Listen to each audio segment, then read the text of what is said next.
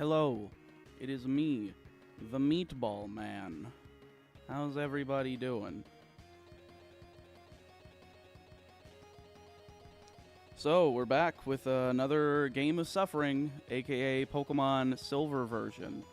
I have finished the script for both the Red and Blue Dragon, Red and Blue with Dragon types Nuzlocke, as well as the Gold Shiny Nuzlocke. I have yet to complete voicing them, because it took forever to get through the 115 hours of footage to get for gold. I had so much to try to sift through to try to make sure that I grabbed everything, and that I cut out as much that I could for my editor so that it would be a smaller download file, and so that I didn't have to, pay him as much to go through as much footage. I managed to cut it down to less than 4 hours of footage that was relevant. So, I think that's pretty telling with how much shiny hunting that actually went on compared to actual video game. But, let's get into it, right? Happy late Baron is gone day? Absolutely. I'm very happy to see it. I hate Omni-Negates, or I don't hate Omni-Negates, but I do not like generic extra deck summonable monsters. And you know what? I'm happy to see it gone. I'm happy to see Borreload gone. I'm just happy that the ban list is out. But you know what? This is not a Yu-Gi-Oh! Stream. This is a Pokemon stream. And that is exactly what we are going to do. Baron has been banned. Borreload Savage Dragon has also been banned, Briar. Taz Nessa, thank you so much for the $5. Let's start this stream off right. Please, anyone watching, make sure to like this stream. Well, I agree with that. Definitely, if you guys are just stopping in, I'd very much appreciate it if you do make sure to like the stream. Let's see if we can hit 1,000 again. But with that, let's get into it. So today we're going to be hunting for Totodile. Totodile is going to be our main goal. I'm also going to probably, if we get Totodile today, not sure if we will, hopefully we have a little bit better luck than Ho-Oh. Ho-Oh was a little bit of a nuisance at the end of the, Gold.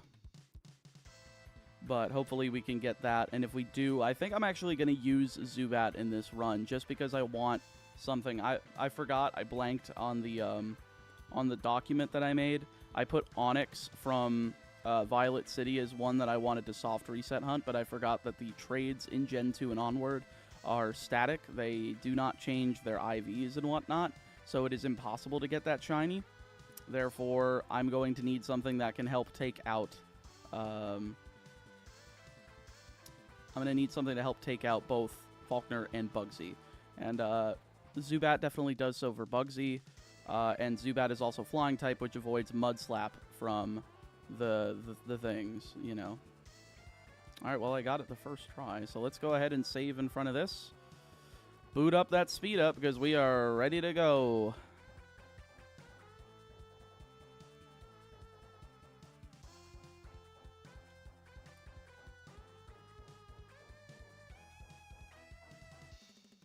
Nope.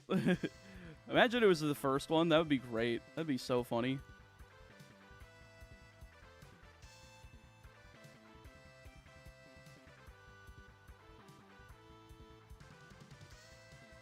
Puke Bat round 2. Puke Bat round 2. Hopefully we don't get the Geodude this time. The 5th one will be shiny. That would be amazing, if we just were like, oh, there it is. Nope. Is this just going through every Zero theme? I don't know. I just put on a playlist of, different Mega Man X remixes because I thought they were cool. I found a cool channel with, 7,000 subscribers or so called Mega SFC that does, pretty good remixes and stuff, so... you can skip if you get Geodude if you used it, right? Correct. So hopefully, Zubat round 2 won't go terribly.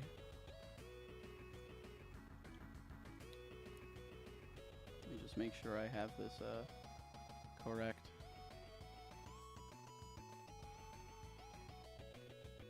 I brought popcorn today. You're gonna need it.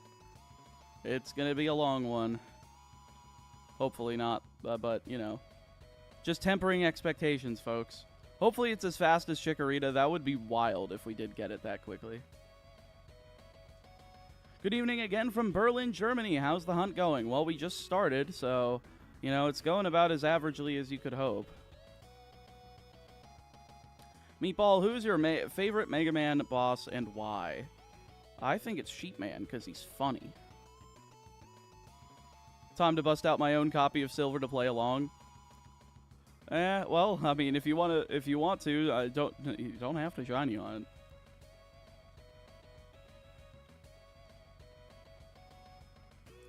Finally, I will have my white noise for sleeping. Absolutely, RCF. Good to see you in here. Gonna start up my own shiny hunt while watching this, though. You've been great for background stream. Hell yeah, B. Hope you get what you're looking for. I'm a big fan of Nitro Man just because of the theme for his stage. Nitro Man is pretty sick. How quickly did you get Chikorita? I got it in about 1,100 encounters, give or take. I wasn't counting at the time because I didn't have the counter correctly, you know, all taken care of. But now I do, so no worries on that point. Normally, I can't watch streams live, but I really like yours. Heck yeah, V. Well, I'm glad that you're able to come in here, despite, you know, usually not being able to do streams. Playing Crystal, gonna shiny hunt the odd egg myself. Hell yeah, Noah. This is inspiring me to try a non-Nuzlocke can only use shiny run, but man, painful to do with the DS without speed up. I could imagine. Absolutely. Theoretically, if I start Silver up and reset, either me or you will get it in half odds. Theoretically, maybe. I don't know. Yo, the one true watcher, thank you so much for the meatball lover. That's 10 minutes on the timer. That's not even just 5. Thank you. New watcher here. Is the volume really low for anybody else? The volume should be low for the music.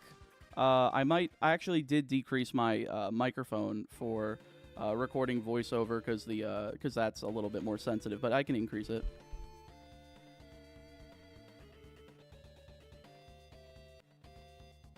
Does that sound better?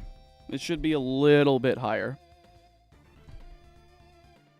Hopefully it's not. I don't think it's clipping at this point, so I think this is about as good as I can get it without clipping.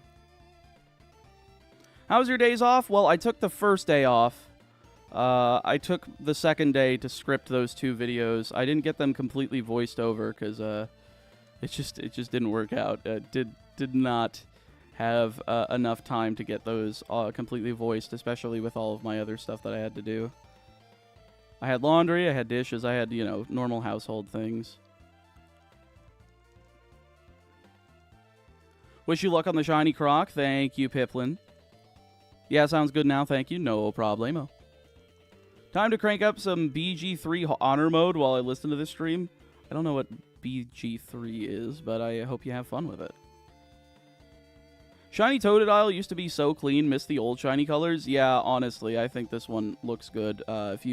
If you haven't looked at the thumbnail for this stream, it does have the shiny Gen 2 coloration for Totodile.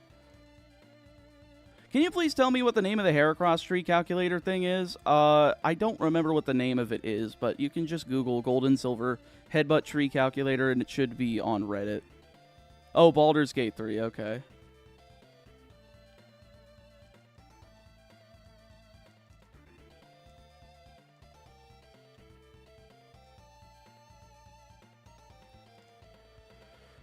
Nothing. Are you going to use Zubat this time? I literally mentioned that earlier, yes. I will actually use Zubat this time. As much as I want to hold on to it, I think it's just too good not to pass up, just for, you know, Bugsy and stuff. Nope. Currently playing Emerald with a Grass Monolock. Just got the 8th gym badge now, so it's time for the Elite Four. Heck yeah, good luck. While you reset for Totodile, I'll be resetting the Gift Dratini, and I will... Oh, grind the Gift Dratini and Crystal into the 40s. Gotcha.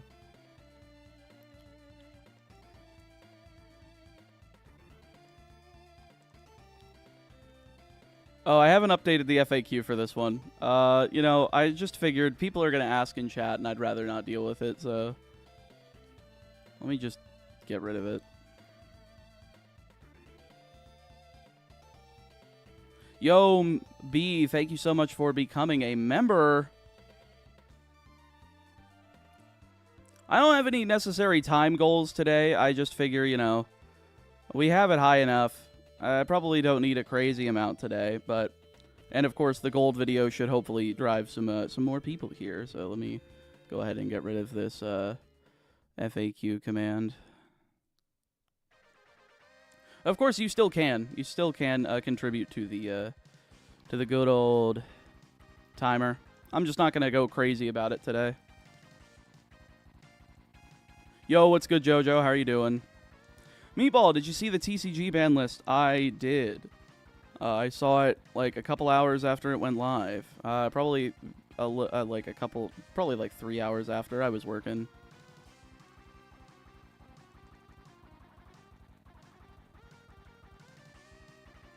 Got my first gym badge before the stream on Heart Gold. Hell yeah, Mariah.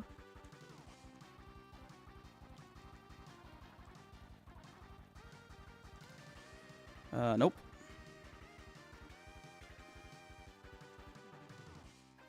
Chair looks comfy. It is definitely comfy. I am very happy to have a nice chair for streaming for sure. For just you know, general work, it makes things a little easier on sitting down for multiple hours straight. Although my left side still is giving me problems. I don't know why.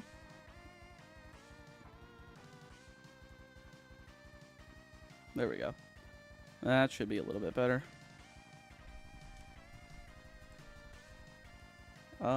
Nope. Which Pokemon will be in your team this time? You'll have to wait and see.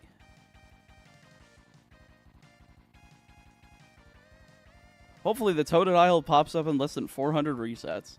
I don't have any expectations for it to appear fast, to be completely honest. I'm trying to find a good position for this. I think this is good. I don't know if I hit the spacebar for that one. I don't think I did.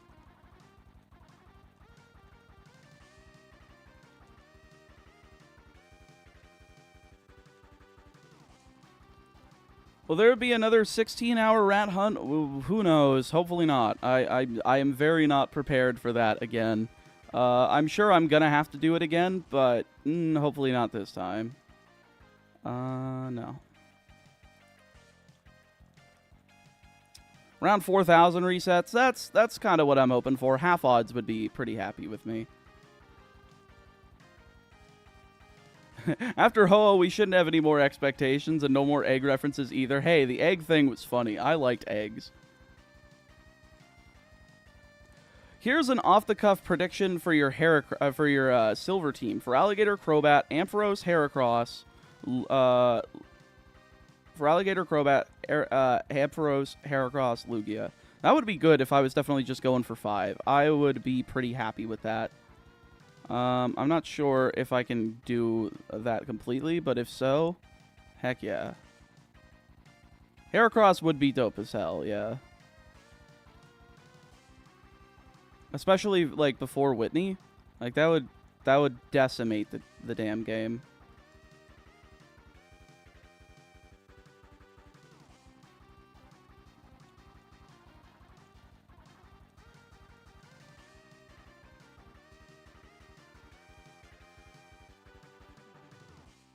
Well, I don't appreciate the name. I don't at all, but thank you for the gifty.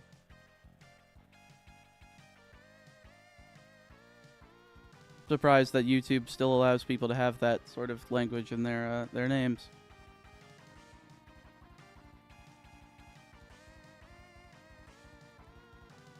Wouldn't Heracross and Crobat be better for HGSS since they get better moves? Probably, but I am working with what I have, you know.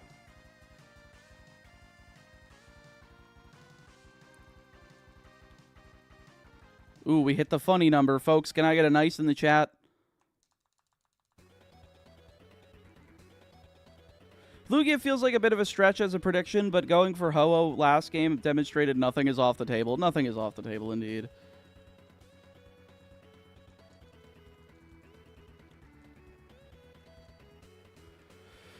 Alright, encounter sun number 72 does nothing. It does nothing. How about encounter number 73? Do we have it at 73? Ooh, sorry, that is not a good one. How about encounter number 74? Is 74 going to be able to provide us a shiny? Probably not, but you know what? It'd be funny. Nope. How about lucky number 75? Number 75, folks, do you have another 75? Do we have a number 75? No, we don't. How about a 76? Do we have a bid for number 76? Do we have it? Do we have it once, going twice? Ooh, sold to nobody because it sucks balls. Will Lugia be named Ho-Oh? If I get bribed to name Lugia Ho-Oh, I would do it.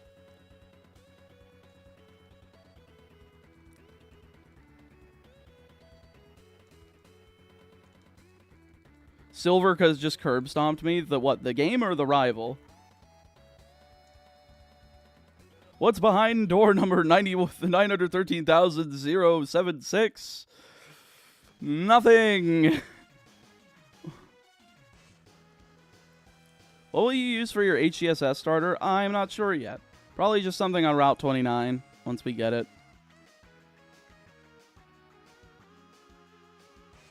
No.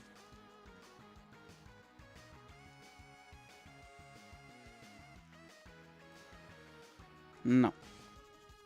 Silver can curb stomp me any day of the week. Oh, I don't know what you mean by that, but it could either mean a wide variety of things.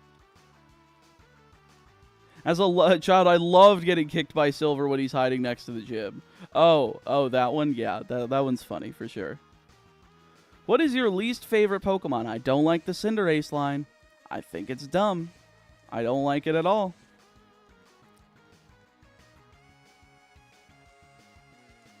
Once we get to the 6th gen, the shiny hunts will be so much faster. Absolutely. I think this is just the slow portion of the shiny hunting because of the original odds, the 1 in 8,192. But it's a rabbit that plays soccer. It just kind of sucks. That's a bold statement when the Apom line exists. Hey, I like Ambipom. Ambipom is cool. I used to kick children. Haha, good times. Ooh, okay. Intriguing Joker in the Marines. Definitely sounds like what the Joker would do if he was in the Marines, is kick children. Folks. Oh, shit. I'm sorry, it's surprising you don't like the Cinderace line. It's really popular within the fan base. Probably, you know, the Europeans who actually, you know, watch soccer. For me, it's just like, I don't need it. I'll take it or leave it. Ledian over Crobat? You know, Ledian wouldn't be a bad one. I think it'd be cool. But again, for first gym flying, it's kind of like, oh, I don't want that. Do it. Is this good? No, it's not shiny. I love my brain is just like, oh, is this one good? I don't know. Is it shiny? No, then no, it's not. Yoink.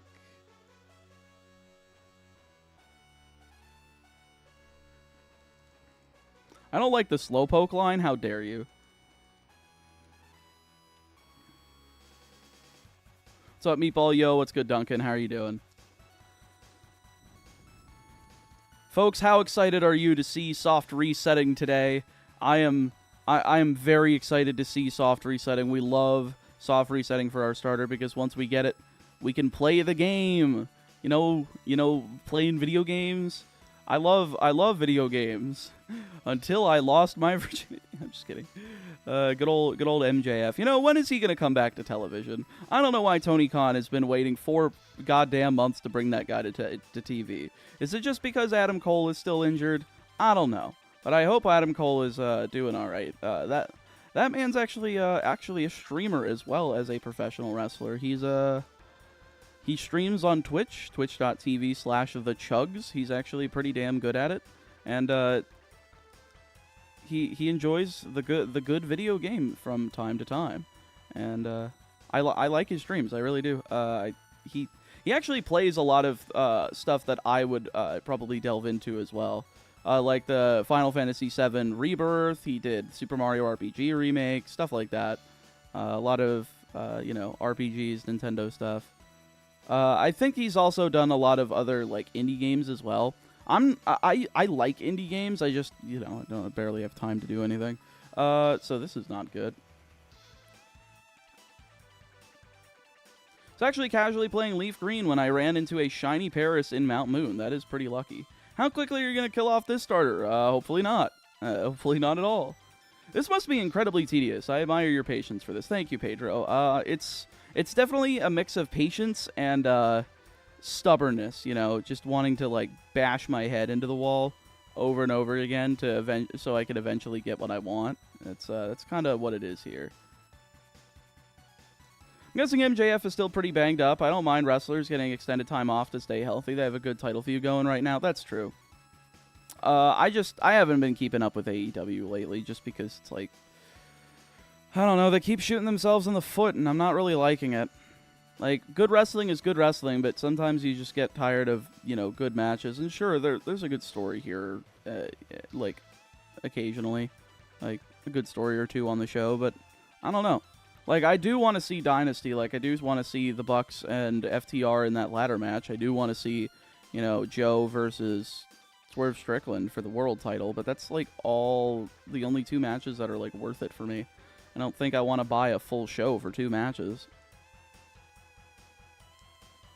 So, Cyndaquil for Crystal? Correct. Hey, Meatball, best of luck at the resets today for Jawbreaker. That's my preferred nickname for Totodile. I'm resetting for Anorith in Platinum and a Shiny Roamer in Heart Gold. Oh. Wonder how that's going. I hope it's going alright for you. No.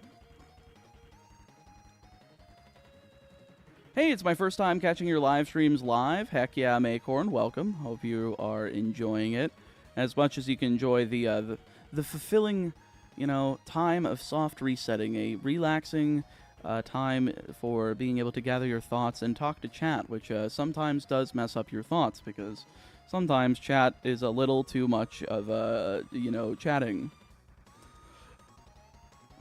Can you technically use Meganium in HGSS? Yeah, if I decide to hunt for it, sure, but, like, I don't know if I want to. Do I want this? No, it's not shiny. I love how my brain's still thinking, do I want that? No. I want that? No.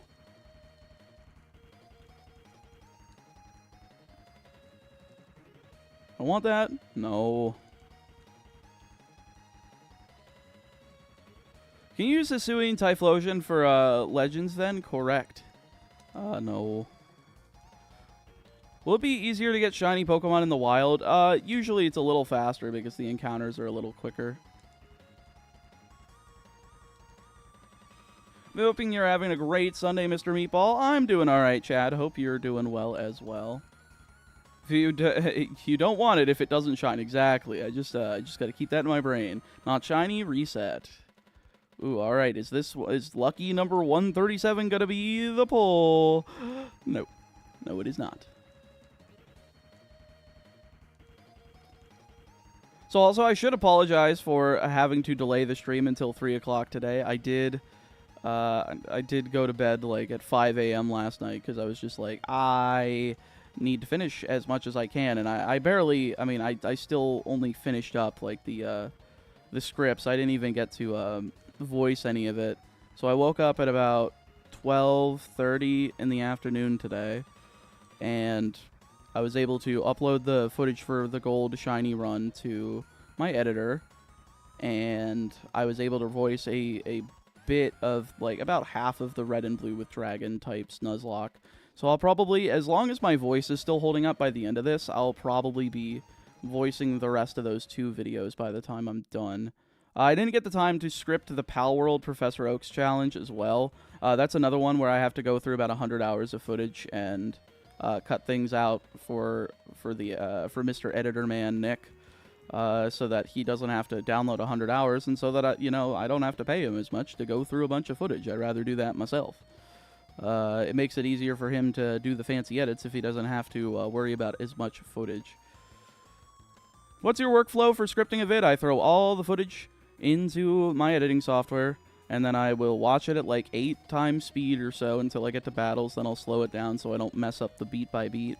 For the shiny hunting, it was pretty easy to just keep around like 20 soft resets at the beginning and then like 5 or 10 soft resets at the end. for enough footage to do the talky bits that I do during that. I'm also inserting the reactions into the video because I think it'll be a little bit more entertaining that way. So, no, I press pause. Thank you. So what's the team for this game? We will have to see, you know. You're going to have to stay tuned and find out. Is Pal World still a thing? Yeah, they just updated it with a new raid boss, which is kind of cool. I got my fill after like 200 hours of it. I did like a 100 hours challenge, but I don't think the video was actually that good. Like, I don't think I was able to really do much with it.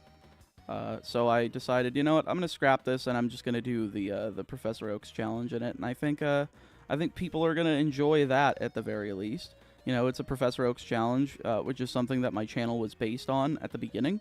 I think people have been waiting for me to do another one for a long time, and it's a game that I actually really enjoyed, so I figured, why not? Let's go ahead and try for it. I beat Silver in the rematch. We're even now. Hell yeah, Noah. My favorite pal in Pal World is Lavander, of course, you know. Number 69 in the Pal deck, by the way. They knew, they were like, we already know what Pokemon does, but we're not aiming to be family friendly. So, you know, we can embrace the, you know, the horny individuals that play these games for some reason. People are applying Pokemon challenges to Pal World. Not really, but I figured I would try to do the Professor Oaks challenge because it still works. I think it's still something that's fun. I like Chillet. It's soft. Chillet is a good design. I wonder what the internet thinks of Lavander. Clueless. True. Yeah, let me just Google this. Oh my god! I never played Pal World. I found out on YouTube. It's a pretty good game. It's only like $30 too, and it's getting like updates and stuff. So it's still in early access. But it's definitely worth your time. I mean, considering I got 200 hours out of it before like the first major update, I think that tells you that it's fun enough to stick around and keep going. There's no laws against the pals, Batman.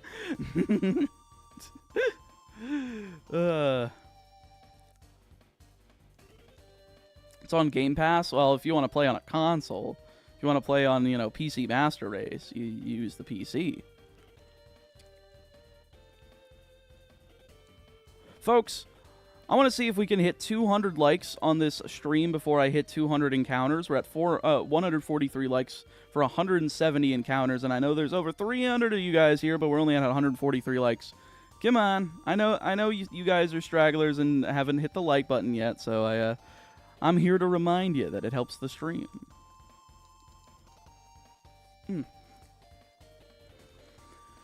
Nope. My Black 2 team was Emboar, Magnezone, Gothitelle, Amoonguss, Druddigon, and Jellicent. That is pretty good. That's a cool team. I like that a lot. I like the focus on the Gen 5 Mons, but Magnezone is just such a good team filler in that I can't fault you for that.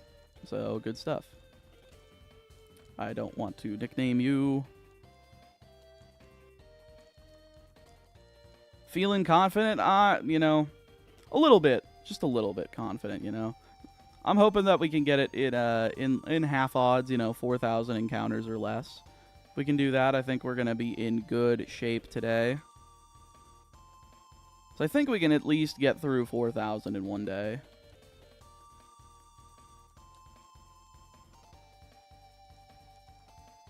Nope. What's the likes at? Is at 185, folks. We are 15 away. 5 over the amount of encounters I've done. You know what? Let's try to keep the like counter over the amount of encounters I've done for Totodile. You guys can get a pretty darn good head start by just hitting the like button real quick. It's probably not going to, you know, the likes are probably not going to stay above for long, but let's see how long you can keep the streak going.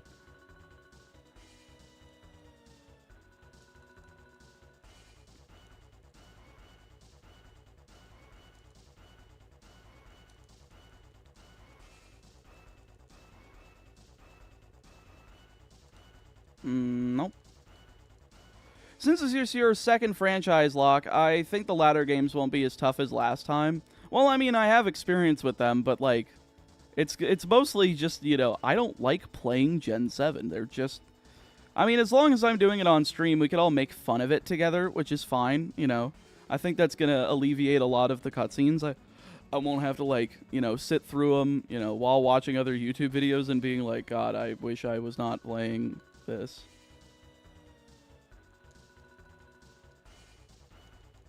Mashes the button rapidly. Am I doing a good job? Hopefully. Lieutenant Surge is a bastard. Ended my yellow run with 4 crits in a row. Crits in Gen 1 are programmed like Garbo. Yeah, that game's held together by spit, a couple of, you know, loosely held knots, and a wish, so I'm not surprised. Anyone have any thoughts on the Diamond and Pearl games on the Switch? Yeah, the remakes are good. They don't run like ass. They run fast. They have a challenging, you know, Nuzlocke. It's good. I don't know why people don't like them as much. You never were going to get the platinum content. Like, I'm sorry, they were remaking Diamond and Pearl. Expecting platinum content was like, especially after the Battle Frontier fiasco of 2014 with Omega Ruby Alpha Sapphire, we knew it wasn't happening, but people still got disappointed. Folks, you guys are only 1 like above how many encounters I have. 0 likes. We're equal here. Come on, we have 312 of you here, only 199 likes. It only takes 5 seconds to scroll down, tab over, double check to make sure that you have liked the stream. It does help, and if you do not want to contribute to the timer, of course, that is the best way that you can help the stream without, you know, just increasing the timer. Best starter for Platinum is Piplup once you did research on the important battles via gyms and Elite Four. I would agree with that, yeah. TBH, they remade Red and Blue content with Let's Go Pikachu and Eevee. Yeah, but Pikachu was one of the starters, as was Eevee, which is the 2 starters from Yellow. So we knew it was Yellow remake, basically. I mean, it was a Yellow reimagining, but still, pretty close. Yeah, they were just reimagined Yellow.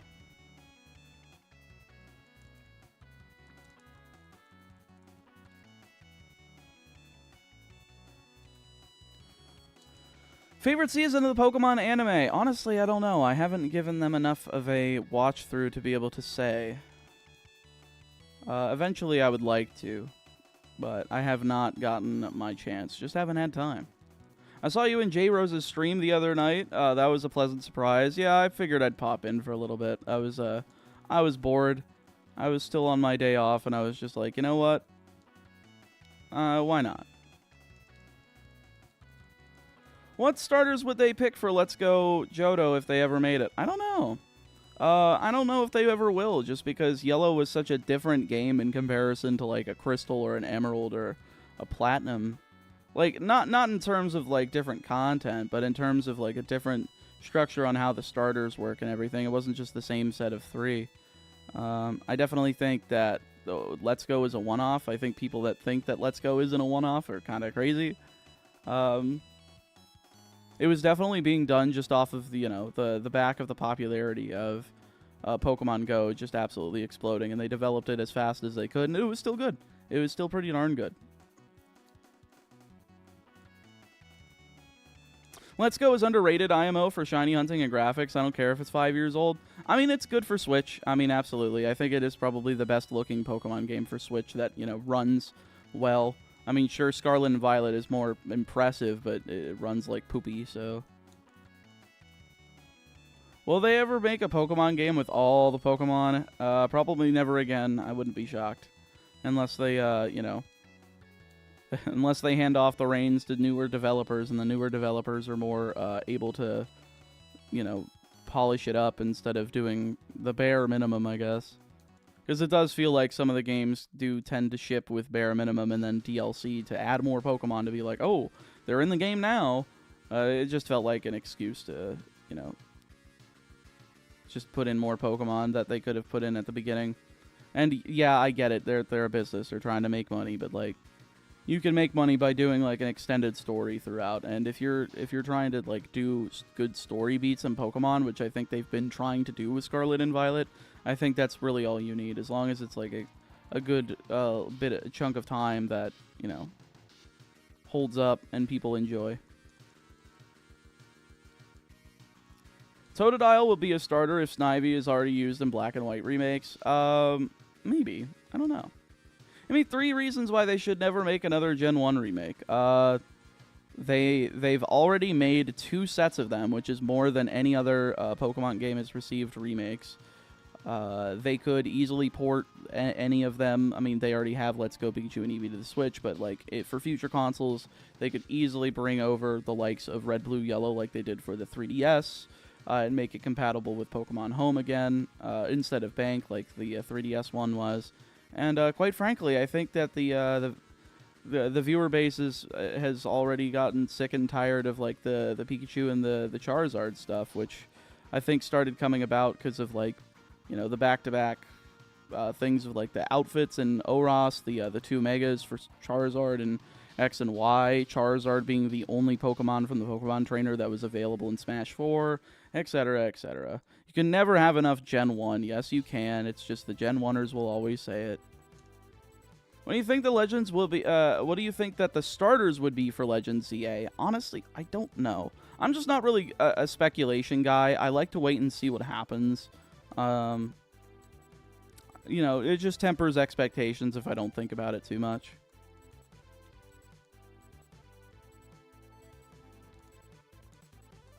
Wrestle Talk have posted 2 documentaries today, corrected to Cultaholic. Ooh. If I have time, maybe I'll watch them at some point. So I am going to be streaming every day until, I think, Thursday. Because I do have my YCS starting on Friday. And I will be gone from Friday to Monday. And then I will be starting back streams on Tuesday. So I'm going to try to, you know, because I'm taking 4 days off in a row for that event, I'm going to be trying to do as much as I can this month. Hopefully we can finish Silver this month. I don't know if I can get done with Crystal, but I'm going to try my best. We will see, though. Yeah, plot twist, you play as AZ. I wouldn't be shocked by a plot twist like that. But we'll see. Yo, Dr. Scam 5000, thank you for the 3 buckaroonies. New Pokemon Snap has the best graphics on the Switch. I wouldn't be surprised. Isn't it not developed by Pokemon Company and somebody else? I don't know, though.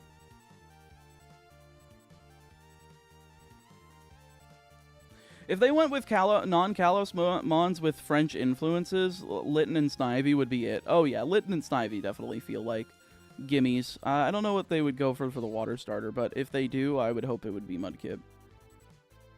Just for like the Mega Evolution aspect. Because it would be cool to see like a Mega, you know, Colosseum Mudkip. Empoleon would also work. I think that would be a cool one as well. Yeah, if you're playing Pokemon for graphics, you've already lost. Exactly. There's no reason to. Ran into a level 65 Pokemon in a ROM hack. It's shiny and all my Pokemon are level 45 and below. You better hope you just catch it then. Or better yet, save state and find the frame that does capture it in the first ball.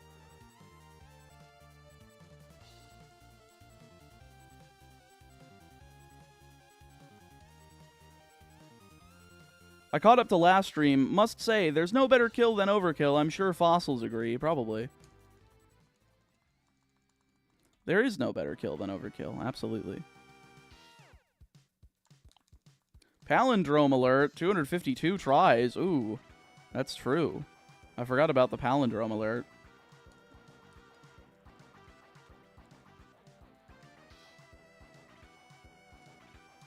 No. To be fair, I prefer that they tried something new instead of releasing something I can play better on an emulator. Yeah, I agree. Are you doing all 3 in one games in one vid, or are you separating each separately? Separately. I think the video for Gold is like 45 minutes alone, and I'm like, it's a good thing I separated these games.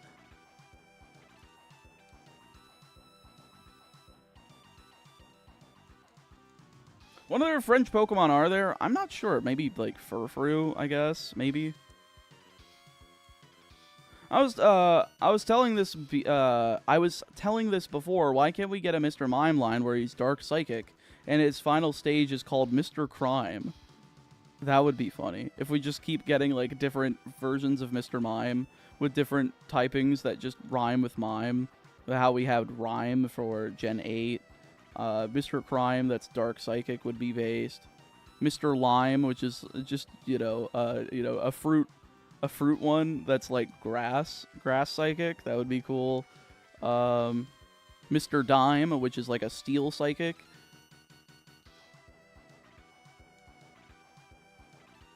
Mr. Prime evolves at every prime number, or has an ability that if you have like a certain amount of power points, if the amount of power points for the move that your Pokemon is using is or the amount of power points that your Pokemon that your Mr. Prime is currently using is a prime number, its power is doubled. Like that would be sick.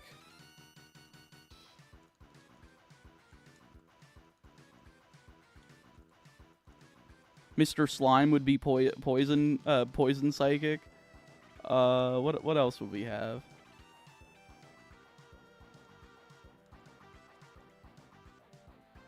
Mr. Chime would be just Chimecho. Oh, or it wields 2 Chimechos as nunchucks to be fighting psychic. That'd be comedy. Mr. Grime. The Mr. Grime would probably be better than Mr. Slime, but at the same time, Mr. Slime would be better than Mr. Grime. Like, there's reasons for both. Mr. Slime keeps it away from the Grimer line, but also sounds pretty, generic. But Mr. Grime sounds too close to the Grimer, and I think that people would be like, why is it so similar? Mr. Fine would be normal. Mr. Fine. That'd be funny. Mr. Prime is Logan Paul trapped in a Mr. Mime Scout costume. Oh, that's a good one. That's a good one. Mr. Sublime for fairy type. Mr. Climb for like rock type. Now that's good. I like that. Mr. Time. I could see Mr. Time being like, God, what type really associates itself with time? Like psychic. I think it would just be pure psychic instead of psychic fairy.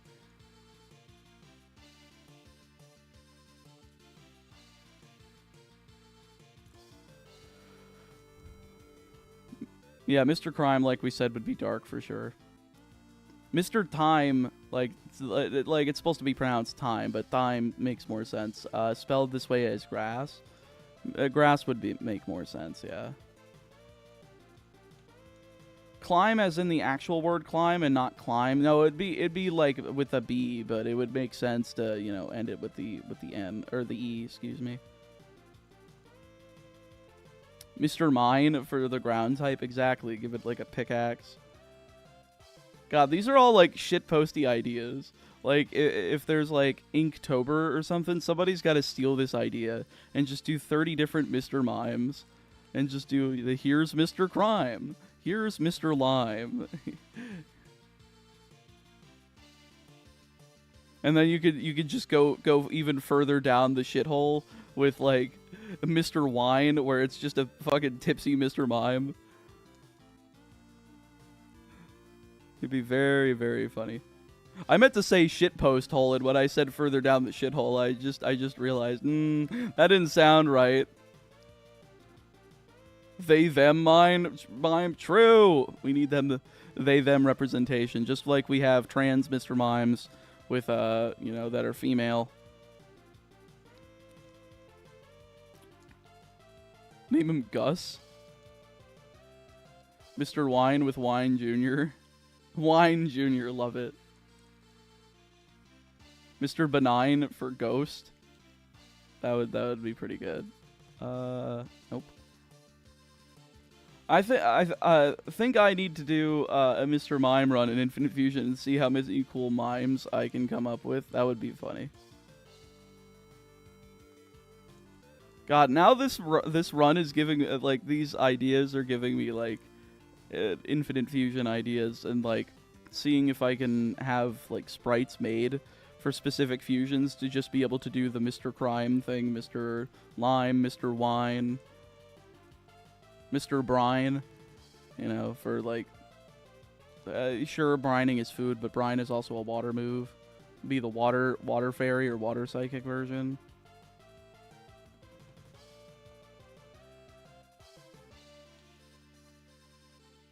God, it's so hard to think of rhymes with mime. I've been coming up with them pretty decently, I think. All right, folks, we are at 300 resets at 50 minutes. That's you know, that kind of adds up to about 360 resets an hour. That's not too bad, right? We do 10 of those, we get 3,600. So if we do 11 of those, that's just a bit. That's like 3,960. So yeah, if we get it in less than 4,000, we'll definitely get it today.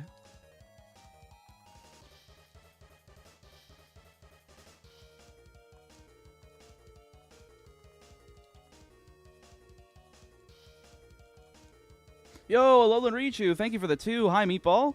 Caught you before bedtime. Well, I hope you enjoy your sleep, and I will enjoy the 2 minutes on the clock. Thank you so much. I appreciate it. I hope you have a nice sleepy time.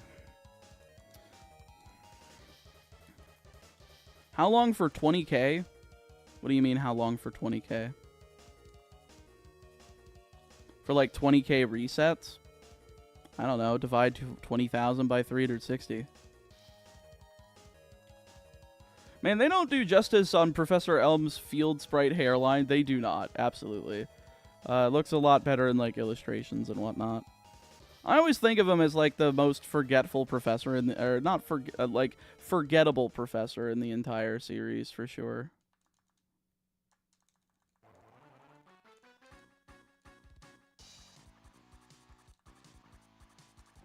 Mr. Sign, and he just holds up any sign as a road worker or something. I don't know what type that would be. Or like Mr. Bind, which would be like the fighting type version.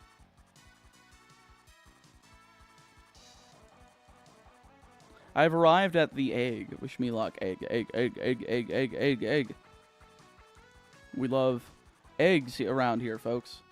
Your voice seduces me very much. Well, Noah, I don't know if I should take this as a compliment or a very weird parasocial angle, but, you know, I'm going to take it as both. Thank you, and what the fuck? Mr. Ryan being the water-type version. Yeah, I just said that, like, a minute ago or 2 minutes ago. Hey, Meatball, hope you enjoyed your time off. I did Royal Flush, and I'm ready back at it again to absolutely manslaughter these shiny hunts in Pokemon Silver version. And not in real life, you know. Nope. We got nothing there. Elm kind of falls in Oak's shadow since Oak shows up shortly into the game. Yeah, it is kind of weird. Like, he is definitely the one that's just like, oh, you're the important one. He's just like the guy. He's kind of just a guy, you know. Just a silly little guy that's sitting over here in this random town in Johto. It's like, oh, I'm pretty close to Professor Oak. Maybe I can make a career out of this. And somehow he's making it by, but he's definitely not making as much as Oak. I don't know if he's saving for retirement, but if he isn't, then he's probably going to be boned by the end of this. Better hope that Oak left some of his paycheck in his will. I'm listening to stream under shower. Is it weird?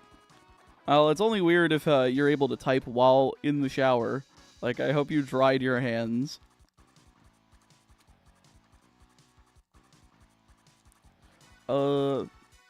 Nope, that's not the Totodile we want. We just want the shiny one, Mr. Elm. Excuse me, Mr. Elm. Could I have your shiny crocodile thingy? It would be really funny if we got it super fast. No, I pressed pause first. Thank you. Elm gets fucking robbed, though. He's the only one that gets robbed. That's why he's the worst professor, you know?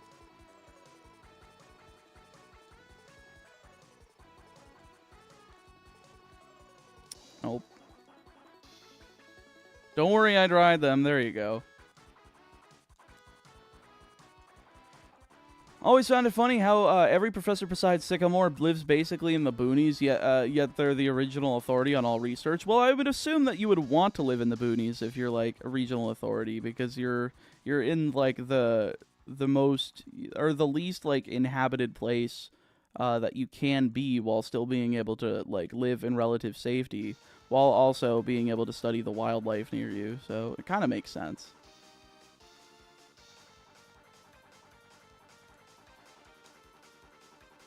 Getting robbed, that sounds like a skill issue for Helm. Indeed. Big skill issue. Had 2 Pokemon on the table, could have just sent them out and just used them on the child, but then the cop would have been coming for him instead of, you know, the kid that stole the Pokemon.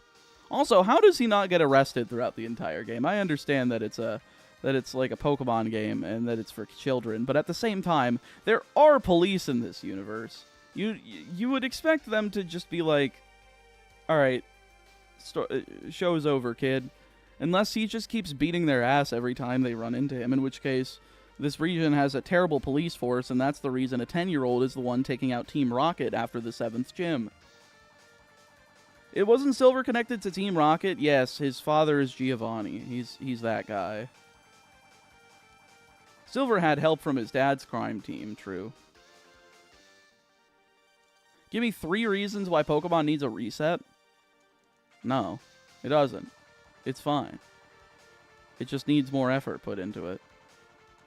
Are you considering getting Palafin for the you are way too ahead of me. I don't know what I'm going to do. I'm just going to grab whatever's available at that point.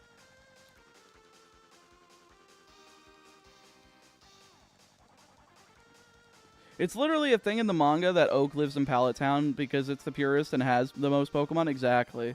Like you can kind of connect the dots on that. You don't even really need a manga to do that, but Gen 10 needs a good overhaul. It doesn't need like an overhaul though. Like, what are you guys talking about overhaul? Like scrapping all the old Pokemon? You know, I don't know what the hell you're talking about. What does it need an overhaul?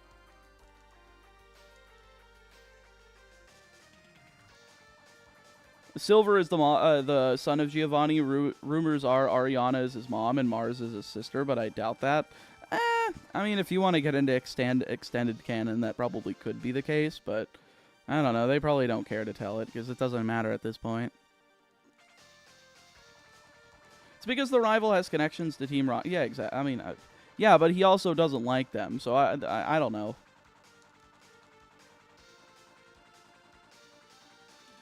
Depending on the canon, Silver tries to return his starter later, and Elv says to keep it. Oh. Gotcha. Make your starter Mr. Crime even if it's a female? Why? Yo, Alolan Richu, thank you for the 5. Can we talk about how in Heart Gold Soul Silver you get a watch that is also a fully capable smartphone? It's like they predicted the iWatch. Also, thank you for the 5. I appreciate it.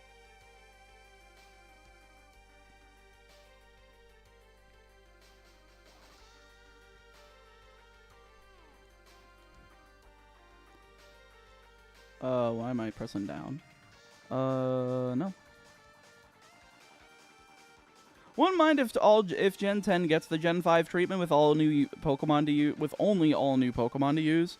I think people were pissed off at that last time though, and that's why they gave Gen 5 a bad rap, and that was the whole reason that the series got worse, because they didn't take that as, oh, we didn't include the old Pokemon. It was, oh, the game sucks. Even though the game was great, it's just, you know, Pokeboomers decided to be morons and ruined the series for a decade because the developers took it to heart.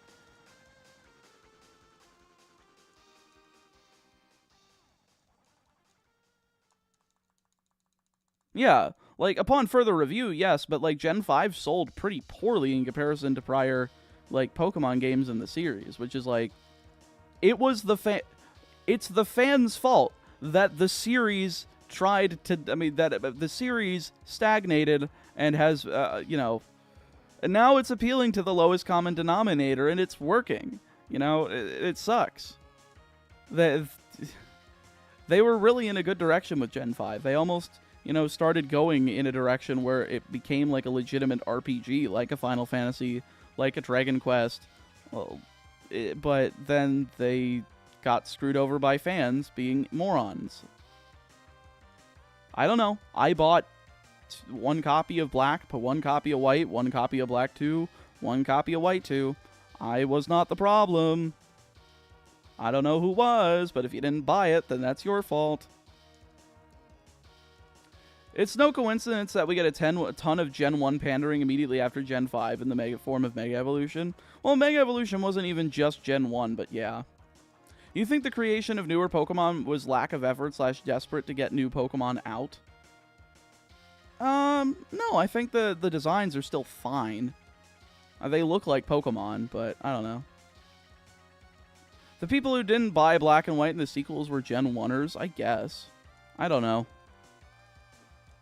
It's just frustrating because that was when the series was at its best, and it was because of them that the series stagnated. I mean, again, Gen 3 through 5 were kind of an upward curve, and then it just really tapered off in 6th Gen.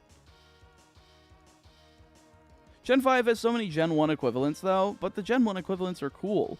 Like, the Roggenrola line is cool. Sure, it's just the rock analog to Golem, but it's pure rock instead of being rock ground. You know, instead you have a separate ground type in Drillbur that evolves into a fantastic offensive steel ground type in Excadrill, one of my favorite Pokemon from Gen 5. And they're both available in, like, the same cave with the Dust Clouds. Woobat is also like your Zubat, you know, analog, but instead of... and it even evolves via friendship into its final evolution, but instead of being poison, it's psychic, and it's got, like, a more, you know, loving type of vibe rather than being a vampire bat. Yeah, Gigalith is still sick. Scolipede also is one of the best, like, bug-type chains ever made. It's one of the few bug types that actually, you know, holds on for a bit and doesn't just, like, splurt its load into its final evolution as quickly as possible. It takes until level 30 to get Scolipede, but Scolipede is, like, pretty damn good. You know, I can take or leave the stupid, you know, monkeys.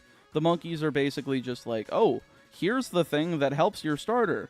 That kind of felt like a gimme, but, you know, they're fine.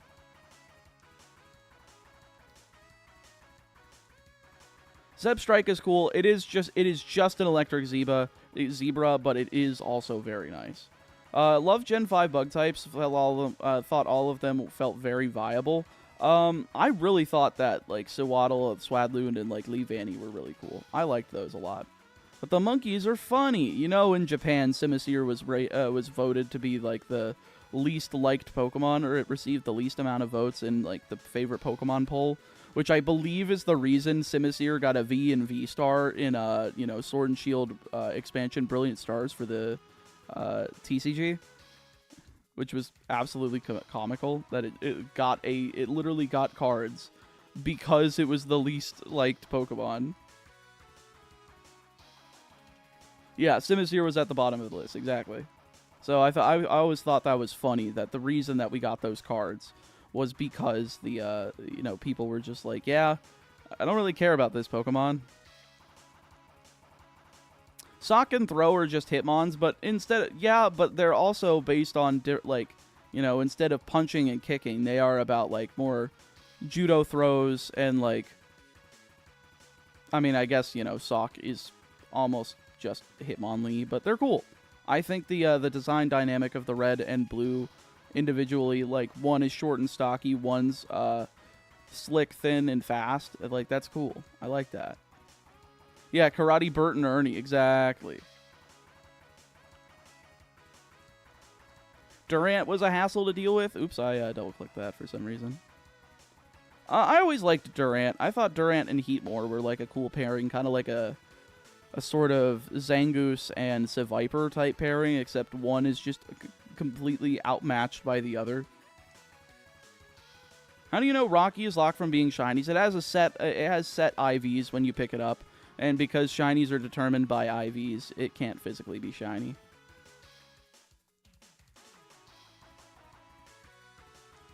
Unless I'm wrong, I can always double check. If I am, I will just use it, but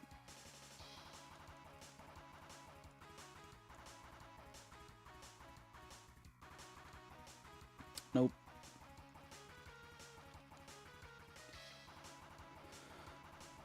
Nope. Heatmore also didn't get a signature move until Gen 7. I don't know who decided to wait until... I thought Fire Lash was a thing that came in Gen 5.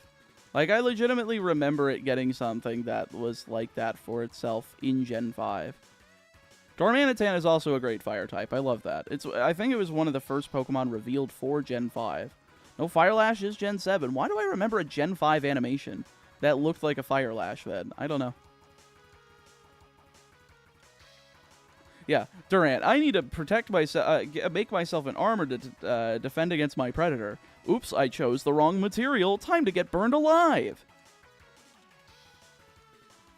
That's basically Durant in a nutshell.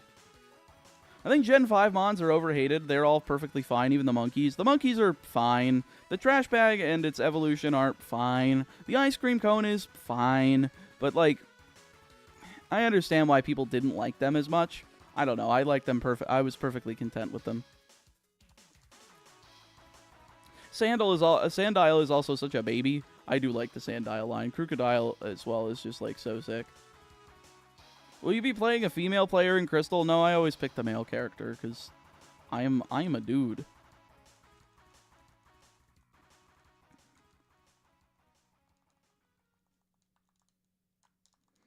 Well, since Eatmore isn't in Scarlet and Violet, Fire Lash is the signature move of Salazzle. Of course. Let's give the Pokemon that you know, we made intentionally seductive the signature attack for some reason. This is coming from Gen 1ers with their peak design of Seal, Diglett, which evolves into 3 Diglett, Magnemite, which evolves into 3 Magnemite. Oh boy, we got encounter number 420. Is it? Nope. Dormanitan is like a fire version of Blanca in the way its smile and burning aura in its heart. True. Although I just hate Hustle. Did I accidentally double click? I think I did. Shiny Crocodile is kind of poopy, I will admit. Like, the yellow just does not fit with its design.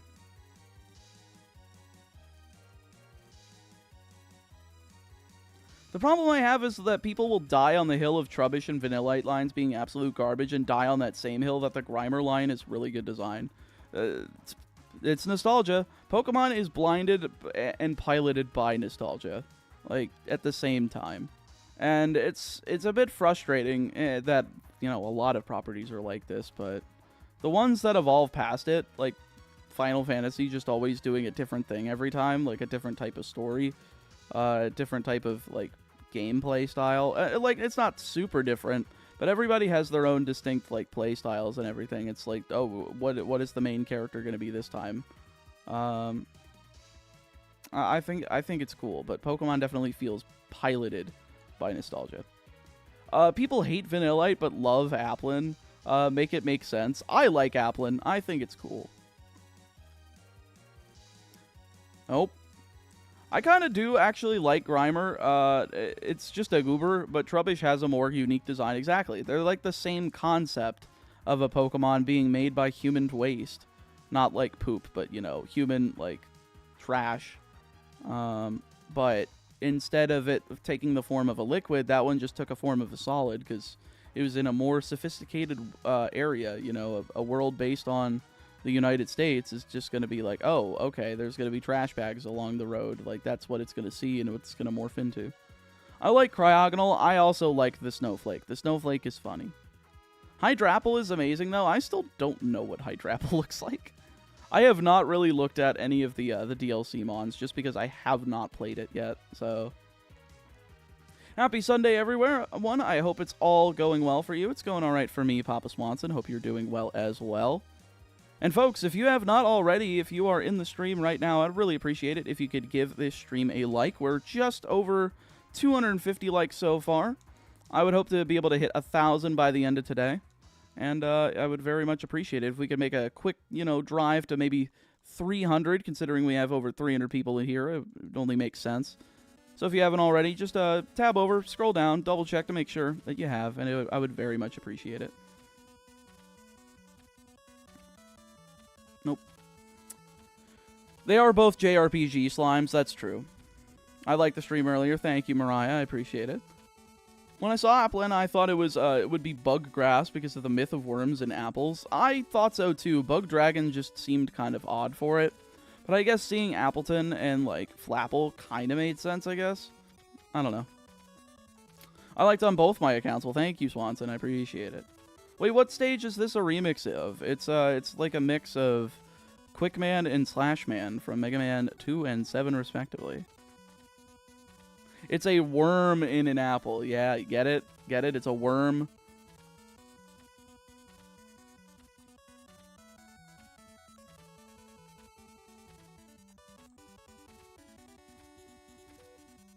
Yeah, it's a worm instead of a worm. God, I love the English language. I know you detest Gen 2 as a whole, but more curious, do you enjoy playing Gold, Silver, HGSS more? HGSS by a long shot for sure. Dang it, I just clicked on you. I definitely think that the music is better. I think that the team layouts are better with, like, the new move sets and stuff. While, yeah, they don't change the Pokemon that they have until, like, the rematches and stuff when you start into getting the content that wasn't in Gold and Silver. I think that's when the game really shines, but yeah. How far do you up to get today? I'm just hoping to get Totodile today. That is my only goal today.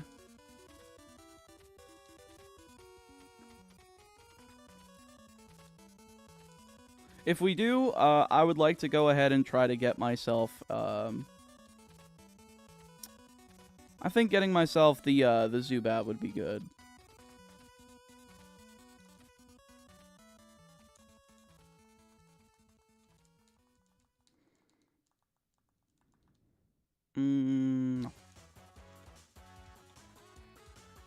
Pulls out paint can. Let's get this crocodile shiny. Every time people make the paint can joke, it just makes me smile. It's just like, I am painting you. You will be shiny today. Africa by Totodile. True. God, that would be like a funny shit post right there. It's just like taking the cry of Totodile from like the anime and making like a whole remix of Africa based on like different sounds and pitches that it makes throughout like the Johto seasons. That would be very funny. Oh god, not Zubat again. Oh god, yes, Zubat again. If you don't get Totodile today, we all get to go to Disneyland. No. You get to stay home all day and shiny hunt for Totodile until you get it.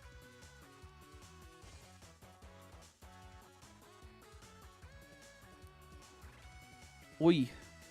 I please have the shiny Totodile early? It would make my life easier, thank you.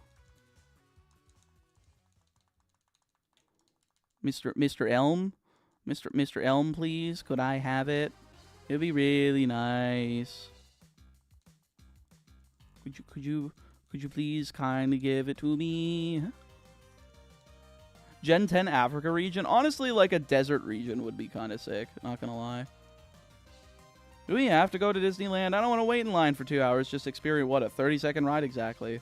Like, there was the Pokemon Regionals in Orlando, which isn't too far away from me.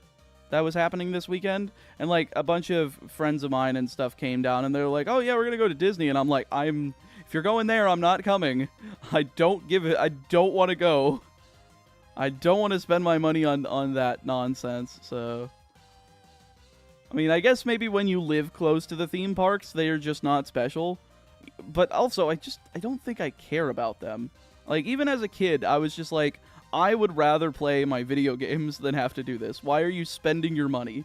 Buy me a different... you could buy me a video game instead. And then you don't have to drive. You don't have to waste your time. You can go do something you want while I go do something I want. I don't know why I did... my parents never understood that justification. I'm like, I don't care about the experiences. I just don't. Like, thank you. Like, I appreciate the thoughtfulness behind it, but don't care. I don't know how obvious I can make it.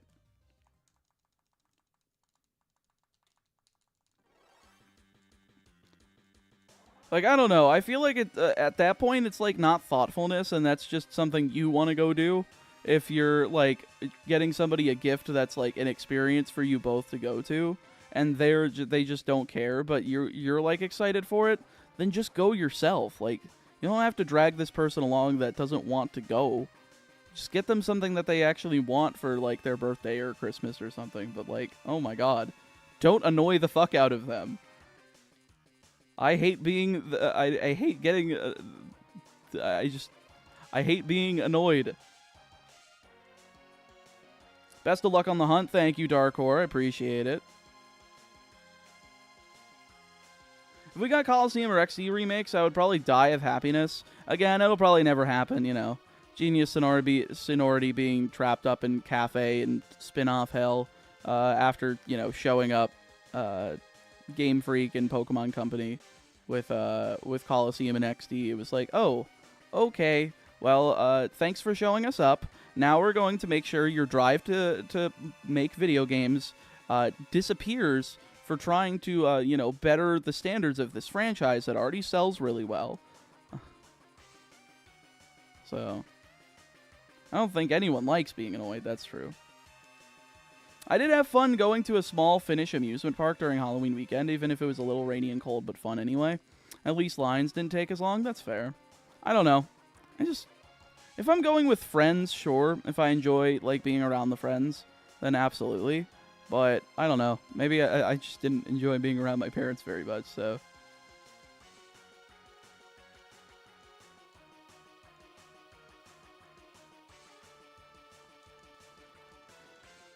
Some people like being annoyed, but that costs extra. What? Genius Sonority managed to do full 3D for 386 Pokemon all on their own, including shinies. I think they should make the new models. Well, the thing is that the models for that game also had, like, the models from Stadium and Stadium 2 ripped from it, from, like, those games for the Gen 1 and 2 Pokemon. So it's not like they made all the models, but they did do the Gen 3 Pokemon, which all looked really good. And then they'd have the success with LA. Wait, what? Oh, wait, people like this kind of stuff? Oh, Legends Arceus. I guess we'll make more. Yeah. No, people do like that stuff. People like collectathons and different styles of gameplay other than Pokemon game that's 8 gym badges long. Pokemon based in Egypt would be cool. I think there was like a concept trailer that somebody came up with on YouTube of like if a Pokemon region was set in Egypt, which was kind of cool. Creatures Inc. makes the models even back in the day. That's true.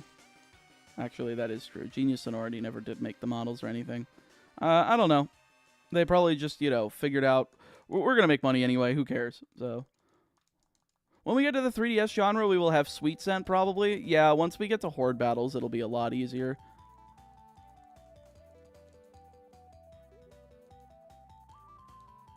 No. Palindrome alert. 505 attempts now. That is true. We are starting to get up there. We're halfway to 1,000. And then I'll have to, you know, increase the width of the counter again. Creatures does every 3D thing. GF does the base concepts, music, and stitches everything together. They don't really seem very good at stitching things together often.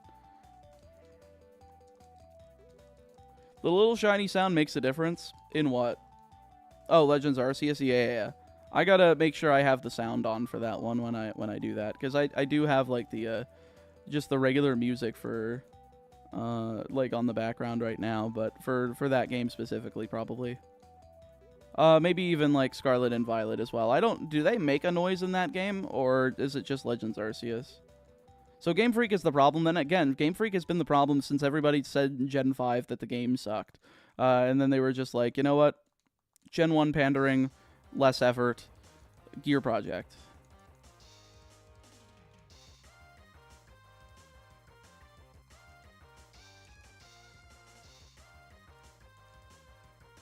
I hope that Legends ZA doesn't have non-existent cutscene animation. Oh, it will. That screen will fade to black and you're like, damn, we just missed some crisp animation. It's going to be really good. Oh, damn, you should have seen that animation, but it turned to black. It's so unfortunate. Oh, did you see that animation of Dialga transforming? Ooh, dang, you should have seen that. It looked really cool. Actually, I think that was one of the bits that they actually did animate, which was kind of funny. Just Legends Arceus. I don't think Scarlet and Violet even sparkle in the overworld. That's true. Man, that statement is so toxic. It is. Fade to Black is my favorite Game Freak character. It is. Man, they are really good at being like, we're not doing this part. We're just gonna fade to black and it's gonna appear. It's just, I do not understand. What? Just put the time in. The game makes money. Like, sure, put the fades to black in until the end, and then when you're like, all right, the base of the game is finished. Now let's work on the final details, and then you add those. But then, what? Is that, like, they add the most important ones first, and then the rest of the fade to blacks are just like, well, we got what we could get done before the timeline, or before the deadline. Guess it's time to ship the game. And then they just never do it because they decide to sell DLC instead. It's great. I love it. To be honest, it's because Creatures and Game Freak are so separate that the games end up like that. Pokemon Company just can't decide to grab both Game Freak and Creatures and say, you're one now. That's true. I don't know why they are two separate companies. I know voice acting probably won't work in Pokemon, but man, is it cringe to meet up with peers on stage and hear the crowd go woo. It's also insane that they do, like, animate the lips moving, but there's no voice acting. It would be just fine. Like, it would be like any other video game. I don't know. For now, I just hope that, you know, the lowest common denominator of consumer keeps eating it up, and the fans will keep making the good shit. And then eventually, like, the BDSP, like, ROM hacks will be so absolutely, like, insane in terms of the best, like, Pokemon mods that have ever been made, that we'll just be swimming in those for the community.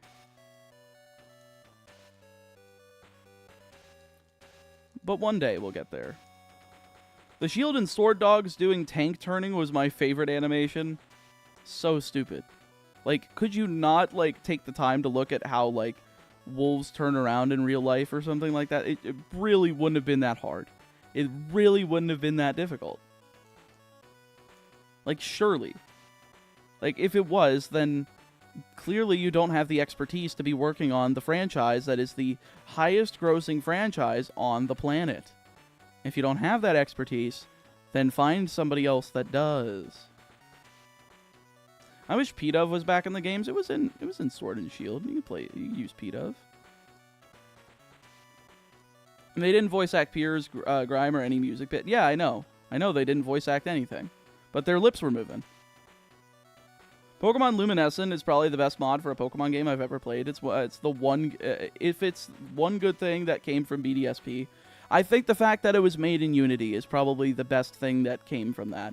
If Ilka did that on purpose just to be like, look, we understand we're time crunched, we are going to give the community as big a bone as we physically can, and hopefully we'll get away with it, it was that. So hopefully that was the case. And they just can't really acknowledge that publicly, or else like they would get killed into the sun by Nintendo ninjas.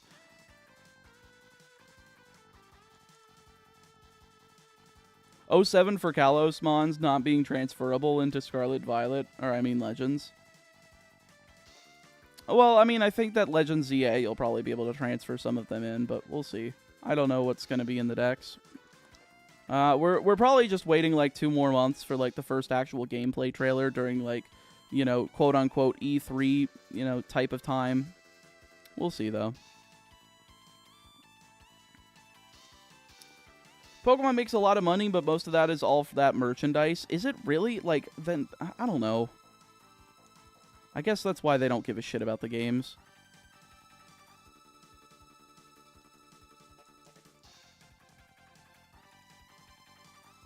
Better palindrome alert, 555, coming in hot. And it is not shiny. They sell a shit ton of merch? I guess so. It sells more than video games. Then at that point, stop accelerating the video games. You can make, like, different variations of different Pokemon. Like, I don't know. Like, it doesn't... Stop making the video games so fast, which is probably what they're trying to do now, because they realize that it's getting backlash, and if it goes on for too long, they're going to have a negative reputation. So hopefully they got that through their skulls, and hopefully that means that Pokemon is able to recover in terms of their gameplay, even if it's not at, like, the most optimal level. Because, of course, it's not going to be geared towards the diehard fan. It's going to be geared towards the casual kid, the casual, parents that played them as kids and want to show them show their kid the thing that they enjoyed when they were younger. That's basically how that stuff is going to go. Updates for ZA would be cool. We're probably not going to get anything until June, like I said. I know, right? It's not like they even make a lot of merch of new Pokemon. It's mostly Pikachu and other Gen 1s. Exactly. I mean, I'm sure that, there's still a lot of favorites out there, and they do make the Coomer bait with, Gardevoir with, Lopunny and all the shit, but, what's that? No. People would easily buy that $400 Clodsire doll, though. Is it one of those, really big ones, like the Spheal one they did a while back? I remember my buddy Douglas Zeef, ended up purchasing the Spheal one, and it was, huge. Very, very, very adorable little thing.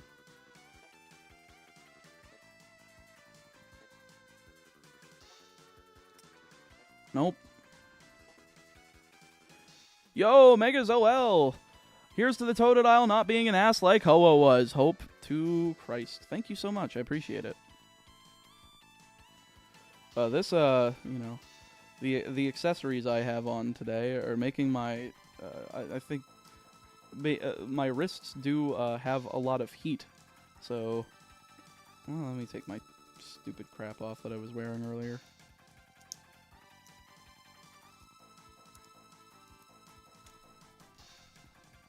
I think the ring can stay on.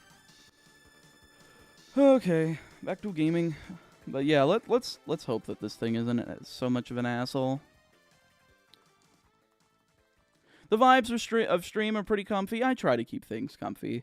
I try to keep things more casual, even though I am a bit more of a bit of a diehard when it comes to stuff stuff that I'm into in terms of fandom. I definitely try to keep things casual so that it's still welcoming, but also any other fans that have been into it for decades can be like, oh, I'm definitely at home here. This is somebody that's that knows what the hell they're talking about. COD syndrome of making games every year. Older than older gamer would probably compare it to Mega Man. Yeah. Yeah, because they were on a release spam in the mid 2000s. I mean, hell. They were still on that yearly release spam in the 80s to 90s, starting in 87, even with the first one. I mean, Mega Man 3 kind of led to that, a year off, but that was only because it was taking so long and it released unfinished. But every game thereafter was just every year, and then when the X series came around, you still had that every year mentality, along with X5 and X6 going in. I think with X6, then the Mega Man flood started with Mega Man Battle Network on the GBA as well as Mega Man Zero, and then you were seeing at least one Mega Man game a year, if not two. Especially with the pairs or the trios of games that they would release in the Battle Network series. Because they had Battle Network 1 and 2, which were both, singleton games, but then they decided to do, what was it, Battle Network 3 ended up having blue and white versions. I don't know why they were specifically blue and white, but it was because they were like, we can't make it too much like Pokemon, but we'll copy one color, and then the other color they'll copy from us. And then they eventually did. But then they went to Battle Network 4, and they were like, you know what? Fuck it. Red Sun, Blue Moon. We're doing Gen 1 Pokemon, baby. And then you had the 3 Battle Network 5s because you had the Team Colonel versus you had Team Proto Man, and then you had Double Team DS. So you had the 2 GBA versions, and then you had the DS version, which was weird that they decided to make a DS version of that one and then no other ones. But I guess it was backwards compatible, but still, it was weird. Blue Moon by Beloved. You talking about beer or are you talking about video games? Blue Moon beer is actually not that bad. I thought that one was pretty decent for a one that you could just get at a basic store. It's all right. Battle Network. Oh, well, yeah, I guess that would make sense, but I had to clarify. That being said, I do have studying to catch up on. You guys have a good stream and best of luck in your future endeavors. Thank you, Darkor. I appreciate it.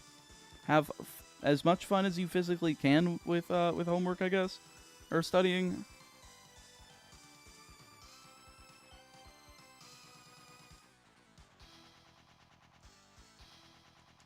Battle Network 3 began normal and had an upgraded black version. US Capcom just took black and used it to make white and blue. And I don't know why they didn't just call them black and white. I don't know. There was no reason for it to be white and blue.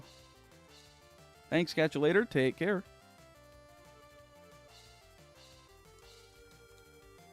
Nope.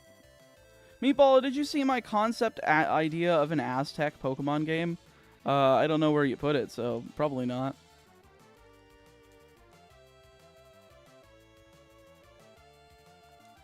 Nope, that is... we are one encounter away from 600. Again, we are hoping to get the Totodile today.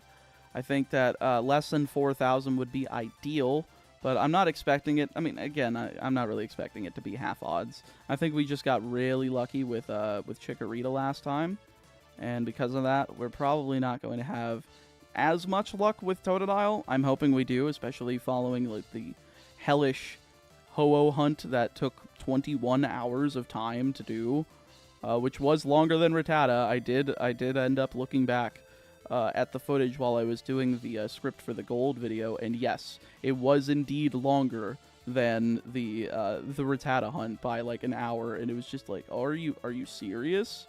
It was really that bad. So, which shinies you going for this run? You'll have to stay tuned and find out, Pug. I'm keeping all the information to myself because I want people to be surprised. I want people to be like, the fuck? Why are you using that? I want people to be, you know, I just want people to be, you know, a little bit surprised, a little bit questioning what's to come. Mega Man Black and Blue, that would be that's just the PETA Pokemon game, Pokemon Black and Blue, with the stupid, you know, oh boy, the one that they did when Gen 5 came out. Oh, they're killing the Pokemon. Oh, they're gonna, you know, use them for evil. And it's like, no, that's literally the thing we've been fighting against with like Team Rocket and Team Plasma and like Team Galactic and shit. But okay. Seeing Unknown getting used was pretty surprising. Again, I was just like, I need something. I need like to use this fucking somewhere. I don't know where this is going to be used, and it got used there, and it somehow did something properly. It did a good job. It did a good.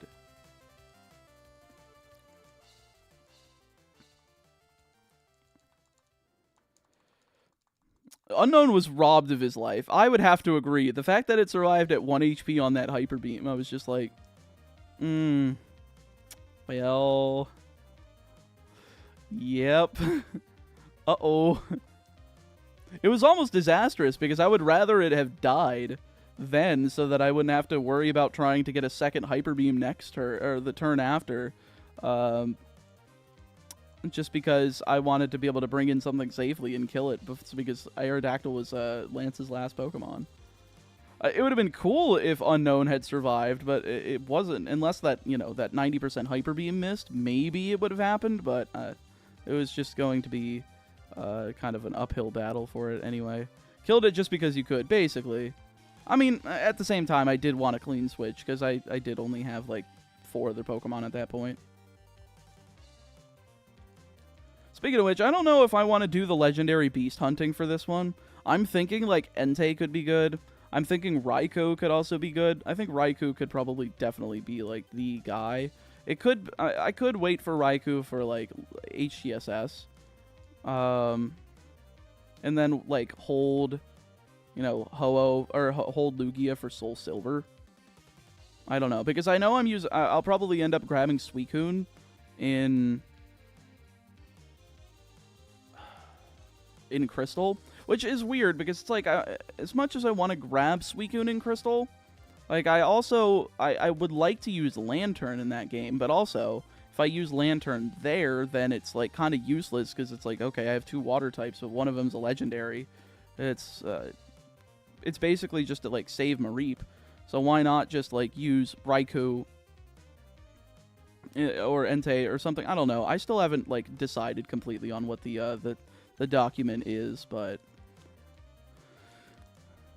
I still have to go through it and see what I want to do. I have enough of silver to where I think I have a pretty rough estimate with what I want to go with this game. But I still do need to like go through and make sure, okay, I'm reserving enough Pokemon for the future to where I'm not going to like screw up. Nothing's going to like go down too quickly. What happened to Sentret? I decided to just hold it off till Heart Gold, Soul Silver. I have so many games in between that I would rather just have the faster way of doing it right now, and then just have to do the challenging one later.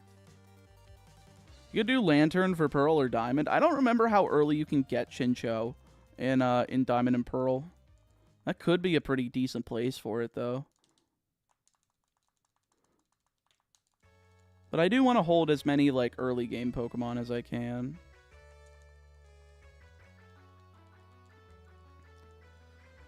Oi. Will you be doing any Dupes Claws shiny hunts? I'm hoping I don't have to. This time. I think I can get away with not having to do any this time. I think. And that's like a big if. I think the only thing that I might have to do if I do end up committing to Heracross, which I'm kind of tempted to do. I don't know if I want to do that, but I don't know. It all depends. Best Mega Man opening? I agree, Megas. For sure.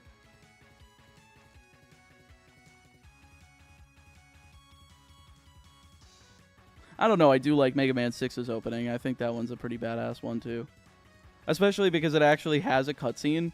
But I don't know if you've ever seen like the Mega Man 3 Restored ROM hack where they actually do go back and make like the intro cutscene for Mega Man 3 as if that was like the one that they originally had planned for the game.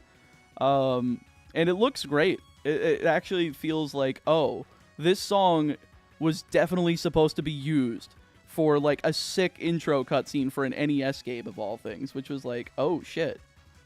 So it was pretty good. Does Goldenrod Daycare count as its own encounter in Nuzlocke?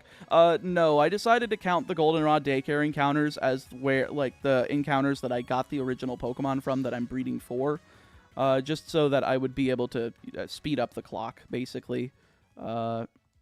Considering how long these take, I think that's a fair trade-off. Uh-oh. We're not there yet. You can't play this music yet. No. I haven't even got my first Pokemon. No. You can't Hyper Beam me, Lance. No. I'm just a silly little guy. It's my birthday. I'm a silly little birthday boy. No.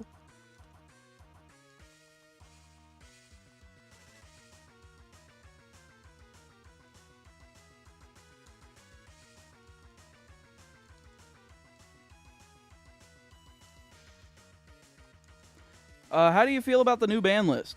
Good. They weren't going to hit the fire cards, but they hit just about everything they could without, you know, hitting the cards that they sold. I hated Mega Man 3 until I could learn I could slide. Lack of manuals were my bane for NES games. Yeah, I mean, especially before like the internet. If you're older, for me, I just played it on the Wii with like the Wii Shop channel. So I just looked up to make sure that I wasn't missing anything, and I learned about the slide. What is your birthday? No, you guys don't know about the silly little birthday boy jokes. Haven't you heard them from like everybody so far? Like everybody's just regurgitating the same shit online. It's always all the time. At least you can use Barboach and Whiscash. Did I double click? No, I didn't. Barboach and Whiscash if you don't use it in Emerald or Ruby or Sapphire. In what? Like Diamond and Pearl? We'll see.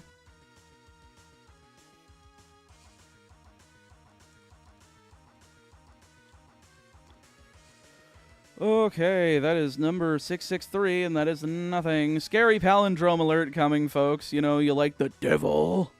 I can't do the growl right now. My voice is not in the mood for it. All right, Devil Totodile. Can we get the shiny Devil Totodile?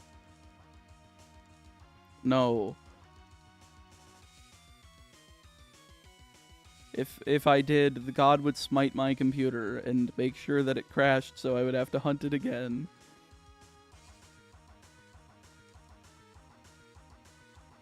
And we're closing in on, oh, look, it's funny number, folks. Put nice in chat. We are closing in on 700 encounters, though, which we're only at about an hour and 40 minutes into the stream, which is really good. Again, I was thinking we were gonna do like 360 encounters per minute, but like at this rate, I almost feel like we can do 400 encounters, or not per minute, per hour. I almost feel like we can do 400 encounters per hour, which would put us at like 4,800 by the end of the day. So if we don't get Totodile by then, we should be able to get it by tomorrow, assuming we get it within odds. Well, we will see. I don't have much experience with the Mega Man games, but I picked up a Switch game called Metallic Child and thought it felt really similar as an overhead instead of a side-scroller. Interesting. Mega Man, Metallic Child. This definitely feels inspired.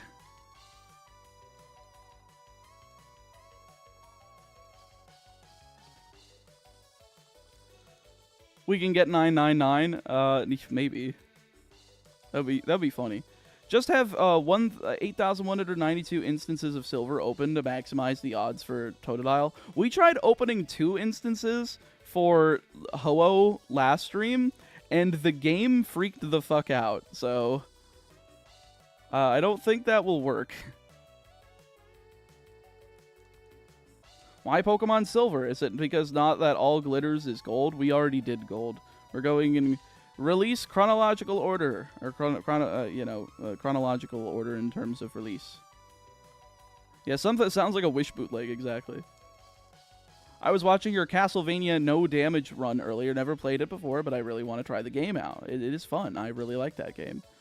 You know, that project I actually got to do using my NES. That I had a top-loader NES with an HDMI mod on it, and holy crap, that thing looked like an emulator.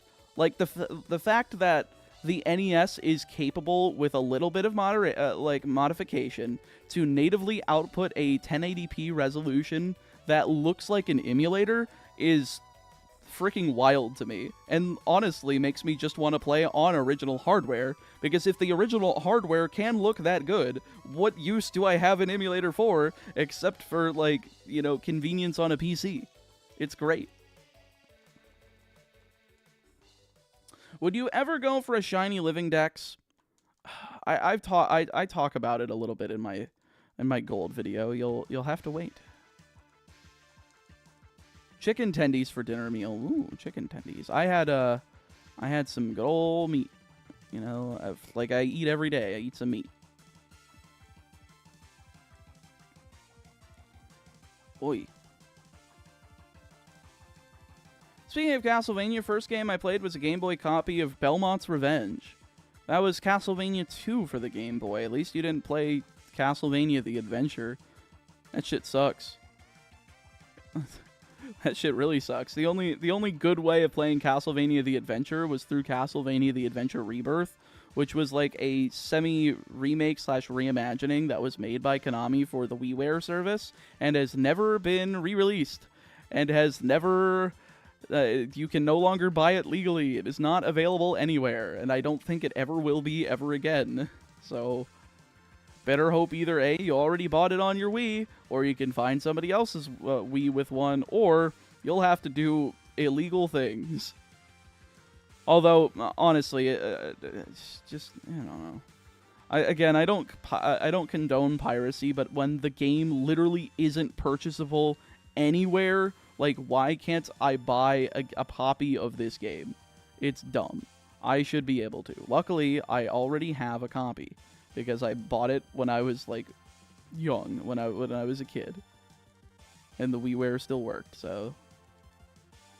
Man, I am glad that, like, I went for the digital games a lot more as a kid rather than for the, like, physical, like, full, long experiences, because there are a lot of great things on the Wii Shop channel that are no longer available. Like, sure, I think Mega Man 9 and 10 are probably, like, the most available games that were initially, like, you know, online or like digital exclusive through WiiWare. Of course, they were on like Xbox Live Arcade and PlayStation Network, but I don't know. It was Contra Rebirth and it was Gradius Rebirth, and I'm shocked that they haven't done like the Konami the Rebirth collection and just sold the 3 games for like $30, because that's how much they were on the Wii Shop channel. You get each one for 1,000 Wii points, which was $10 each. So why not? What's the Castlevania game that had a timer? I don't remember. Meat, you look like Taylor from McDonald's. I don't know who that is, but okay.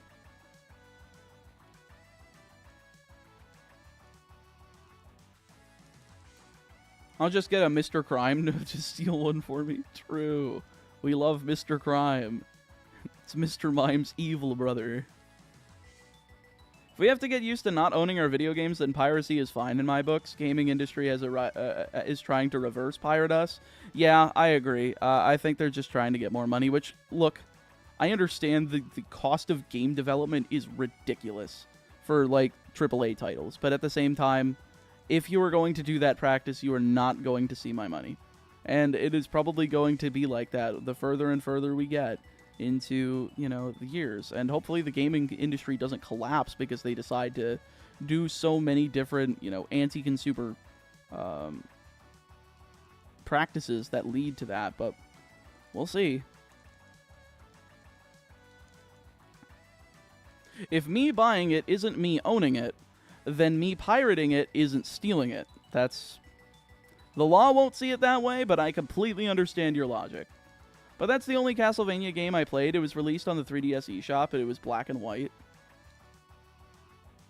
Then it was... Then what was it? One of the Game Boy games? I don't remember which one had a timer. I didn't play much of the Game Boy games.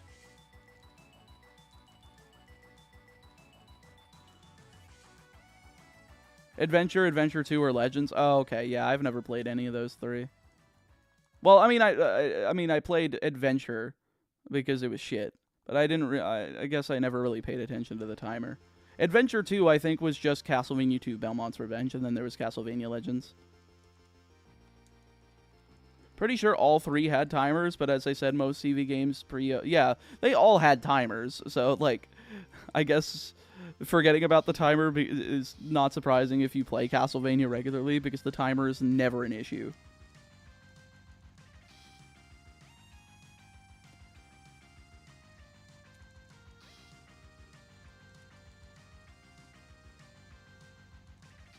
Nope.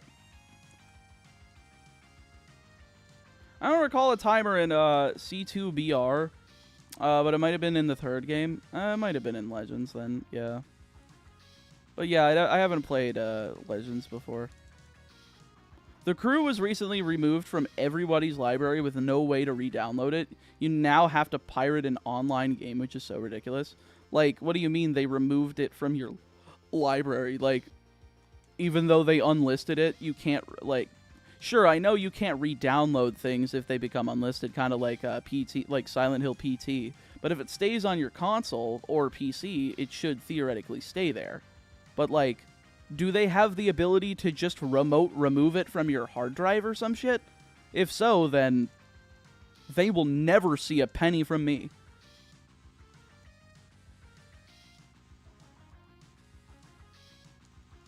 What's your thoughts on bug catching? I mean, in real life, fuck that. They all should die. I hate bugs. I thought you mean like the bug catching contest in the Johto games. Perfectly fine. I think it's fun enough. Hello, how's the hunt going? It's going all right, Masky. We are closing in on 750 encounters. We haven't had any luck, but that's fine. You know, I'm expecting this to go for a little while, so I can't really complain. Some spiders are... No, they're not. Some spiders are venomous and deserve to die. Other spiders are non-venomous, but are still disgusting and deserve to die. That, I don't know, but people were working on reverse engineering the servers to keep the game alive, and they just said, nah, the money you paid us is worthless now. Yeah, if I'm just paying for a license, then I'm not paying for it. Like, I'm sorry. Like the only like online service with digital games that I will give my money to is Steam. And that's because Steam has proven to be pro-consumer.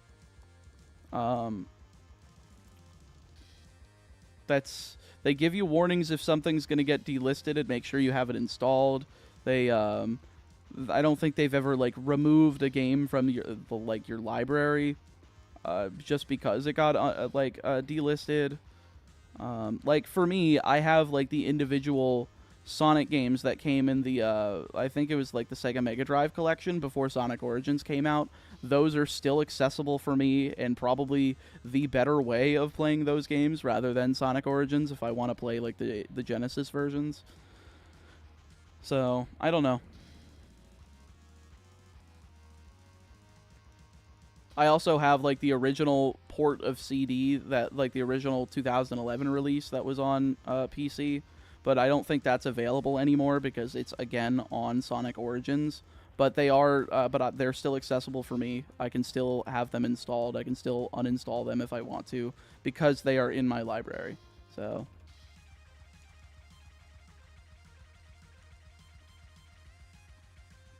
Tarantulas are actually very docile and can be kept as pets. And if you do, I will never want to speak to you because you're fucking insane. More insane than me doing a shiny hunting challenge through the entire franchise of Pokémon. Somebody should put you in a psych ward. In Australia, I see tarantulas on a daily basis. Australia should be nuked from high heaven. Who let those fucking things exist? Seriously, can we just, like, evacuate, like, Australia of all humans and, like, just nuke the shit out of it? That'd be great.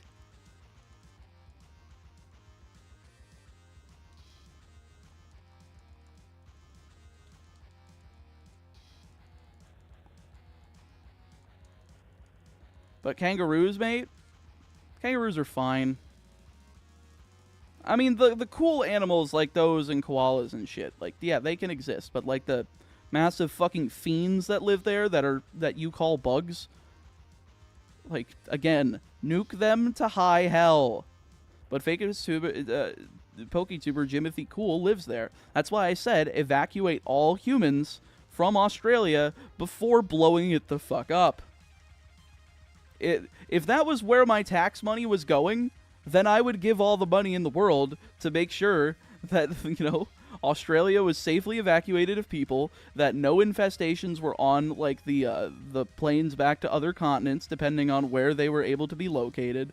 And then, you know, then we just kill all the stupid fucking bugs.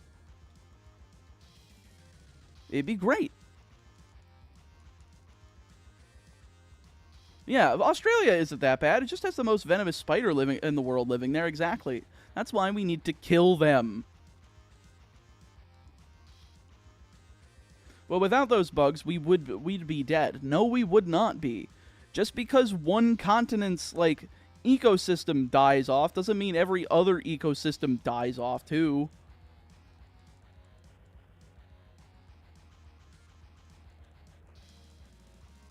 Like, surely that shit's self-contained and, like, you don't have, like, shit flying from like, different continents.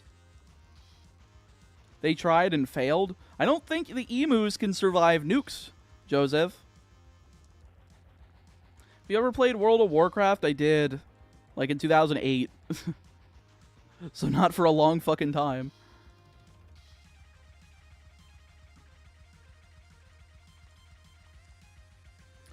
Good luck on Gen 3. The shiny odds are bizarre. Don't worry, I've got somebody that's going to be able to help me with those. Yeah, I know who Steve Irwin was.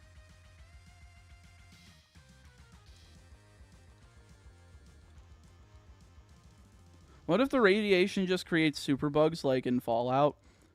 Well, if they can cross miles upon miles upon miles of ocean, then good luck. Otherwise, they can stay there and be their own ecosystem without humans to be bothered by them. The fact that, like, Konami and, like, Nintendo or the Pokemon Company want to hold events for like Yu-Gi-Oh and Pokemon in Australia is just like, are you high? I'm not going there. I will never step foot on that fucking continent. No.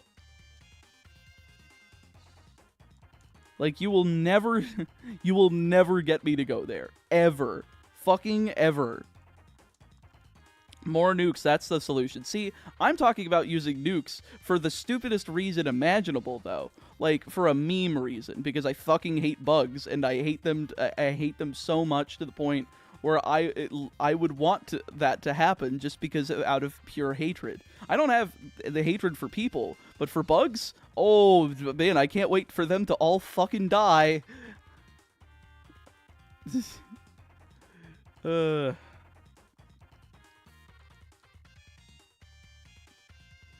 don't know. I just hate bugs. I hate them so much. Oh. If you check the nickname and see if it's female, you might just reset it to save some time. It doesn't matter. It's fast enough for me to just press B.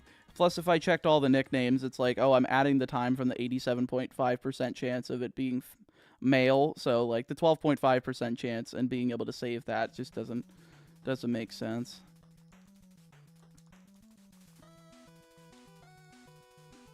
Time for a bug type Nuzlocke? No. Bugs can survive nukes? How can human technology be good enough at, destroying their own kind, but can't destroy the things that fucking suck balls?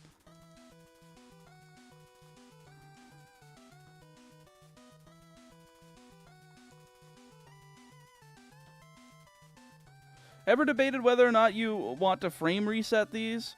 I don't know what you mean by frame reset. I don't know how that shit works.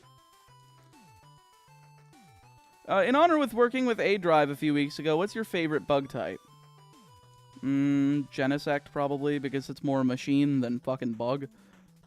Am late, what are you doing? I think it's pretty self-explanatory. We're soft resetting for Totodile.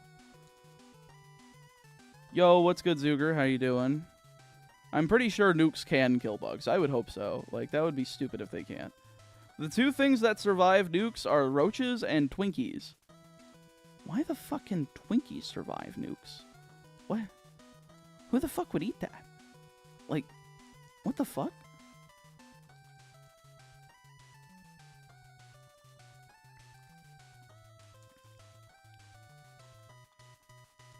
If bugs did suck balls, you wouldn't hate them as... No. Fuck you. No, that's just people with an insect fetish. Now, those people... Ooh. Nope. That's a good way to get me to throw up.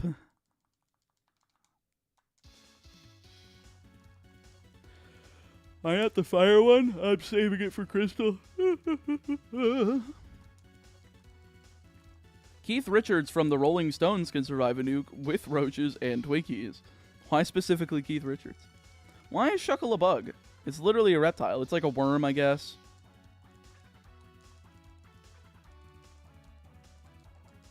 I mean, some people are into bugs. I guess so, like... But if you want me to look at the sexy spider lady, she better be, like, majority human and not, like, majority spider. And in which case, what's the point?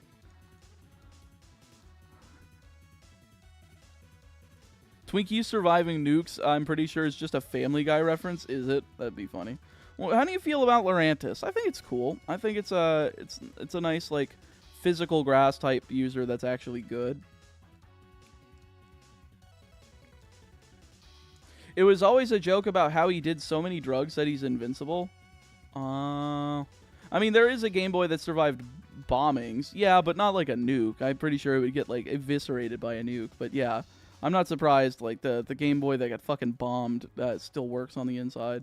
Those things are just, like, hard-ass plastic.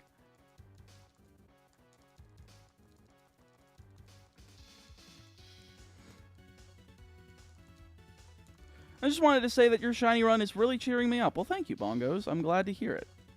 I'm always happy to provide some nice, cheery entertainment, even though sometimes we do get a little bit sussy around here. Only Nokias can survive nukes? True. Nokia phones were just the most invincible fucking bricks imaginable.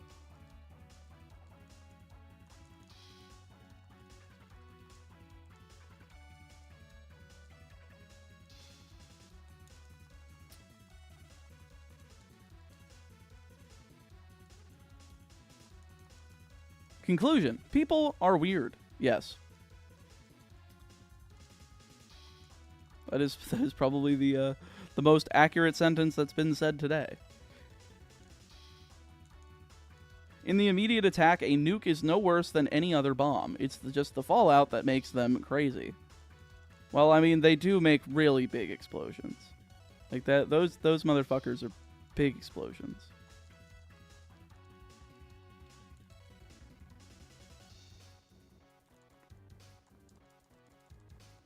Does your hatred of bugs affect your feelings towards Kamen Rider? Well, there might be a reason why I don't watch Kamen Rider instead of Super Sentai, and that might be it. Well, that is if I even watch it at all, really. Again, I'm not much of a show guy. I like YouTube videos, and I like pro wrestling, and I don't really delve outside of those too much. Speaking of which, there was a video essay that I wanted to start watching that was like the something about, I think it was called The Bizarre World of Fake Video Games that Super Eye Patch Wolf uploaded today. I was just like, ooh, 2 hours, but I don't have time to do that because I need to voice over my videos, and I didn't finish that, so... mostly because I also was in A-Drive's other box break that he did today. Not in it, but like watching it. He ended up doing a Yu-Gi-Oh! Box break. With a bunch of Yu-Gi-Oh! Creators. Pat Scop reference. I'm pretty sure that'll probably be in that video. I only got to see like the first few minutes of it, which was talking about like this fake version of Persona 5 that apparently Atlas was uploading, calling like the Imaginary Project or something like that. I don't remember, but like I didn't get all the details, but it definitely seemed like weird. Anyway, I am going to take a little bit of a break once we hit 1,000 encounters because I gotta go use the restroom. I've been having to use the restroom since about encounter like 550. So I'm just like, you know what? Let me get to 1,000 and then we can do that. So I'm one of those madmen that's just able to not have to use the restroom. If I'm on the road and I'm just like, you motherfucker, you're holding it until we have to get gas. That's basically how my body works. And it's just like, okay, sir. We'll make sure you don't have to do that anymore so it's not painful. But just a reminder, you're gonna have to do it later.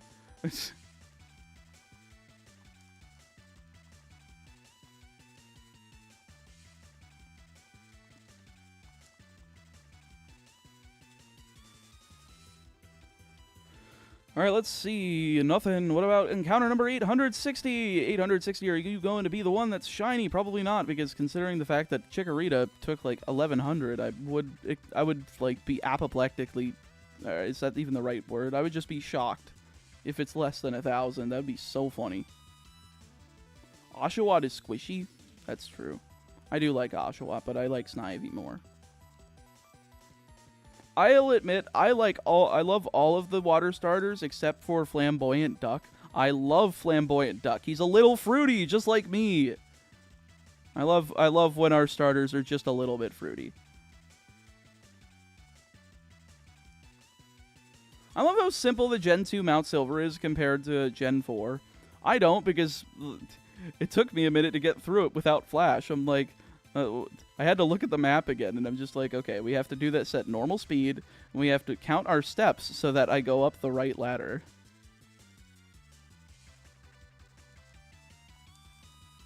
I wish it was like Gen 1, where you could see, like, the outlines of the walls, because then at least I could actually, you know, see what I'm doing instead of needing Flash.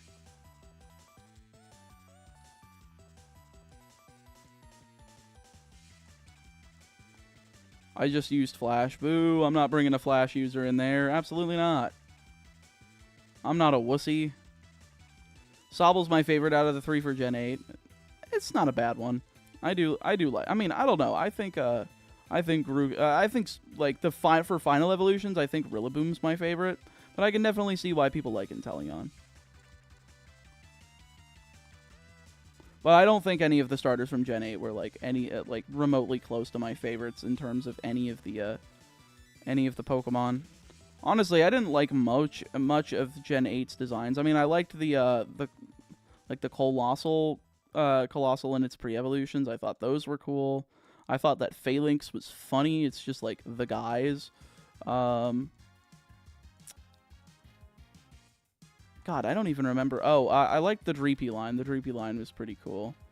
I thought, you know, Centiscorch and its Sizzlipede were pretty cool. Thievul and its pre-evolution were pretty good. I thought the Blipbug line was kind of weird, but I did like Orbeetle. I thought Orbeetle was really sick. Yeah, Rillaboom and Incineroar are VGC's favorite pair of starters, for sure. Yo, I got my hands on a copy of Pokemon White 2 from my local GameStop for just $85. That's not terrible. Still ridiculous that it costs that much, but, you know, can't wait for Nintendo to re-release the games. One day, please save the fucking secondary market because it's getting ridiculous.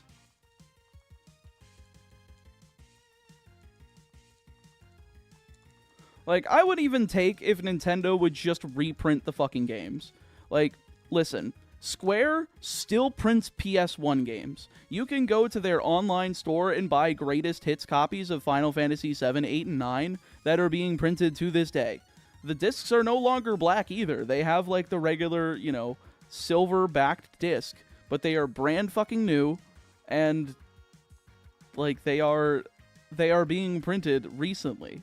I don't understand why, Nintendo, a much bigger company, or in this case, the Pokemon Company, if you want to be technically, like, separate about it, like, why can't they just reproduce these? Surely the hardware necessary to reprint those old Pokemon games would not be expensive, and they could sell them on their online store for full price, which would still be cheaper than the second-hand market, so people would buy them in droves. Like, you could still sell them at the original MSRP that, like, the Game Boy games were. I think they were $39.99 for Gens 1 through 3. Well, actually, no, Gens 1 through 7. I mean, hell, they were always $39.99 for handheld games. So, I don't know.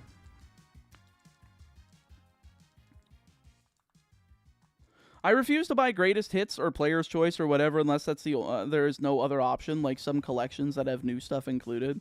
That's fair. Well, at least with like the Pokemon games, there wouldn't be a problem because there's no like banners on the spine or anything if that's what you're concerned about. Even Game Boy Advance, like you know, Player's Choice does not have the problem that the GameCube's Player's Choice has, so it's really not that big. They should put them on Switch Online. No, they should make physical releases so that they can make the secondary market cheaper. The goal is to make the secondary market cheaper. The goal isn't to give you temporary license to play the game and then take it away when the servers are down. The goal is to give you something physical. Digital media, bad. Physical media with digital backups, good. Oh yeah, next week my local used game store is going to have a toy fair, and Steve Cardenas, who played Rocky in Power Rangers, is going to be there. That's awesome. I don't think I've ever gotten the chance to meet a Power Rangers actor in real life, oddly enough. I was very sad to like not be able to meet Jason David Frank when I was younger, because like he was the reason I did martial arts as a kid, and the reason I was in shape for as long as I was. But it is definitely a shame that he's been gone for as long as he has been. But Meatball, I own all the games from Gen 1 through 9. Good, you already have your collection.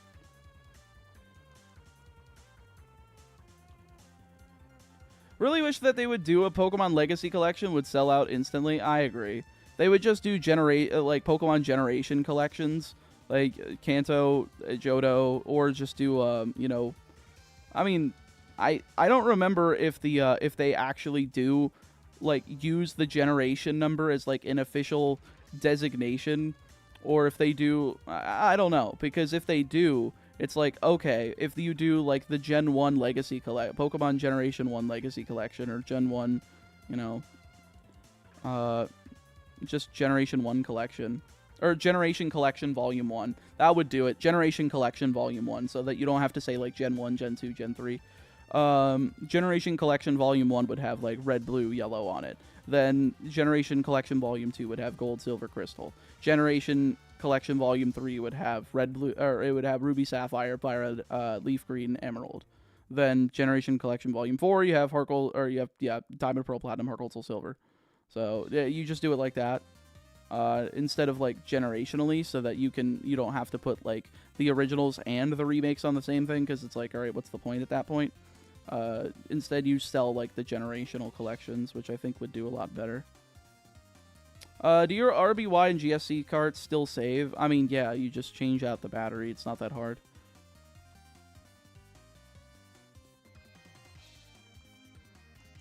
If you're saying if the original battery still saves, absolutely not. Those things, God, if you still have a working battery on your like a working original battery on your like Pokemon cartridge from the 90s and early 2000s, then you are on fucking borrowed time. Get that thing backed up as fast as possible, because it will die soon. It should already be dead. There's no reason to have green. You can have that in the Japanese version of the Generational Collection. Unless you, like, want to be like, for the first time ever, Pokemon Green comes to the United States. Which would be cool. I mean, I think Pokemon fans would be like, holy shit. New Gen 1 game in 2024, whenever year this releases in. I think people would actually freak out about that, because it's a Japanese-only Pokemon game coming to the United States. Even if it's just a variation of Gen 1, I think they would freak out about it. But that's about it.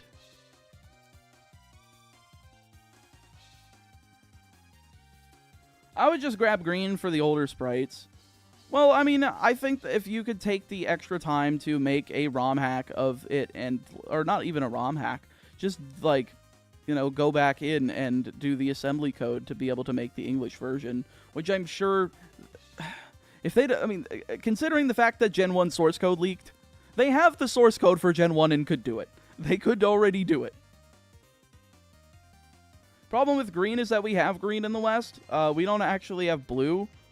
No, because our red and blue was based off of the Japanese blue version that came out after green. So, will you stream every hunt for every game? Yes, I will, Strident. That is what I am planning on. If they made boxes with every game of said gen using original hardware, it would sell like hotcakes. Pokemon Company wouldn't be able to keep up with demand.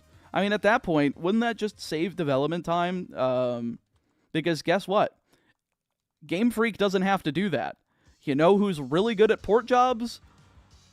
M2. Just Game Freak, Pokemon Company, reach out to M2, have them make you the generational collections for gens, I don't know, 1 through 5. Honestly, leave Gen 6 and 7 on the 3DS. It's fine. They're new enough to where they're not worth that much, and plus, trying to get 3DS games on the Switch might be a little weird, but and then the way you do like the DS bottom screen for the Gen 4 and 5 games is you just do what they did in BDSP. Use like the ZR button instead of the R button, because the R button can be used in actual like DS Pokemon games. Use the ZR button to bring up the bottom screen and be able to increase the size or put it away, depending on what you want to do. It works. Hell, you could theoretically do that with the 3DS games if you can natively port those 3DS games to the Switch and give them a bit of an up-res. I guarantee you M2 would probably be able to fucking do it, because they're really good at porting video games, like I said. It would be great. But honestly, I feel like it would be too much to put all of that on the market at the same time. I don't know. Maybe. Like, if you put each one of them at, like, I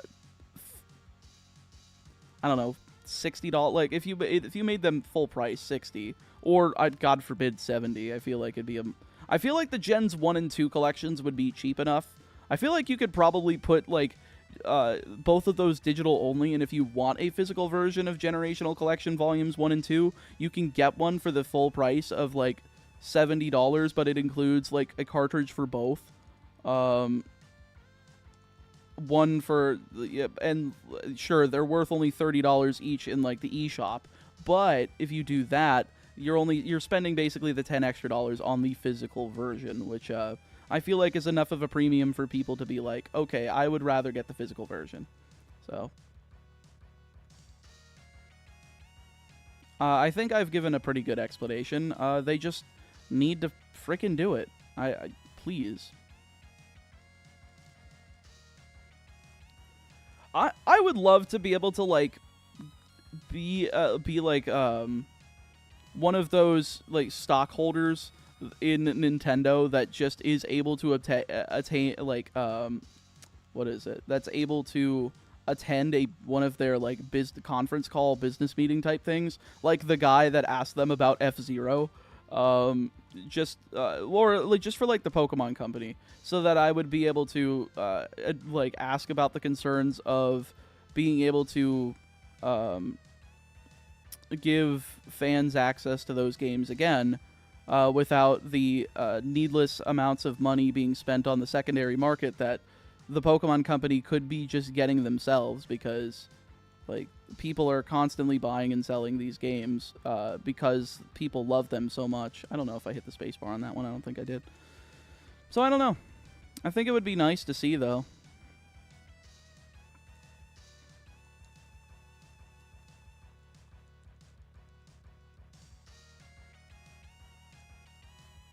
Finally watched all 50 episodes of Gundam Seed Destiny today. I spent 9 days watching that the mid show.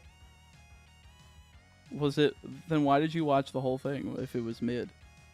SV intro tutorial felt like that owl in Ocarina of Time, mashing A just to see more dialogue. True.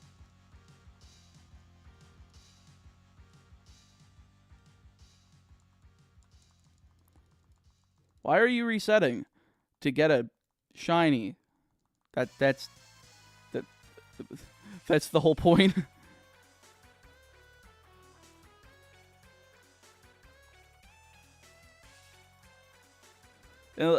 Unless you actually get shiny, scream loud to wake me up then. You know me already. I'm sure if you remember the reactions from Gold, I'm much more subdued. I only like have the reactions of being like overly excited or like fucking relieved when these hunts take forever. So I'm new here, give me some slack. Well, I am, but you did see the title of the stream, right? You did see the red, blue, yellow video? Unless you might be a new subscriber or a new viewer, you know, I don't know. Generally, YouTube doesn't recommend my streams to non-subs, so if it is, then A, good, and B, yeah, I would definitely suggest checking out my newest video on my channel before watching this, just so you have a little bit more of a basis on what's happening here.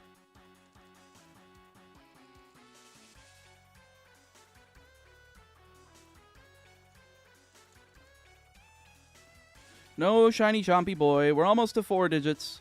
We are getting there.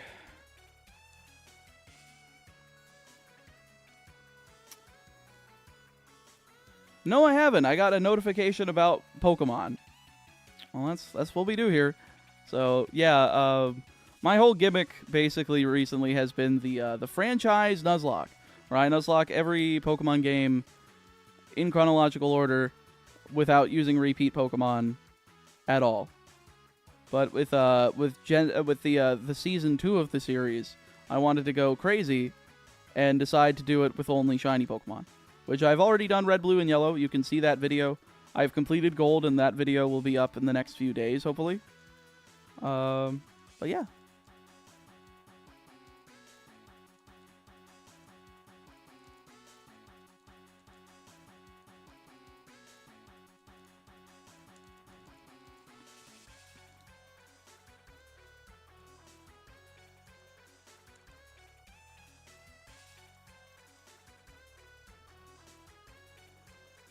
With softlock starters, will you just skip over them until breeding is available or ignore them altogether for the run?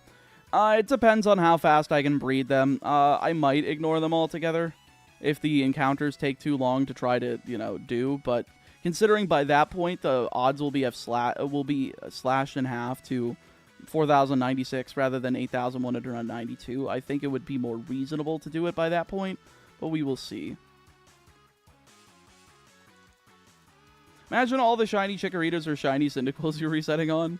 Well, I'm not obtaining them, so they're not shiny Cyndaquils or shiny Chikoritas. If it was HGSS, then they might be, but they're not.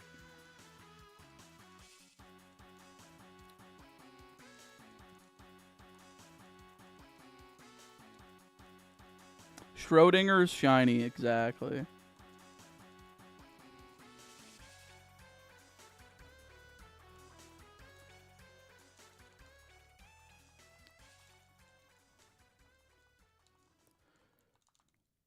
Nope. Are you using the guaranteed shiny Gyarados? No, I used it in yellow. AKA not guaranteed, because I needed to use it. If I didn't use it there, then I think I was boned in that game. So I don't get to use the guaranteed one anywhere.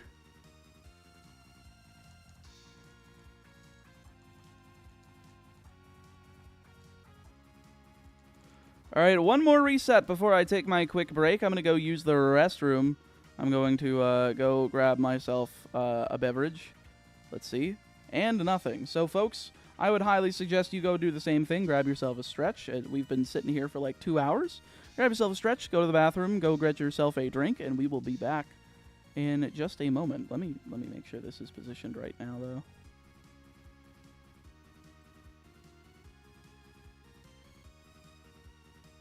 This does look right now. Okay, perfect. All right, break time.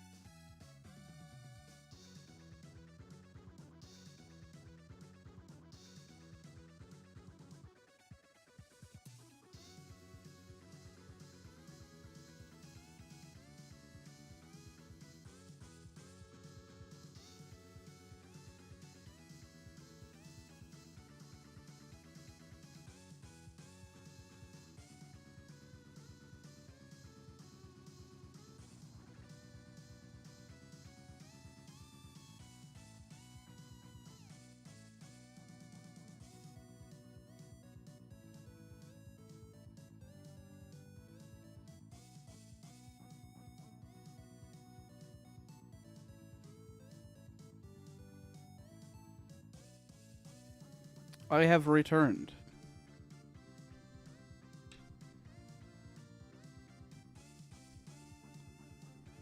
Back to the soft resetting.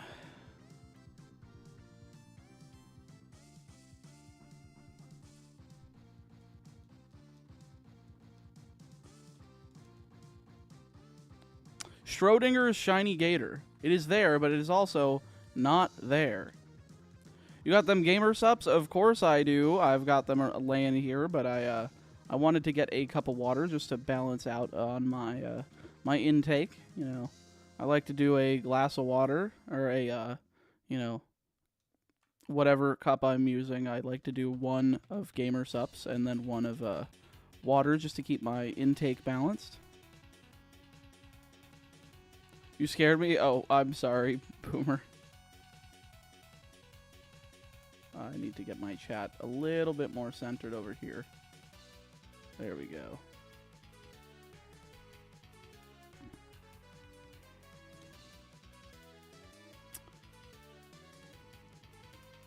Ooh. Need to adjust the way I'm sitting here. There we go. Much better.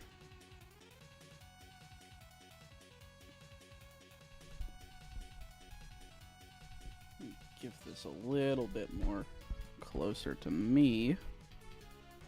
There we go. That's a lot better.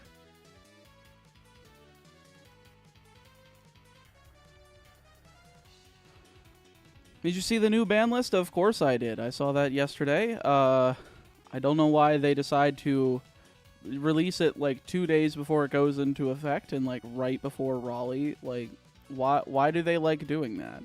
Is it because they want people to be like, ooh, I wonder what the new format looks like at this YCS? Even though it's underdeveloped, I don't know. I'm curious how this Fire King Snake Eye players end up going with it. Just because without the synchro bosses that they usually go into with Jet Synchron, I'm curious how the deck is going to function otherwise. I'm a Dragon Link player. Well, y'all are always going to catch strays, to be fair. That's the problem with generic boss monsters, you know. They should have... Borreload Savage Dragon would have been completely fine if they made it...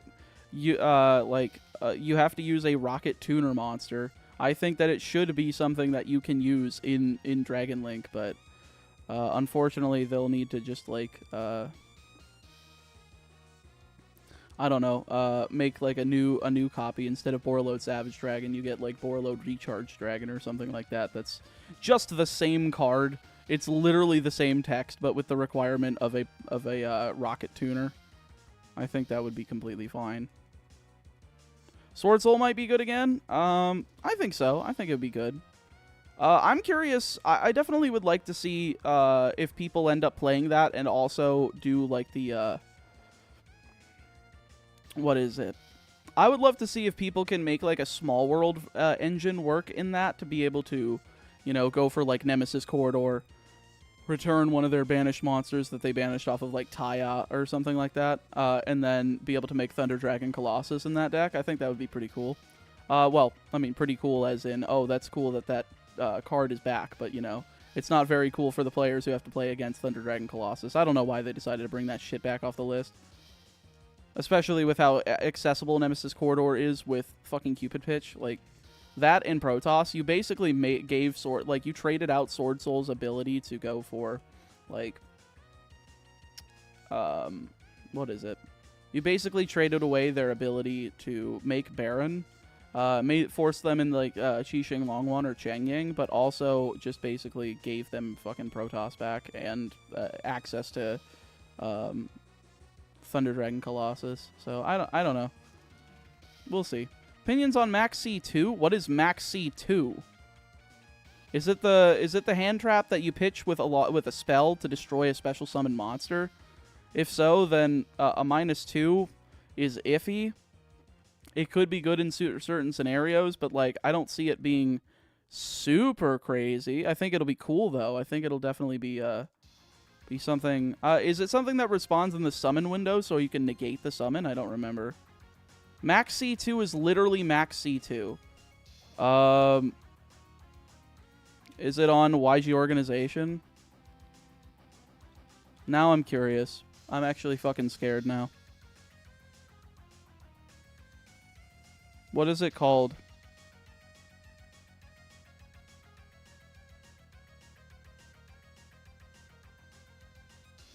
Multi-Chummy Perulia. Okay, let me read this card, folks. Okay.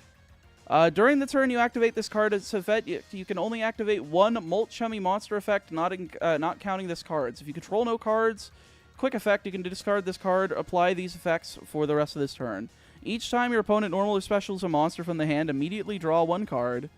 During the end phase, if the number of cards in your hand is more than the sum of cards your opponent controls plus 6, shuffle random cards into your hand into the deck equal to that sum.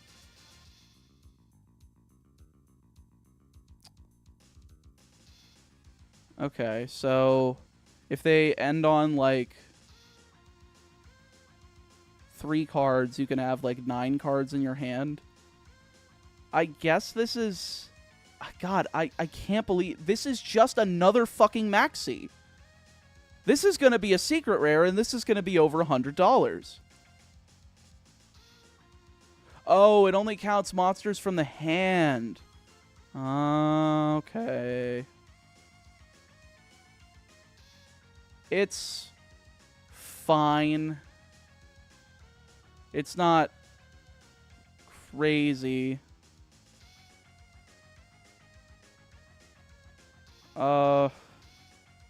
It also, they finally made a maxi that hits Fluonderies. So I guess that's all I have to say. We'll have to see how it works, but that's a little bit of a crazy goddamn card. I can't believe they made basically another copy of Maxi. I guess new cards, PogChamp, new cards, PogChamp. Am I right, folks?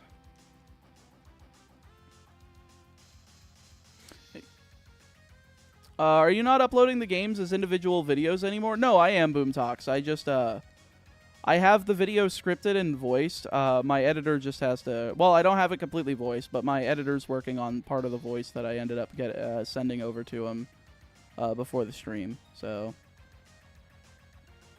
he will be working on that. I will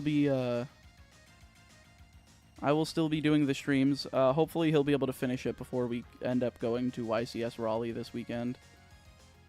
Because I'll be streaming today through Thursday. I'll be streaming for, 5 days straight. And then Friday, Saturday, Sunday, Monday, I will be out of town for that YCS. And then I'll be back on Tuesday. And to make up for those 4 days off, I'll probably just be streaming for the rest of the month. I forgot Maxi was part of an archetype. I mean, technically, but it's not like the C cards do anything on their own. They're just hand traps that have, like, C in the name.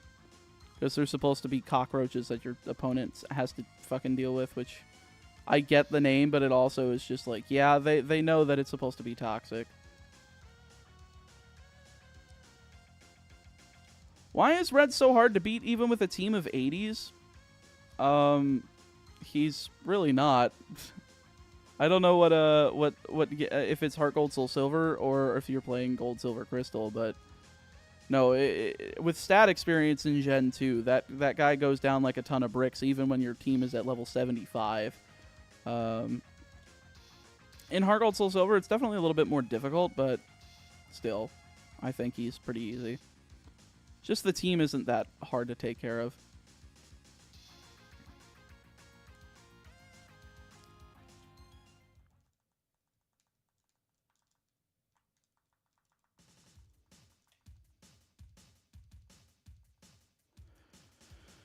Whew. We are going, folks. We are schmoovin'. We are always schmoovin' every single day of the week. Crystal, his Espeon is the pain. Hit it with Shadow Ball. Shadow Ball is physical in that gen. It's super effective, and it kills it immediately. See, that was why I was surprised that Ho-Oh got Shadow Ball. When I saw that, I was just like, this thing's a fucking no-brainer. Quick Claw Heracross for Espeon. You should outspeed the Espeon anyway. Again, stat experience if you're playing GSC. Yeah, you just need to grind on exactly like 1,753 level 2 Pidgeys, and you'll have maxed out stat experience.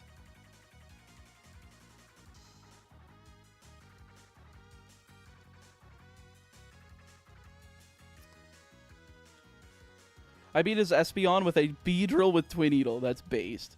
That's actually a sick... That does work. Because that's basically what? You have Twin Needle, which is what? 20 power per hit? Then you have Stab, so that makes it 30.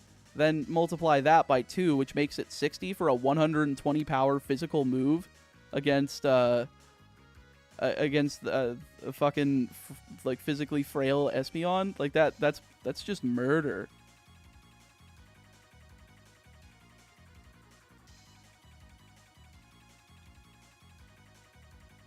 You don't have any darker bugs with you? Do you have anything that learns the Shadow Ball TM? You got it from Morty. You should have it. Good night, Meatball. Good luck with Totodile. Thank you, Strident. You have a good night. What was the number of Pidgeys that you needed to kill? I think it was like 1,753 or something like that. I don't remember exactly. The way you get to that is if you go 65,535 divided by what was it? The special stat, which is 35. Oh no, I'm completely wrong. You need to KO 1,873.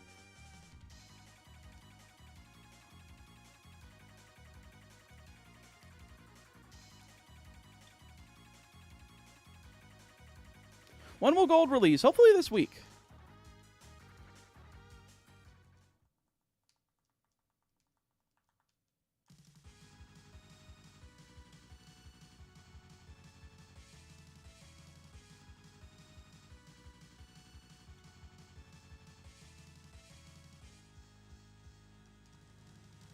At 1,070 down, probably another 18,930 to go. You're so antagonizing, Fowler. I believe we will have better luck from that. Any sponsors for the gold video? Yes.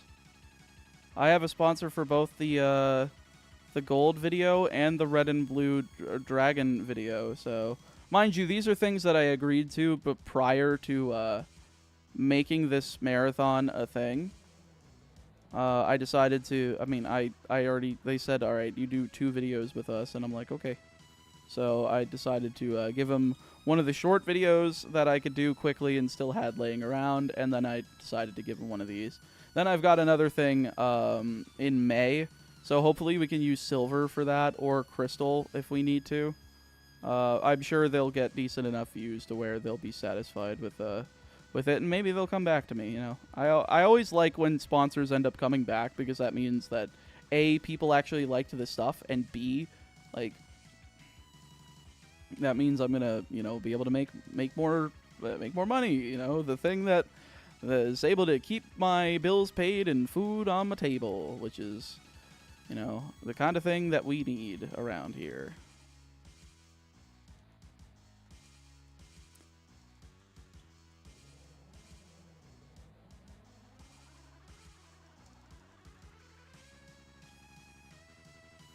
Pokemon Gold was the first game I played. It was so dumb back then. Essentially, I had a Meganium leveled to anything respectable by the E4 with a moveset of Cut, Strength, Flash, and Solar Beam. Terrible. And I love when kids are just like, they completely ignore the point of Pokemon and capturing other things, and they just use the starter. Like, what? Why are kids so stubborn? I thought they liked the Pokemon. Like, if the kids liked Pokemon cards back then, why wouldn't you catch them? Why are you doing a solo run? Play the game normally. Didn't beat the E4 till I was level 100. Jeez.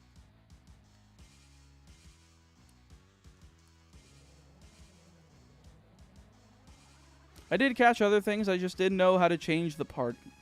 You didn't know how to change the party order. You didn't press A on the Pokemon to see that there was a switch option? Or like a change or whatever it was?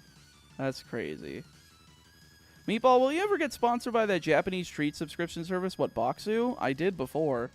I think they saw nothing from the integration that I did that, you know...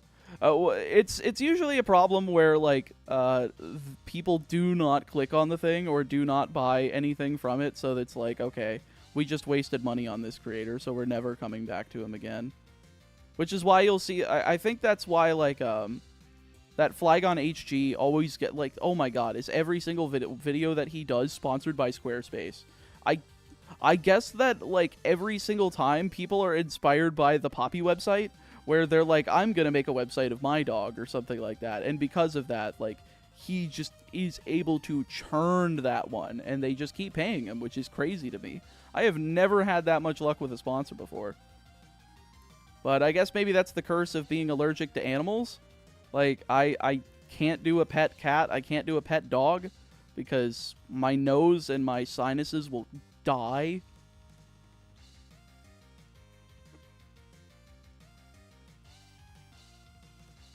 Tion, are you trying to shill one of your sponsors in here? You motherfucker.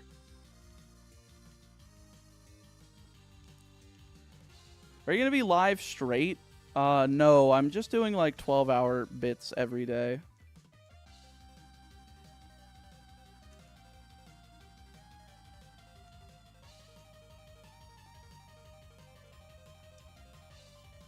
Damn, I forgot you were streaming today. Oh. Meatball AI shiny song stuck in my head. You know what was funny is that people tried saying that the vocals were like nonsense, but they made sense. Like, I think it's because you had to, what, type in the lyrics for it? So, of course, the thing isn't going to spit out nonsense. Yeah, I know it was AI, but it wasn't singing nonsense. It was actually, yeah, you type in the lyrics, which is why it worked. Like, that's... It's crazy to me that, like, that works. So why Totodile? Because I already used Chikorita, and I'm going to use Cyndaquil and Crystal. Honestly, it doesn't matter which one I grab today. I just figured I would go for Totodile. Also, because I wanted to save Lantern for Crystal. So I figured, why not? You know what would be funny? Is if we went after one of the roamers in this game. I think I do want to go after one of the roamers in this game. I feel like going after Entei would be like the perfect way to get a good fire type. I feel like it's always hard to find a good fire type when you're not choosing Cyndaquil and Johto. Just because it's like all of the good ones, or all of the ones that were introduced in Gen 2 are all placed in fucking what's it called? They're all, like, placed in... What was I talking about? Oh, the fire types. They're all put in Kanto. Like Houndour and Slugma. Oh, I know Crystal Legacy did that, Matthew. I'm just talking about vanilla, like Gold, Silver, Crystal. Yeah, Johto Firemons just didn't exist. Like, I don't recall any other, like, lines that were fire that were introduced in this generation that were, like, available in Kanto. Like, legitimately. Or available in Johto, excuse me. Like, unless you count the odd egg in just Crystal, in which case it did open up the Magby line. Yeah, Entei and Ho-Oh are literally it. So that's why I'm like, okay, the games that I don't use, like, Cyndaquil, those are probably going to be my fire types.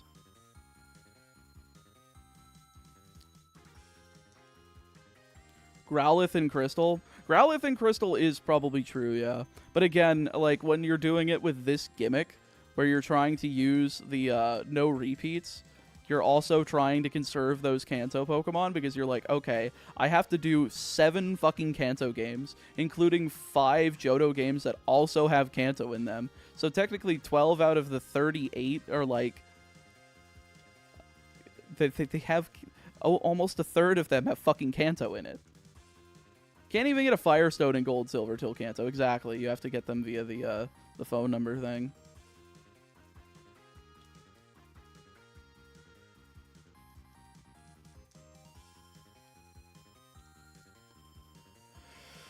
Yeah, but I had Razor Leaf on Meganium before it learned Solar Beam, and honestly, Razor Leaf is better than Solar Beam, and also Petal Dance not like 60 power, and still in Gen 2. I don't remember, but no, I definitely think that Razor Leaf can be better than Solar Beam in some instances, especially when you don't have Sunny Day access.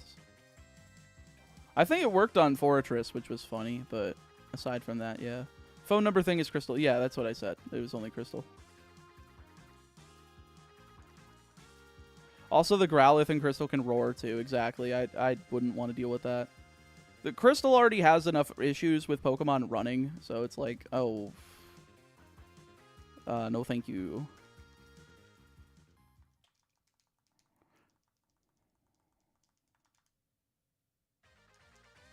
In GS, you could only get the stones from Bill's grandpa, and it's bugged. Yeah, you can only get one of each, which... Whoopsie.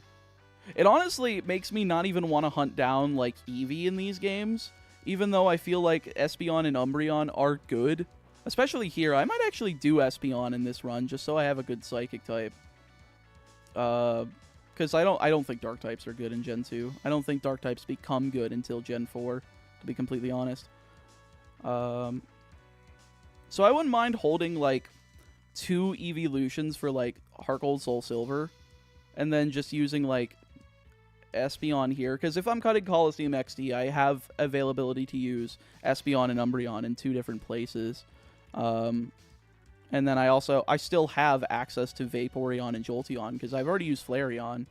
Which is funny that Flareon ended up being the first one that I used, so I can't use that as my fire starter. But again, I can't do that here because I need the evolutionary stone, and I can't get access to that until Kanto, and I'm not I'm not keeping Eevee unevolved until fucking Kanto. I'm gonna get Espeon.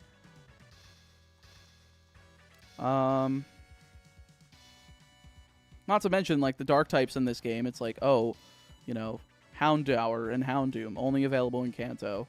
Murkrow is only available in Kanto and doesn't evolve until Gen 4. I don't remember. Did they put Murkrow in Johto? Like, if they put it in the Safari Zone in Gen 4? I don't remember. Are you going to save Eevee for Let's Go Eevee? No, because it can't be shiny. The partner Pokemon cannot be shiny.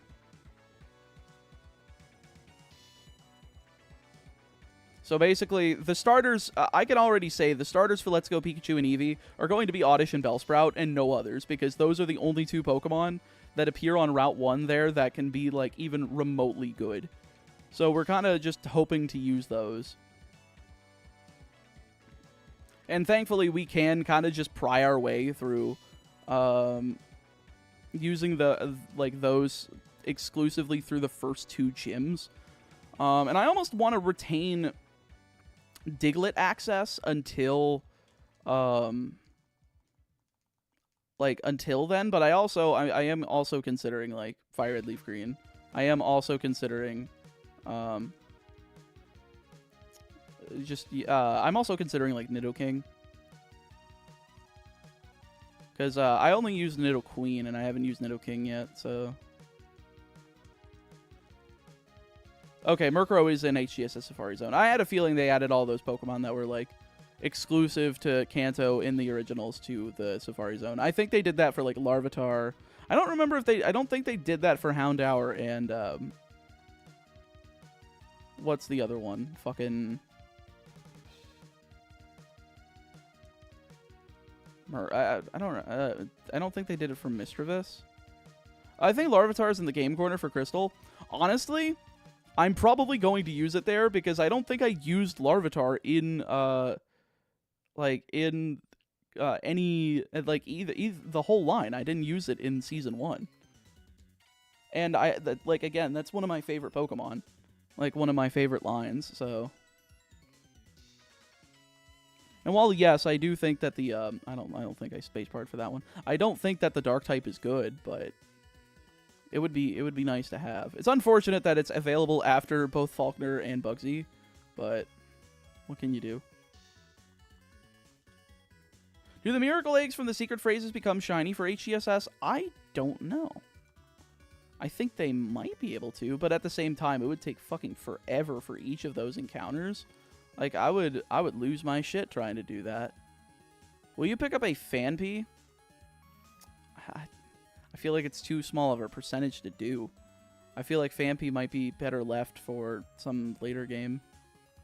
I don't know what that game would be. Like, I would have to look at the rosters and see what I can use it for, but Slugma would definitely be Pog for a Heart Gold. I absolutely agree with that. I think Slugma, Wooper are definitely going to be, like, big contenders in those games. But we'll see. I'm still focused mostly on silver right now, and I think we're gonna... I think we have a chance of getting Totodile today if I keep going at the pace I'm going. We will see. Because we're just about coming up on 3 hours of the stream, and we're close to 1,200, so theoretically we should get 4,800 encounters today.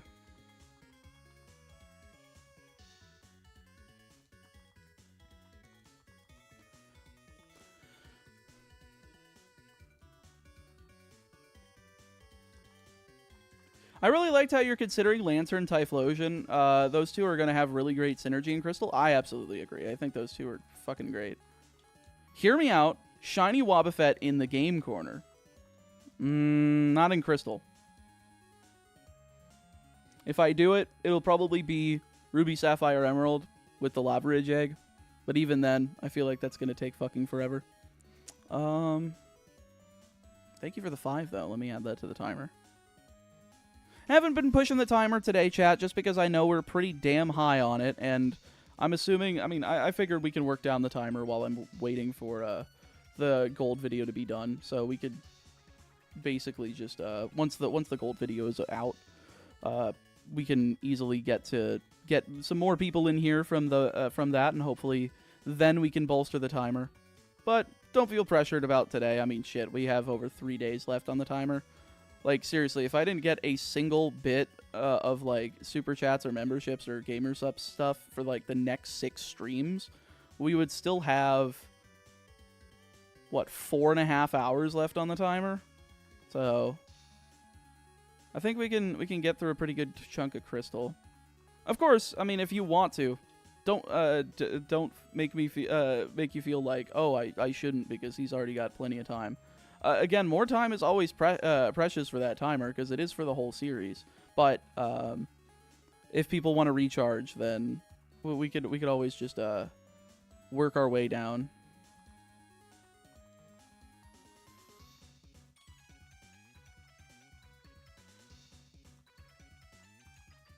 Will you get a ghost type this time? No, probably not. Especially because if I'm going for Zubat, I don't think I want to go for Ghastly. Even though I know Ghastly is, like, fantastic in this game. Like, I feel like it's probably the best place to use it, because it's, like, too late in Kanto for me to really want to use it. I don't know. We'll see. Yo, Teddy Hyde, thank you for the 20. Why did the Scarecrow get an award? He was outstanding in his field. Haha. Thank you for the funny joke. And thank you for the 20. I will add that to the timer once we hit 1,200 encounters.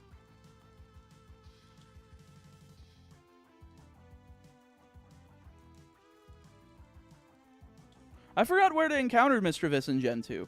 Mount Silver.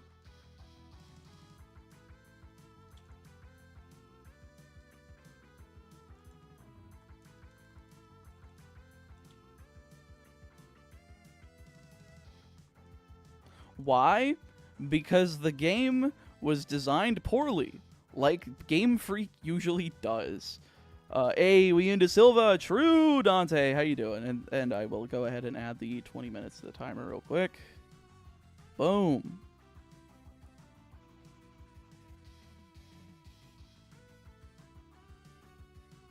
There you go. $10 for the shiny. Thank you, Jet Set. Euro to USD.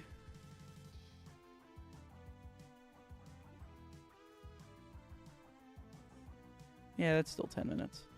Thank you, though. I very much appreciate it.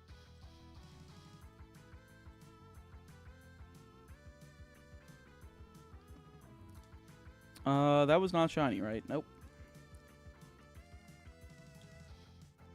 Just joined in. Have you said what you're planning your team for this game? Not for this game yet. I'm trying to keep a little bit of, you know, a little bit of suspense, a little bit of intrigue. I've talked about what I'm thinking my next member is going to be. I'm not, like, dead set on it yet, but I'm thinking about it.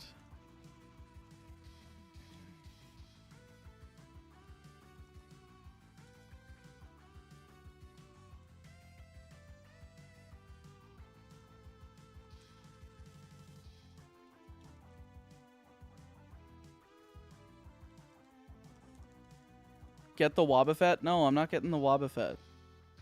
I will bribe you to hunt, use Wobbuffet in this series. If I have to hunt the goddamn Lava Ridge egg, if I had to do that and I had to hatch it each individual time, I probably would have to be like 500. I would have to throw that much down just because I think it would take more than 10 hours to do.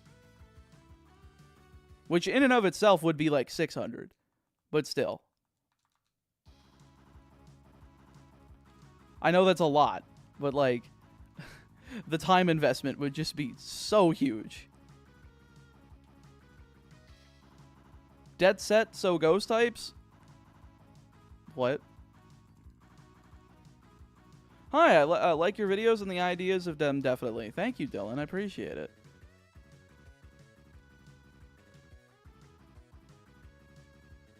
I hope you also enjoy the stream. It's a little bit relaxed, a little bit, you know, toned down. I'm not too crazy in here. I mean, we are kind of just doing the same thing over and over again. But you know what? That's perfectly fine. We're eventually going to get that shiny, and then we're going to get to the exciting part. Can't you look for it in the dark cave when at 8th gym? Well, I want Zubat.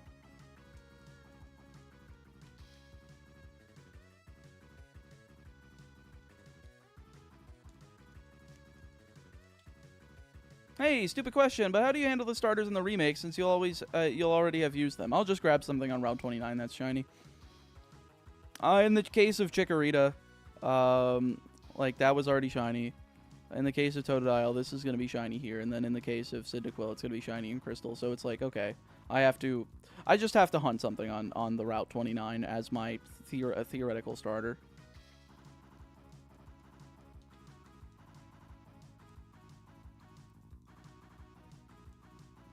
How about a shiny Rattata? How about... No. How about I'm still saving that for, like, Fire Red or Leaf Green?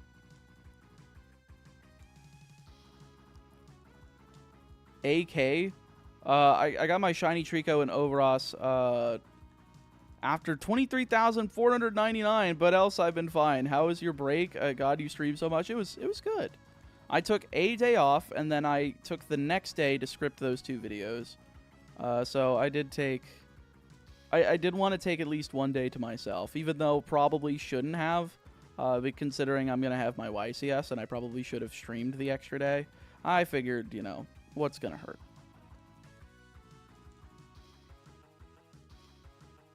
Yeah, Rattata doesn't even have guts yet, exactly. On a serious note, when do you think you'll be finished with the series? God help me, by the end of this year? Hopefully.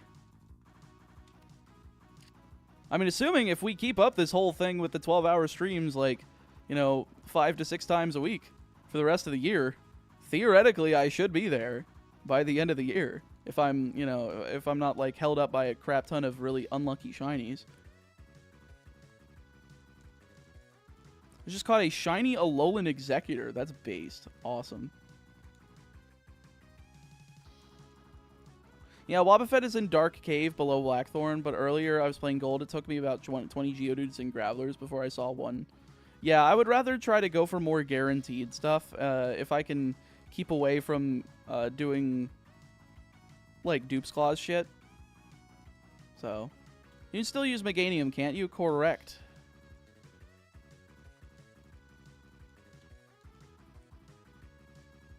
I think Whismur is pretty guaranteed. Whismur, yes. Pretty much guaranteed.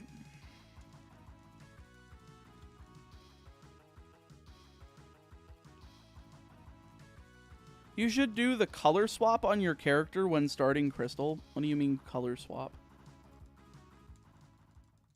Yeah, Dark Cave Wobbuffet is way too low. Like, I would not consider anything below, like, 40% to be anything reasonable. Like, Zubat, sure, is 39%, but also, like, that's close enough.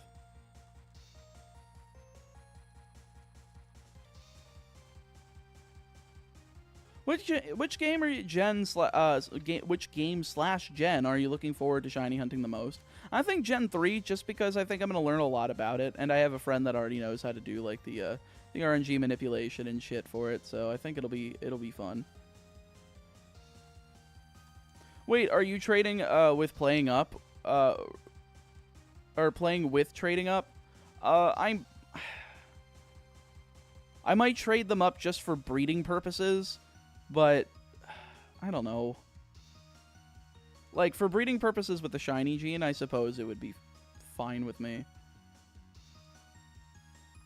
Start as a girl, do cloning glitch to reset into a boy with blue coloring. I think that means... I'm not learning a glitch for that. No. Using the coin case and crystal, switch the main color's sprite to purple and the female character sprite to orange. Oh, that's kind of neat. When you start Gen 3, I'll donate the 500. I'm making this hunt happen. Oh, lordy. Well, all right, Wobbuffet. I'll be not looking forward to it very much.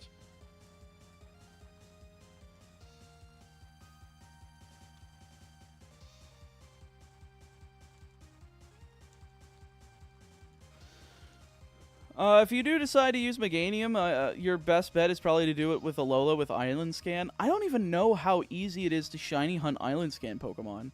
Like, can you run away from them, or are they going to disappear? Like, do I have to soft reset to, like, make sure the timer doesn't go below an hour and I can always encounter them? Like, I don't know how that specifically works.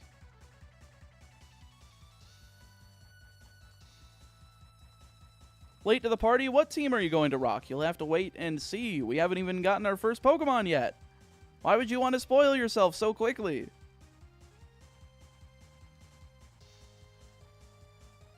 Meatball, will you try to fossil hunt any of the fossils in any of the games?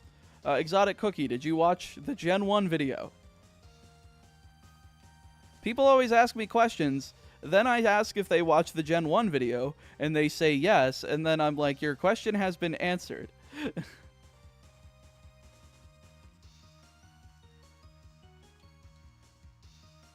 Hello, Meatball. How are you doing today? I'm doing all right, True Blue. How are you?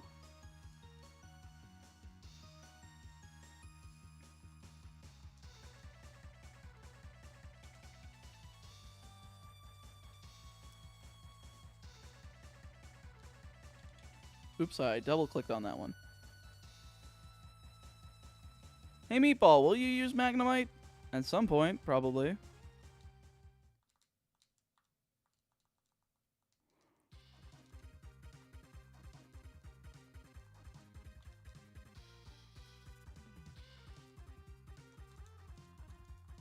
No. Well, then go watch the Gen 1 video. What are you doing here if you're not if you haven't watched the Gen 1 video? Go watch the Gen 1 video.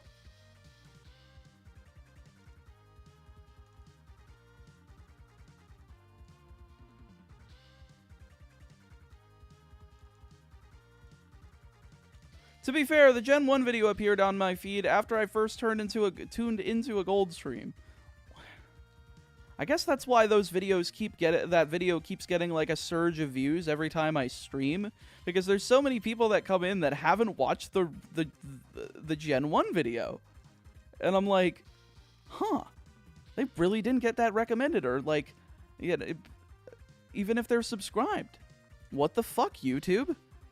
Is that why I have 200,000 subscribers, yet that video is only at 100K views? I mean, I can't say 100K is bad, but considering the fact that Tion's recent shiny video went over 1 million, you know, it's a little bit disheartening. Yo, CC, thank you so much for the $4.99. Let's celebrate their super chat virginity. I very much appreciate that. Let me go ahead and add that timer real quick.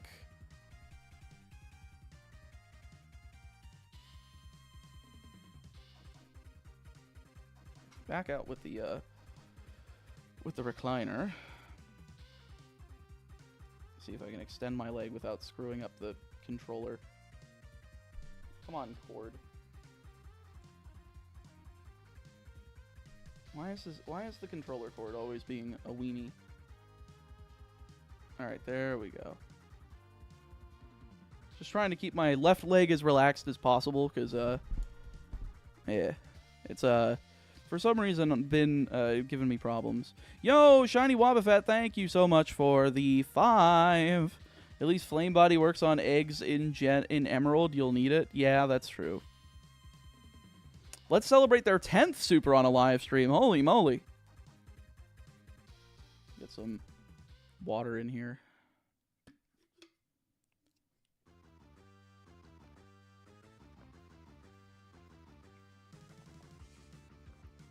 This is a long episode of Chaotic Meatball, Totodile Hunter. Very true, Leos. That's why people need to use their subscription tab instead of the homepage. I agree.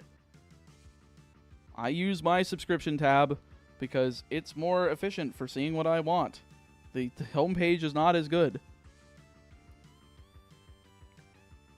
Alright, back to soft resetting. We got a shiny Wobbuffet? Maybe. It depends on, there's a user in here named Shiny Wobbuffet that wants me to hunt one.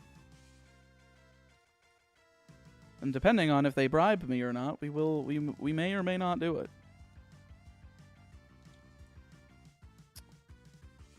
Oops, meant to add my comment to that payment. But anyways, I'm about to take a nap. Last time I slept during your stream, shortly after I woke up, you got a shiny Ho-Oh. So hopefully the same. Thank you, Cece. I appreciate it. Only sleep for maybe like 2 hours, and then maybe we'll be able to get quick.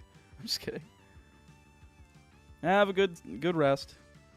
To be fair, I came here at the start first before watching it, then bleh. Wow. To be fair, I came here at the start first before watching it, since they both got recommended at the same time to me. Oh, okay. I guess that makes sense.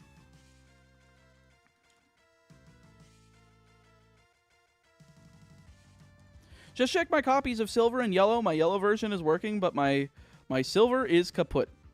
Well, then you gotta change that there battery.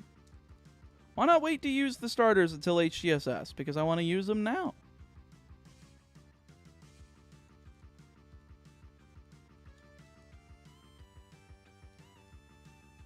It'd probably be easier if I wait until HTSS, but also, I'd rather not.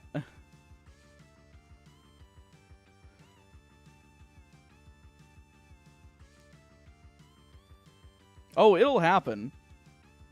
We'll see. My subscription tab sucks. I have no subscriptions except Meatball. Damn. That's a hella roast right there. Gen 1 cart batteries lasted longer than Gen 2 because they weren't keeping time. I guess that makes sense. The mons you found in gold that you didn't use, are you going to transfer them to other games to use in this challenge? I might transfer them just for, like, breeding's sake, but other than that, probably not. I had to look at, like, egg groups and shit, but I didn't do that for this stream because I figured, you know, it'd be easy enough to just, I mean, we're still, you know, I still have 2 gyms to go through before we manage to do that. My original copy of Blue still works to this day. Yo, that's sick. My save was working in 2023, so 22 years is good battery life? I would say so. I just hope you backed it up instead of, you know, losing all your progress forever. He means best subscription tab. Trust. True.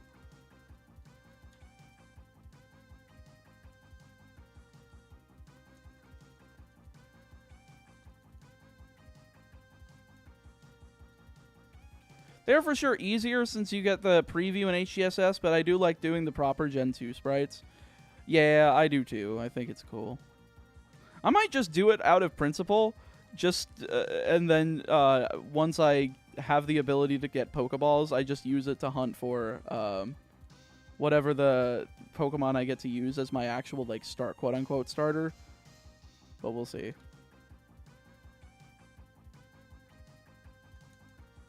I could also stand to use Hoot Hoot instead of, like, Zubat in this generation. Because Hoot Hoot basically serves the same fucking purpose that I'm looking for. Which would then also open up Gengar. Because it wouldn't overlap typings. I might change that on the fly. That might be fun.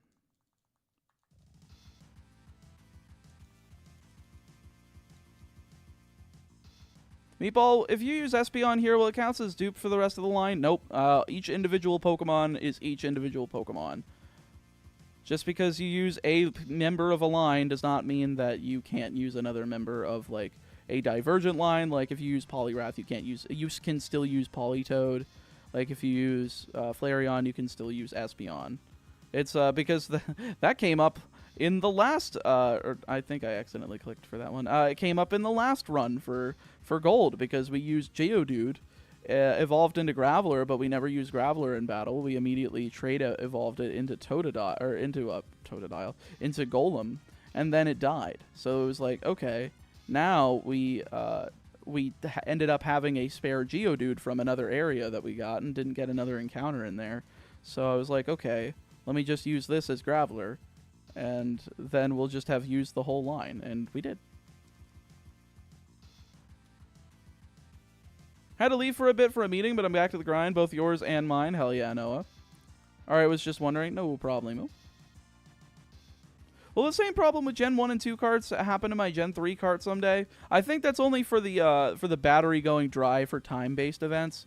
I believe the save files themselves actually save like on a chip on the card, or on the cartridge, rather than on the battery itself, if I recall correctly. If I'm wrong, let me know, but they might just be newer. You are correct. Okay, I had a feeling, because it's not like when the time events run dry, your save file goes too. Because if it did, then they would.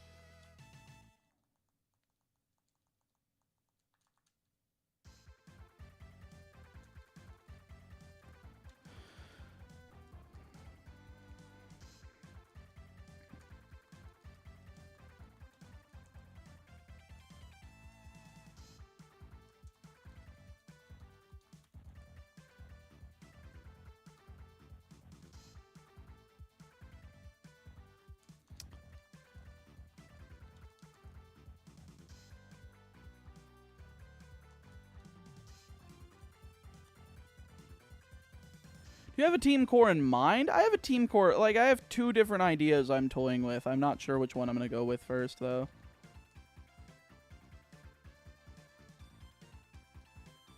Honestly, if we're to, it might not matter yet, because if we don't get Totodile today, then I could always look at it tonight after stream and just, you know, make my choice then, and then be able to have a pretty good understanding of where I'm going next stream. The diverging lines is basically, do I either go for Zubat so that I have the Crobat line, or do I go for Hoot Hoot, which then gives me the opportunity to open up Ghastly in the Sprout Tower? Are we going to hunt in Sprout Tower again, this time just being nighttime and, you know, 15% Rattata, 85% Ghastly? I don't know.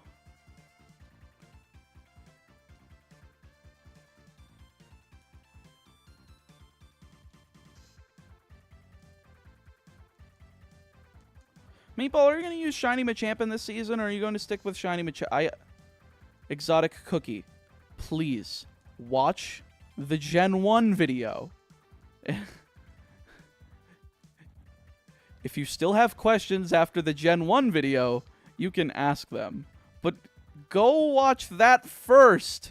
If you have not watched the Gen 1 video of this challenge, go watch that first.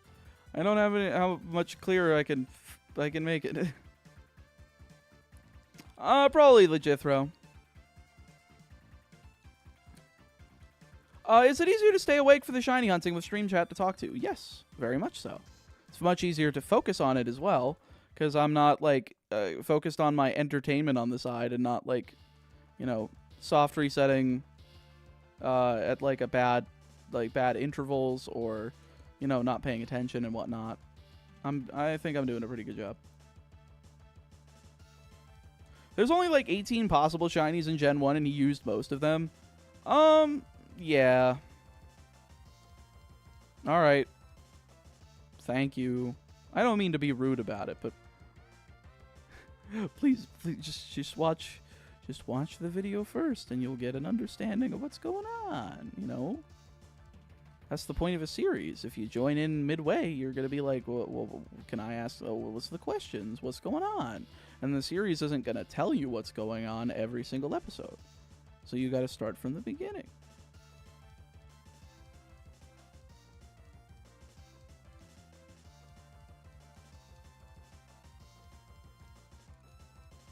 Are you going to shiny up the legendaries in Gen 4? I mean, like Dialga, Palkia, Giratina? Absolutely. Am I going to do the Lake Spirits? Oh, I could. Couldn't I?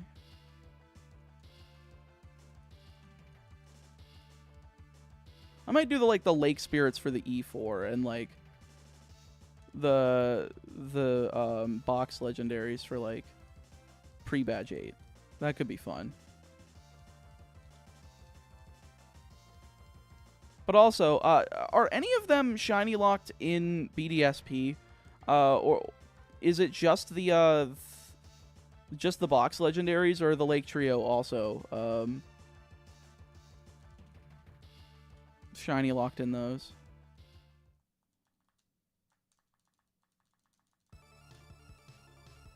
I had learned that O.J. Simpson was partly responsible for Gargoyles getting canceled, according to the creators. Huh. Legendaries are not shiny locked in BDSP. Interesting.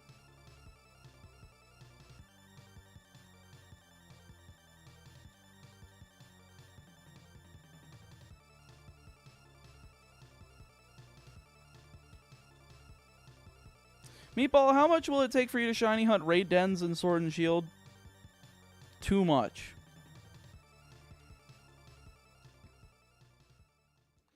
Do they have any increased odds, or is it still 4,096 unless you do Dynamax adventures?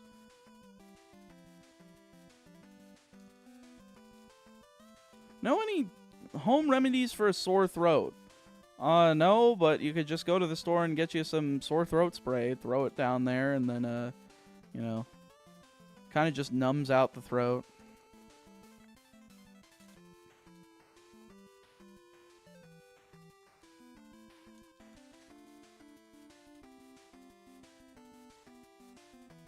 Oh, you guys are all saying honey, and I'm on keto, so that would have never came up for me. Oops, I double-clicked by accident.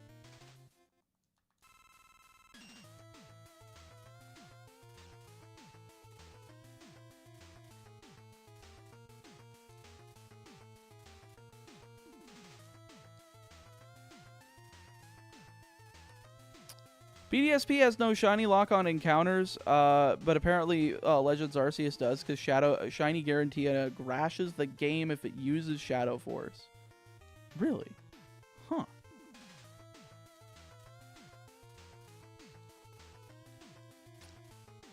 I'd have to look at how shiny hunting works in Legends Arceus just to, like, know how to efficiently hunt and see if any of the legendaries are something you can, like, soft reset for, like where when are they rolled, like you know.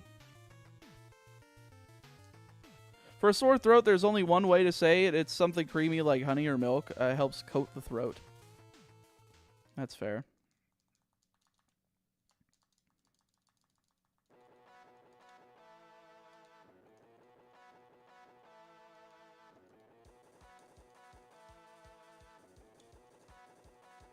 All the legendaries are shiny locked in Legends Arceus. Oh, okay.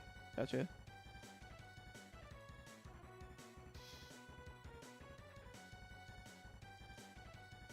I'm allergic to honey, so that wouldn't work for me. Yeah. To each their own. I mean, hell, I don't know. Gargling salt water, that I've heard also works. I don't know. I just hurl medicine down my goddamn throat. Usually that works. And it gets me far enough to where I can ignore it and keep working.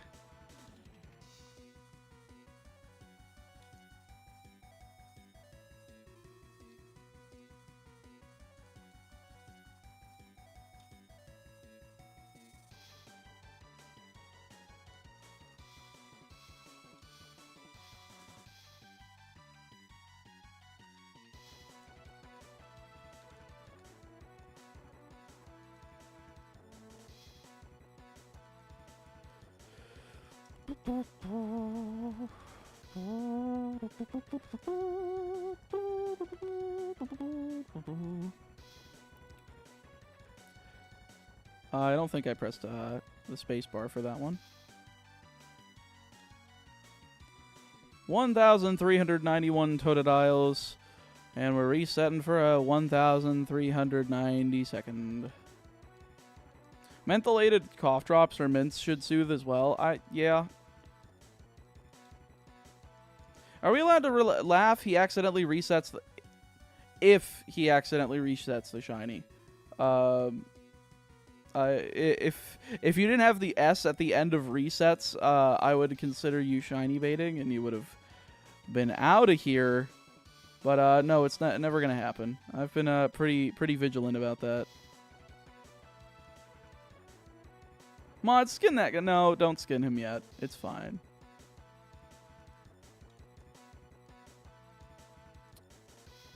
If I didn't read that with if I didn't read that with the if in the sentence, which was likely supposed to be there, then yes, but no, I meant to say if. Sorry, no, it's good, it's fine. I did read into the because you had the resets instead of reset. I had a feeling that the if should have been there, so it is all good. But yes, you're allowed to laugh, but it's never gonna happen, you know. I'm just too good at the video game. You'll never have the opportunity to laugh at me for resetting the shiny because I'm just too good. If he can still pay attention after 16,000 plus 15,855 Ho-Oh resets, I'm pretty sure he's good on that front. I will never reset a shiny. I swear, I think creators do that to heighten the drama and to, like, extend the stream. Which, if so, is it a conspiracy, folks? Are people doing that just to fuck around? Are they doing it just to make a more intriguing video? I don't know. But for me, I know that I'm not a stupid idiot. And I'm going to prove to the entire internet that over the course of the entire series, I will not reset over a single shiny because I am just too smart. I am just better than you, and you know it. This might age poorly. If it does, you can go ahead and show me the clip as soon as I reset over the shiny. But it will never happen. It will never happen because I am too good at the game. The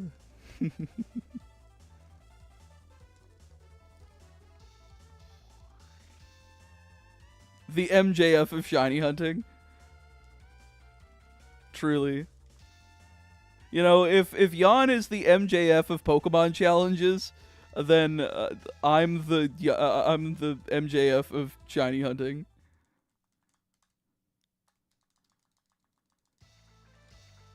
If Meatball resets, he should donate $500 to the clock. Oh, that's even more incentive just not to do it. You know, I wasn't going to do it to be stupid, but if I have to pay $500, then you'll see it absolutely. You'll see it negative times. You guys will owe me money.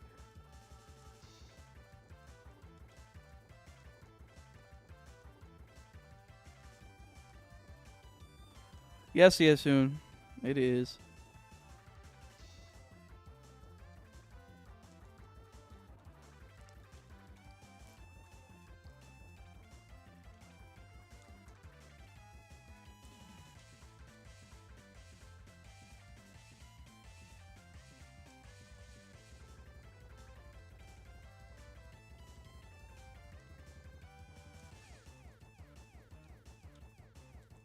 Nah, that is dumb. If anything, you should pay something like 50 subs or some punishment like that without increasing timer.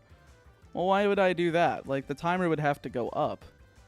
Because I wasted the time of people by resetting over the shiny. You plan on using Tyranitar any game? I would like to use it in Crystal. I think that would be a wonderful place to use it. Sure, it's gonna be like I'm not gonna be able to use it for long because it's gonna be Pupitar it's gonna be Larvitar and Pupitar for most of the time. But I think that is perfectly fine because I didn't use it in the first season, so why not? It's a gift Pokemon too because you can get in the game corner. So plus it's a lot faster to reset for because I could just grab multiple.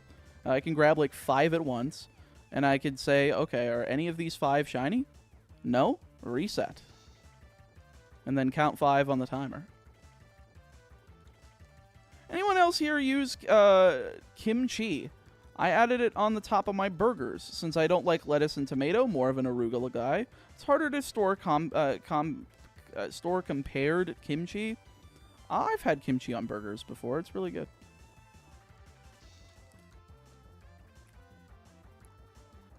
Is the goal to beat the game by the end of the timer? The goal is to beat the entire series by the end of the timer, but you can increase the timer through super chats, through memberships, and through using !gamer subs. Every dollar that you spend over there will add a timer.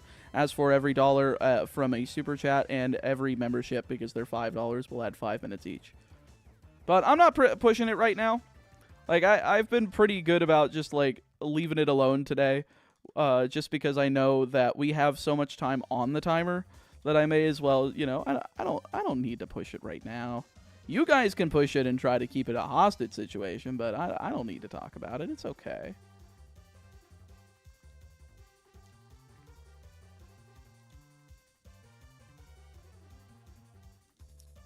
Folks, I think I have a good system now. I think every 1,000 encounters, it's good to take a minute or two to get up, stretch, use the restroom, and then get back to the game. What is kimchi? It's like a Korean spicy sort of like leafy vegetable. It's not like super leafy, but it is like yeah, it's like a pickled sort of, like pickled cabbage or something like that. Yeah, fermented cabbage. I think it tastes really good though, especially on burgers. I vote we let the timer drop to 69 hours and never let it go lower. You know what? That would be funny. I would be okay with that. It would be the first day of this entire series where the timer goes negative. Because we started at like 78:40 or something like that today. Which, yeah, we could have gotten to 80 hours, but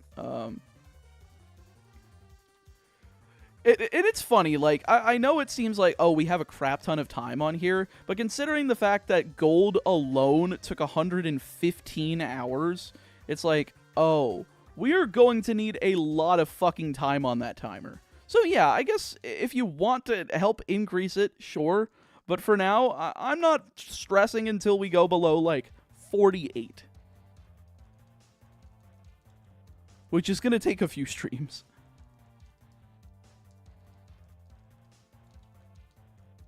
I'm more of a caramelized onions guy on my burgers. I just buy a 5-kilo bag of onions. Sheesh. I do not like onions on my burgers. I like my lettuce, tomato. I like a lot of cheese. A lot of good-ass melted cheese. And I like a good 2-patty burger. Put some bacon on there. I'm also a mayonnaise guy over a ketchup guy. Perfectly good with me. Yes, but did you rush gold, though? Since technically you can get, like, 4 mons and then speedrun the game. I rushed it about as much as I physically could. Considering I also took the shortcut of breeding for Pineco, yes, I did.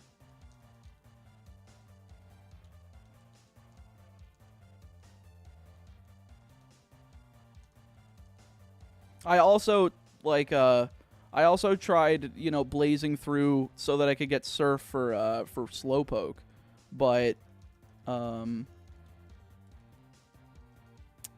of course, I was trying to get it before, you know, Whitney, which theoretically I also could have just gotten it before Bugsy too, but, you know, I didn't really need it at that time. Meat, cheese, bacon, pickles, and barbecue sauce, or meat, cheese, bacon, and fried egg. Those are my only 2 burgers. Ooh, fried egg on a burger sounds pretty good, actually. It's like another good source of protein on there as well. Protein. I like protein.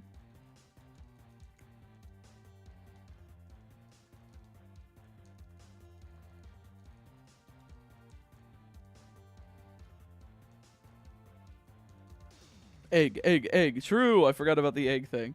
I'm fine with raw onions. I like the red ones in particular, but yeah, caramelized onions are great, but you do need a good beer though. Yeah, I don't know. I'm not an onions guy. I do not like onions. I think they are too bitter when raw, and I think they're too slimy when cooked. I just don't like the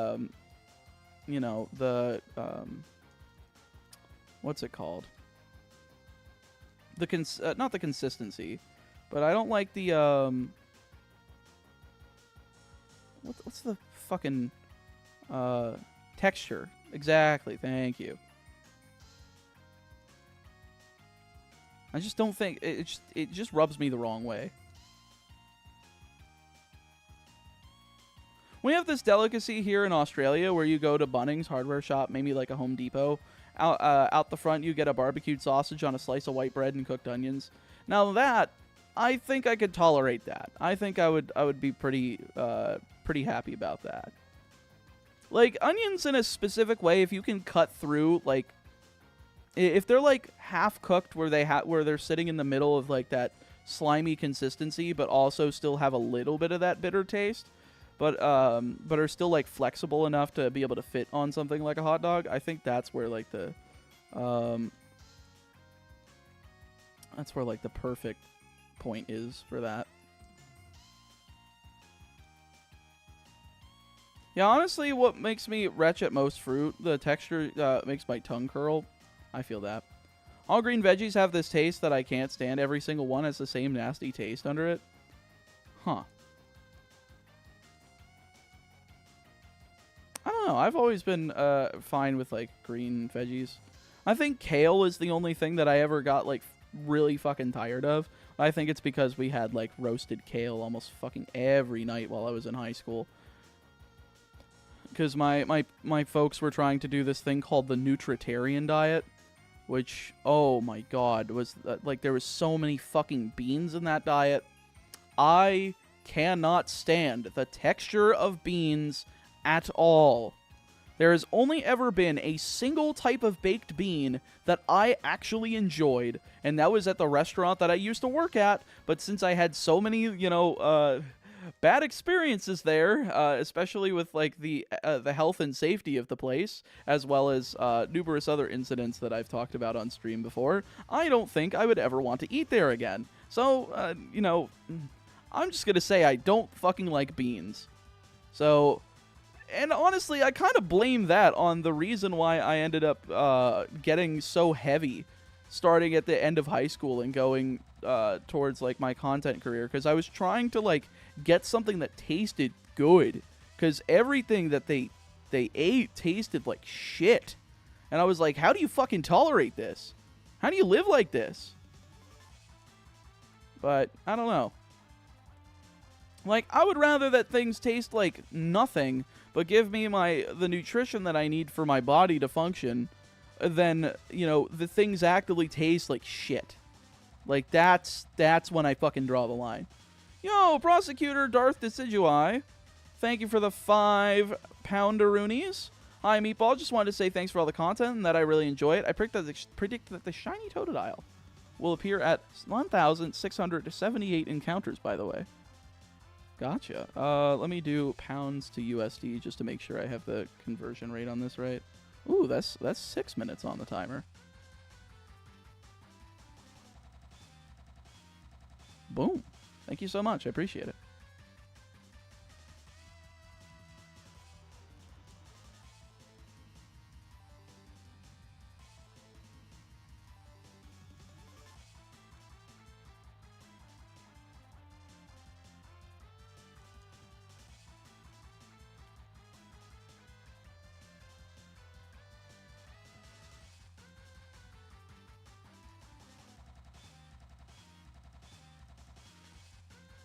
$18.18 could be a decent prediction. Of course, I'm still not. Honestly, I'm not even really expecting it to get it today. If I'm going towards odds, but as long as I get less than 8,192, that is acceptable to me. That is where the thing crosses the line. I can't stand eating beans. I almost begin to throw up when I taste beans. Yeah. Abhorred beans when I was a kid. Still can't tolerate them. Even at 23. I love refried beans and baked. Nope. Can't do it. When cooking mushrooms, use water over oil when grilling on a pan to soften it, and it needs to absorb the water first in order to let any oil inside. Ooh. That's a good tip for being able to cook mushrooms. I love stuffed mushrooms. Those shit are the bomb. Meatball, when my job sold this bacon blue cheeseburger with a peppercorn ranch spread, I used to eat boatloads of them because the bacon paired well with everything. Grilled onions, lettuce, bacon. That sounds actually pretty freaking good. 1818. So what are you doing in Crystal? Oh, okay, that's somebody else. 23,438. Chair 31, go fuck yourself. You guys know I'm kidding, but I'm being mean because you're being mean to me. Just finished my spaghetti and chaotic meatballs for dinner. Yo, JTR, thank you for committing some good old-fashioned cannibalism for me. You know, we love participating in meatball cannibalism here over at House Meatball. And no, those are not human meatballs. It's just my name is Chaotic Meatball, so of course, you know, I'm going to call eating meatballs cannibalism. It's a gimmick. YouTube, don't kill me. Thank you. Yeah, I'm hunting the odd egg. That makes sense. Best diet advice I ever gotten was suffering on the diet is a huge contributor to relapse. I agree, which is, you know, why I need to use an appetite suppressant, because if I don't, then things start getting bad. Because I will get like angry that I'm not allowed to eat the things that I enjoy, and then, you know, if I get fucking angry, I'm not able to focus on my work until I eat the shit, and then I will binge on it. Like, it is such a toxic relationship I have with food, to the point where I need like a prescription to like keep me away from doing it. Like, either A, I, you know, load myself up with this terrible food that I get physically angry that I can't eat because I will gain so much weight from it because I'm doing the diet. And then, you know, gain weight eventually to the point where I have a fucking heart attack and diabetes and die before I'm 50. Or I take the prescription drug and, like, have to pay for that the whole time I'm alive. And, like, the fact that it's also, like, an amphetamine is also probably not good for me. So I don't know. And Gym Leader Zero, thank you so much for the 3. Good luck on the hunt. My guess is 2,182. Exactly 6,000 less. We'll see. Let me add that to the timer once we hit 1520.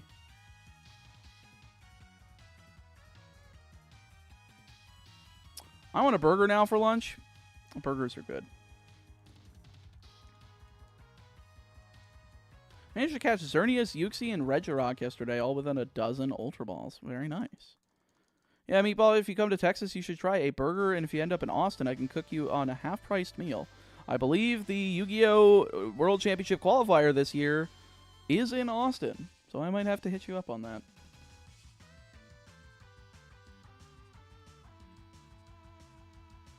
That's Totodile. Not done yet, but it is. Time added to the clock. I'm probably going to Whataburger after work now, thanks to this conversation. Oof. Well, hopefully you have a nice burger, Zuger. I think I once ate so much I felt sick just because I was bulimic as hell plus seizure meds. Oof. Yeah. I feel like I have too much of an appetite to where I can just, like, again, if the worst that it could get was that I could ingest about 7,000 to 8,000 calories of food at once without, you know, stopping. And that's when I got to the point where I was like, I need to fix things. And it's not that I don't have self-control. It's just like, I don't know what it is. It's just like this overwhelming feeling of, like, anger towards, you know, other people that have, like, faster metabolisms, and the fact that I can't eat a single carb without gaining my weight back. It's just like, I don't understand it. Maybe I have a hypothyroid problem or something. I don't know. I would have to, you know, I don't know how that shit works. If I do, then that would explain a lot. I mean, considering the fact that my dad has one, but he never got medicine for it, so he was always overweight. I wouldn't be shocked if I also have one.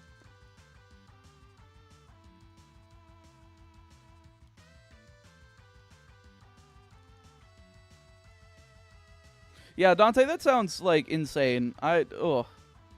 What the fuck is wrong with people? My uncle once went overseas and worked in Austin. He brought Mr. S. Mr. S. Who's Mr. S?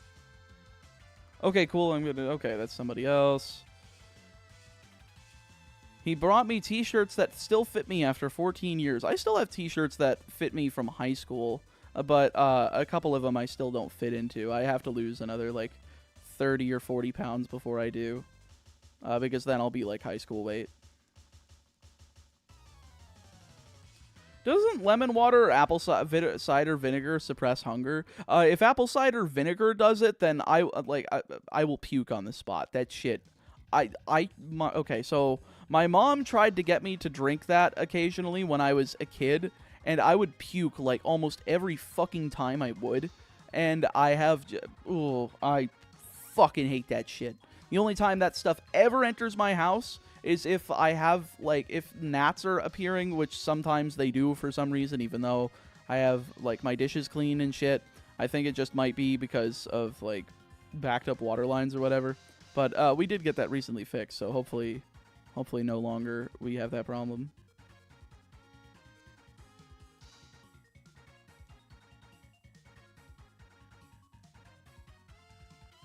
All my clothes are from high school still, 1999 to 2003. That's crazy. You could also have an insulin-resistant metabolism. Well, I guess we took blood work, but nothing, like, I don't know if, like, hypothyroid would be detected in blood work, like hypothyroidism, but they said everything for me was normal. Literally everything was fine, even at, like, being 320 pounds, like... Maybe it was because I was 20 at the time, or I was like 21 or something around there, but still.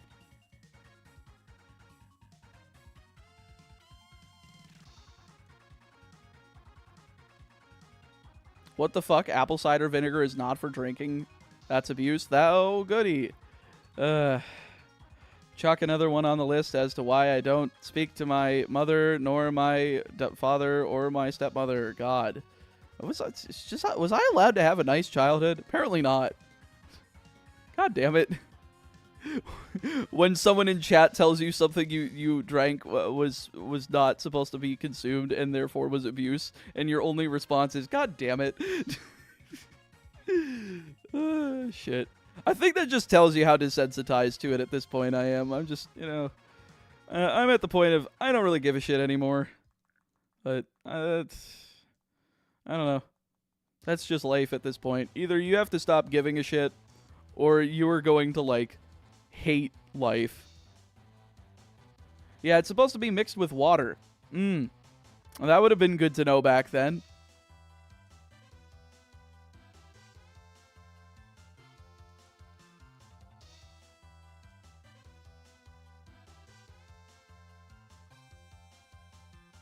Tell my wife that. Her party trick is drinking lemon and vinegar shots. That sounds terrible. To clarify, it's meant to be mixed up strongly or be used for cooking like like wine vinegar. Yeah, I would basically have to take like a shot every day of that shit. It tasted awful. Awful.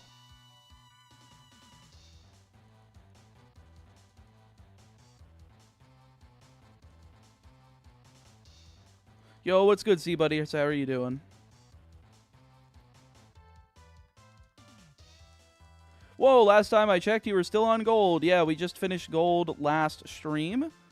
I took 2 days off, one for myself, and one that really wasn't a day off. It was just me scripting 2 videos. So... And also doing, like, household shit.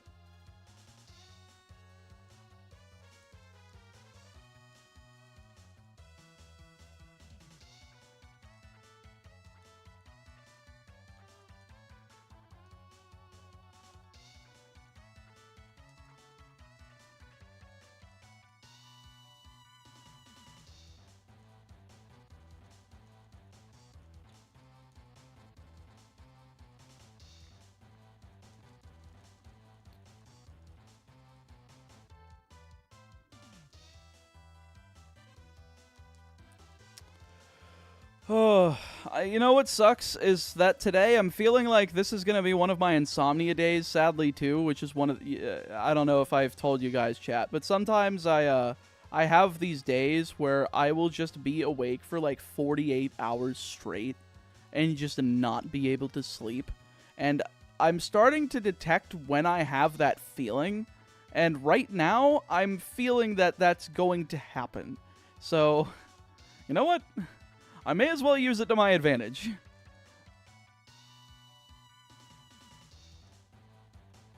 Of course, I still have to finish voicing over the 2 videos. But then maybe I might be able to get the Pal World Professor Oak's Challenge scripted and voiceovered as well. Between doing this stream and the next one.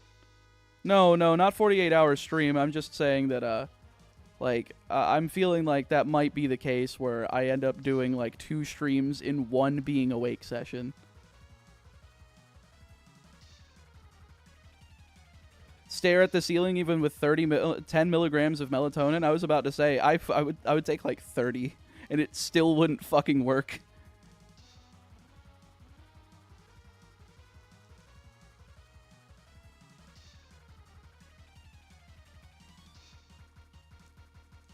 I mean, it's not as cool as it should be because I lost most of my receptors due to smoking. But it's kind of... What? Oh, drink hot sauce on the million Scoville scale from the bottle. My tongue last... Oh! Oh, that's crazy.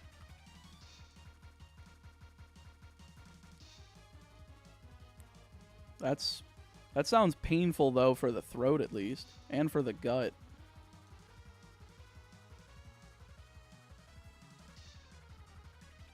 You see Apple finally approved an emulator?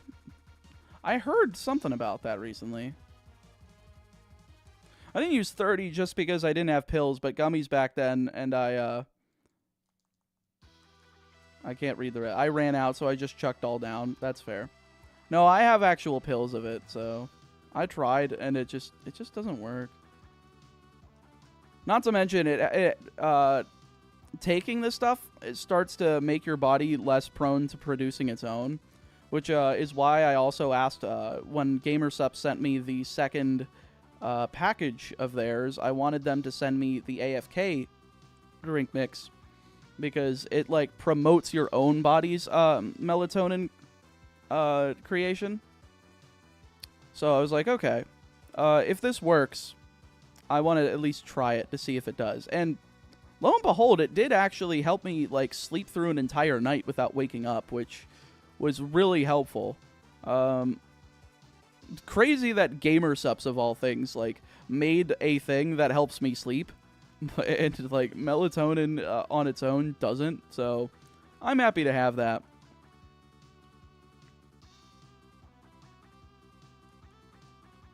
Plug your nose as you eat something hot, you won't feel the heat. I've tried that. It does not work for me. It's just sometimes things are too hot.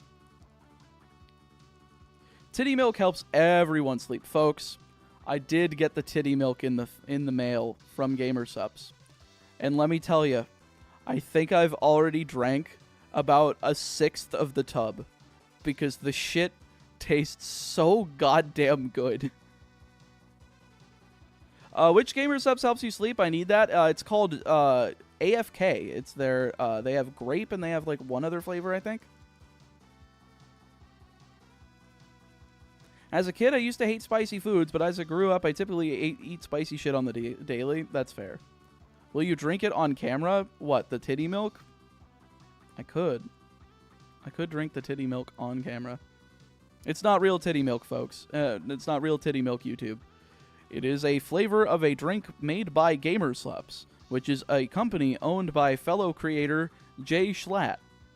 If you have a problem with the name titty milk, take it up with him. Please not with me. I think it's funny. But, yeah, maybe by the end of this next break, I will go ahead and stir myself up a cup of it.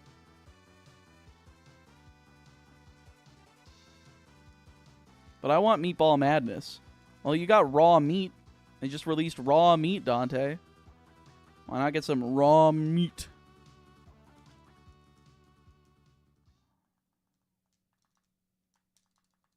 I found out a tea I drink and buy regularly that soothes me to, soothes me to sleep. Besides chamomile, I've got some interesting Indian blends with no caffeine. Intriguing.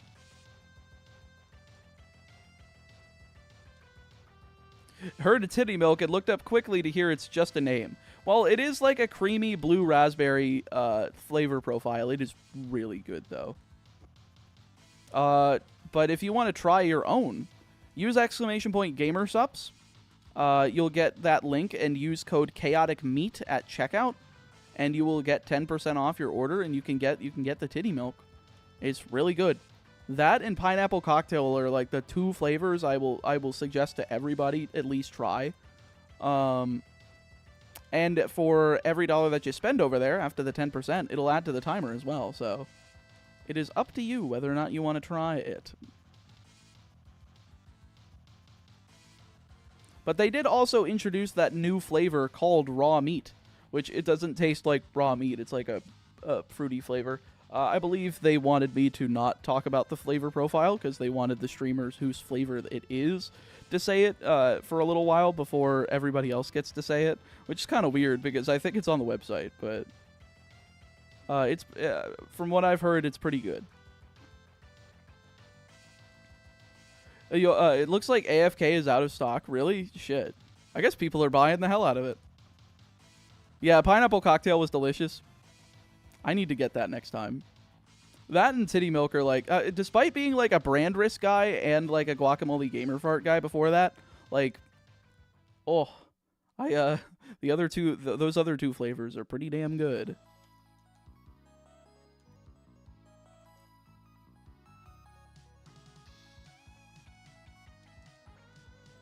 Flavor profile is not on the website. I was wondering what raw meat tastes like.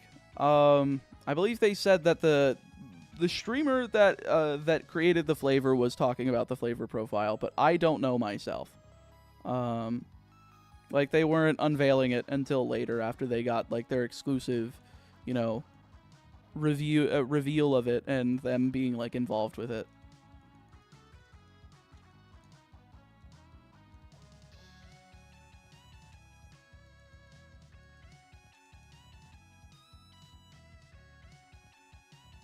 Let me see if they did say anything that I can say about it.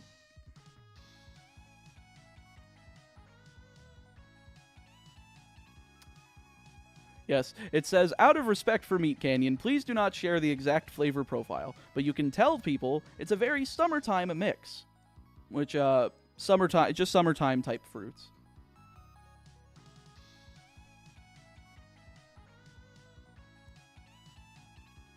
That's not shiny. Meat in Germany is so clean that we eat raw, ground pig beef with onion, salt, and pepper on buns. Sorry, don't trust it. Needs to at least be rare at the very least to like cook it, like sear it at least a little bit so that the bacteria is, you know, cooked. Like, there's no way your meat is clean enough to like. No. God, no wonder European countries are fucking insane. Is the Brand Whisk one good? I still have my free packet. I haven't tried it yet. I like it a lot, yes. It was my favorite, but I only had a few different flavors. And then when I tried the, I tried the other two, the pineapple cocktail and the titty milk, I was just like, oh, all right, that one went to number 3. What's wrong with Totodile's jaw? Wait, where's the bottom half of his mouth? I can't see it. Like, the sprite is fucking with my eyes. Like, it's all blue. Where's the bottom half of his mouth? Huh?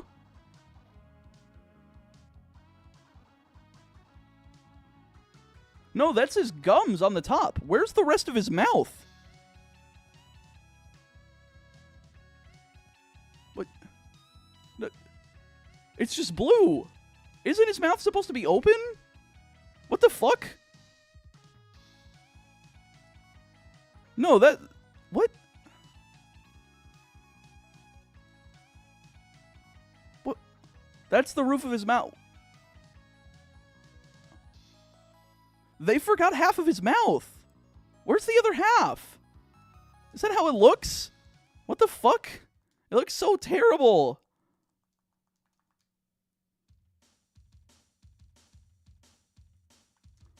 I didn't notice until just now, and now it feels cursed. It looks like shit. No, I remember him having a bottom jaw. I remember Totodile having a bottom jaw. Where did it go? I was just looking at it. I got Mandela affected in the middle of the stream. It wasn't like that before. No, it wasn't like that like 2 hours ago.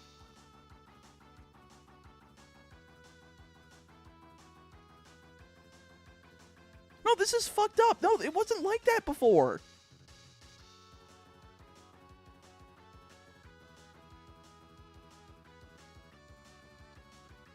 In gold, his mouth is open. That just doesn't look right.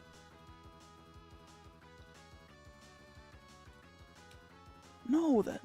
Oh. Oh. Oh, I see. It does... Okay. I had to look at it from a separate game. Now, or from, like... Because the black pixels were not really well shown. But yeah, no, it does look like his mouth is closed. Okay, so yeah, the gold sprite does show the mouth open. But, like...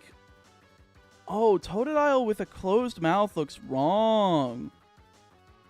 Ugh. Okay. Maybe I was wrong, but I could have sworn it was open in this pose.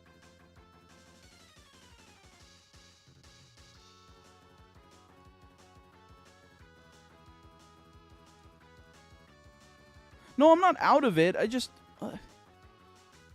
I thought it was open the whole time. I thought that, like, the game was glitching. Like, what the fuck? He looks fine. You're tweaking? I'm not tweaking. I've been here the whole time. I don't know what happened. I swear, I feel like I just got Mandela affected in the middle of my goddamn stream. Like Duck. Wait. No, Duck's name used to be 4534. Not 4524. No, I totally got fucking Mandela affected. Again. It keeps happening.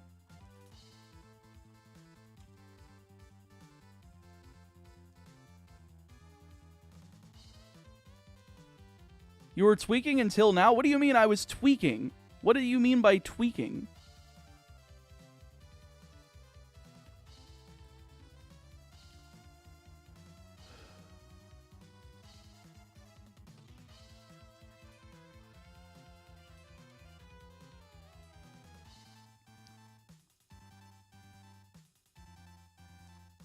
You saw it as open? I did.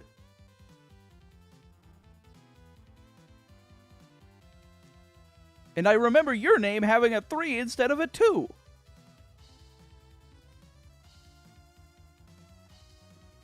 Maybe my brain's just fucked right now.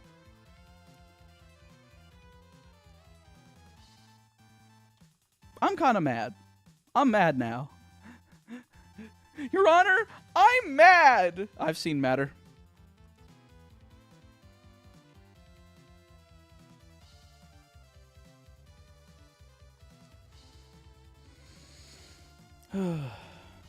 Mandela effect is fake. Mandela effect is not fake.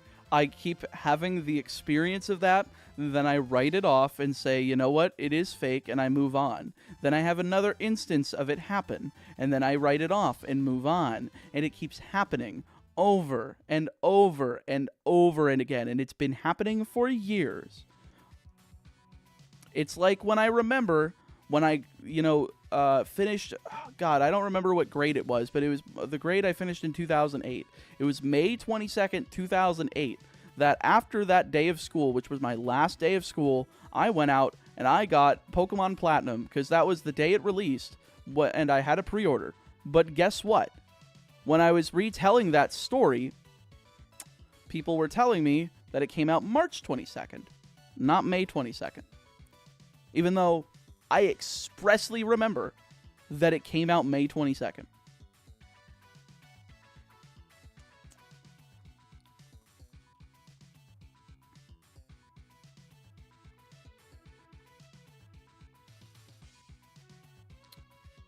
No, Exotic Cookie. This one was from like 2 years ago. Like, this was one that stands out in my mind from 2 fucking years ago. And they just keep happening. Over and over again. Oh, I know that gold and silver have separate sprites, yes. The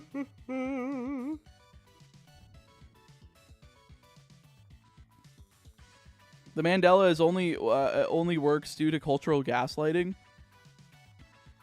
See, but I kind of want it to be true. Because then it would prove that I'm not just fucking insane. What 2 in my name? I thought that you were 4524, not 4534. I could have sworn I remembered 4524. I don't know, maybe my brain is fucking losing it. This is Silver's Totodile Sprite. I know it's Silver's Totodile Sprite.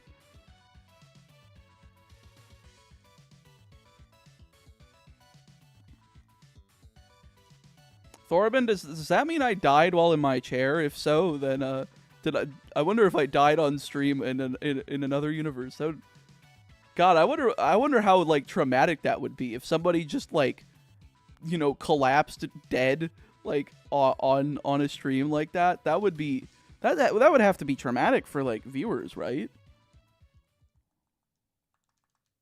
Like, I would imagine.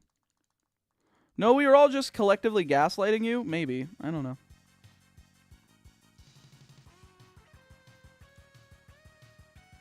His bottom jaw fits inside his upper jaw, which helps it seal for swimming and not swallowing water.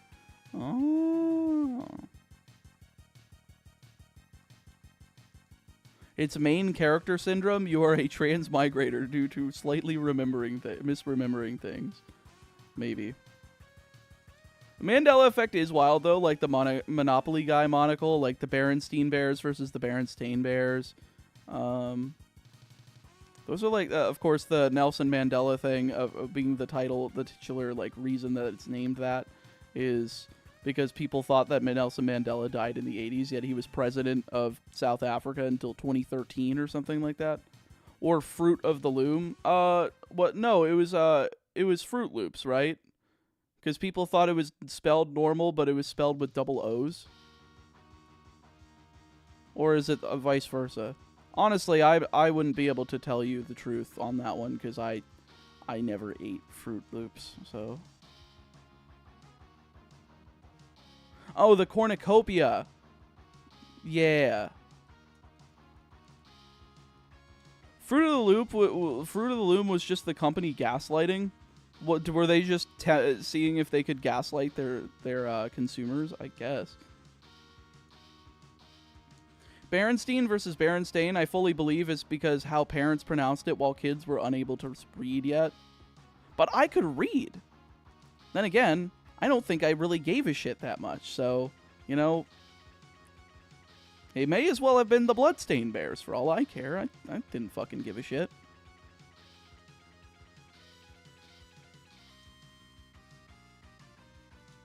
Is half the chat admins? Reminds me of those companies that have too many chefs and not enough chiefs and not enough Indians. No, the green names are members of the channel, Joshua.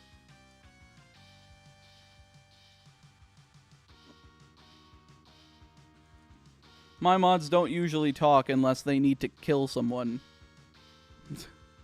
Wait, is that an AVGN reference? Yes, it is. Oh, that was one of my favorite episodes, was the Berenstein Bears episode. I love that shit. God, classic AVGN was so good. That was one of the positive things I got to share with my dad, was like AVGN episodes about games that he played as a child, like fucking Ninja Gaiden. Oh man, he thought that shit was hilarious. It's such a good episode. I fucking love those videos. Those things were nostalgic for me, man. I found them when I was like 11. I should not have been watching AVGN when I was like 10 or 11. But God, was I watching every episode. The Castlevania videos as well. Ugh. Even the newer episodes that have been less screenwave intensive, like the Contra How I Remember It, the Doom video, the Final Fantasy VI video. God, I am loving that, like, James is just getting to go on his I get to play good games arc after fucking 20 years. The Home Alone ones with Macaulay Culkin was great. Like that one specifically was pretty good. There was so many classic episodes. Man, the what was it? The Crazy Bus, the string of ones in 2015 of all those really shitty games of that with Hong Kong 97. That was, I think, right before the Screenwave takeover. The one that they shot in one take. What was that game called? I don't remember. But I remember that I heard that was like a really big process, and I looked at the video and I'm like, wow, what a cool creative feat for something that like people might not care too much about, but also like as somebody who's studying like trying to make creative videos, even though yes, I only do really Pokemon challenges at this point, even though I really want to do more. Like it's cool being able to see those as inspiration and be like, okay, let me jot that down in my pile of notes that I have. Oh, is it AVGN time? It is, JoJo. We definitely started the AVGN discussion. That one take vid was the WRPG game, if I recall correctly. Okay. I would have to watch that again at some point. I remember the Mega Man games on DOS being like one of the last good episodes before the Screenwave takeover, I think.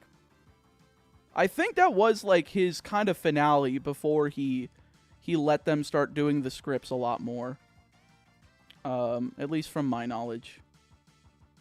Because I did listen to a lot of, or I did read a lot of like Cinemassacre Truth.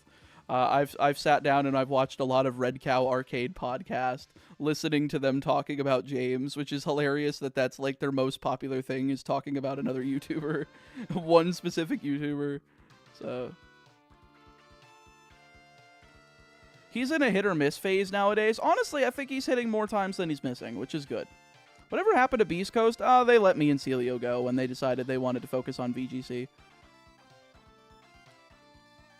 It's fine, though. I mean, putting challenges on their channel, which I did a few of that are exclusive to Beast Coast Pokemon, the people that were in my comments were just like, why the fuck are you not just uploading both here? Why are you with them?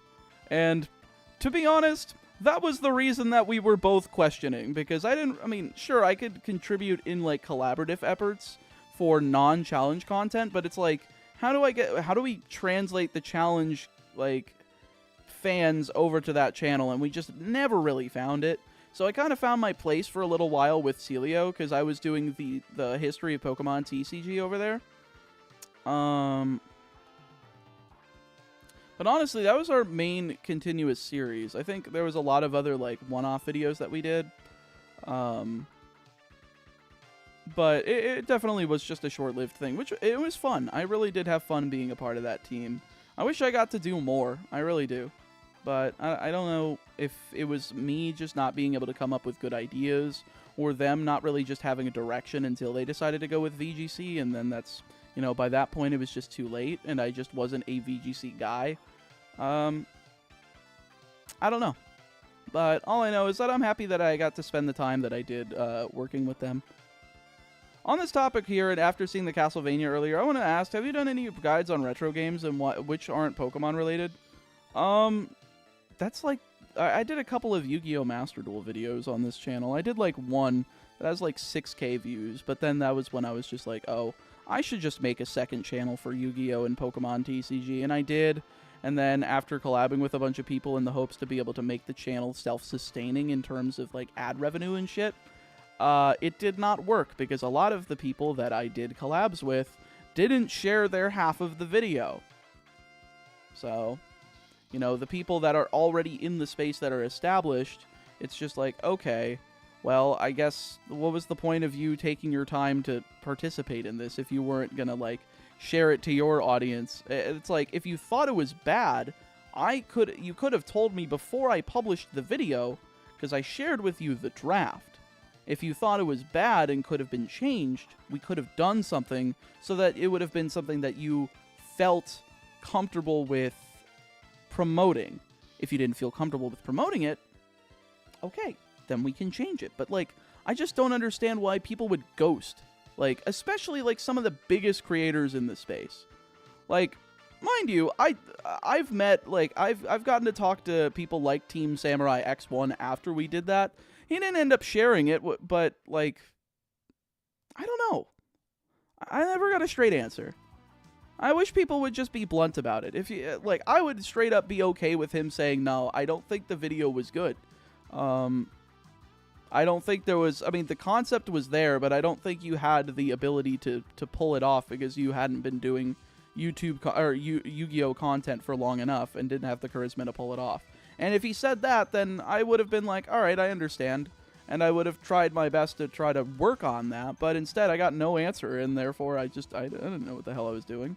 So, yo, viewer from Greece over here. It's so good to see someone talking about AVGN. Not a single person cares about Pokemon and AVGN over here. Well, no, people care about that stuff here.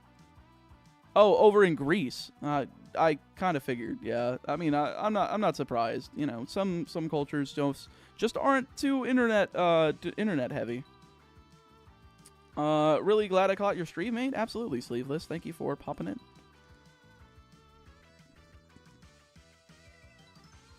I feel like they ghost because they don't want to tarnish their channel, but that's why they could give feedback to make it better. Yeah, but also when it did get shared by like MBT, because I'd like to say decent friends with MBT. Sometimes I always feel like, or sometimes I feel like, oh, is this too parasocial?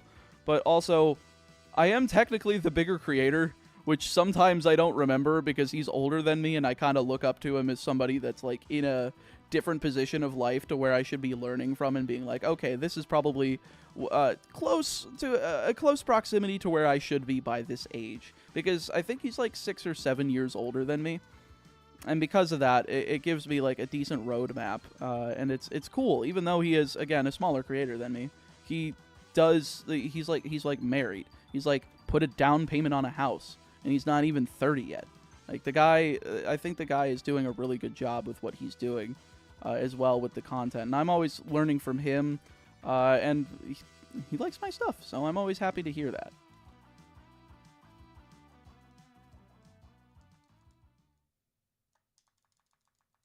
Castana, I don't think he pulled one on me. I just think that, you know, I think he just either he felt bad and didn't want to like scrutinize me, or like he did. Maybe he just completely forgot because he's a really fucking busy guy. So, which, you know what, if that was the case, then that I completely understand, because I forget shit a lot.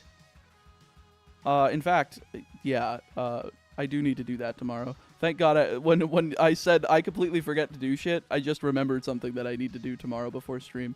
So I'm glad I did. I'm gonna make sure that keeps that's on the forefront of my brain.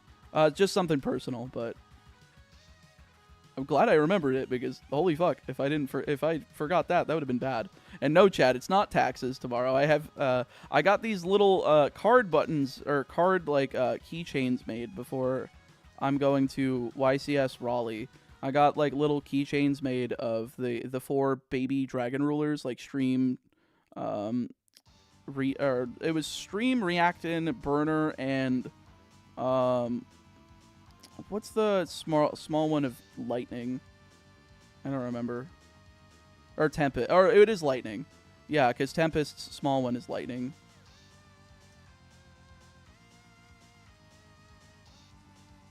We are internet savvy, but it's a whole different culture, especially the Pokemon community. That's fair. What are the odds? 1 in 8,192. Yo, what's good, Wallum? How are you doing? If you take a look at Smogon tournaments, country versus country, we're actually really good at VGC. Sheesh, that's pretty good then. I would have to look, but I mean, I'm not too familiar with the whole Smogon scene.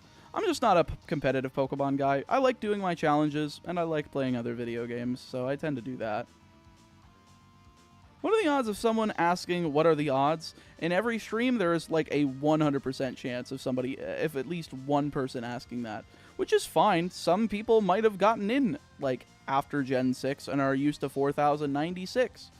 And if they did, damn, you are a child.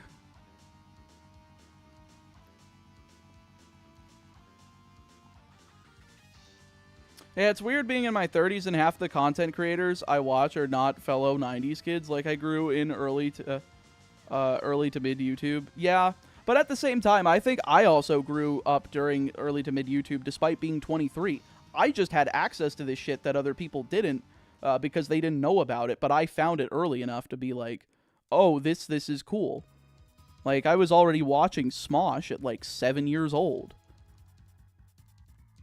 Like, I probably shouldn't have been, but it was cool, and it led me to, like, want to do this as, like, a full-time gig. And I got to watch, like, the evolution of YouTube over the course of a decade and, like, almost a decade and a half before I started doing my own videos, and eventually this channel popped off. Because I did have, like, 2 channels before this. They're both deleted by now, but one was for, like, Let's Plays when I was, like, not like, really young, but when, like, Let's Plays were still a big thing on YouTube. But I had no, like, there was no way I could ever be successful while also trying to, you know, not get my parents on my back during that time. And my video game music cover channel, which did get up to about 700 subscribers, but I don't think they were ever that good. I just never could figure out how to get better because I guess nobody was willing to share the secret sauce, which I completely understand. They kind of want to keep that stuff to themselves so that they can, you know, keep their, you know, stronghold on the market of video game covers. But, you know, just, and especially because I was also still in high school and I couldn't afford a bunch of fucking plugins and guitars and shit.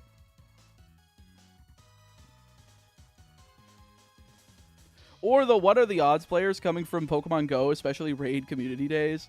Yeah, because they're used to getting a shiny in like 1 in 30.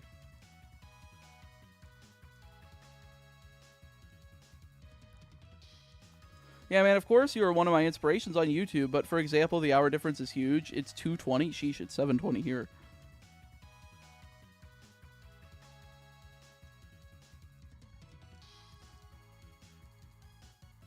Tackling the Monday morning work email avalanche. Woo! We love Monday mornings. Monday mornings.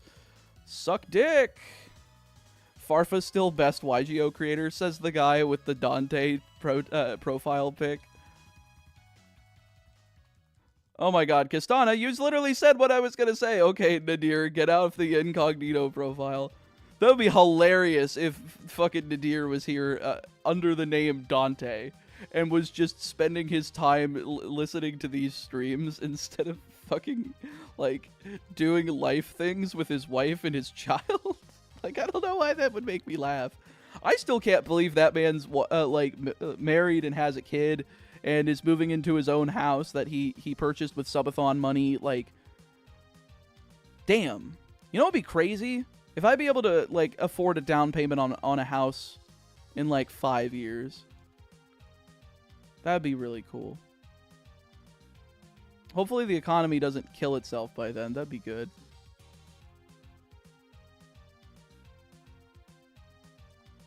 They're watching too. True. Oh yeah, I was a very busy child though, Dante.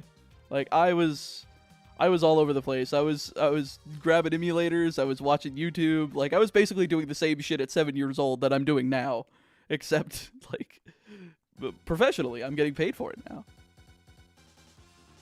So, you know, if only 7-year-old me was competent enough to do what I'm doing now, I could have gotten paid 15 years ago. 15 years ago? 16 years ago. Shit. Really was that long ago. What the hell?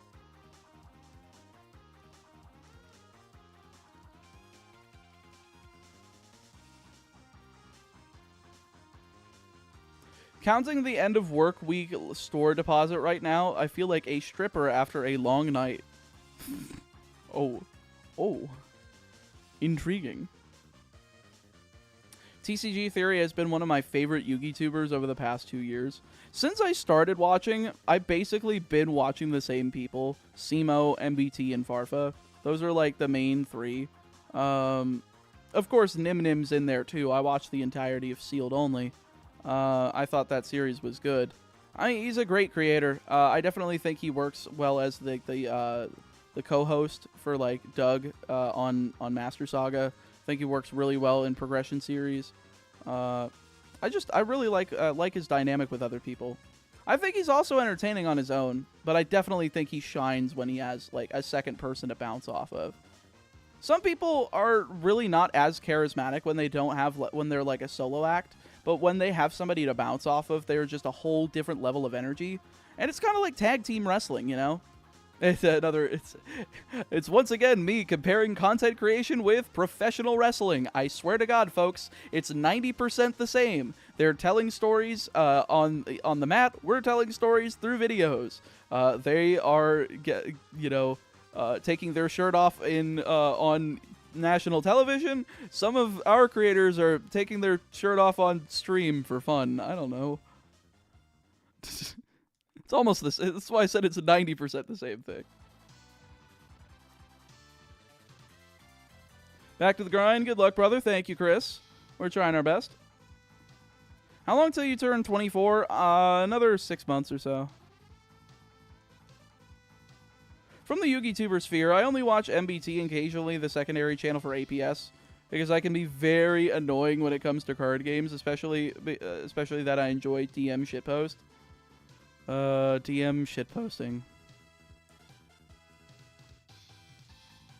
Speaking of which, if you enjoy DM shitposting, or just like DM in general, A-Drive just did another one of those box breaks. I was there last week for base set 2, but today he ended up doing one for an unlimited 2002 Legend of Blue Eyes White Dragon booster box, as well as a prototype Alestrals booster box with it, and they had a good number of creators there. They had MBT, they had a couple of my good friends like King Scarlet, they had Caleb.exe, who you guys will be seeing on this channel in approximately 2 weeks. I think Saturday the 27th, we're going to try to do a stream of some of the shiny hunting, but we're only going to do a couple. We're probably going to only do it for a little while. Then we're going to do the Alestrals tabletop stream, because I got that creator package, which you can see the box for over there, and like the booster box right there. I ended up getting that from A-Drive like last week, and I want to be able to play it in paper, and I do have, if I can show it,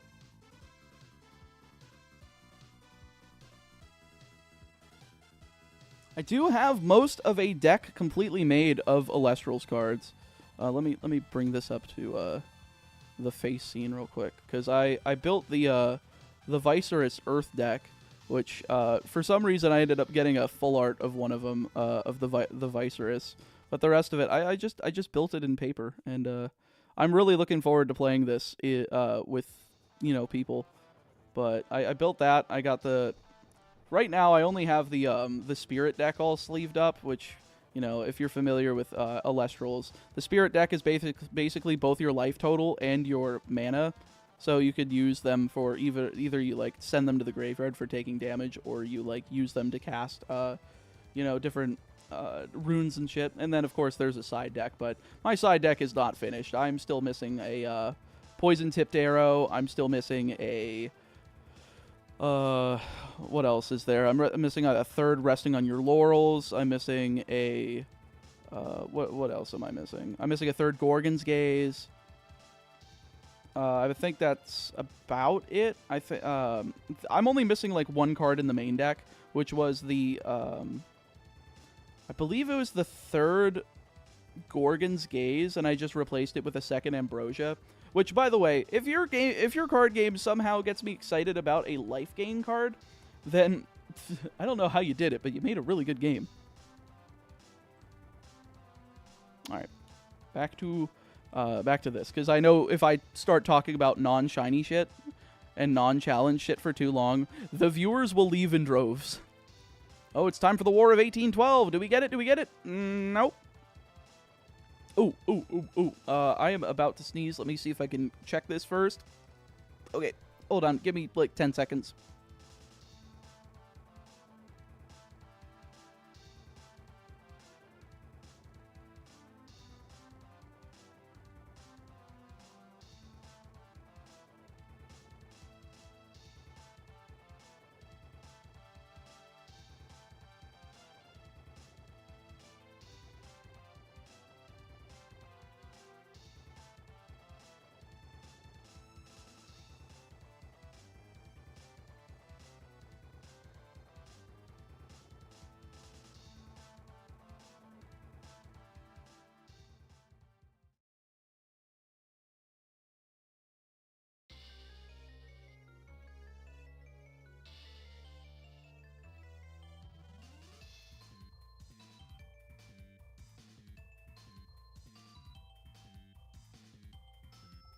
Damn, I really needed like 3 tissues for that one. Sorry about that, folks. What am I getting pinged for?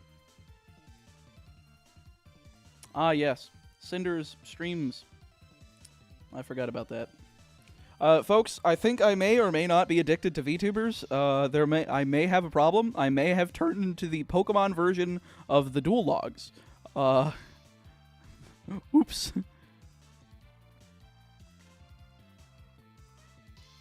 Speaking of which, there was one that I actually recognized recently, semi-recently, because I want to like do a VTuber like Pokemon Challenge Invitational where I get like 8 smaller folks, like 8 smaller creators that are like VTubers. I also want to get like 8 bigger folks, bigger VTubers, and I want to put them like one-on-one in a 16-person bracket, and I want to like do like a 15 video series where I go over each like pair of runs until we get to the finals, and I want to do like a really big prize for it. Like I want to incentivize them to want to join, like a $5,000 prize or something. But I would also need like viewers to help me, especially with this series. That's definitely one that I really want to do.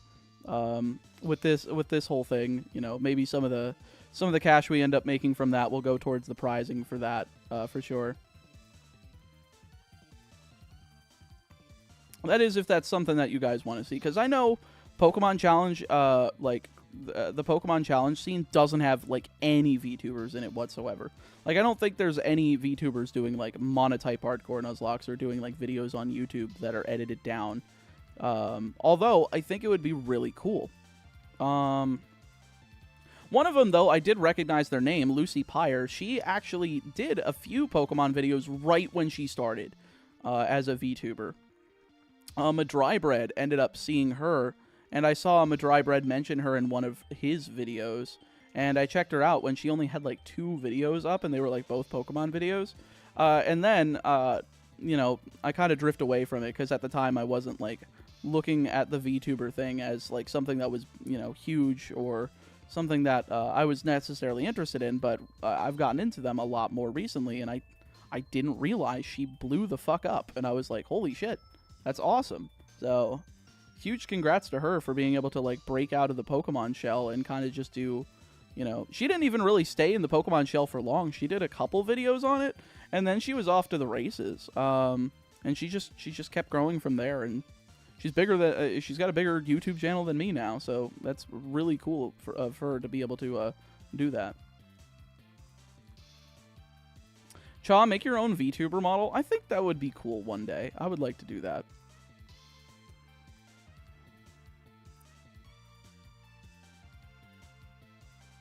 I mean, I know people already know my face, but I also think that the VTuber thing is, like, really fun for people. I think it's just cool to have that avatar sort of thing.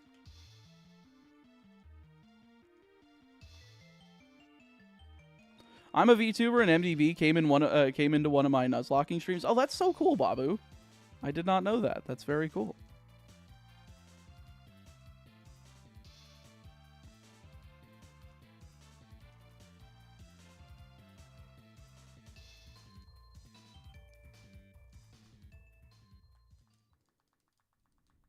I would love your little meat drawing avatar as a VTuber model. Now, I would probably do a more, you know, just casual sort of dude. Like something that looks cool, but also somebody that, you know, has something remotely, like, resembling human. I don't think I could do an animated meatball with a face. It'd be funny, though.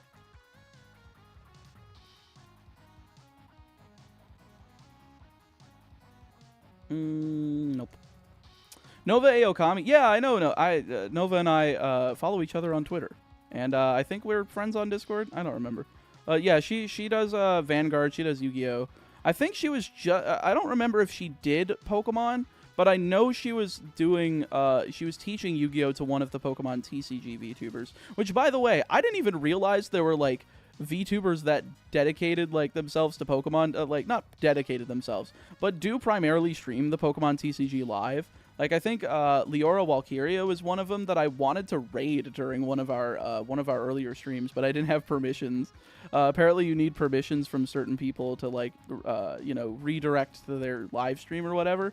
I didn't have those from her, but I don't know her well enough to be able to just be like, hey, can I have those so that I can, you know, redirect my viewers? I might ask her privately at some point if I have the chance. I don't know how to message her, though. I'd have to look.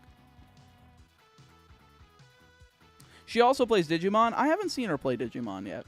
I did end up watching. I think I got mostly into her a lot more once she did the stream with MBT. Of course, you know, MBT's very good at helping sell people with their dynamic. Like, he's just really good at bouncing off of other people. Like Rima and Asagi. Yeah. That's what I wanted to do. I just like being able to spread the you know, spread the folks to other people that I enjoy being around, you know. Fun times. One of the girls from Mythos does the Pokemon TCG. I don't really follow orgs too much, though. I'm mostly an indie guy. Orgs just feel too, you know, corporatized. They can graduate, like, I don't know. Like, you don't know who the person is behind it. Like, what if they end up graduating? Are they even going to be, like, followable? Or are they going to be able to do content afterwards? Is that something? Are they just moving on, and that's just like the end? And it's like, oh, yeah. I always feel bad for the people that unfortunately have those, like, parasocial relationships with the creators, because, like, those, I imagine those people, like, are fucking devastated when that sort of thing happens. So, yeah. Once I start streaming, I would really like to make connections with a lot of the card game VTubers. Yeah, I really wanted to. That's kind of what I ended up doing. I think the start of it was definitely going to YCS 250 back in April of last year, because I met a couple of the VTubers, or I met, I think, one of them specifically, and that was Ame. I met her there in person before I even realized she was a creator, and then I got to know her better afterwards. Then I went to TwitchCon about 6 months later, and then I met a lot of other of the card game VTubers. Miwabel, who we're planning on finishing the Soul Link for Pokemon Emerald hopefully soon. That might be something we end up doing here on stream in between some of the shiny hunting, just so that we can finish that up and I can make that into a video, because that's another video that's, like, sitting in my computer and needs to be edited at some point. I met her. I met Leah Asimov. I met Yurei Riri. I met who's the other ones that I ended up meeting? Stimpack was one of the other ones that I ended up meeting that's in, like, the Yu-Gi-Oh! Space as well. There's a lot of VTubers in the Yu-Gi-Oh! Space, which is kind of cool. They're, like, a whole different section of people, and it's just like, oh. Like, I'm surprised, because they emerged, like, 2 years ago, around when like, maybe a couple months after Master Duel released at the latest, and we just didn't realize they existed for the longest time. Until, you know, semi-recently, once, I think it definitely was helped by the dual logs being so ingratiated in that community, which I also met him from TwitchCon. That was cool. I met my partner through VTubing. Oh, that's so cool, Captain Purple Heart. Would a Nuzlocke work in Falsebound Kingdom? I have no idea. Never played it. Basically, all my relationships are parasocial. Oh, well, I don't know. Just make sure you don't, like, get hurt off of that or be weird, you know. I know when I was in high school, I had a pretty bad problem with how to manage parasocial relationships. And I definitely think that once I became a creator, I was like, oh, I was really cringe back then. Oof. Like, it was bad. Mori Calliope is the only Corpo VTuber I watch. She also has IRL streams outside her Corpo streams. Oh, like as herself or something? That's kind of cool. I fought a VTuber in Grand Blue Fantasy versus Rising. Oh, that's cool, Metal Man. I actually ran into 2 different VTubers while I was doing Master Duel Ladder. I ran into a Japanese VTuber named Wanko, she was playing and I was on at like a ridiculous hour, but we ended up matching up and she kind of just like murdered me on there, which, you know, I kind of just bricked because I was playing Drytron. I really didn't have too many plays to play through, especially because she went first. I didn't really have anything to go, to play through what she had, but I ended up going into her chat because I saw that it had VTuber in her tag, so I just used like an image to text thing. So I just put that put her username in, and then it showed up. I copy pasted it, and I saw that she was streaming on YouTube. And I just used Google Translate to be able to say hi and just mention that I had just faced off against her, and it was really cool. Like just being able to bridge that gap of like language barrier. And she was like, oh my god, there's a big Pokemon YouTuber from America. What the hell? What was the likelihood of that? So, and that was the first time that happened. She ended up following me on Twitter too, which was kind of funny. But I do occasionally tune in. Of course, it's hard for me to understand the whole thing because like she is speaking Japanese in that, but it is still cool to be able to you know, hear that and like have be able to like, you know, try to communicate there.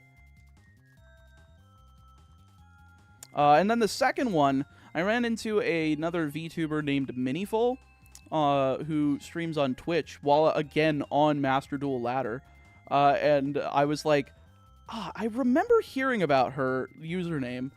We were actually supposed to be in an Edison relay event, and we were already in a server together. So the fact that we matched up on Master Duel Ladder, of all places, when we already were like tangentially close to each other in terms of like, you know, an event that we were going to do. I don't know what the likelihood of that, but it was very fucking low. But I had just jumped into her chat. She spoke English, so it was very easy. But I jumped in there, and she's like, "Oh my god, are you?" Because she had like, I think she had like usernames off or something. I don't remember. I know Wonko did, but I don't think Minnie had her usernames off. But so I jumped in there. I was like, "Hi, I just faced you," and she's like, "Oh my god." So it was the same thing that happened with Wonko basically, but it was I was just like, "Yeah, I think she thinks she beat me again. I don't know why every time that I face off against VTubers, I just get destroyed, but it's very funny. There was this small VTuber Master Duel tournament when the game was coming out. I poked my head in, and everyone was talking about how glad they are that Maxi was legal in the game. No, not a VTuber Maxi Echo Chamber. No, I hate it. At least some of them have learned.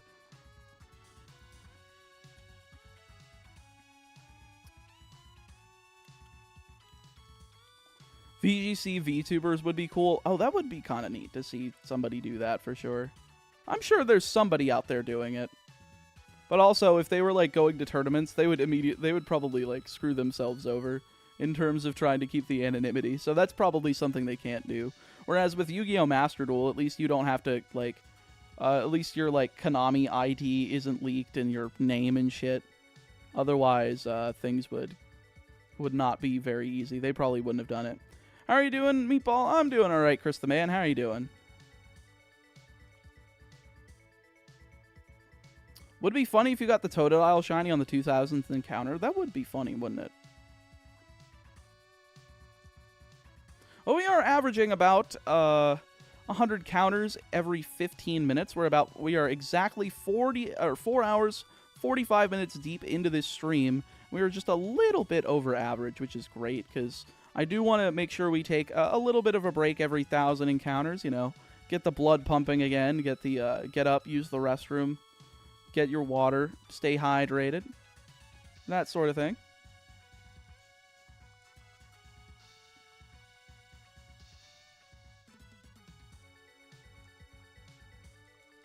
Bathroom breaks, of course. You know, gotta be healthy. You gotta stretch. You gotta use a bathroom break. You gotta stand up and walk around for a minute or two, so you're not sitting down the whole time. I think it's healthy. I played Super Heavy Samurai as a pet deck since Invasion Vengeance. I kind of stopped going to in-person events when Scarecrow got banned. I bought Super Heavy Samurai right as Syac released, And then when they banned Scarecrow, I'm like, what the fuck? Why did they neuter this deck immediately? Are you kidding me? Like, I had just bought the whole thing, and I was like, I was having a good time with it. I thought that it was doing well. Because it was something that I could pilot to a pretty good ability, mostly because I'm very good at memorizing spreadsheets and playing through hand traps when I've memorized the combo lines. But, yeah, when they did that, I was just like, that was when I also stopped, like, paying attention to in-person events. Like, not in-person events, I still go to YCSs, but I usually just go for side events. I don't play the main game, usually, unless it's Master Duel. And that's why, you know, I've managed to avoid Snake Eye meta. I played Snake Eye on Master Duel, but eh. And honestly, I'm kind of falling out of Master Duel too, just because I don't want to take the time to always have to grind my dailies. I guess I don't play it enough. Like, there's not enough content for me to want to like always like get all the cards for like from the new packs and shit. And it's just, I don't want to spend $80 every time a new pack comes out just to be able to pull like 3 of everything if I'm lucky.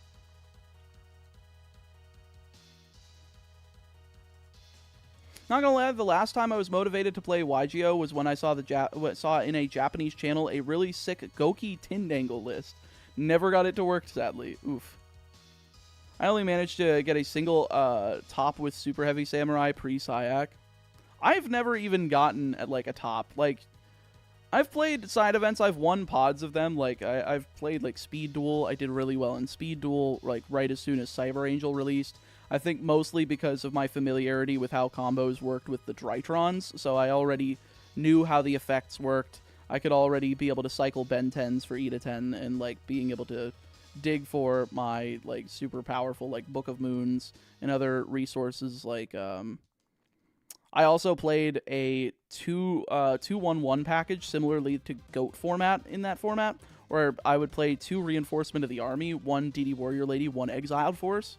And usually, I mean, people were not expecting that. They were usually just expecting DD Warrior Lady. But if you mixed it up and you went for like Exiled Force, they'd be like, oh shit, I need to book that. And then you would like book their guy and you would still be able to retain your like pop. So I watched you play Edison with Ruxin, which, by the way, was awesome meeting the guy. He's really cool. Ruxin's great.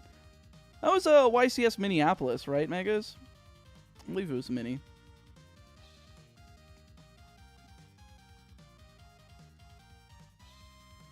Or I don't remember specifically, because I think what it was you, it was me, it was Darth Nash, and it was I don't think the fourth guy had a username or anything, but I do remember his name because I ended up running into him at one of the recent YCSs, and I'm like, what the fuck are you doing here? I thought you quit.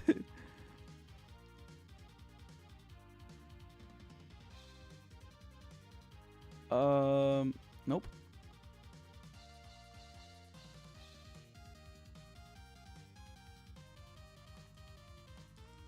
Out of curiosity, have you looked into Kingdom Duels? I have not. Yeah, it was Mini? Okay.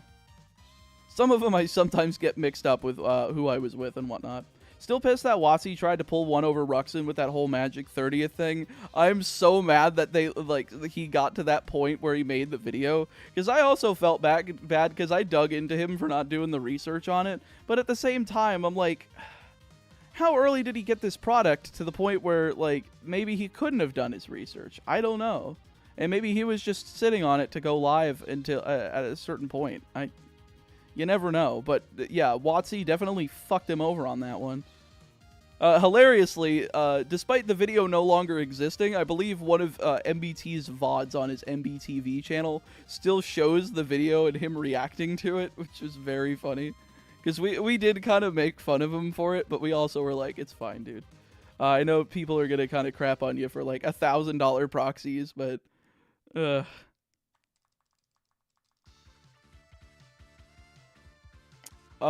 2 decks I currently run in Master Duel are Masked Heroes and a combination of Sulfachord and Sarctics. Metal Man, you should put the Masked Heroes list in my Discord server. I'm a bit of a hero specialist. if I say so myself. I might, if you want to help a little bit of spice, you could always throw that in there. Speaking of which, if any of you guys have not joined my Discord server yet, it is !Discord in the chat. We've had over 100 people join over the past 2 weeks, and it has been fantastic seeing the amount of really cool people coming in, the amount of fan art we've been seeing in there, just the amount of activity that's been in there lately. It was a little bit of a barren wasteland for a bit, so I'm glad to be seeing that. I would be playing VW if I was playing Master Duel in actual play. Honestly, the Armored Xyz cards kind of make it cool. Hello, bye. Bye. Sometimes YouTube chatters gives me a little chuckle. Hello, bye. Okay, bye now.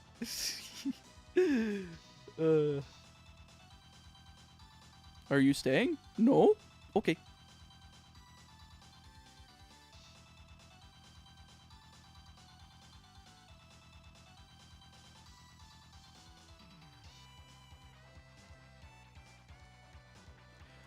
I haven't touched Master Duel in a long time, but the main deck I used was Gem Knights, which I posted a video of a crazy comeback. Oh, I was about to say, are you playing Gem Knight FTK, or are you playing just, like, shitty Gem Knight? Because, I mean, Gem Knight FTK is still technically legal. The fact that they left that Brilliant Fusion is still legal in that game is, like, mostly FTK, okay. Yeah, Brilliant Fusion could come back to the TCG. Surely. Like, is giving a deck an extra normal summon at the cost of, you know, making them play Gem Knight Garnet and, like, a light target in their deck worth it? I don't know. It seems fine at 1 in Master Duel, but also I think it seems fine at 1 because they only get to play the Garnet ratio of 1 Garnet to, like, their Brilliant Fusion, so they're as likely to draw the instant fusion as they are the Gem Knight Garnet, which is very funny. But I don't know if I could say it would be good at 3. I think it would be a little bit bad. It would be a little bit iffy to, like, monster combo decks if we gave it to them at 3. Although, again, without Borreload, Savage, and Bear and DeFleur, maybe it would be okay. I don't know.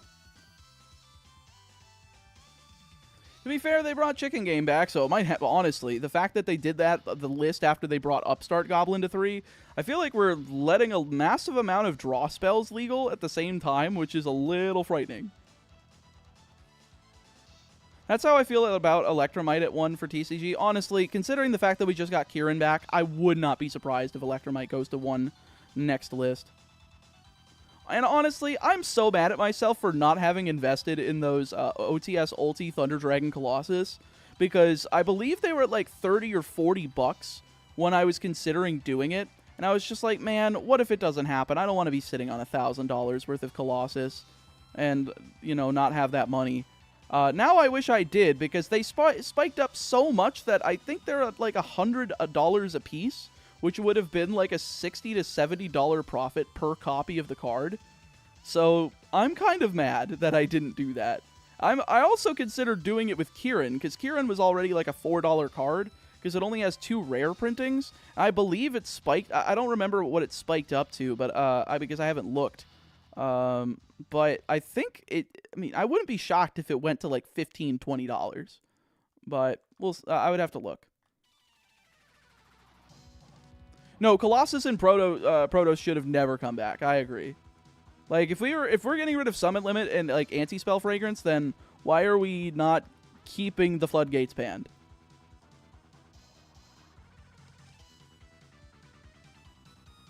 I mean, Toss format is really fun, and you could have kept it for that format. I do not like Toss because I don't want to have to play any format that requires me to play against Sky Striker.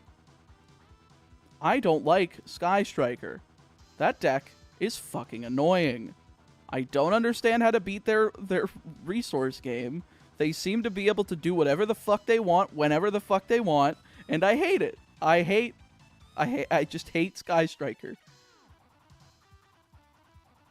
Oh my god, I hate Ray. I hate Sky Striker Ace Ray. This support card better ruin the fucking archetype. Yo, what's good, Kobe Mark? How are you doing? Average experience against stall in Pokemon TCG? Why do those players insist on floodgates being interaction? No, they're not. Floodgates are not interaction. What is wrong with you people? Why did you... The people that liked Path to the Peak kindly stop playing TCGs because you make them unbearable to play. Oh, okay. All right, good, Megas. Then I'm glad that I didn't invest in Kieran, because that means the price didn't change at all from what I was looking at. Okay, finally, the Totodile sprite looks normal again. I don't know, something was playing tricks on my head earlier. Yo, what's good, Jeremy? How are you doing? What do you mean prevention of gameplay and interactive gameplay aren't the same thing? Because, see, Pokemon TCG players are afraid of the word quick effect. They are afraid of instant speed interaction. For some fucking reason. I don't know why. You, sir, need sleep. No, I got plenty of sleep. I just... Something about that Totodile sprite threw me off earlier. I just thought that it was a glitch. Like, it didn't look right until I realized what the perspective was supposed to be. Then my eyes adjusted to be like, oh, okay, it's just the mouth being closed. Hi, mate. Just joined from Australia. Sorry to see you're still on the starter. Hope you get the shiny chompy boy soon. Thank you, Joe. I hope so, too. Considering we're just past 2,000 encounters, I think we're getting there. Yeah, quick effect to get better, exactly. Oh, yeah, I guess I did say that I was going to take a break every 1,000 encounters, but you know what? I'm fine right now. I'll go until, like, 2,500. Interaction in Pokemon, disgusting, exactly. Humans will always try to find a way to make things unfun. Quick effect to stop everything. But if don't have that, people be trying to figure out to make OTK consistent. Well, I mean... In Pokemon TCG, it's not like that, because you can't really do that. I just hate that their primary interaction form, since Generation 5, has been Floodgates. Like, if you go back to Gen 4 TCG game design, like, the Quick Effect Alakazam that made you discard 2 cards to negate a Pokepower on your opponent's side of the field was based. There was also, you know... The same thing on Team Galactic's invention Power Spray. If you controlled an SP Pokemon, you could Power Spray. It was basically like Effect Veiler, like a year before Effect Veiler came out. Or you know, Wailord EX Stall Deck. Wailord EX Stall Deck from what was that? The XY format from because that one was it was from Primal Clash, right? The 200 HP Wailord. Then people would just play no energy in that shit and just stall you out. Such an annoying deck. The most annoying fucking deck I've ever seen in my life. But, I mean, then again, we did just come out of, like, we were dealing with Quaking Punch, item locking Seismitoad EX from Furious Fists, which sucked. Night March, which I actually really enjoyed Night March. I thought Night March was based. Is Quick Effect instant speed? Yeah, basically. You can use it on your opponent's turn. That's like that's what it means. Pokemon already seemed like a slow TCG. Slapping Floodgates on it seems unbearable. I never really dived to the TCG much. It's the reason I don't really play it anymore.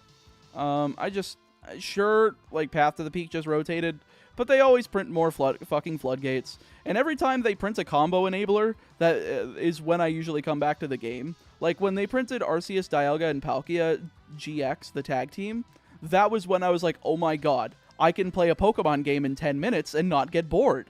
And that's why I went back. Because I stopped. Like, I was still playing with Shaman legal in XY, because I thought that was a fast format. That was a fun format. I really enjoyed playing Night March in that time. I stopped when, you know, Tapu Lele GX was printed, because I was just like, I don't want to pay money for this. And then the format got slower once they got into this Sun and Moon era, and I'm like, oh, okay, so this game's really boring right now. Thank God I stopped playing it and stopped investing in it.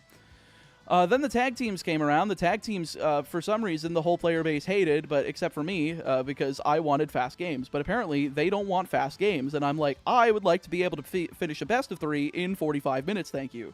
Like, I do not want to have to go to time, especially because time rules in Pokemon is fucking stupid. Because, sure, if you're ahead on prizes and you're 1-1, guess what? You don't win if you're ahead on prizes. You just draw, which is the stupidest shit ever, and I refuse to play that shit. Oh, you probably wouldn't like Kingdom Duels then. I don't know what Kingdom Duels are, but yeah. If it's not like blazing fast, I can complete a game in 10 minutes, complete a best of 3 in like 30 to 45 minutes, then no, I don't want to play it. That's why I'm excited about Alestrals, because I feel like you can get through a best of 3 in like 45 minutes. The games are back and forth, but still interactive with counter runes that you can play on your opponent's turn. And there's still the evolving mechanic of Pokemon, which, like, through, like, ascending your Alestrals. But with that, it's like, you would think it's slow, but it doesn't seem that slow. Like, I guess the turns are fast enough to where it's not really a worry. Instant speed is so common in Magic. Pokemon players would probably lose their mind at some sort of instant spell that could do almost anything without having to discard. I mean, that's why I thought like that Alakazam that I mentioned earlier, that I was in the Diamond and Pearl era. That was discard 2 cards, and it's just, you know, targeted effect negation on your opponent's side of the field with Poke Powers. It was great against like setup Uxie. Like that shit, being able to negate setup Uxie and basically prevent them from ever throwing those down on the board at that time was broken. It was great. It was also, like, that's why Power Spray was also broken, because you could negate Uxie. Which, by the way, for any of you who are unfamiliar with Uxie, if you've ever read Shaman EX with the setup ability, that's literally the same thing that Uxie has from the Diamond and Pearl era. When you bench it, you can, I think it's, discard your hand and draw until you have 7 cards in your hand? Or it's just draw until you have 7 cards in your hand. I don't remember exactly, but it was basically the same as Shaman.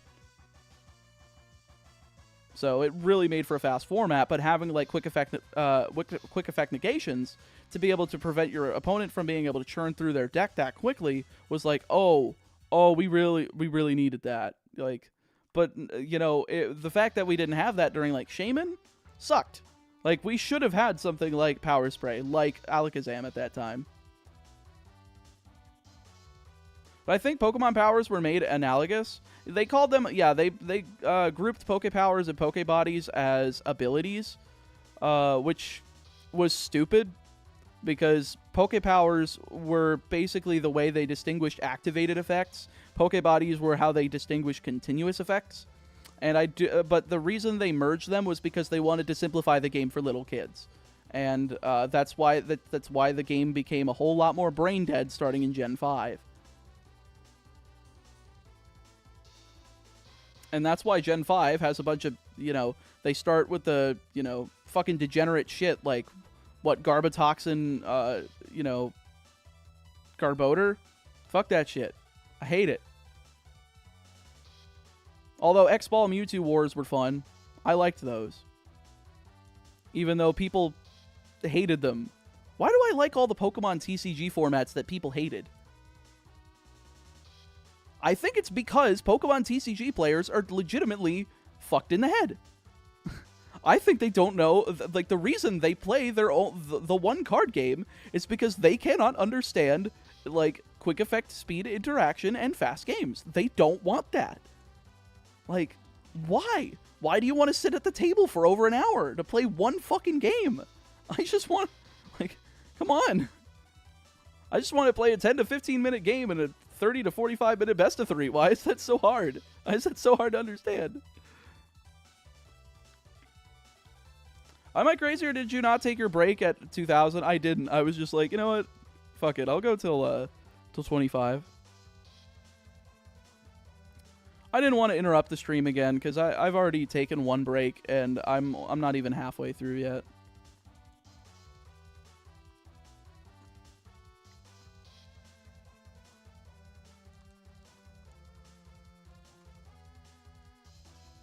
2000 is when I said he needed sleep. I don't need sleep, Suger. I got plenty of sleep last night. Thank you, though. What legendary are you planning to use this run? I'm really thinking about Entei. Really thinking about Entei. I gotta look up how to hunt that thing, though. I gotta look how to hunt that thing effectively.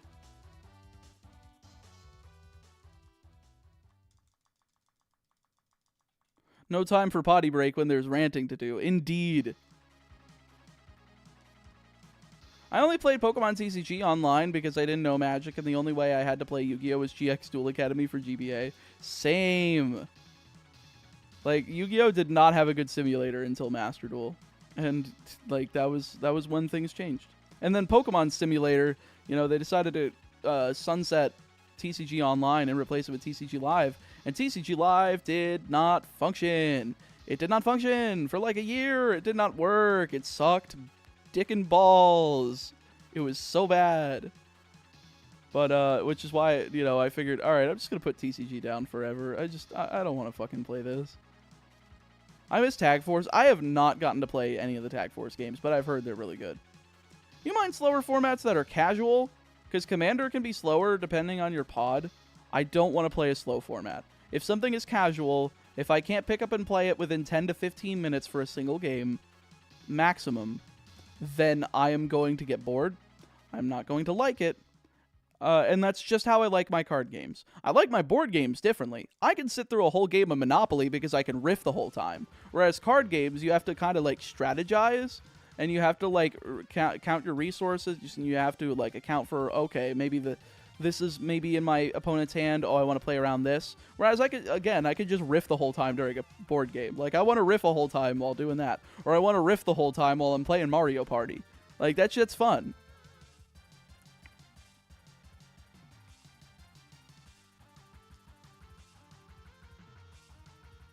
I'm not playing Commander. Listen, if I played Commander, I would play CEDH, which people would hate me for. But I get my fun out of competitive card games by winning. Not by showing a little funny haha interaction, but by winning. If I can do a degenerate combo, and I can do it consistently, I am going to do it.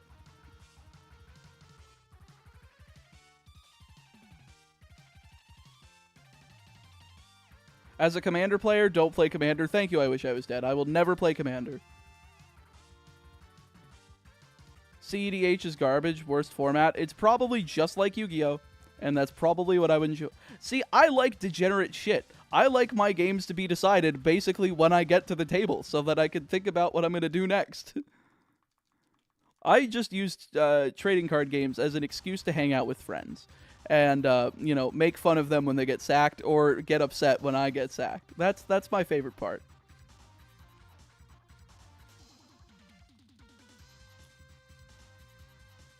Wait, Captain Purple Heart, you fucking code Edo Pro cards? Oh, that's so funny. Hey, when are we going to get the cards to have their, you know, their non-OCG translations on them? That's so cool, though. Thank you for popping in. Good luck. I'm sorry. I just look at that and I'm just like, hold up. Why does it say Albus Nullius Folius or whatever the you know, an OCG, insert OCG name here? It always seems like it's the OCG picture. Wow, you like toxic metas then. That's why I came back to the Pokemon TCG when, like, Zacian ADP was the best deck. Oh, I'm not an official coder. I code for my own format. Oh, okay. I thought you were, like, an official Edo Pro coder. I was like, wait, what the fuck? Somebody just casually in my chat that does that? That's cool. But the fact that you can even do it casually, like, just for your own format is really neat. Keep that up. That sounds awesome. You want fun, quick games? I'm not playing Lorcana. I'm not buying Disney shit. Play Pauper. Games go fast. Decks are cheap. That seems like a good way to go if I actually want to play Magic. Unless I'm missing something. Pokemon TCG has one format. They have two. They have Standard and they have Expanded. But Expanded, Nobody seems to play anymore, and events basically don't run Expanded anymore, because if they do, they're not going to get any players because nobody plays Expanded anymore. So the cycle continues to the point where Expanded has died, and there is only one Pokemon TCG format. Which is why I really wish that they would, sanction retro Pokemon TCG formats at, like, regionals and shit. Because I would go if I could play, like, Gen 2 Neo On with, like, Eek Cleffa. I mean, then again, I think people wouldn't want to play that because Mind Game's Slowking, but they might be willing to play, like, Base Fossil format. Base Fossil format's such a fun little format for Pokemon.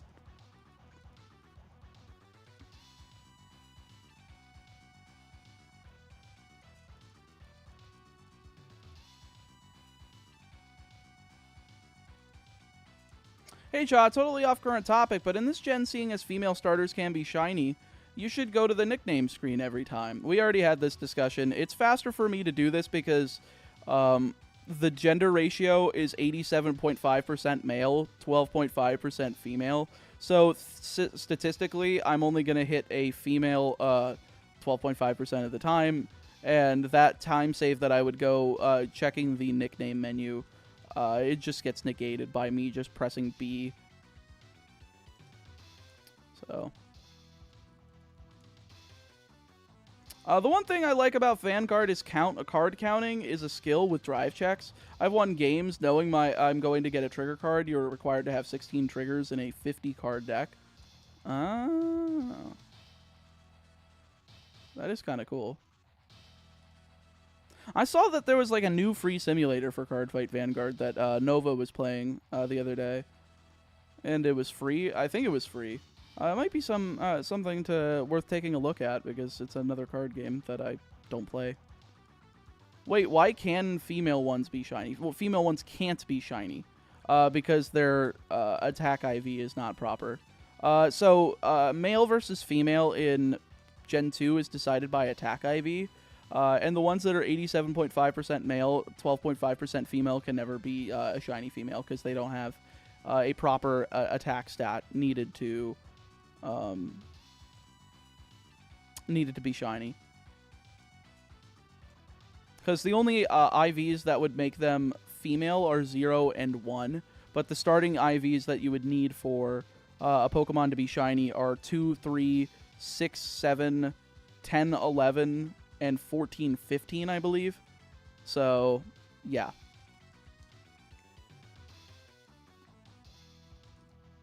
Another reason I was kind of thinking of getting into Cardfight Vanguard as well is because it's owned by Bushiroad, and I find it hilarious that, like, the company that owns both New Japan Pro Wrestling and World Wonder Ring Stardom also owns Cardfight Vanguard, so I may as well get into one more property that they're into, that they own, you know.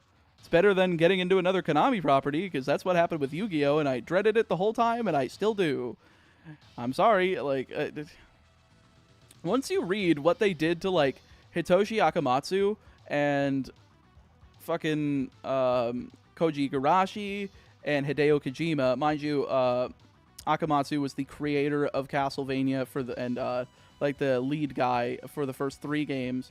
Koji Igarashi took over later on around the PlayStation era, Rondo of Blood PlayStation era, somewhere around there.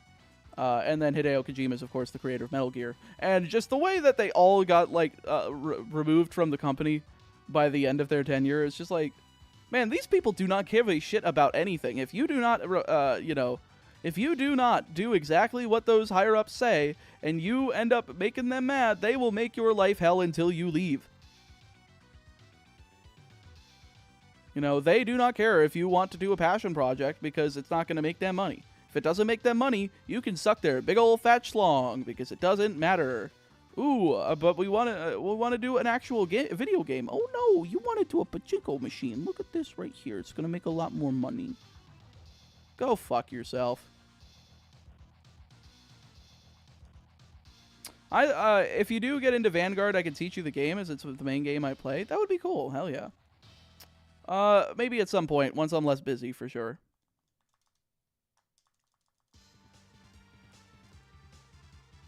Oh yeah, I've talked with Maxime a few times. I would definitely hit him up as well, Kistana.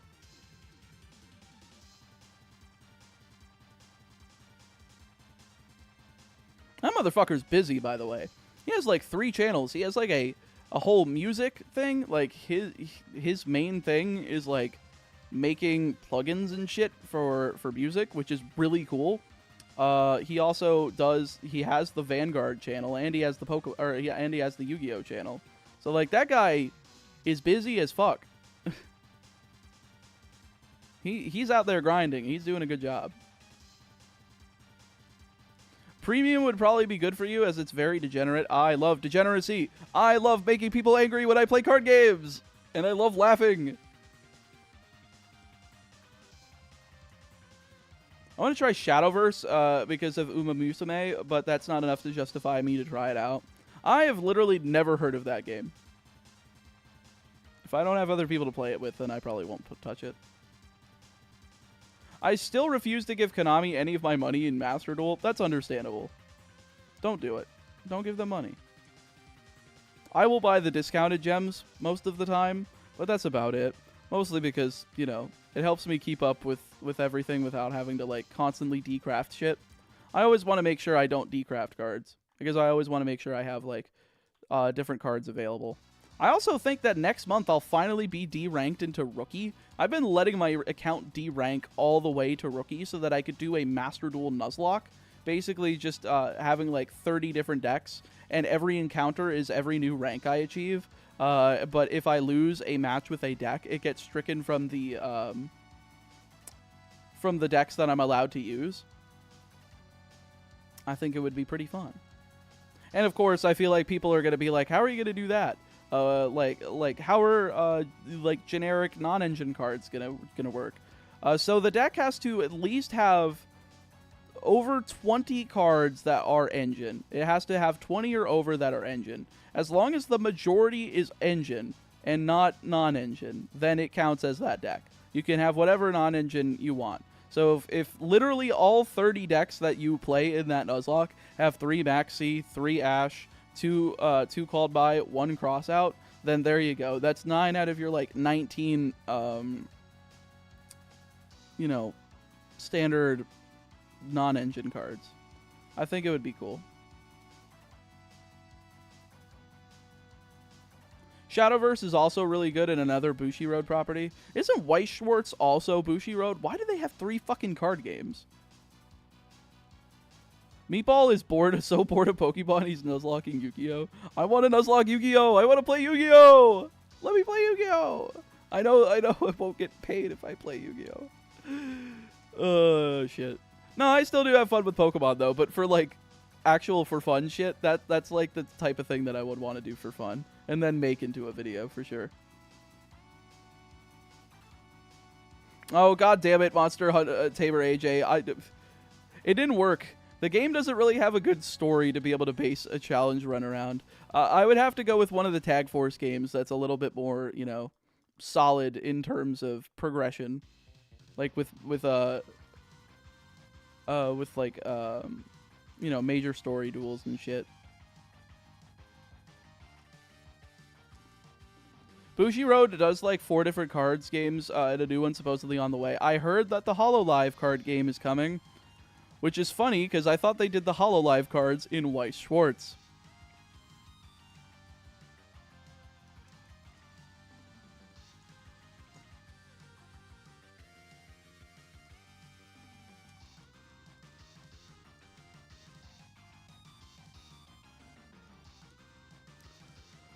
Whew. We are almost getting to double the amount of Totodile encounters that it took for Chikorita, which is fine. Again, as long as we get in less than 8,192, I'm a happy boy.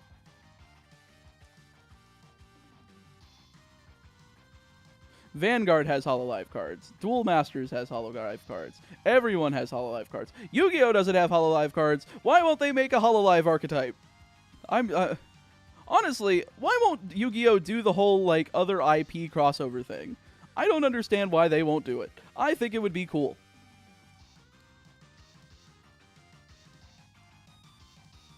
Like, we have a single card that is called Vampire Hunter that looks to have, like, an inconspicuous Belmont on it that's not named. We don't know. I don't remember who it's supposed to be modeled after. I think it's supposed to be modeled after Julius Belmont from like the GBA games, or not from the GBA games, but I think that was like the game that he appeared in was Dawn of Sorrow. But yeah, I know yeah, I know Tyler the Great Warrior is modeled after DBC, but that was because the kid was, you know, had cancer, and that's what he wished for. It was never, you know, it was not like a commercially released card, so it wasn't something that could get like sued by Toei. Julian was in both Sorrow games. Yeah, I think that was his first appearance was Dawn or Aria. I don't remember which one was which. Which was the DS game, which one's the GBA. I always get their titles mixed up.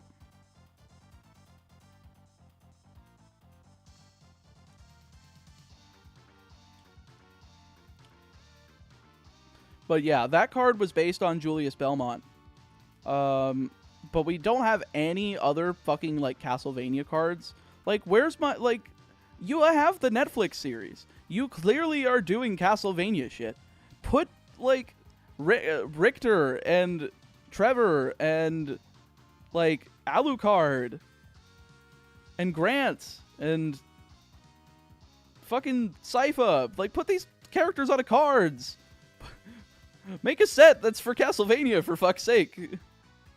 Make a Dracula boss monster. Or make like a, you know, make it rely on equip cards, kind of like Infernoble. It's like a vampire killer cross Infernoble knight. That would be cool. Isn't one of the vampire monsters just Alucard though? There's no illustration of it that's like super on point. But I mean, like, the art needs to be like absolutely Castlevania. It all needs to be referential because they own the fucking IP. Surely they can print Castlevania Yu-Gi-Oh cards. Speaking of the Netflix show, how do you feel about that show? I think it is really, really good. I've only watched like the Trevor stuff, like most of the Trevor like Castlevania 3 arc. I have not watched the Rondo of Blood arc that I know they started with Nocturne, with Richter, but I'm like, it's always cool to see that people are actually getting to experience these. Not to mention, like, Konami is making the effort to release collections with these games on them so that people can, like, play their actual adventures that came out years ago. Star Wars Yu-Gi-Oh set. I don't care about Star Wars. I bet you other people would really pop off about that, though. Silent Hill Yu-Gi-Oh cards, Metal Gear Yu-Gi-Oh cards, that would never happen because they don't want to touch anything that has to do with Hideo Kojima. We also already have the Tactical Espionage Expert card. Like, there is already, like, a Metal Gear card in Yu-Gi-Oh called Tactical Espionage Expert. You would think that they would have already done it.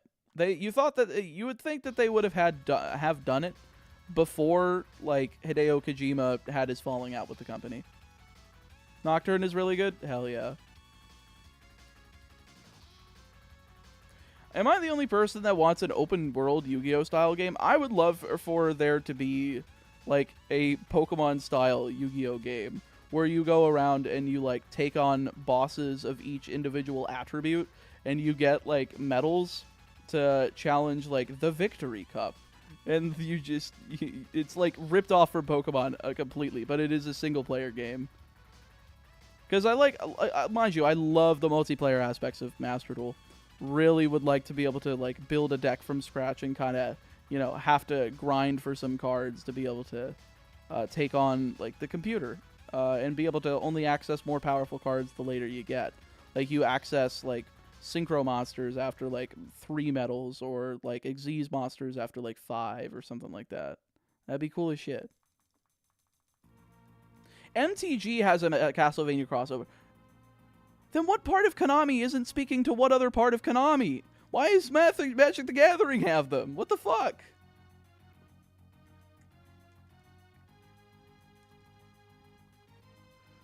Konami. If you like money, then why won't you print them in your own game? You don't have to fucking license them.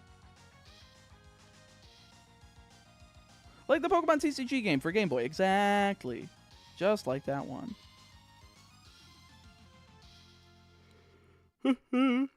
I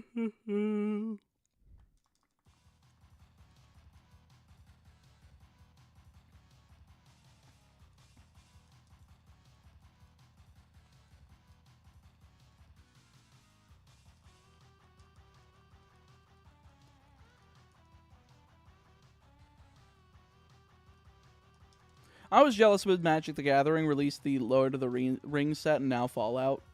Yeah, it is cool that they are getting those like other verse type cards. I definitely think that they attract people from other IPs to try out Magic the Gathering, but I don't know. Like unless you make like a Mega Man X set or like just a whole Mega Man set with an archetype that I can use different robot masters and shit, then I don't care. Yo, Shiny Wobbuffet, thank you for the 10. Thoughts on yesterday's list? I thought it was pretty good. I thought it was pretty good indeed. I'm happy to see extra deck, generic extra deck negates getting taken behind the shed. I'm glad to see Link Haribo taken behind the shed once, like, the interaction of the quick effect tribute finally came into play for dodging negation and making shit broken. I'm just happy to see all that stuff go. Happy to see Summon Limit gone. Happy to see Anti-Spell at 1. I wanted to see it at 0, but, I guess they're just being like, hey, make sure to move your high rarity versions of this card now, because we're banning it next list. Then again, they moved Summon Limit from 3 to 0, so I can't really say anything about it. Which, honestly, I think moving Summon Limit from 3 to 0 was fucking comedy, considering the fact that they just reprinted that card as a quarter-century secret rare in... What was it? The Rarity Collection. Very funny. I believe also Anti-Spell Fragrance was in Magnificent Mavens.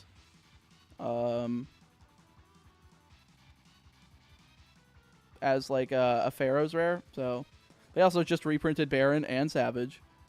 Once they made them affordable, that's when they get the axe. But that's just how Konami goes with that card game. It's like either you shell out at the beginning and get to play with it for the full time, or you get it like right before it's gonna get banned because you are a cheapskate.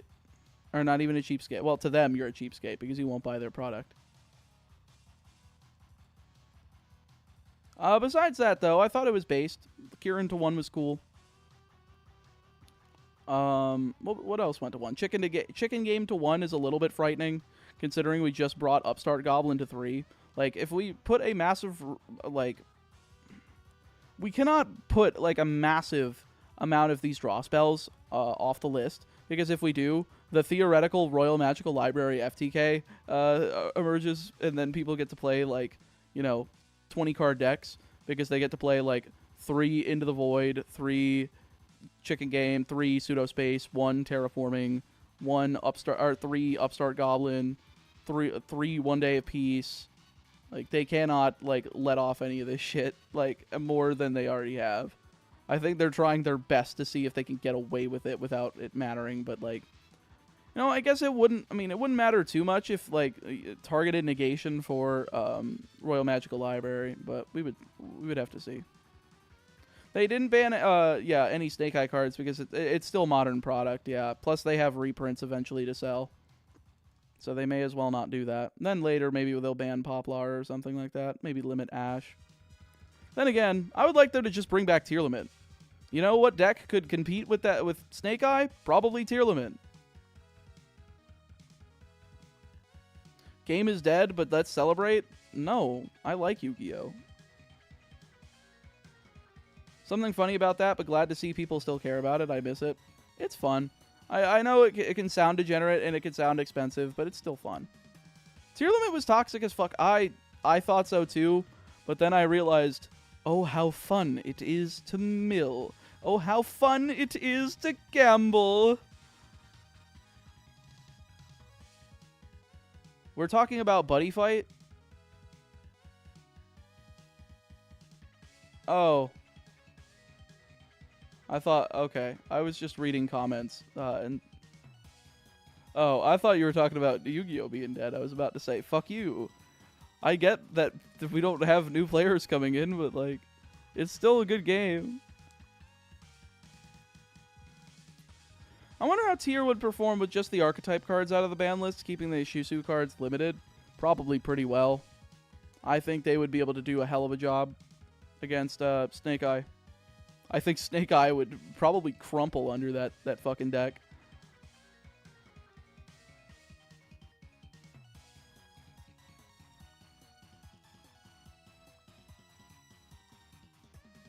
And here we see a wild meatball talking about Yu-Gi-Oh! In his natural habitat. Have you seen any of the Go Rush anime? Nah. The last thing I tried of Yu-Gi-Oh! Anime recently was like the first half of Arc 5, and it was fine. Like painfully fine. I just didn't want to sit through it. Hello, hope this is faster than Lugia the Ho-Oh. I agree, hopefully. That voice was spot on. Thank you, Exit. I try my best.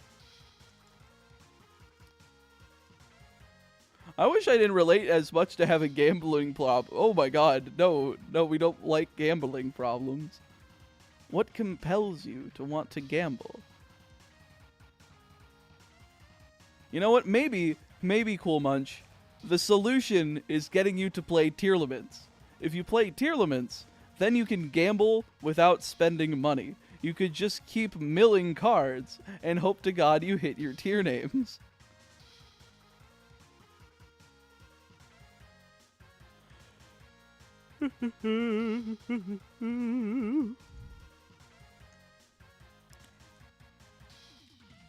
Ripping Yu-Gi-Oh! Packs does compel me to gamble. Shiny cardboard. I love shiny cardboard. I love shiny cardboard. It's so good.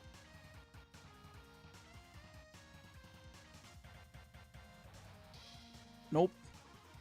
If they do make Rush Duel cards for America, then the only cards that I would grab would be Yuga's Maximum Monster. Boo. I actually have IRL Japanese Rush cards because I wanted to play like the Duel Links format in person, but I don't know. I fell out of Duel Links and I decided I didn't want to like buy any more shit. Which is funny because considering I think one of the last things I did was make sure I pulled from the fucking selection box before it ended up going away, and I got like my 3 droplets, my 3 Shed All Beasts. I got like 3 of everything in the selection box before it went out of stock. Doing Brilliant Diamond, Nuzlocke managed to get a Gligar. Only issue is I have to trade over the item to evolve it because it's locked behind postgame. Is this considered cheating? Yes. Well, you know, in like a normal Nuzlocke, yes, but if you don't care, then go for it.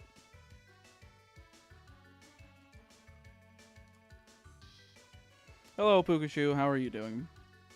Wish they would print Rush Duel in English finally. I agree. Arc 5 anime or Let Go of Me the anime?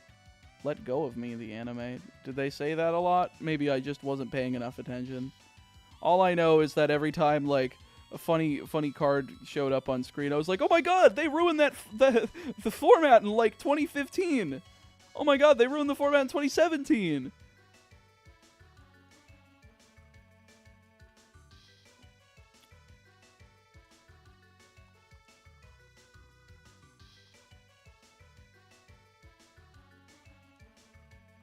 They could just create an errata version of Barone, restricting it to the archetype, like what they did with Goyo Guardian. Well, yeah, if you needed Fleur Synchron, that would be fine.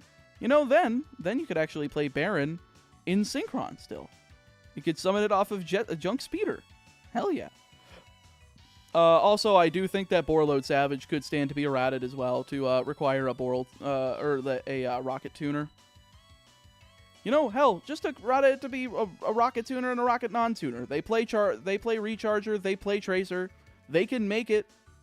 They banned Chaos Ruler. What else are they gonna fucking make with that shit? No Seasick Crocodile net yet? No. Zekdraken, nothing yet.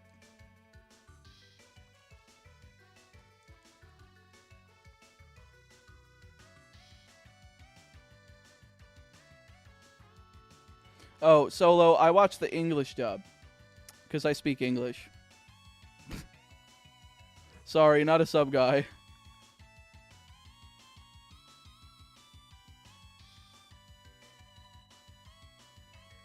Like, if I want to work on something, I can't focus on an anime that's subbed at the same time, because then I'm watching it.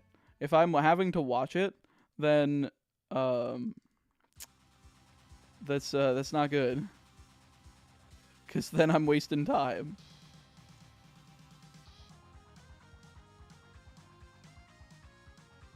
Sorry, I'm deep in the waters in my submarine. The fuck? What?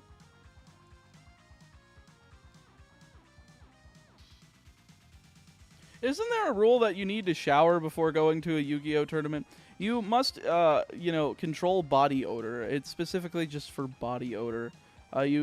Because if it makes a scene or if it, you know, disrupts the process of a tournament too much, then you can be disqualified for it.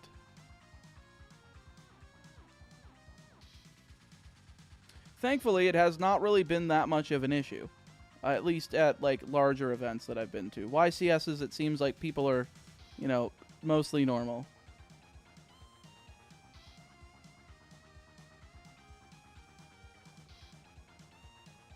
I love that that needs to be a rule. Yeah, because people are fucking stupid. That's why. By the end of this series in a long time, will you tell us the total amount of resets? I don't... Probably not. I won't have, like, an exact amount.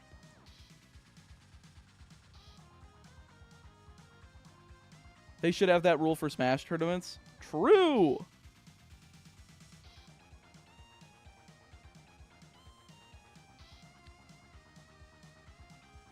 Sure do love the Mega Man 10 Wily Machine theme. So good.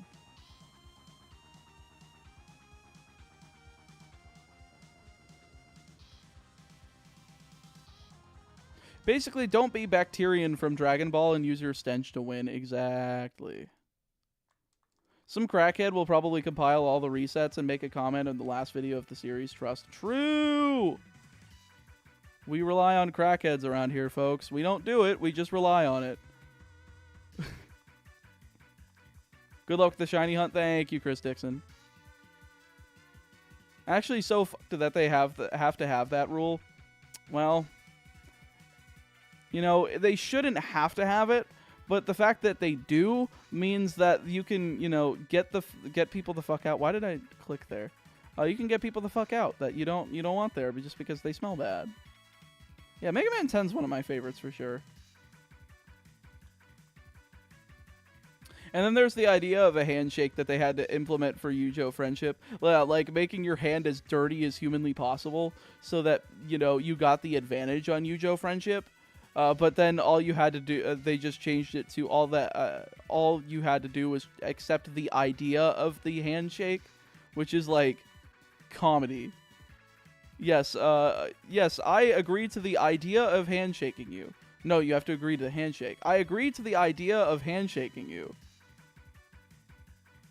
I would play Yu-Gi-Oh! Friendship in an event just to piss people off like that. It would be very funny.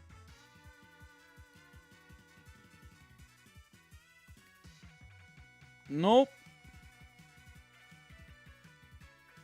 Judge, the odor check? Judge, odor check, please.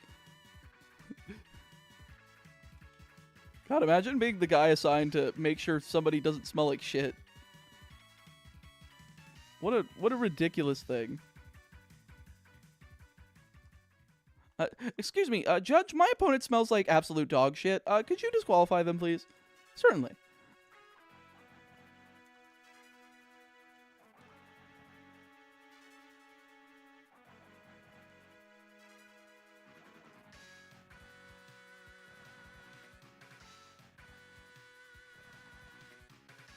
I would say no to the idea of the handshake, because that would be funny. I don't remember what the effect is if you say no. Like, how beneficial is it? Is it even good?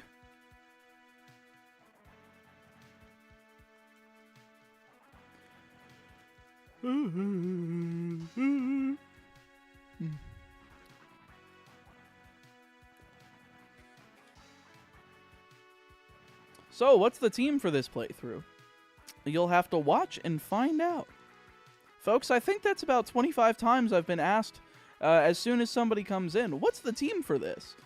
because people love to spoil themselves. Folks, don't do this to yourself. Keep the suspense. Keep the intrigue. Enjoy the ride. It'll all be a fun time.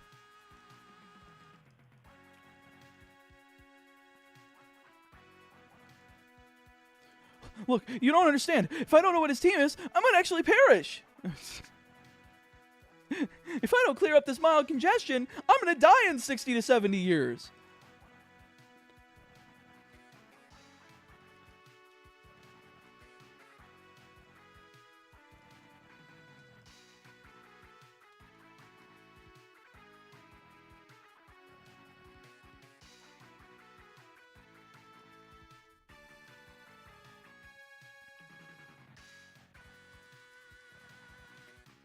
I might die before we get a full team. True. 23 is not worth living in. Scientists got fucked by Nirvana High Paladin. These idiots are so preoccupied that everyone on Earth fucking died.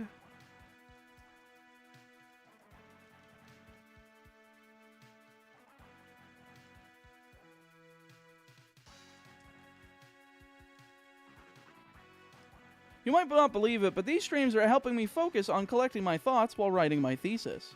Good luck on finding the shiny dino. Finding the shiny dino. Thank you, Van Holt. I appreciate it. I didn't count that one. Well, I hope you have good luck as well on your thesis.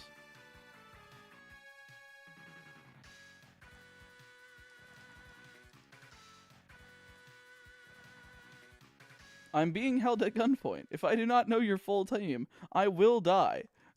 Post the video on LiveLeak, folks. That's a little mean. 07 for Captain Purple Heart. They were one of the viewers of all time. Guess you're gonna die, because even Meatball doesn't know what his team will be. Man just said live leak. It didn't happen. I'm going to cry.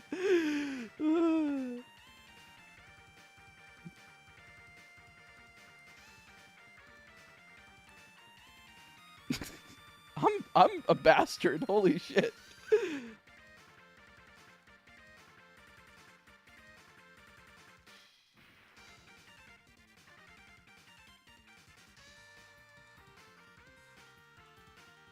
Folks, I think I'm an asshole.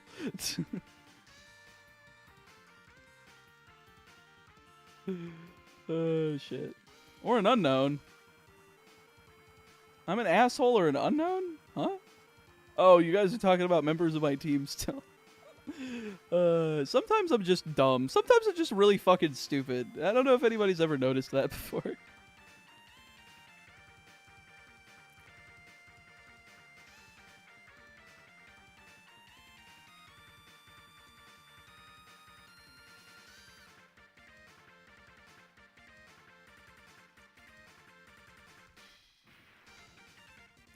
And folks, I don't know if I haven't called for it since near the beginning of the stream. It's been a couple hours, but if you've been enjoying the time you've been staying here so far, definitely make sure to give this stream a like. Helps out a lot. And you can contribute to that counting down timer, by the way, through super chats. Every dollar you super chat's going to add a minute to the timer. Every membership's going to add 5 minutes. And every purchase using !gamersups using my code chaoticmeat at checkout, you'll get 10% off. And if you get any of the tubs of any of the drink mix, my favorites are Titty Milk and the Pineapple Cocktail, as well as any of the snacks, you will grab yourself both that 10% off, those items, and a minute to the timer for every dollar that you spend. I'm not really pushing it today since we're so far up on the timer that I've just been letting it coast, but I figured I'd mention it at least a couple times. Just in case if anybody's new to the stream and doesn't know that that's the case. Winter Beast, you're not supposed to look that up. You're supposed to already know what that is and avoid it like the plague.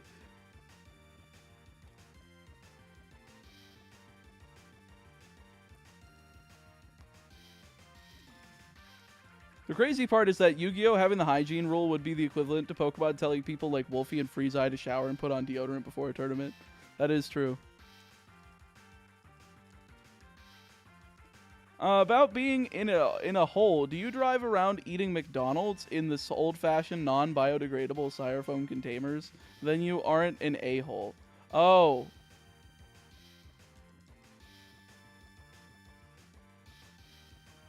Oh boy, this 4chan sure looks like a wholesome place.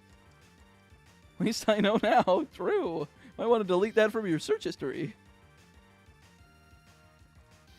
Shit.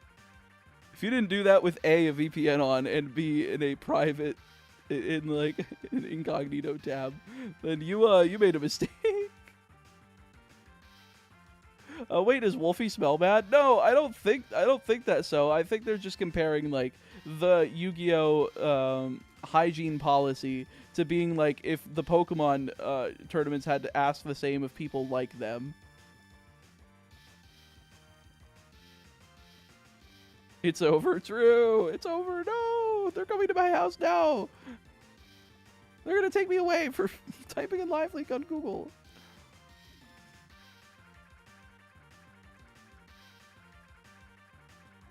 FBI, open up!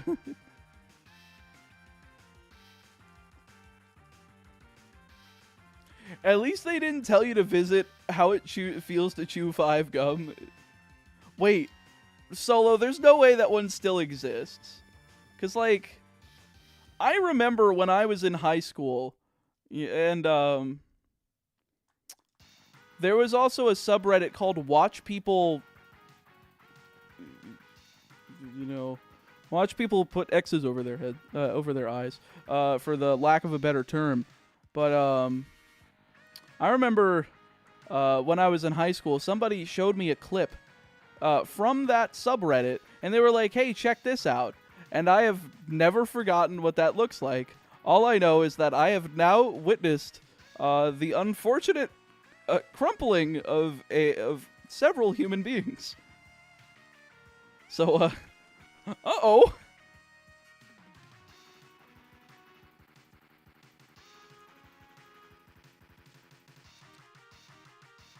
You watch someone put themselves on the forbidden and limited list. Exactly. What Pokemon do you want to get in Silver? You'll have to stay tuned and find out.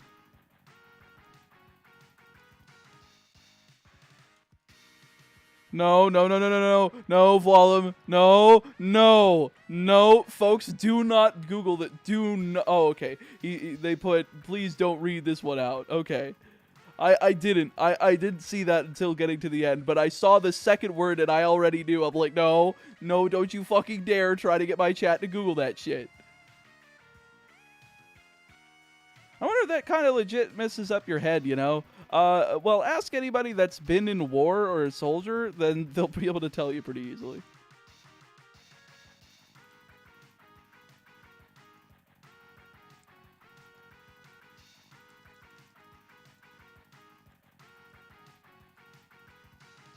I still remember seeing vids on that subreddit where a guy got crushed by a giant printing press and tried to move and managed to lift it off the ground a little. Damn. Big rip.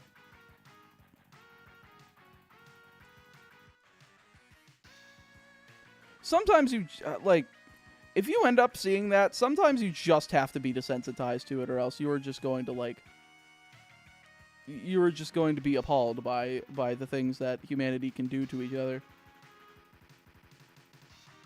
So you basically are you just have to be like, oh, that was unfortunate.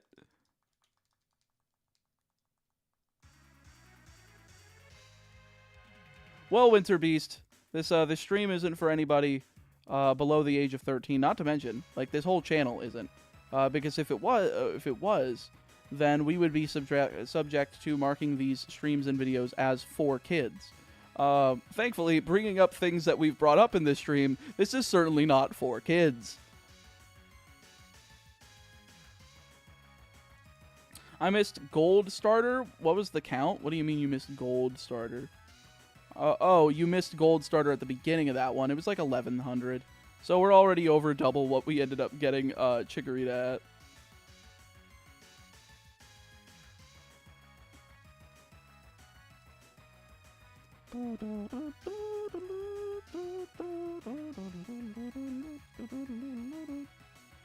Yeah, it's only meant to be used by those 13 and older, correct? Otherwise, if you, otherwise you're not legally allowed to show targeted ads to those below the age of 13 in the United States. Which, honestly, I think is dumb. I think it should be the parents' responsibility, making sure that they, educate their child and, show them, try to explain to them, manipulative marketing and shit. But, I don't know.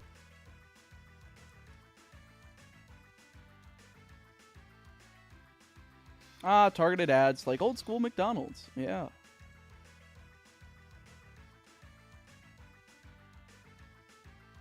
Ooh.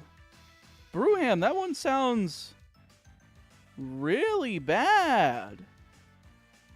Ooh. Yeah, don't cross people or you will suffer really badly. Oh my god.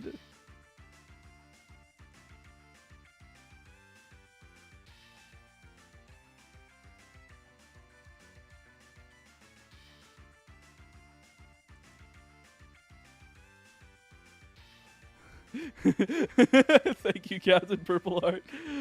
Oh, shit. A man tortured, forced to sit in front of a screen until he finds a weird-looking baby crocodile.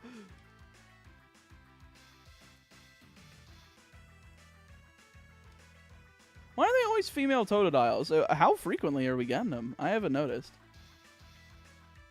On the more wholesome topics, how cool are ferrets? They're really good if you get them starving and you throw a person in there. I'm starting to go depraved. I'm starting to keep us on that the little weird section of the internet for far too long. Let's Jesus fucking Christ. You know what? I think maybe I desensitized myself too much to it. Oh, whoopsie.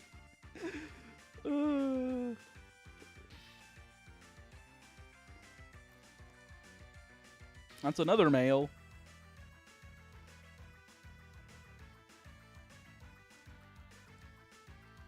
It's another male.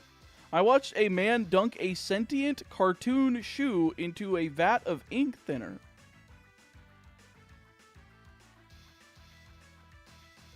How does that work? How do you dump a sentient cartoon into something?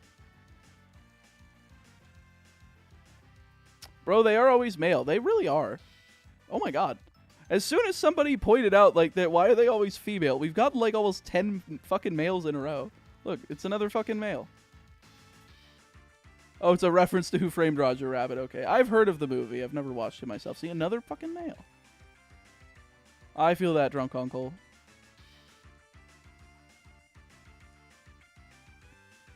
I think I barely have enough. I barely had enough for this year. Thankfully. Which makes me worried, like, why do I have to save a third of my money? And then it all goes away. There's my first. See, there's a female one. It's like, what the hell, dude?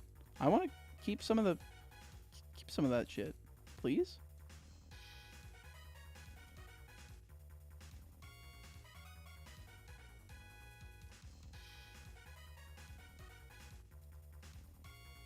Like, it really makes me want to move out of the United States. There's another female one. Because I don't want to. I want to find a tax haven so that, they can't take the shit away from me. That's unfair. I don't want to deal with any of your presidents. I don't like either candidate this time. I didn't like either candidate last time. I didn't like either candidate in 2016. Was Obama the last good president? Are we ever going to get a good president ever again? Like, at least that one was fine. Like, at least that one was okay. Mostly.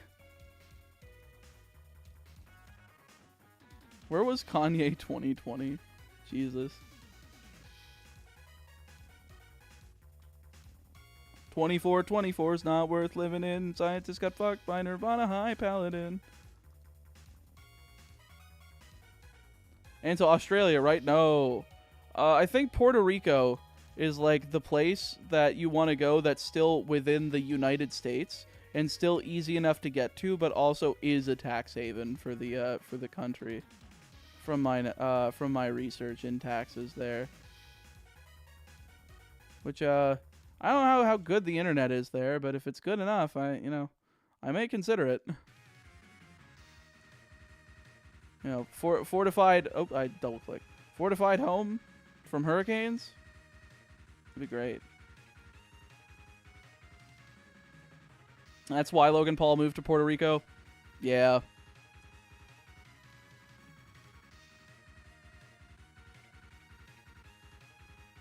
Damn.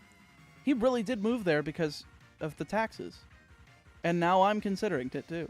And I'm this small. If like how small I am compared to Logan Paul, if I'm also considering it, like maybe the creator haven should be fucking Puerto Rico. Yo, holy crap. Joe with the 80 Australian dollars. Let's go, shiny chompy boy. If you also do a shiny dog hunt, I will send 500 Australian. Look, I will do Entei. Confirmed. If you send that. I already said to shiny Wobbuffet, I will hunt a shiny Wobbuffet on the Egg and Lava Ridge Town for 500, and they said, as soon as you start Ruby, Sapphire, Emerald, I will do that. If you want me to do it for this game, go for it.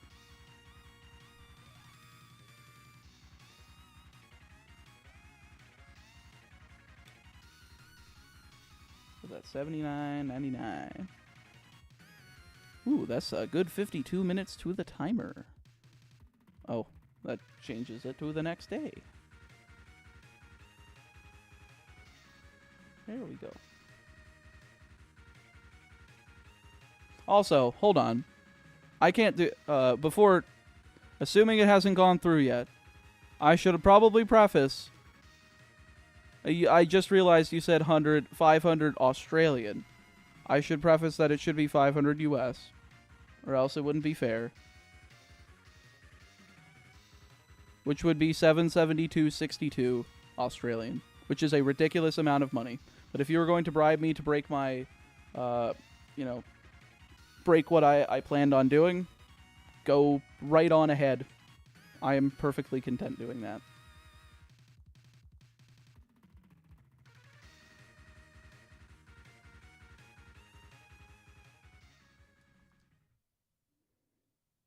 No, like I said, 500 USD.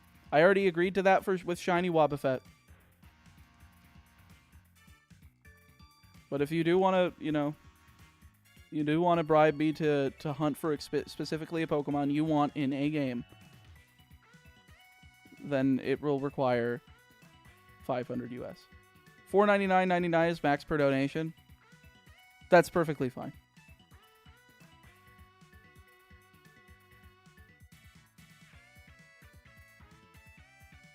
Oh, then if you have to do it in like 2 separate, then sure.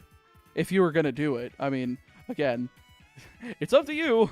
I'm not advocating for it, but if you mostly because I'm kind of scared of hunting the dogs. But if I have to, I will.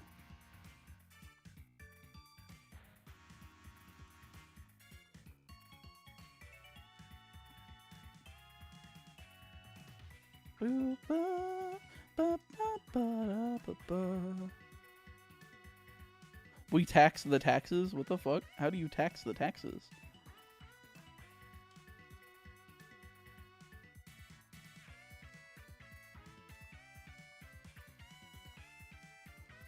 I'll send two donations to keep it fair. There's no way, right? I gotta be getting juked. But then again, they already sent 80 Australian. Maybe I'm not getting juked, folks. I'm scared. Oh, what do I get myself into? Oh god, if this takes like a week, I'm gonna be like terrified. Oh, I'm gonna be so terrified. Fuck. What am I walking into? What are we ordering for dinner tonight? I had food before stream. I'm good.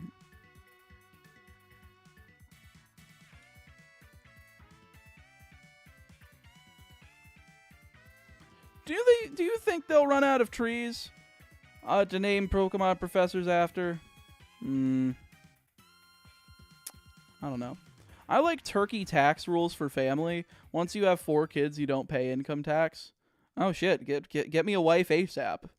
If that's the case, I'll pump out 4 right now. Not on camera, but you know. Jesus.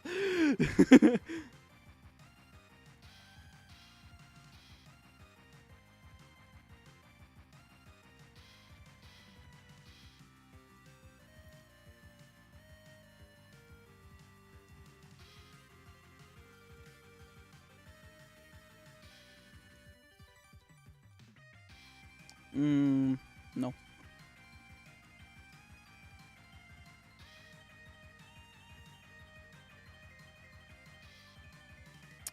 No. Shiny hunting babies. Shiny hunting babies. Chado adult streamer confirmed. No, we don't go on Orange YouTube around here. Good night and good luck with stream. Love from Puerto Rico. Hell yeah, D Element. Thank you so much for stopping in. Have a good night for sure. They don't have a Professor Joshua, so I claim that I am him. Intriguing. Can't wait for Professor Redwood. That motherfucker better be 7 foot minimum. True. Well, you might be okay not taking a break, but I sure need one. I'm gonna take a break in 37 encounters. Hold out. You can hold out. Can you hold out with me? Probably not, but you can try.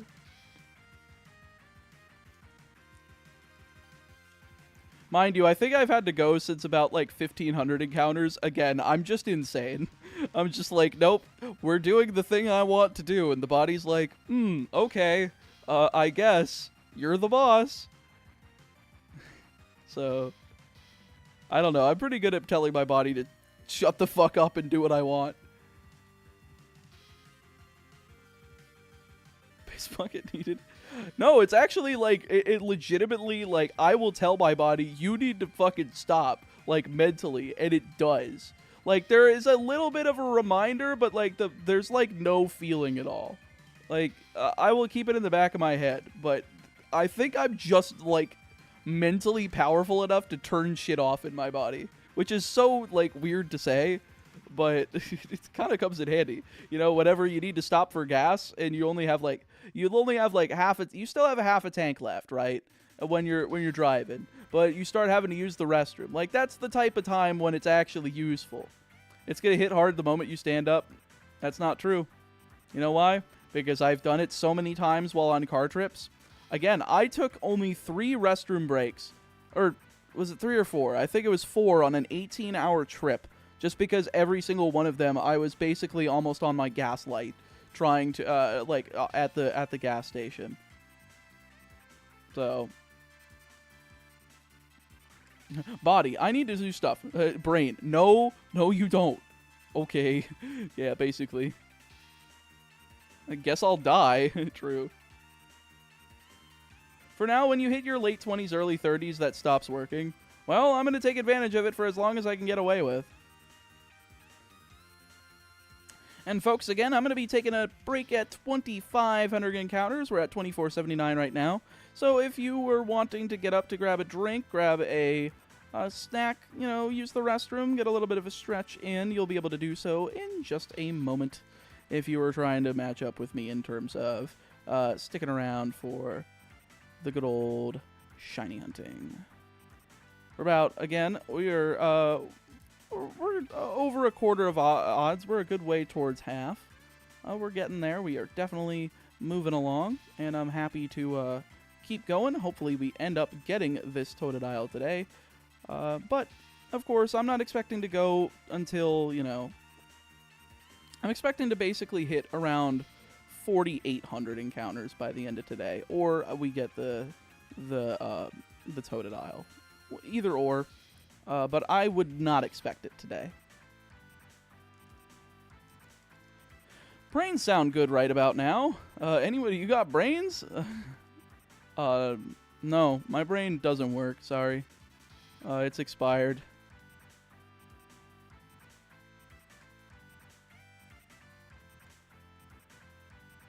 Body, take a piss. Meatball. Shiny dino, though. Pissing. Shiny dino. Well, I like the shiny dino, too. Yeah, I know. It's pretty good, right? Yeah. Hold on. Why does this thing look like shit in the newer games? I don't know, man. Usually I don't pay attention to this shit. Me neither. That's usually how the conversations in my head go. I might have a problem. How was your day off yesterday? It wasn't yesterday. My day off was 2 days ago.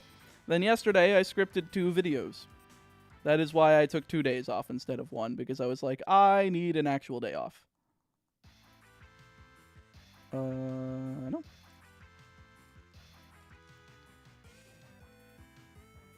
Just ordered some food. Reminder to chat to get some water and snacks. Again, we were taking a break in 4 encounters. So if you want to do that, you can do so while I'm also taking my break, and we can all come back together for the next bit of the shiny hunting. And we've lost him. Listen, Megas. This is legitimately how my mind palace has worked for years. My mind palace is currently working. You guys can kind of see the mind palace working on its own.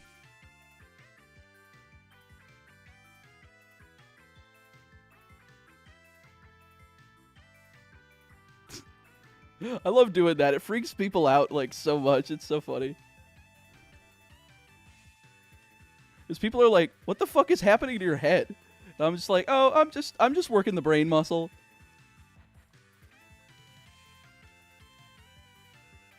What the fuck?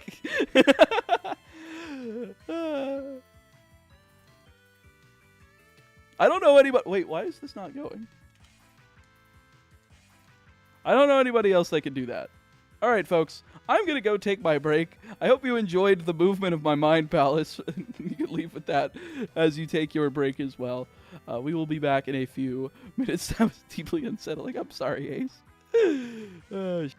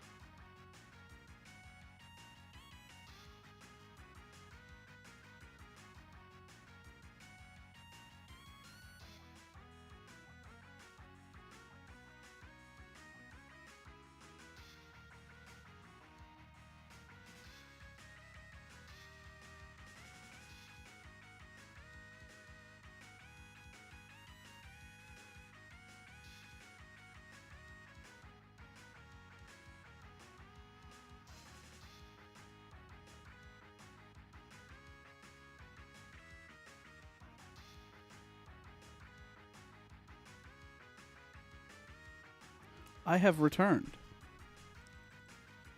Folks? Hope I didn't lose too many people in here.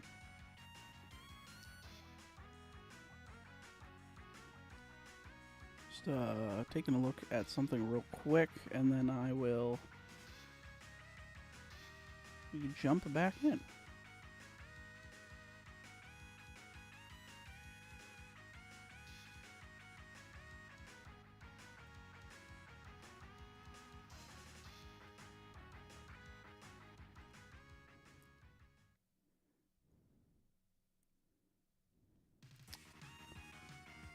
Okay. Sorry about that, folks. Feeling much better. How about you? I'm feeling all right.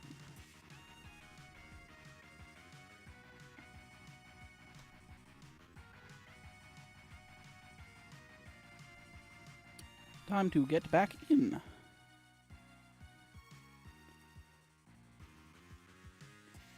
I really commend the hustle. The time and dedication it takes to make these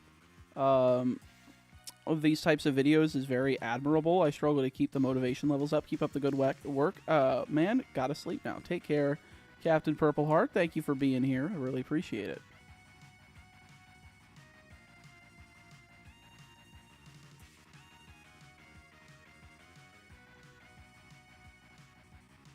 I don't know. I don't think wearing the watch is the good idea during this. Like, I want to, but I feel like it's restricting my movement on my wrists while doing this for some reason. I like the watch, but it's fine.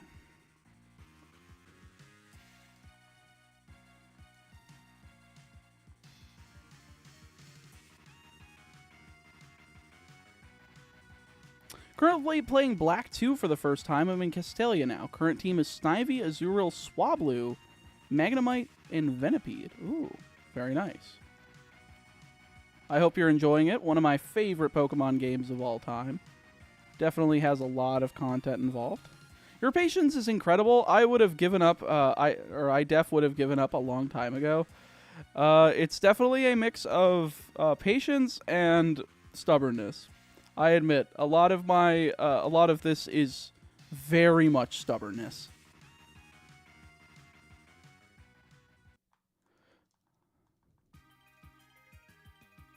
I'm still feeding my baby titty milk. Can you come back in a couple of minutes? What the from Permaband 69. Amazing message. Thank you. I've already come back. You can come back in a few minutes. It's okay. Exclamation point gamer subs. Titty milk was said. True, folks. You can get your own titty milk off of using that link on exclamation point gamer subs and using my code chaotic meat at checkout. That's right. You too can enjoy the nice, refreshing taste of titty milk. A nice, creamy blue raspberry flavor straight to your door. And for every $1 you spend over there, you'll add a minute to the timer.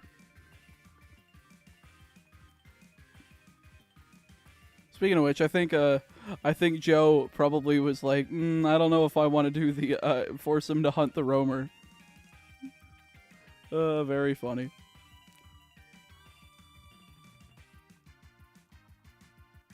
Who's Joe? The person who dropped the if you look at the top, there's a little thing that says A79.99. If you click that guy.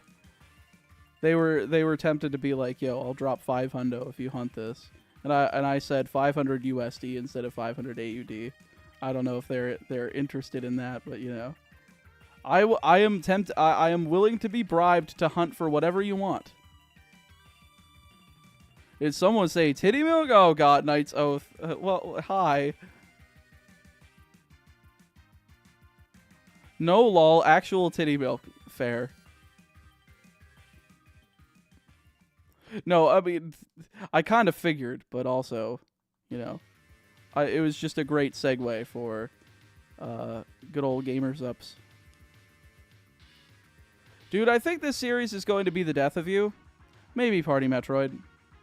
I don't think it's going to be the death of me, but it certainly is going to put a hurting on my mind, that's for sure. Curse conversion rates. I heard a segue. I jumped on it. Exactly. It was a beautiful segue. But again, I am not pushing the timer today. I feel like we reached like a really high bar already with like 78 hours we started at today. And you know what? I was just like, I'm going to take a chill day. I'm not going to remind people about it. We're just going to shiny hunt. We're just going to let the timer go down, you know? Let the timer go down. Are you going to do any POCs anytime soon after the shiny lock? Probably, yeah. I mean, again, I'm still sitting on a Pal World Professor Oak's challenge that I would like to script. How do you do the time conversion for your videos? Like, the difference between your shiny hunting hours versus in-game hours? What do you mean, the time conversion? Like, how long it would have taken... Like, I don't know.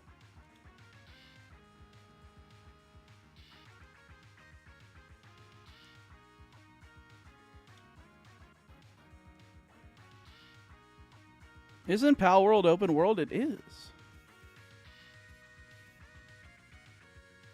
What happens if you complete the franchise before the timer runs out? Will you just continue streaming random stuff?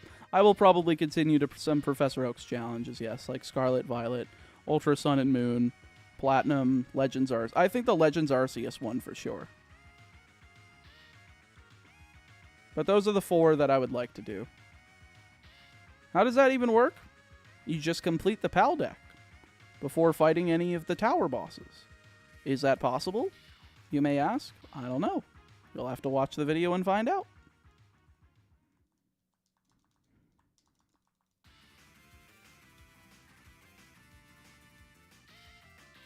Ooh. Ow. Left leg still giving me problems. Would you ever consider a Persona Nuzlocke?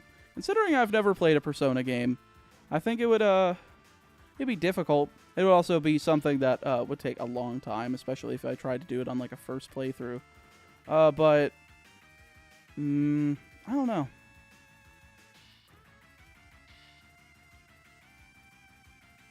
Maybe if I set up my second channel and I start doing challenges that are non-Pokemon on there when I have time. I don't know. If you do Legends Arceus, are you doing traditional POC, or research rank 10 POC, or all tasks POC? Which one completes the Pokedex?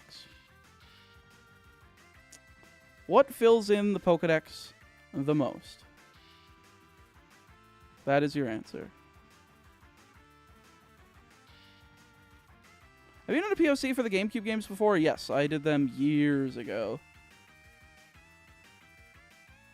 Some of the, not some of the first, probably some of the earliest videos on this channel for sure. I don't know how good they stand up. Probably not well in comparison to my newer stuff, but yeah, I have already done those before. Least favorite type to use in a Nuzlocke? I don't know. Probably rock and ground. Like, they always seem too susceptible to damage, even though, like, ground moves are really good.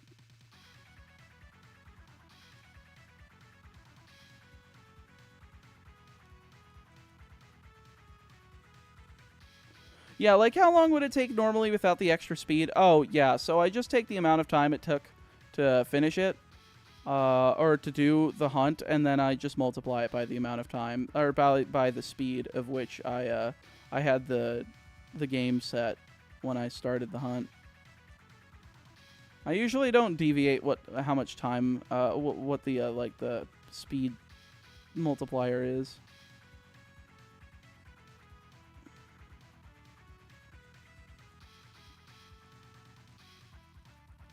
I thought it would be ice or bug. I mean, I don't like bug types. I definitely think that they're kind of poopy, but you know, I don't think some of them are all right. Like, some of them, like Scizor and Heracross, are pretty good.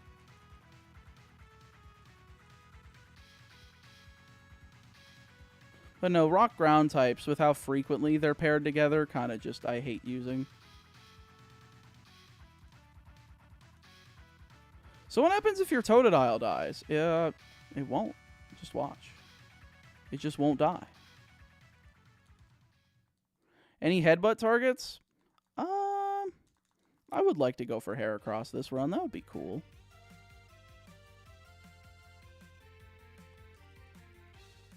Don't tell A-Drive that. Oh, well, you know.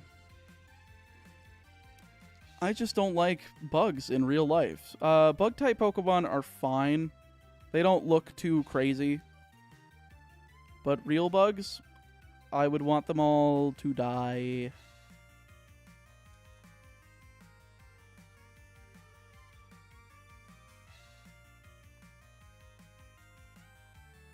Buzzwole is such a funny mon to me. I love it. Buzzwole is funny. I do think it's hilarious. One of my favorite Ultra Beasts for sure.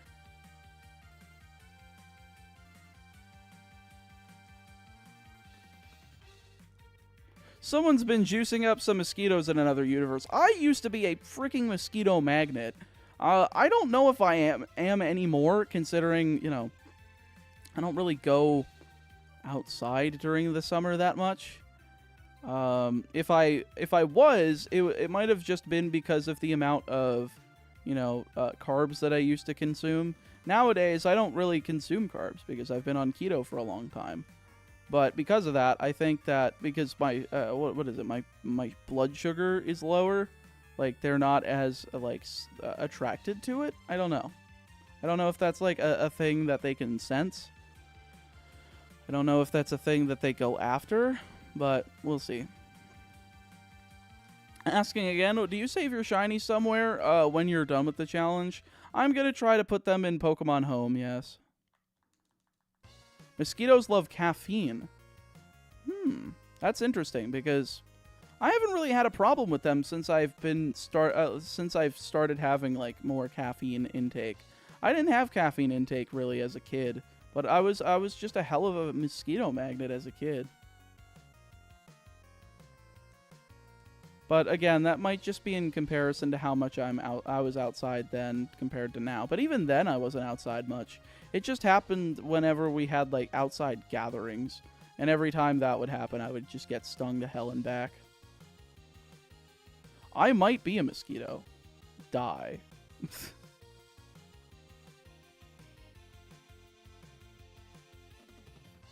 I really don't like mosquitoes. It's just kind of sucky. Yo, folks, we are at 488 likes, by the way. Can we get 12 more so we can get above 500? That would make me a very happy boy. Just double check. Make sure to scroll down or tab over if you're just listening in. It definitely does help the stream a lot. I have an O+ blood, and they love that type blood. Evil little shits. I would have never guessed.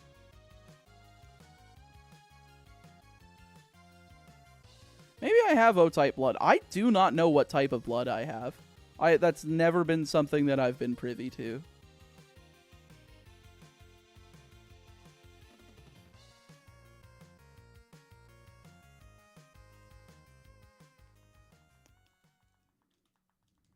They have a preference for positive blood groups, which is most people. Gotcha. That would make sense. Speaking of which, that was something I needed to look into. Oh, folks, we hit over 500 likes. Thank you. That's one of the things I wanted to look into was plasma donation. I was learning about that from, like, Sea-Dog and Iron Mouse. And I was just like, oh, that's a thing you can do and people are buying the stuff? I mean, I guess I may as well, but I need to look into how to do it properly and make sure, like, it's as high quality as possible when donated. Excuse me.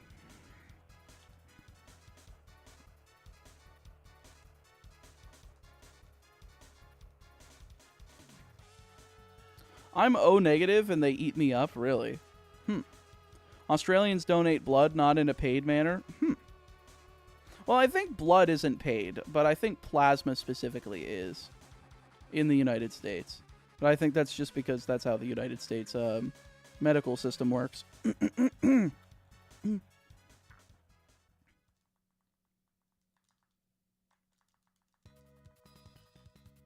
need a good level of iron amongst other requirements. I would assume that I have pretty good iron intake, considering I do eat a lot of like protein, a lot of steak. Like, I will usually have at least one steak a week, if not more. I do take vitamins and supplements in the morning. when I wake up with if I usually, or not usually when I wake up, but usually when I have my first meal of the day, I'll end up having I'll end up taking my vitamins and stuff. So I would probably be able to do it. I'm not allowed to donate plasma, stupid psoriasis.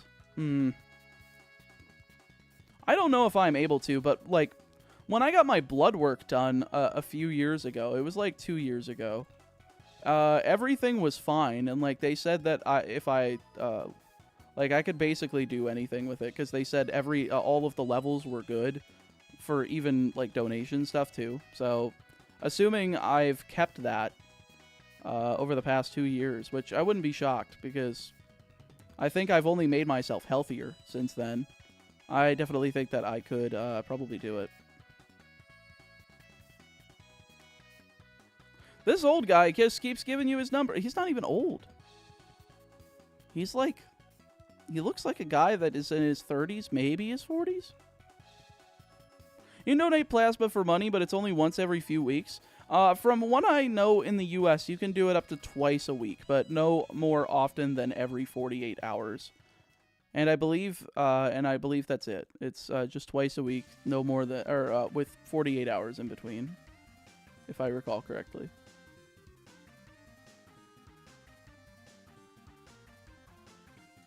You can donate plasma oh wait, I already read that one. I'm not, okay, nope, I'm just out of chats to read. For some reason, I thought there was more stuff.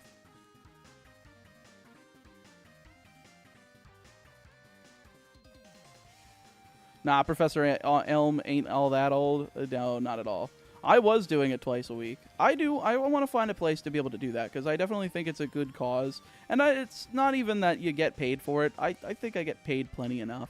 But, you know, it would be cool to have, like, the extra bit and be like, oh, hey, here's my spending money for the month. If I really want to go ham on some, like, Yu-Gi-Oh cards this month, or if I want to buy some stuff on Master Duel, here's my little fund to do it. And then just use that as, like, my fun money. It's been over 10 years, so I guess it's changed. That's fair, yeah. I looked into it. Oop, I double-clicked. I looked into it, like, a month ago, and that was the information I got.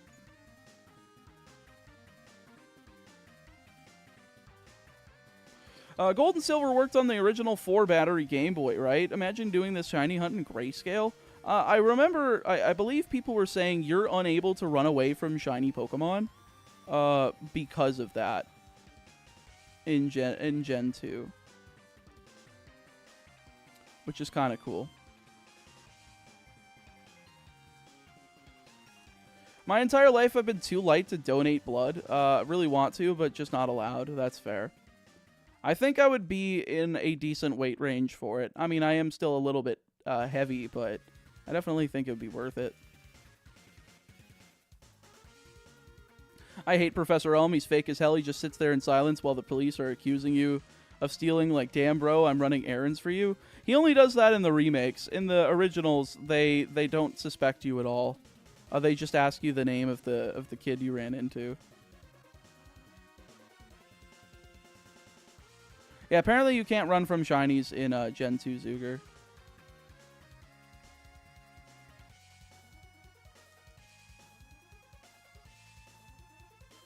I've been donating plasma for 2 years now and made an extra $5,000 during that time. They've been slowly lowering the price, but some months I make only $600 a month and other times I made $800. Yeah, like, if you're doing that, like, every month out of the year, that's somewhere between $7,200 and $9,600 a month. Like, that's a great increase in income.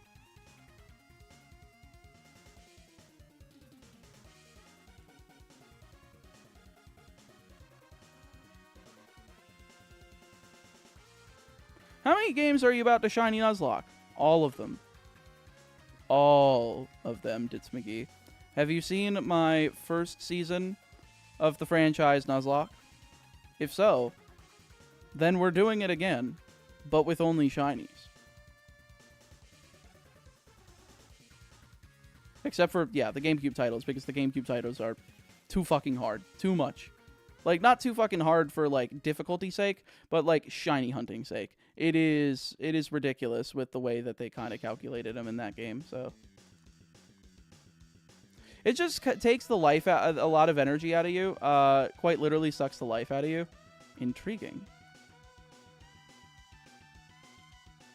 I'm curious as to how that may feel. Holy crap, it's that high now? They gave us 40 back in the day? Oh, then maybe it went up. Then again, I think, you know, inflation might have gone up further than that. What if this takes until now, from now until the end of the year? Then it takes from now until the end of the year. All right, I'll just sit here for a bit. I hope the shiny croc bites. I agree, James Banta. Take care. Thank you for popping in.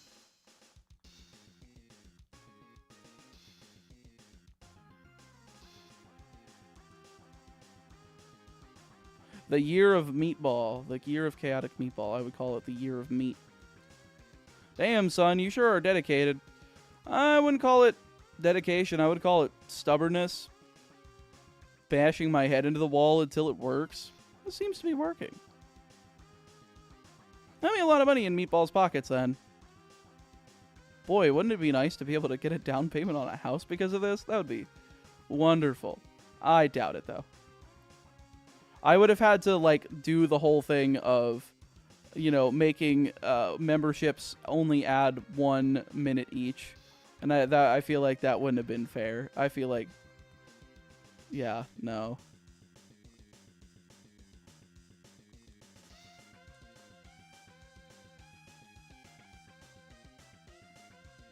Like, theoretically, I know it seems like, okay, $1 a minute, right?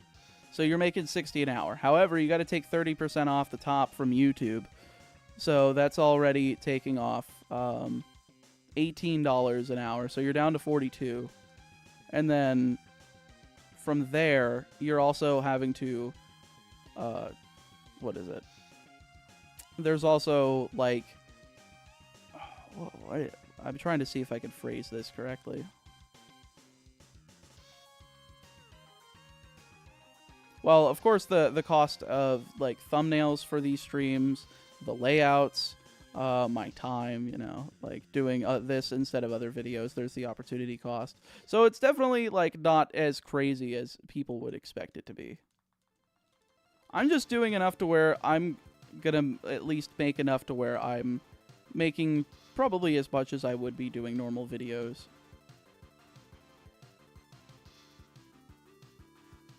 Would you consider doing the Dame titles by using RNG manipulation strats? I saw a video on it for Coliseum, and it actually looks fairly doable, and def more engaging than soft reset dice rolls. I was talking with one of my mods, Big Damo, about the whole thing, and he said it's just, it is a lot more difficult than people give it credit for, and probably not worth it. Plus, you know, people consider those spin-offs anyway. I think it was fun including them in the first season, but I don't mind cutting them in the second.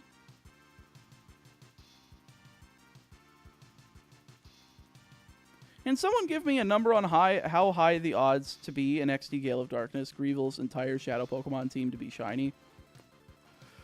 Oh, see, Solo, there's a 0% chance, because all shiny Shadow Pokemon in XD are shiny locked. Which is mainly the reason why I said no.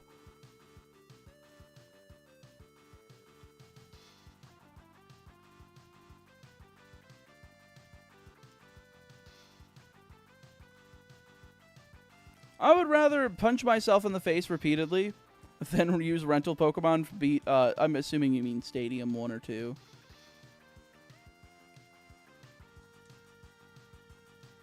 Unless you're referring to XD as Coliseum 2, in which case, sacrilege.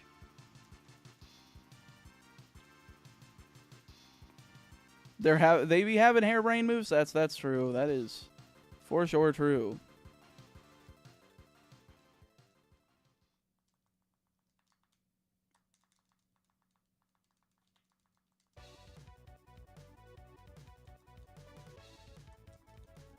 Yeah, the ones that were on N64. Yeah, the Stadium games.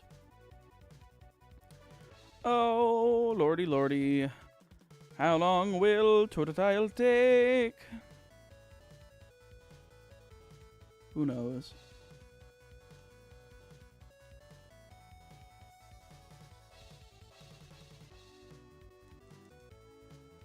That's good to know. My god, if it wasn't that, it would be worse than getting a shiny Why Not on Mirage Island. I could imagine, yeah. I wonder if that would be faster than doing the egg. If we just did a little bit of a handy-dandy RNG manipulation for Why Not and doing Mirage Island.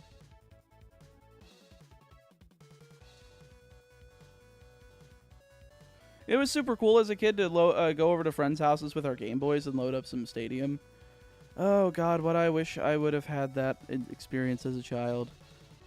I swear, I did not get to, like, hang out with friends at all just because my parents always wanted to meet other kids' parents, but the other kids' parents were like, "We are busy. Why do you need to do that? Just let our kids hang out." But they wouldn't budge. So, usually that didn't work.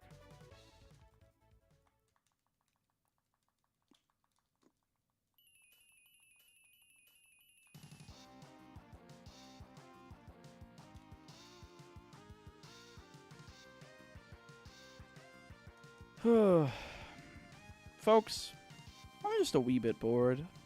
Aren't you? Just a little bit tired of seeing the blue gator. Don't you want to see the green gator? I want to see the green gator. The late 90s were different. It's a whole new world now. Well, it's not even that. I feel like my parents would have been the same way. They would have, you know, wanted their parents. They would have wanted to meet the other kids' parents, regardless of time period. They were they were probably a little too strict for their own good.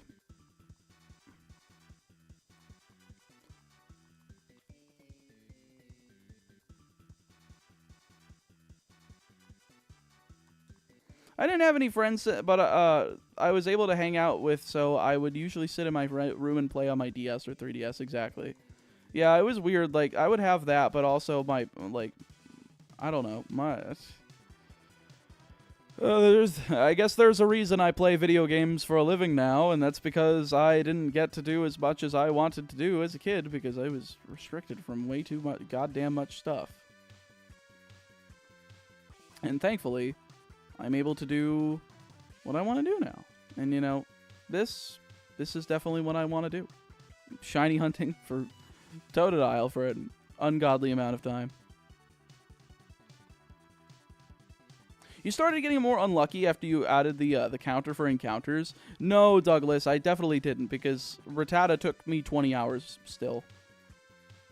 Plus, I added the counter for Unknown, and Unknown went perfectly fine.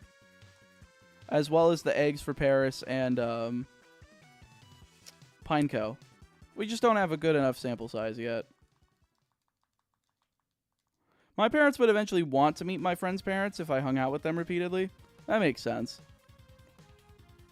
Mine would basically be like, you are not allowed to go over there unless we meet them. And then I would have to try to set up an appointment time through the other kid as like a surrogate, but they just didn't understand. So they were just like, why don't you just come over? And I'm like, I can't. Like, and then you know, if I did ever get to the step of like them asking their parents to try to meet mine, they would just be like, what? But why? No. You know, because the other parents have their own lives, and they're just letting their kids do things so that they can get what they need to do done. So, I don't know. I think it was just my folks didn't like to do things that, like, while if it was anything extracurricular involved them driving me or something like that, they just did not want to do it. And they wouldn't. Like, I was barely able to do any extracurricular activities in high school unless I had, like, somebody else that was able to drive me home, because my folks, even though, like, my stepmother literally worked down the street from my high school, it was just, like, she still wouldn't budge. She would just be like, yeah, no. And I'm just like, why? Why won't you let me do anything? Like, I thought you guys didn't want me to play video games all day. That's all I have to do if you're doing this. No, you can apply for scholarships. I'm not going to college. I do not want to. I already have a plan of what I want to do, but you also are restricting me from making YouTube videos. Like, this is just like, oh my god, there's so much. I just, so fucking annoying. I need water.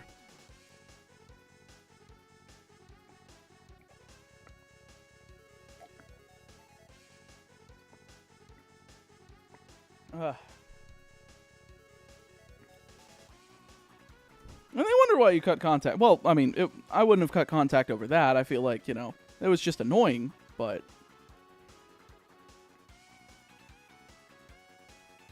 How's the hunt for the snot gator?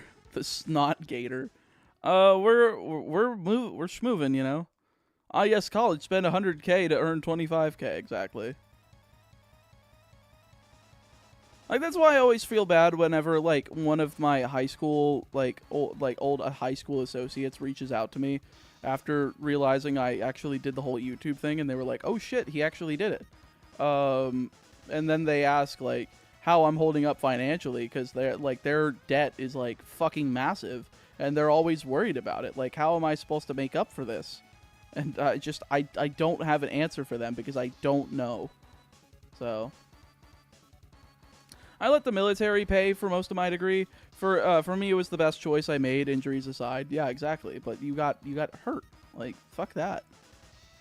Ah, I see you missed that step. Unlike other YouTubers who have just random degrees they aren't using. Yeah. But I think most people were doing that because they wanted a backup plan. For me, this was always the plan.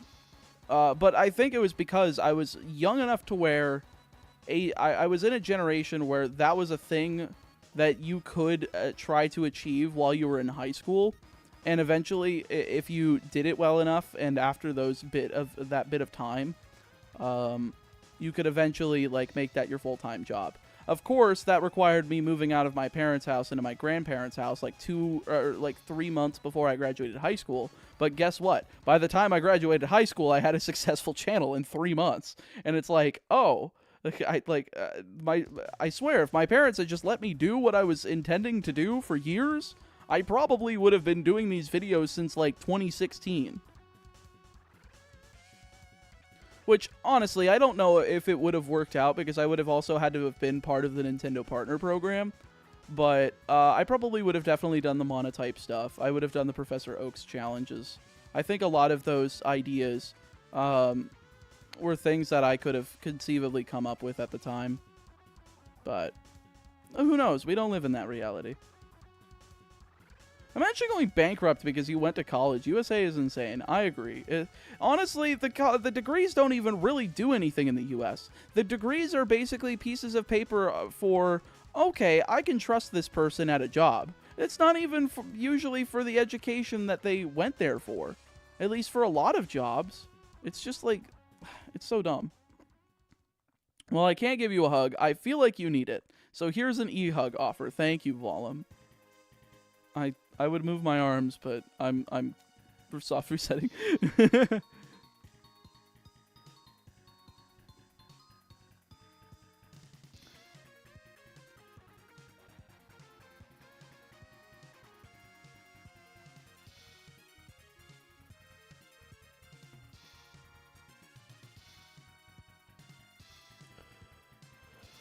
Female Totodile, huh? Oh boy.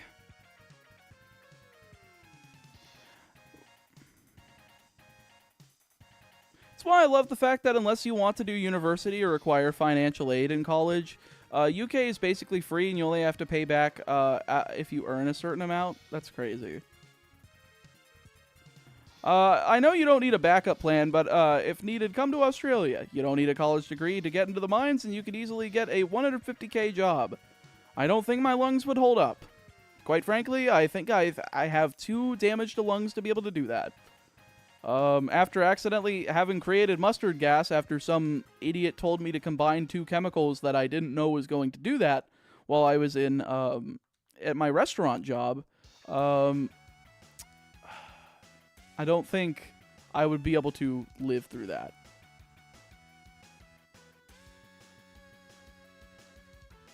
Bleach and ammonia? I believe that was it. Yes, Night's Oath. Yeah, I was told to mix those together. And I didn't know what that was supposed to do. That was never something that was taught in, like, any of my any of my school classes. That I was just told to do that, so I was like, oh, okay, sure, I'll do that so that we can get these dishes cleaner. So, you know, breathed that in, and they had to evacuate the restaurant. Meanwhile, I was in the line of fire, because I was right fucking next to it for like 5 minutes, It's a miracle I can breathe as well as I can right now. So, don't worry, the mine site workers don't do much. About half the day is waiting for safety to sign off on the job. Oh. Gotcha. Also, Joe, did you want to commit to me trying to do the beast hunt? I will do it if you're bribing me. I almost don't want to do it, and I almost want to turn it down. But I'm still leaving the offer open to you. I just destroyed my lungs after being a smoker for 10 plus years. You speed ran that shit. Hope you're holding up okay, dude. Well, considering a lot of other shit that happened in that restaurant, let's just say that I'm happy that I don't work in the food service industry anymore. I'm very happy that I'm doing what I'm doing, because I think I'm good at it. I think I'm entertaining people, and it lets me bypass the bullshit that I don't think I have the tolerance for anymore. So, in the UK, having a degree makes you get turned down from a lot of jobs. Why? How do you shiny hunt the beasts? I can't read the rest of it, True Blue, because it's blocked by the heart emote, and I keep forgetting to get it removed. My own mental stability couldn't handle this soft resetting. It's so impressive. My mental stability couldn't handle dealing with, any of your normal human jobs all day. So I would rather deal with this if you're willing to deal with the bullshit of other rude people, the bullshit of rude and manipulative bosses. If you guys are willing to handle that, then I am more than willing to suffer for your enjoyment with this shiny resetting. Because, listen, I would do this for 10,000 days, but then instead of dealing with fucking. Wait, why is Live and Learn playing? Oh, is that the end of my queue? All right, well, I gotta change music real quick.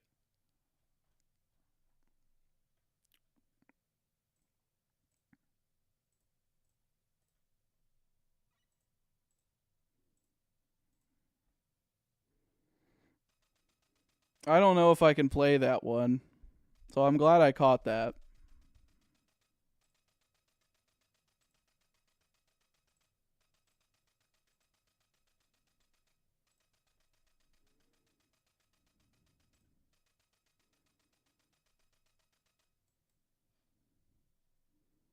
All right. Sorry about that.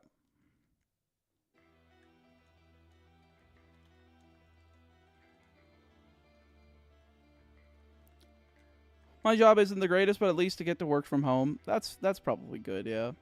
I work in wholesale baking, so it's nice not to interact with people and just deal with the corporate orders I produce. Less than retail baker, produce less than retail baking and earn more. Well, yeah, if that works, for sure. I think you could shiny reset Suicune and Crystal since it's a static, but the other two are a hard no. There was a guide that was put in my Discord server on how to hunt the shiny, the legendary beasts in Gen 2. If I am bribed to do it, I will do it. I have laid my offer out there.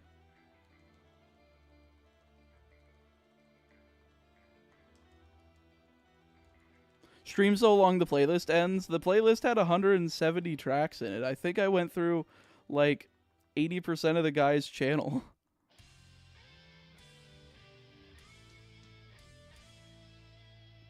Completely understandable if you're gonna do something mind-numbing for a living, and then it might as well be something like this.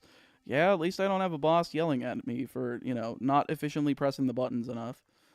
I'm a very impatient person. I cannot shiny hunt for more than 5 minutes. I'd say that I'm kind of patient, but I'm also very stubborn. So again, I think that that mix ends up, providing me the ability to do something like this.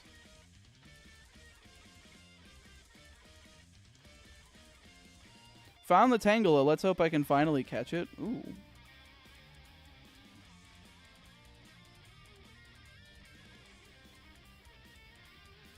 Sorry if I already asked. When is the gold video coming out, Meatball? Hopefully this week. The video is scripted. I just have to voice over it and send it to my editor.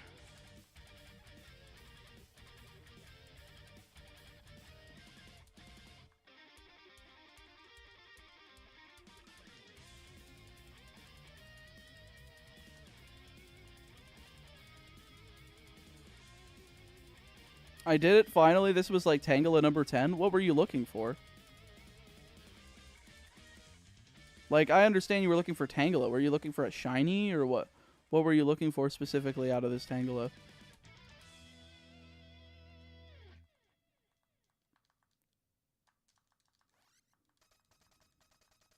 I remember in my Leaf Green Nuzlocke, I trained so much against the Tangela south of Pallet that I encountered a shiny one. Oh, that's crazy.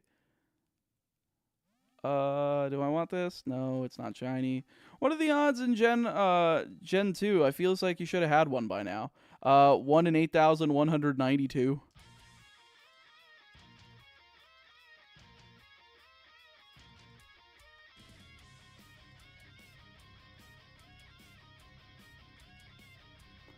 So, we're not even at a third. I think we're like closing in on a third of odds. I don't know what the math is on that. I think we might have gone over a third of the odds. What was the final Ho-Oh count? I think I might make you wait for the gold video to find that out. It'll come out later this week. Unless you want to go look at one of the other streams, in which case, sure, but I think it would be more interesting if you waited for the video. Ken, god damn it.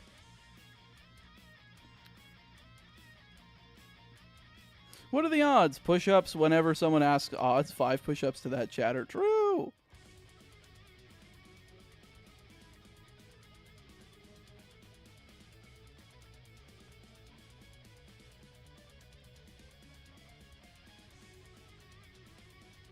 Oh wait, then lol. I love your videos. Well, thank you, Donovan. Well, I mean, you kind of got told what the count was, but regardless, if you end up checking out the video, I appreciate it.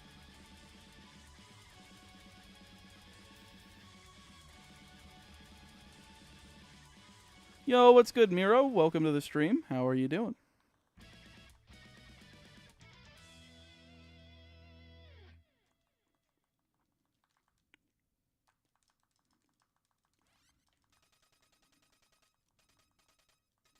Back when I was baking in retail in Christmas on the week of Christmas, I'd come in at 8 a.m. and leave 2 a.m. on average. One work day on the 23rd, I came in at 8 a.m., got home at 5 a.m., got paid in overtime all month. That's crazy. But also, what the fuck? What was the point of going home? Should have just had a bed there. Where's the bed? Where's the bedroom?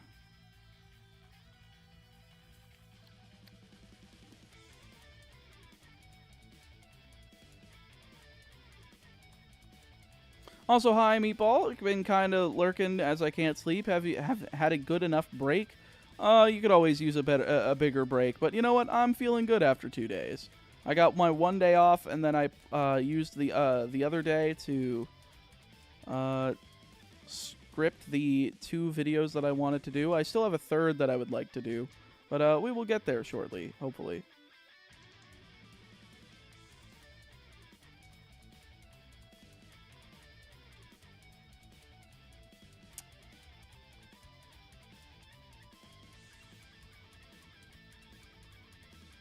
Did I hit the space bar? I don't think I did.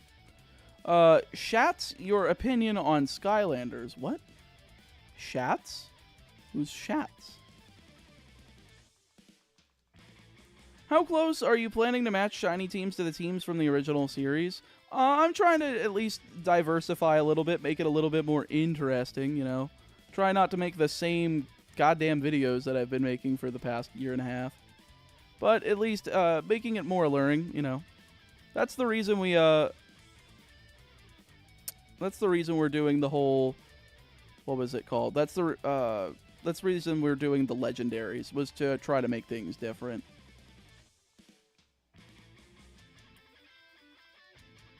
Yo, Joe, with the $79.99 Australian dollar super chat. I'll commit to the shiny dog hunt bribe. I'll send the super chat through on Wednesday when more disposable income comes in. Sheesh. Thank you so much, dude. Holy shit. I really appreciate that. Let me go ahead and add that to the timer.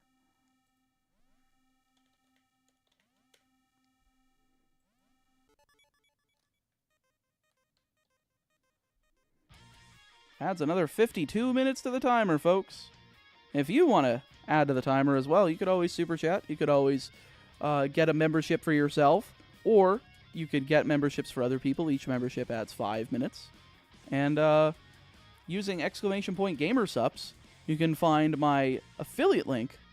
And if you use that affiliate link, you can get 10% off your order on any of the tubs there, or any of the cups, any of the snacks, or any of those 3 different things.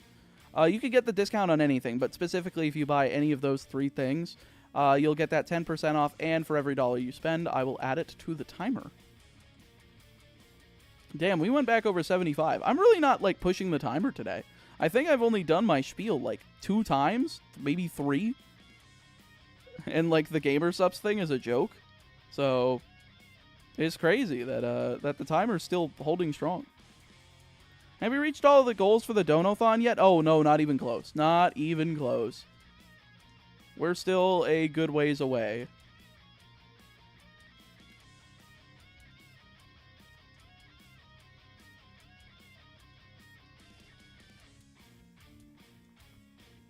If you get the shiny gator today, are you going to go after another encounter?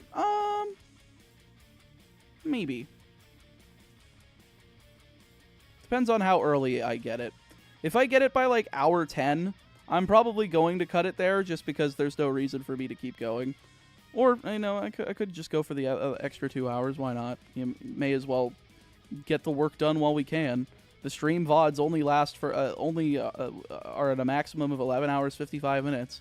May as well take the whole advantage of the, of that time.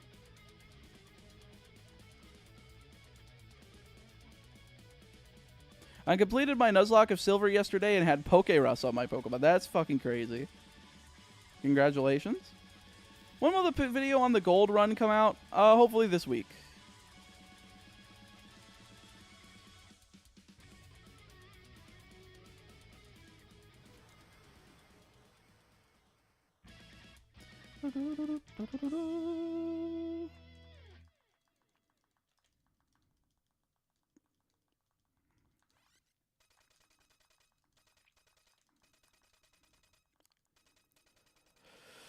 Oh, 2,849 shiny odds. You know, if we get it on this one, that would be on the money. I kind of doubt it, but we'll see. Nope.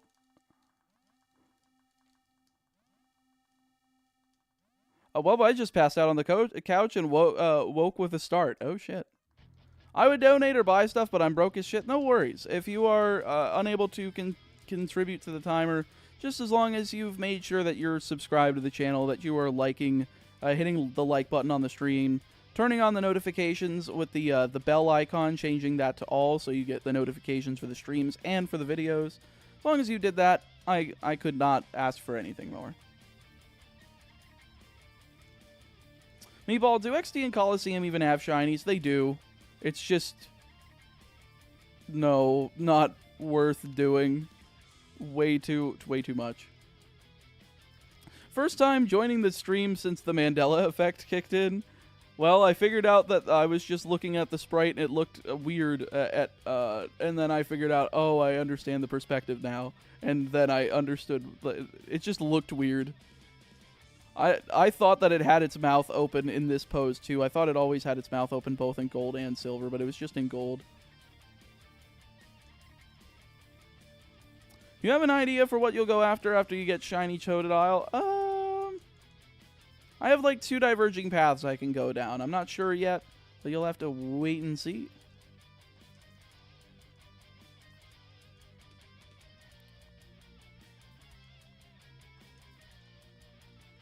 You should shiny hunt Pokemon sleep. No, thank you.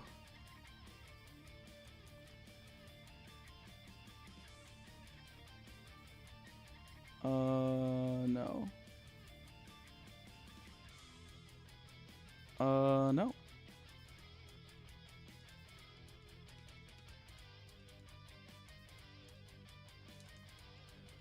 The suspense, indeed. The suspense is, you know, if you want to see what happens, you stick around. If not, you wait for the video to come out. But I would appreciate it if you, if you do stick around, you know, drop a like. Just do all the basic YouTube shit. Make sure you're subscribed, by the way, if you're watching this. Some people just aren't. And I'm also, every time I stream, for some reason, I get like a wave of people that unsubscribe. Probably because people are just like, ew, a stream, not a video that isn't edited. Boo. I don't know. I just like to make fun of people because I don't understand why they're doing the things they're doing. Yeah, the best lesson I've learned is my line work is don't put yourself and coworkers on caving to the demands of every customer.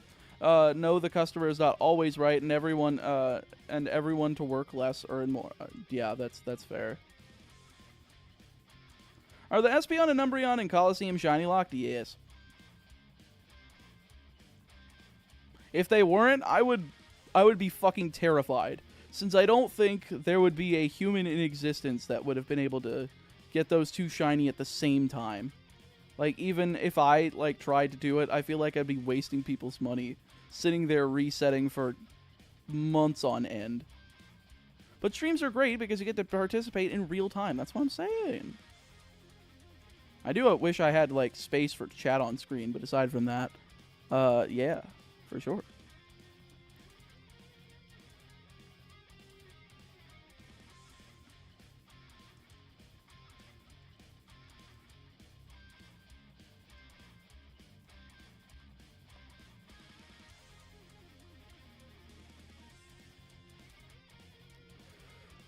Coming up on 2,900 encounters here. We're getting close.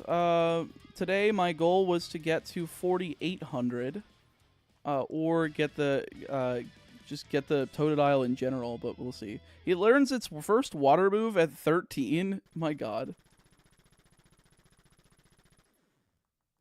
Is this Darkwing Duck? No, this is Contra.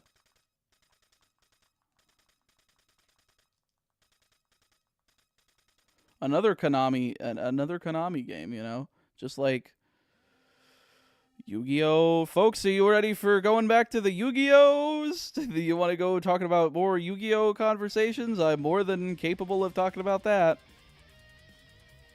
Because I'm really looking forward, actually, to going to Raleigh this weekend. Of course, I am streaming today, Monday, Tuesday, Wednesday, and Thursday, but I will be driving up there starting Friday, so that I will be able to attend through that Friday, Saturday, Sunday, and Monday, and I will be back that next Tuesday. From there, I'll be streaming the Tuesday, Wednesday, Thursday, and Friday, and then I will be driving up to my buddy Caleb.exe's place on Saturday, because we're going to be streaming a little bit, hopefully a little bit of the shiny hunting, but also we're going to be streaming some Elestrals. We're going to be showing off some of those tabletop Elestrals games. A-Drive sent me that really cool creator bundle that you see behind me up there between the two little Pokemon pillars and in between the two shelves. And we are going to I've already broken that up. I recorded it, but I didn't I haven't used the footage yet, but I might do a little bit of a reaction, or not reaction, but just like being able to talk about some of the cool shit that I pulled and show people off, show people what stuff was in there, just to kind of explain how the game works. And then we'll probably do some tabletop gameplay, and yeah, I think people will enjoy it, because Elestrals is a really fun card game, and I always encourage people to find a card game to play, just because it's such a good way to get out in front of people and interact with human beings. Like, I know it's something that like people have been missing, like trying to interact with people ever since COVID started, and I think this is a great way to be able to do that again. Main or side events? I'm mainly going to be doing side events, yeah. A lot of I'm doing Ultimate Time Wizard for Edison. I'm not sure what I'm going to play. I might play Hero Beat. I might play Dragons. I have to look at my pool of cards just to see what I want to play.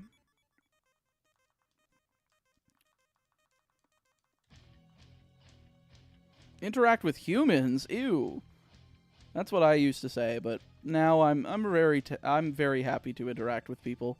Having lived on my own for 3.5 years now, I definitely think that it is a lot nicer being able to interact with human beings a lot more than you know, just going to these events. If you find a locals near you, like, at least that's a weekly contact with human beings. So I play Yu-Gi-Oh! To have competitive fun, and Magic the Gathering Commander with beers and burgers just to have a fun time with friends. I feel that. That's good shit. Interaction. Never heard of that Pokemon. Boo.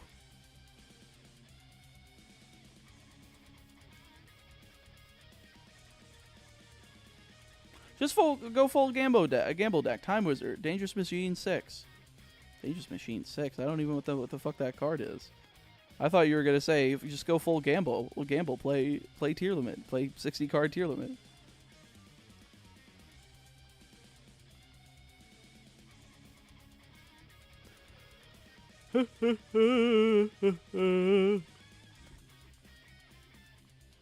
As a Yu-Gi-Oh player, I can tell you interaction in modern format is a myth. No, it's not. You just have to open multiple pieces of it.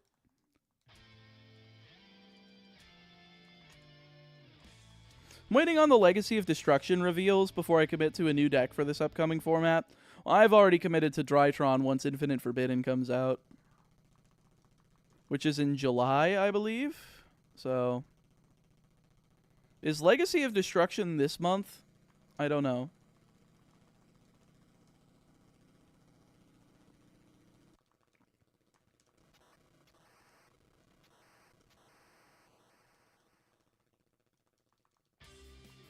Ah, yes, the age-old adage, just draw the out, indeed.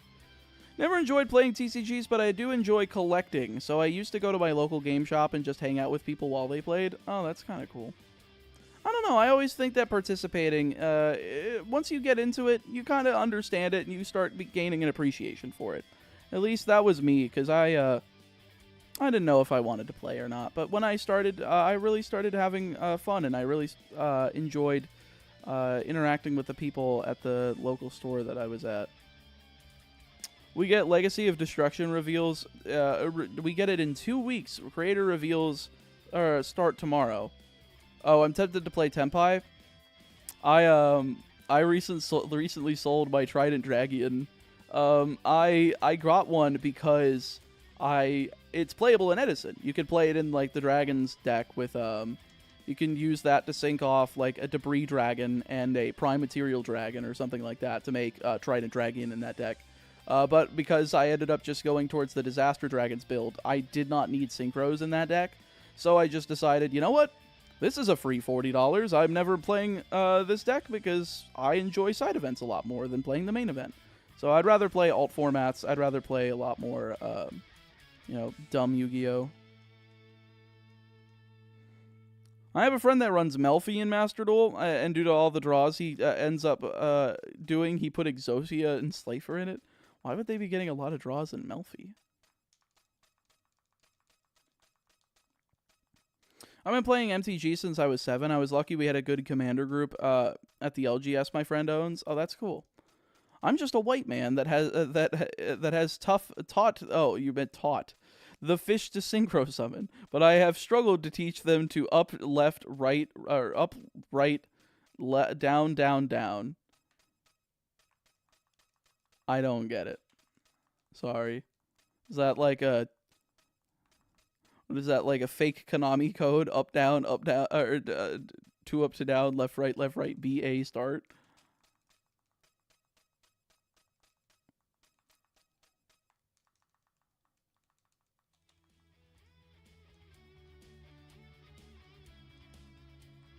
Helldivers 2 reference. Oh. I haven't played it yet. I saw that Maxor did a video on it, but I didn't know you do like button combinations for stuff.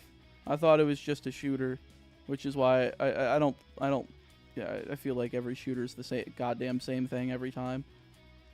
I thought it was link arrows, but but then I was like, hold up, why does it have 3 down arrows? Is it because they can't do diagonally down left and diagonally down right?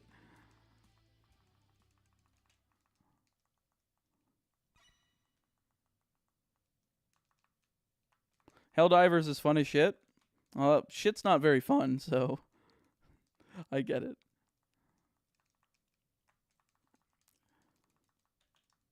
I saw it was like a multiplayer game, and I'm just like, I don't know. I don't know if I want to do it.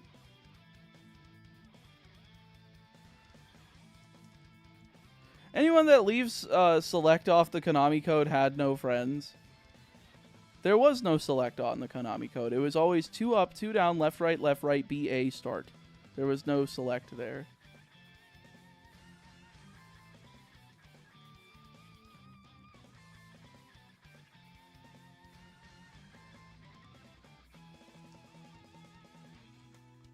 It's one of those fun with friends games.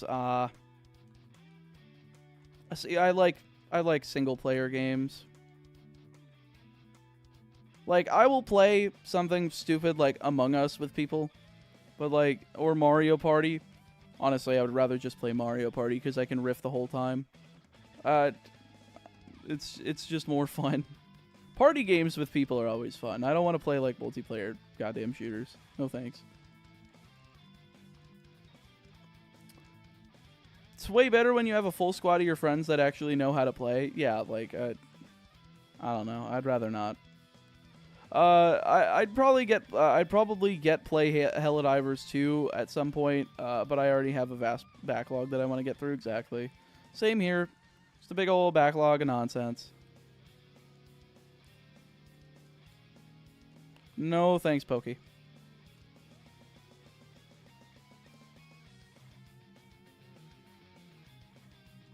I'm about to hit 100 hours active mission time in Helldivers because Democracy never sleeps and my insomnia is like Democracy. Oh.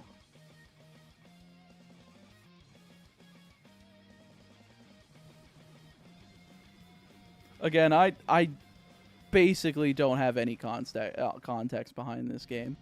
So, I only heard like a Jonathan Young song that he did on it, which I thought sounded pretty, it was kind of like a banger. But, you know, I don't know.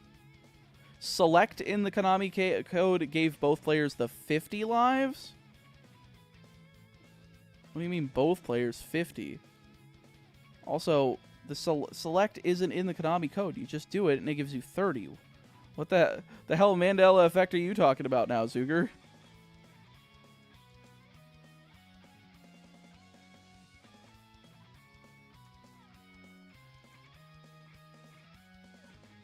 Backlog? No, that's my games for when I get drunk and with my friends library. Now, if only I had I just had some friends and alcohol. True. Or 30, maybe it was 30. Yeah, from my experience, it's 30.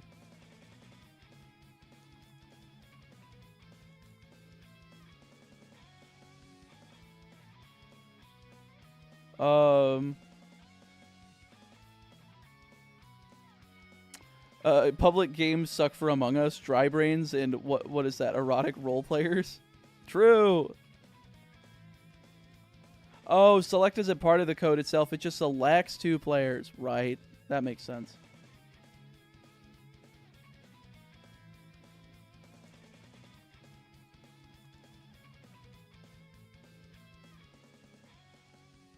Can I have the shiny, please? Am I going to have to fight the game over 5 digits of encounters again for this? If I am, this is going to be very depressing. Select, don't you mean target? What do you mean? We're talking about an NES controller, Darkest Dude.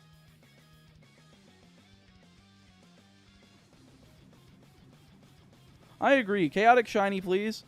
Trying.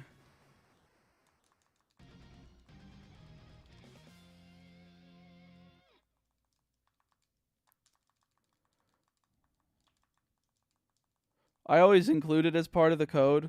Well, that's the thing. It's not part of the code, Zuger. The select only gets you to 2 players in that game. It just selects how many players you want. Do you want 1 player? Then you don't hit it. If you want 2, you hit it. What does shiny chaotic meatball look like? I think somebody put that in my Discord server in the music and art share if you scroll up a little bit. To be inclusive of all buttons.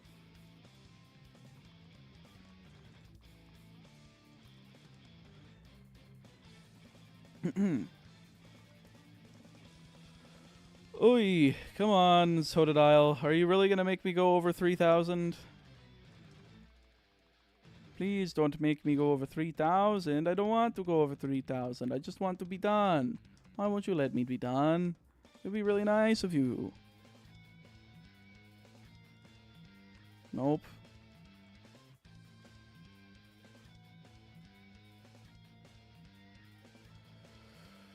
Nope.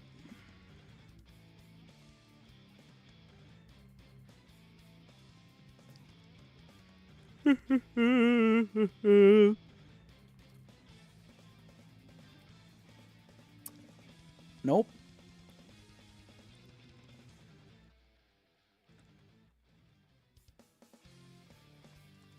Chaotic, please activate my caveman dopamine receptors with them with the shiny shine, please. Oh my god, it's not shiny.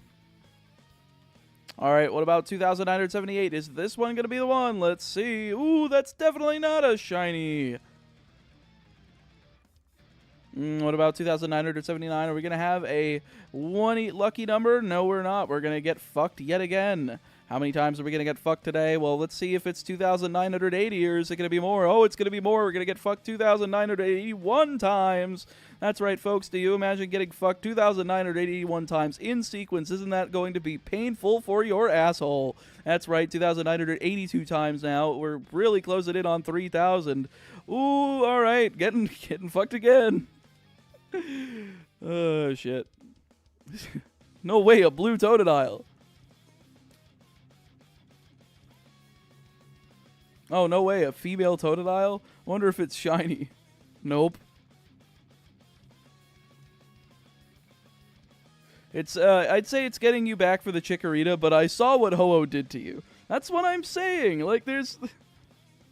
The Ho-Oh should be offset. This should be offsetting the Ho-Oh, right? Will the compound odds be below 31%? What is 31%, Frozen Lake? I don't remember. It's 3,040. Oh. Well, if so, then that'll be like hitting Fissure. If we can just hit Fissure, we can get it. Technically speaking, it's either shiny or it's not. So the odds are actually 50-50. So many people have made this joke. It's overplayed. Folks, it's overplayed. It's never going to be funny. Fissure? What do you mean? What do you mean, Adrian? Why are you confused by Fissure? You know, like Horn Drill, you know, Sheer Cold, Guillotine, those kind of moves. They're 30% accurate. The compound odds would be around 30% at 31. What was it? 3140, 3040 encounters. So we're 46 encounters away from hitting 31% and missing good old Fissure. You know.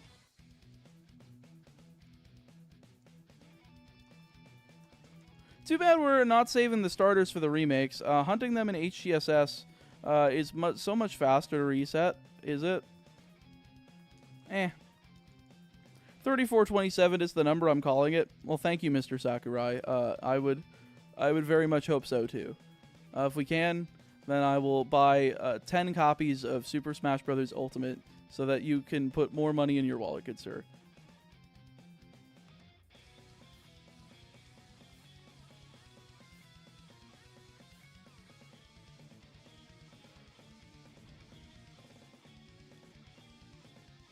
Of course, the 3,000th one was a female, so get boned, nerd. All right, so 3427, folks. Keep that in the back of your minds. We're gonna try for 3427 for Mr. Sakurai here. If we don't please him, we won't be added to the next Smash. Oh, there's over 500 likes on the live stream. Ooh, folks. If you haven't hit the like button yet on the stream, definitely make sure to do so. It very much helps out. No. Yeah, because you see the starter is shiny in the Pokeball. Yeah, I know, Durkus. I guess you do see 3 of them at once. No. Why am I yawning so much? Is it because I'm not moving? I just took a little bit of a break at 2500. Surely the movement around then should have done the trick.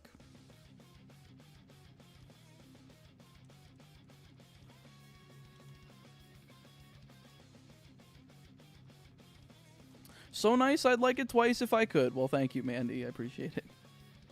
Because you need sleep. I don't need sleep. I woke up pretty, like, at an appropriate time. I slept plenty enough.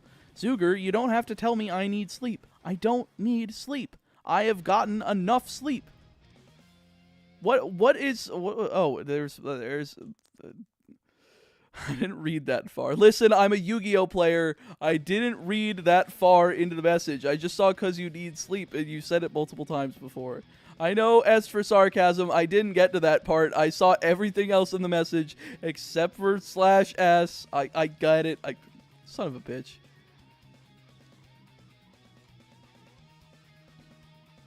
I'm going to guess a number that is too big for your liking.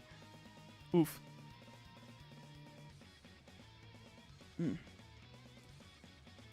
Chaotic is definitely grumpy because he needs sleep. I don't need sleep. I already got enough sleep, you motherfucker. Oh, shit.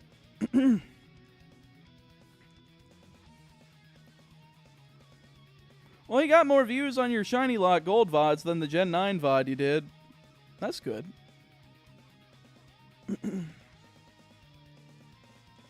I put my HTML tags there and everything.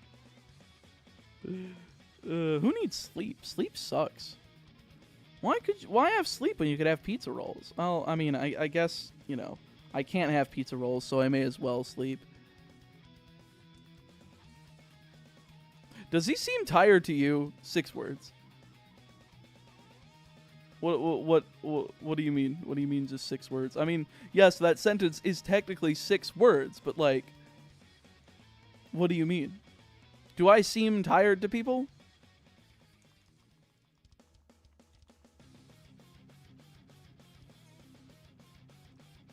Why sleep when you can play video games? True. I have pizza rolls, but I already ate a burger. Who wants pizza rolls? Enjoy the Totino's pizza rolls, Sonic. You can do it, Sonic. You can beat the Totinos. Oh, shit.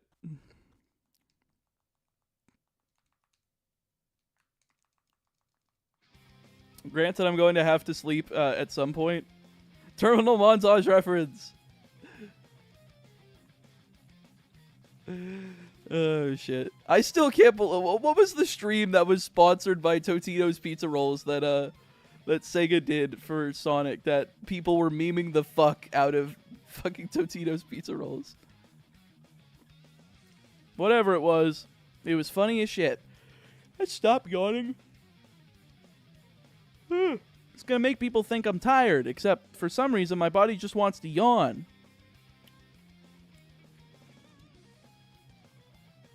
Sonic Mania? Was it the Sonic Mania stream that was sponsored by Totino's? Oh my god. Was it 2023 April Fools? What was 2023 April Fools? Like the Totino's Pizza Rolls thing? No, that was years ago. That was like 6 or 7 years ago, right? Like, probably 7, because Mania came out in 2017, right? Holy shit, is Mania that old already? Oh my god. What the fuck? What happened?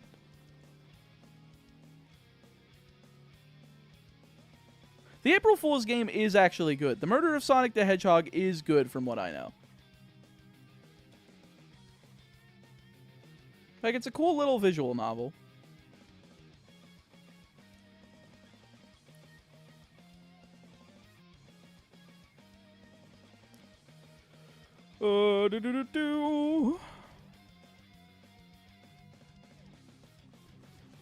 Am I behind in encounters? I thought that I was going for 400 per hour. Oh, no, I'm not behind. For some reason, I thought I was like 200 behind. I'm like, what the hell happened?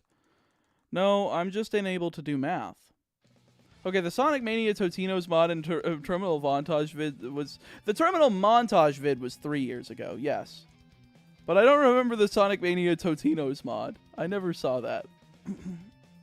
Can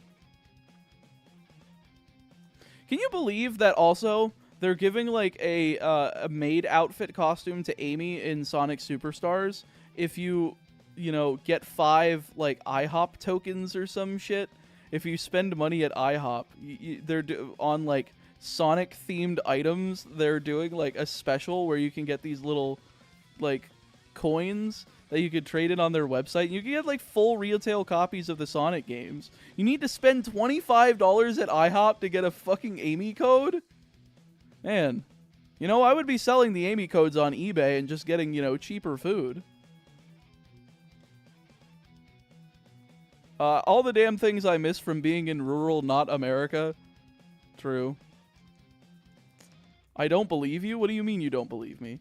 My favorite thing about Sonic Mania is how it's the first game everyone gets running in newer emulators.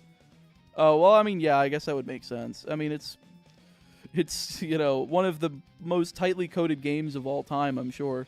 So it's got to be like one of the easiest ones. Hell, didn't they backport it to the fucking Wii? Like, they ported Sonic Mania to the Wii. Like, not like the official team, but like a group of homebrew people, you know, backported it to the Wii, which is wild that the game actually works on there.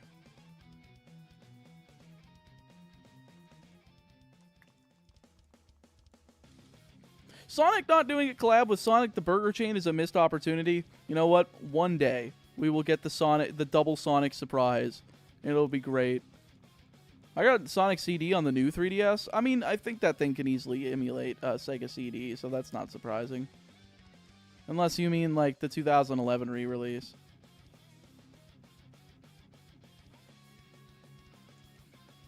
Your videos are warm like a homemade sweater. Well, thank you, Mark. I'm glad to be so cuddly with my videos. That was the best way I could put that. There's no way for it not to be sus.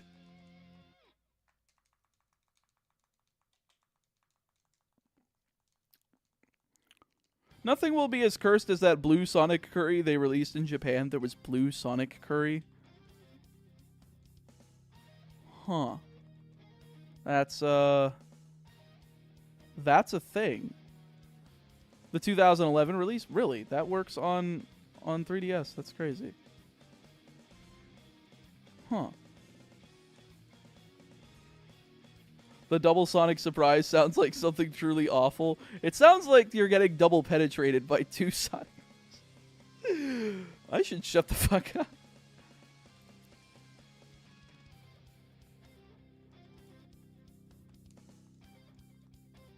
What is that sentence? It's the double Sonic surprise, you know? It's not sus anymore, it's no Diddy. Oh shit. I want his couch chair, whatever it is. It's my chair. It's nice. I like the chair.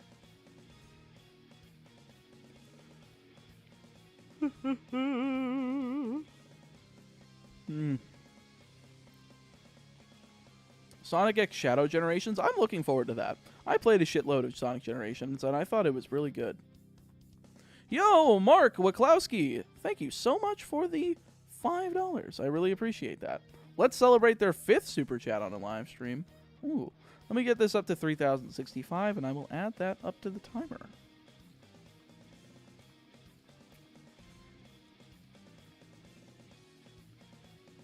Okay. Nope.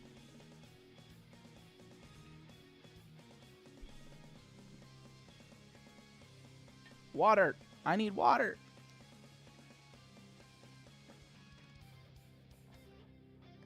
Middleman Gaming is because they wanted to sell them on Wii U. They wanted to sell Wii U's to people that wanted to play Game Boy Advance games, which was really stupid, and it did not work.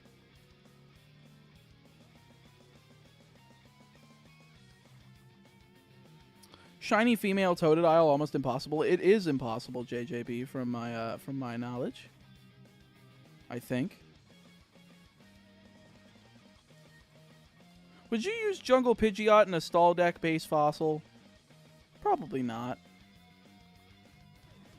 I don't know. I always think that like Aerodactyl is like the premier floodgate for stalling in base fossil.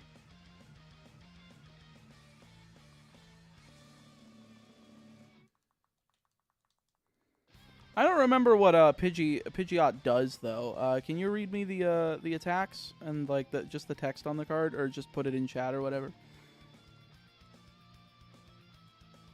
Just don't put a link to the card because that'll get you timed out.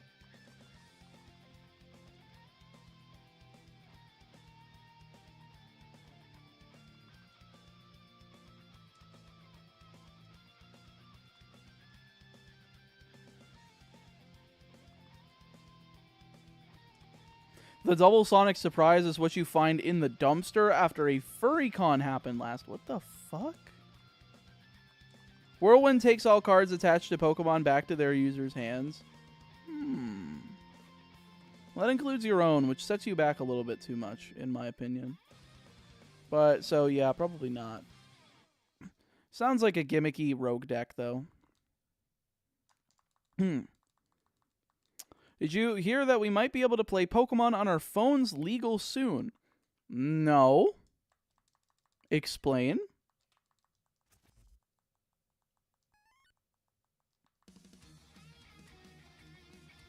I want to know.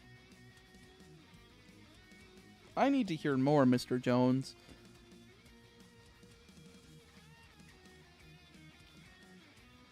Saw an article on Twitter. Put it in my Discord server. Exclamation point Discord. Put it in, like, off topic. I want to read this.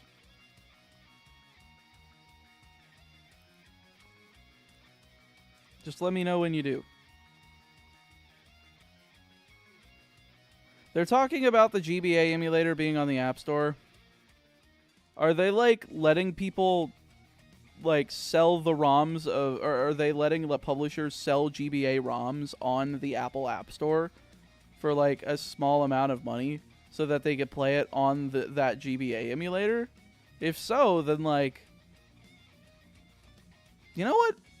That's fine. Unfortunately, you know, I mean, I like legal ways of doing emulation, but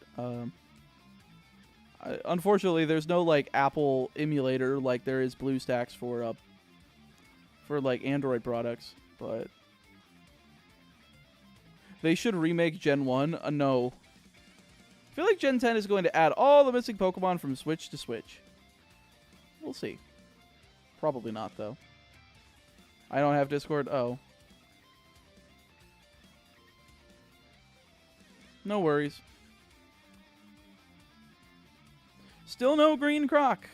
No green croc.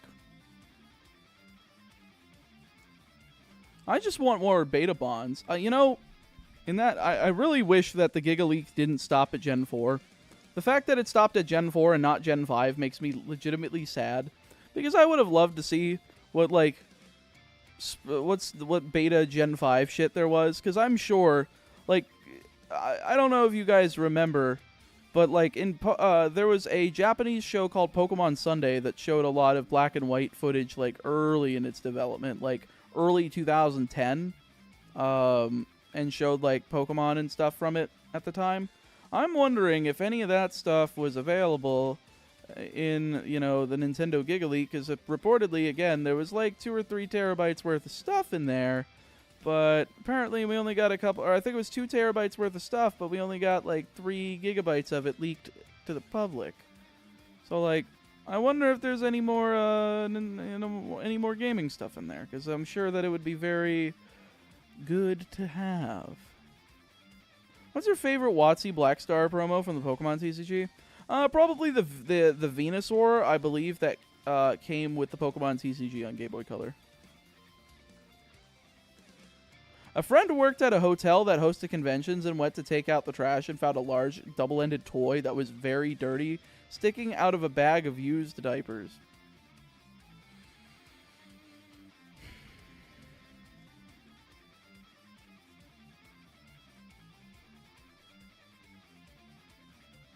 Do you think I wanted to hear that?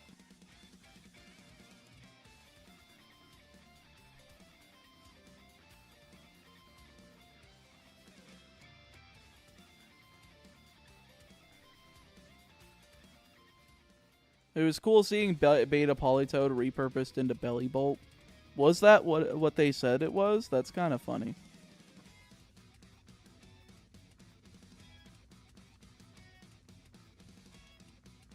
Birthday Pikachu is my favorite WotC Blackstar. That's fair. I think also one of my other favorites, in fact, I'd probably replace it with this, is the Psyduck alt art. The Psyduck from, I think it was Jungle, the one with Headache that prevented your opponent from being able to play trainer cards the turn after you used that attack for 1 psychic energy. It had an alt art that was a Blackstar promo. And I actually got those because they're actually pretty cheap promos. They're only like $6 a piece. And I was using them in a base through fossil deck, and people were like, "Oh, what the hell? I didn't know this art existed." And I told them about the Blackstar art, and they were like, "Oh shit, that's cool." So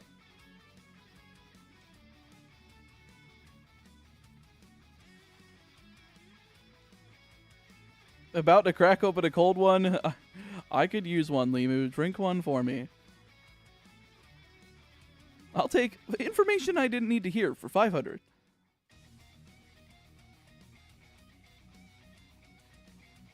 I wish TPC would have taken Pokemon from future generations cameo in side games again.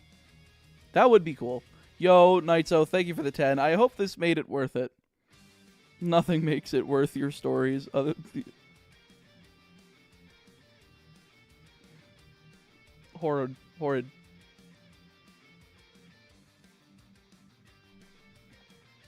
Would Fire Red and Leaf Green sell today like it did back in the day? If it was a re-release, probably. Not like as many copies, but it would sell a crap ton for sure. What are you going to do with the Shiny Lock starters? I don't know. I haven't gotten there yet, and I'm not worried about it until I do.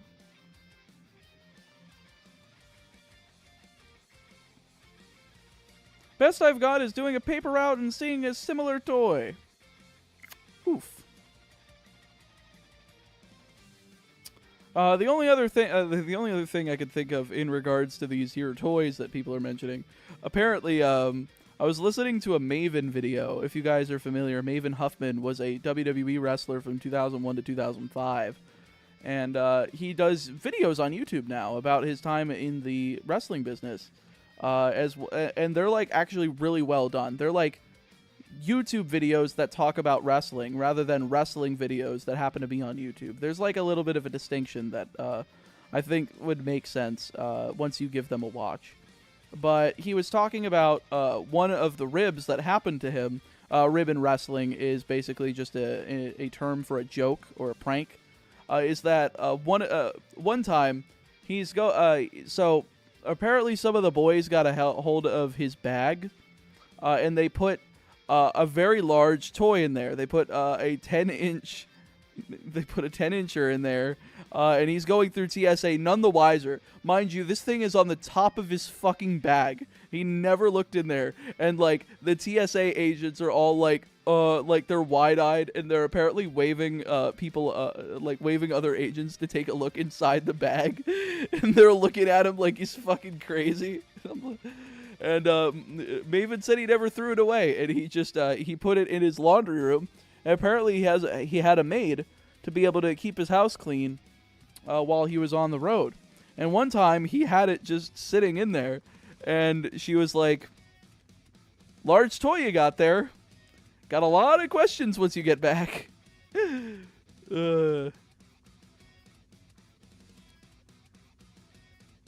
When you're with friends, you crack a cold one with the boys. When you're with vampires, you crap open a boy with the cold ones. True. That's a good one. I like that. What the hell did I just read? The original script of Madagascar is nuts. There was supposed to be have a subplot with a pregnancy. Is this part of like the Nickelodeon leak or the Giga leak or something that happened a while back? Or I don't remember if Madagascar was Nickelodeon. I think it was. That'll be a problem for future Meatball. Absolutely. Future Meatball can deal with it. 3160 is the next percentage threshold at 32%. Thank you, Frozen Lake. Did you like Raven's Flock and WCW? I really don't have much that I enjoy from WCW. I like the cruiserweights. It just didn't seem like they had really good stories going on at the time. It's not my favorite time of wrestling. Heck, I don't even really like the Attitude Era. I like the characters, but I don't like all the bullshit that they put like the women through in that era.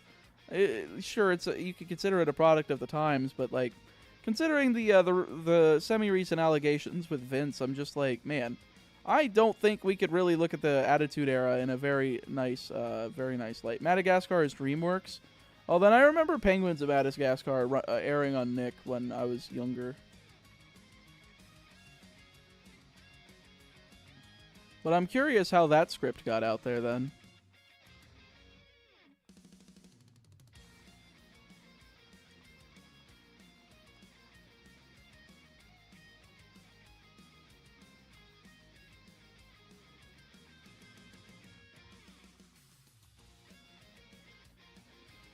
Knight's Oath. I almost don't get the joke, but the fourth word in it is making me sus. Like, it's making this message extremely sus. Still on the starter? Yeah. I mean, it's not surprising. I mean, considering how fast the resets, or how kind of slow the resets are, I think it's unsurprising that we're at this point. It's like 400 resets an hour. You know, that's pretty good. So I'm expecting this to take 20 hours or less. If it takes more, I'll be kind of disappointed. Like, if it takes more than 2 full streams to get Totodile, I will be a wee bit down. How many attempts did Chikorita take? Around, what was that, 1,100 or so? The one thing I'm curious about is the Nickelodeon leak. Is any of Sailor Mouth out? That was the video that Justin Wang did, and apparently, like, if it would be in physical archives, just because of it being an old episode, and maybe I don't remember exactly, but I think some bits leaked out of like the cast members cursing in their respective role voices, just not part of Sailor Mouth though.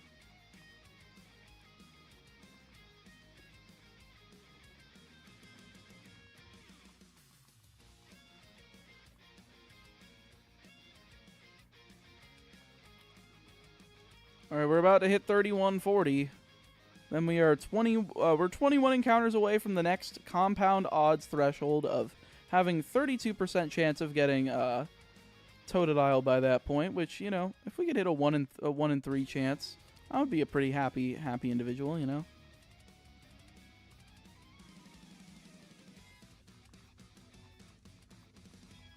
Wouldn't be shocked if we don't hit it, but of course, if we can hit that 33% chance, I would not be mad.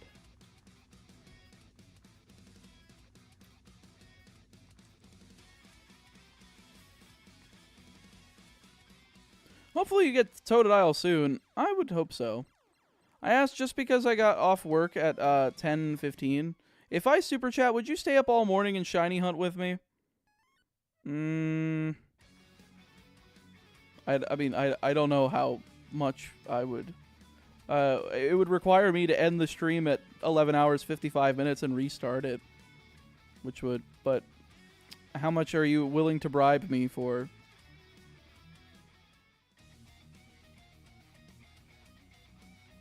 Because usually I'll just do my 12 hours, but I'm willing to be bribed, ladies and gentlemen. I'm willing to be bribed. Like, the fucked up part is that apparently they're gatekeeping any part of the old Nickelodeon shows. I don't know why they're so secretive with that shit. I know the SpongeBob community is like that, and I don't know. A lot of leak communities are kind of like that, where they're just like holdouts of old internet, where people used to be offensive and they think that the internet should stay that way, and it shouldn't. So.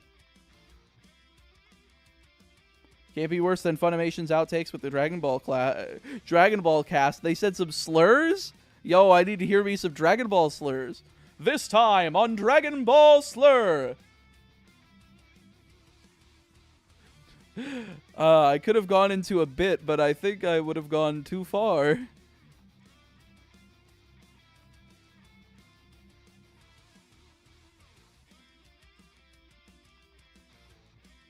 Yeah, Goku slips up to call Piccolo something he regrets. Exact. That's what the bit was gonna be. Oh shit. It's like I don't know what the slur for like a Namekian would be. What do you call him, a fucking Mizuker? That just sounds like a slur, Mizuker.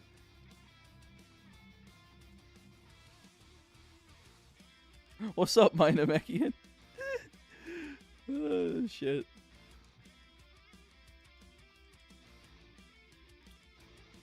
I hate that just reminds me of the segment where Vince McMahon calls John Cena the N-word and then walks right by Booker T and his wife, and they're just like, did he really just say that? Did he really just say that? I'm just like, how the fuck did this guy get away with what he was doing for as long as he was?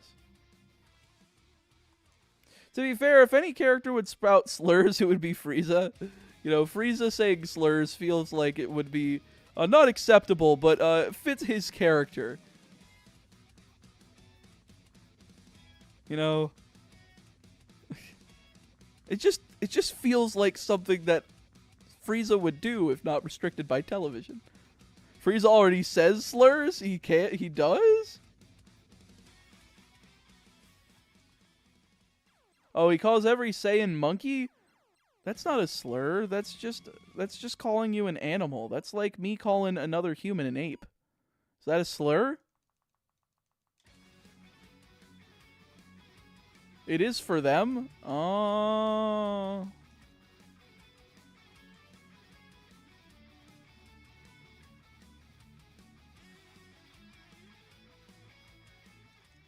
I feel like Frieza would be offended that you would say that about him and go on about he's evil, not a monster. You know, that would be an amazing Team 4-star animation if they could get away with it. Like only for the characterization bit of it, just for Frieza, you know. I don't want like people using that, but like just because I don't want like people hurting each other with words. But you know, if fictional characters do it to each other. Now, if we can manage to make it normal for fictional characters to call each other slurs, but not real people, perfect. Because I think it would be funny. I don't know if people would agree with me, but I don't think that, like, I think that as long as people aren't calling each other those, I think, you know, the world is going to be a better place. However, we can still channel that, you know, into... Instead of people hating each other, people using their, you know, using that to hate fictional characters and call each other slurs in fictional characters. That would be funny. I don't know why. There's something in here that's just wrong with my brain. You already do gold, yes. I hope to increase your luck by being AFK and getting a lunch. Godspeed, sir. Take care of Wallum. Go eat some lunch. Lunchy boy. I thought the saying was sticks and stones can break my bones, but words can never hurt me. Apparently that saying was wrong for a long time. What are you doing for Crystal? Cyndaquil.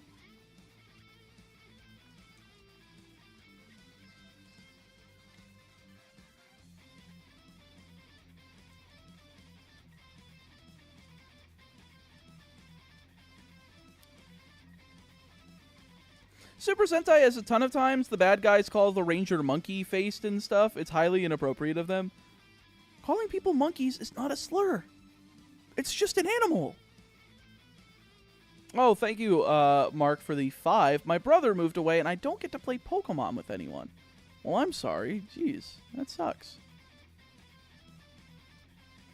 I hope that you can find a nice little community of people that enjoy playing Pokemon like this one, and maybe we'll have some more people to play with.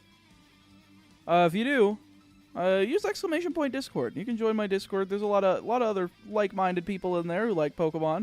You might be able to find some people to you know, play around, you know, trade some stuff. In the UK, calling a black guy that is very racist. Is it really? Huh.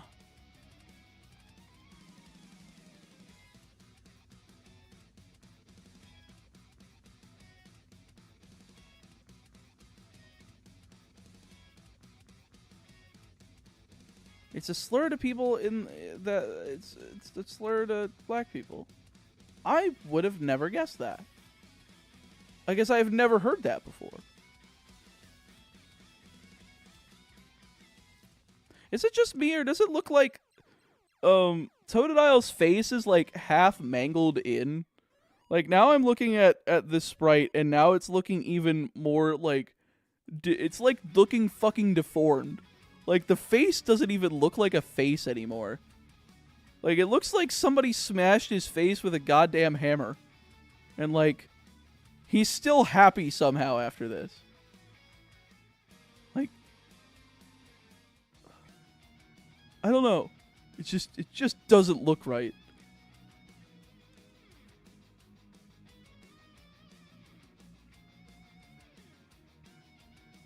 Yeah, like it doesn't look right here. But then I accidentally skipped over it, but it looks fine here. Why does it look better in black and white? This actually looks like the face. Like, is this a different sprite?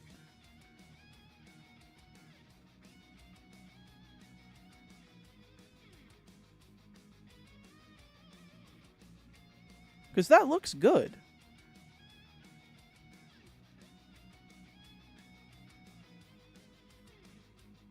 But here, it just looks mangled. Like, his face looks mangled. What? I don't... Why am I thinking it looks... I can't figure out what the perspective is supposed to be. It just looks weird.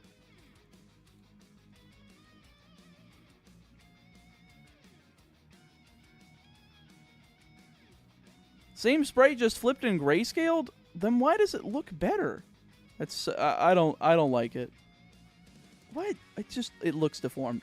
The right side of his face looks deformed. Like it looks like it got caved in by a goddamn hammer.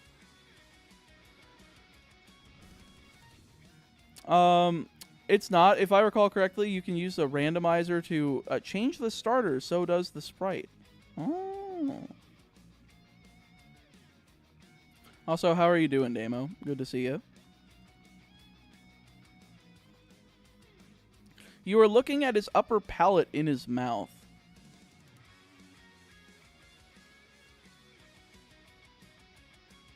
It just doesn't look right anymore. It doesn't. It just doesn't. I'm like... Like, the details, I guess, on the head look better in black and white than they do in color. Yeah, they look better in black and white than they do in color.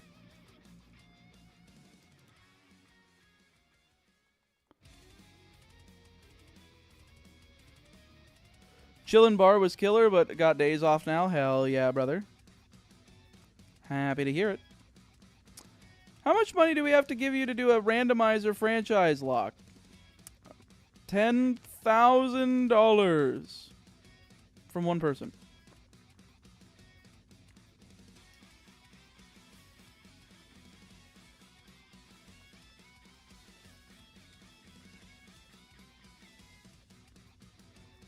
All right, now I'm slightly behind on encounters because of that stuff. Now we're on pace. Okay, because every hour I'm doing about 400 encounters, and we're at 8 hours 2 minutes with 3,200 encounters on the clock.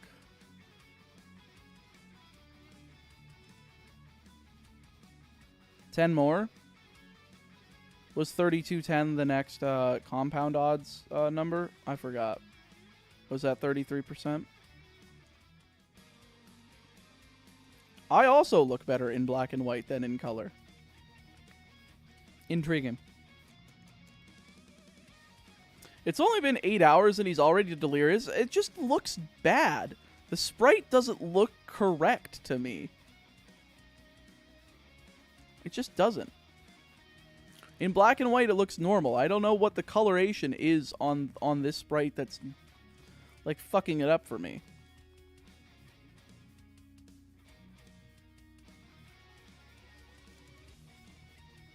Nope, just what I think. Okay. Meat, you need more titty milk? No, I'm good. I'm good. Silly Meatball, you're not playing Black and White. Oh, I want to play those games instead. You have, what, 12 games before you can get there? 12 games? Jesus, I have to play 12 goddamn games? Because this one still counts because we're still in the goddamn lab and we still don't have our shiny starter.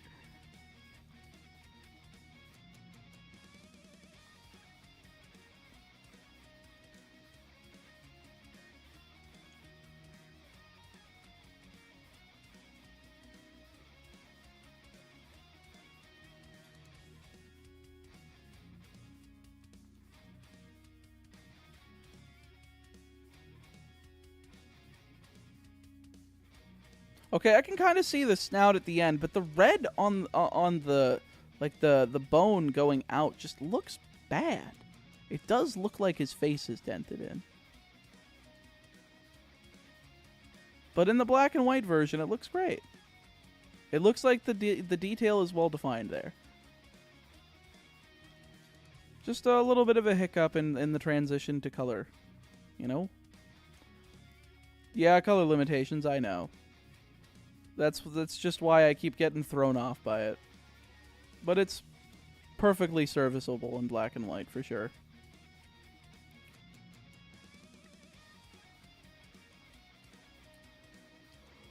Are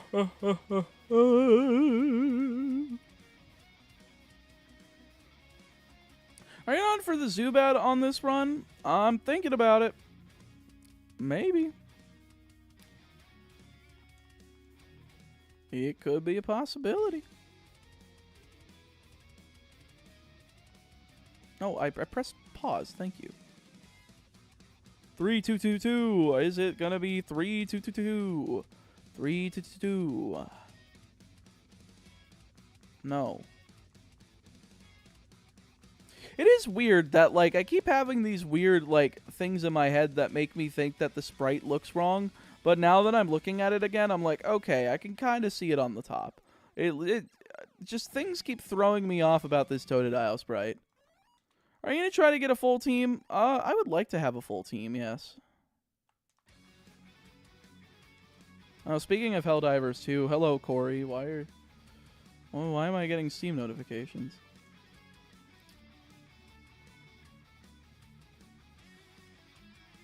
God. You know, it was funny. I was going down a little bit of a rabbit hole, not yesterday, but the day before during my day off. I was watching a lot of good old Jules Conroy videos, Family Jules' second channel. I used to watch a lot of his streams back in, like, 2018, 2019, like, 2020. I ended up getting in a pretty bad, like, sort of parasocial relationship with him at the time, to where it just got bad to the point where he ended up banning me from his, like, server and, like, his Twitch chat and shit. Is that a fucking gnat? That was weird. But I was looking back because I was like, oh, this is funny that stuff is getting recommended to me from him again. And I ended up, of course, the first video I click on after I do that is the fucking doorbell video where he's, you know, programming his doorbell to play Megalovania, which apparently got 11 million views, by the way. What the fuck? It's his most viewed video on either one of his channels, and it's on his second channel. And it's just him programming Megalovania on his fucking doorbell.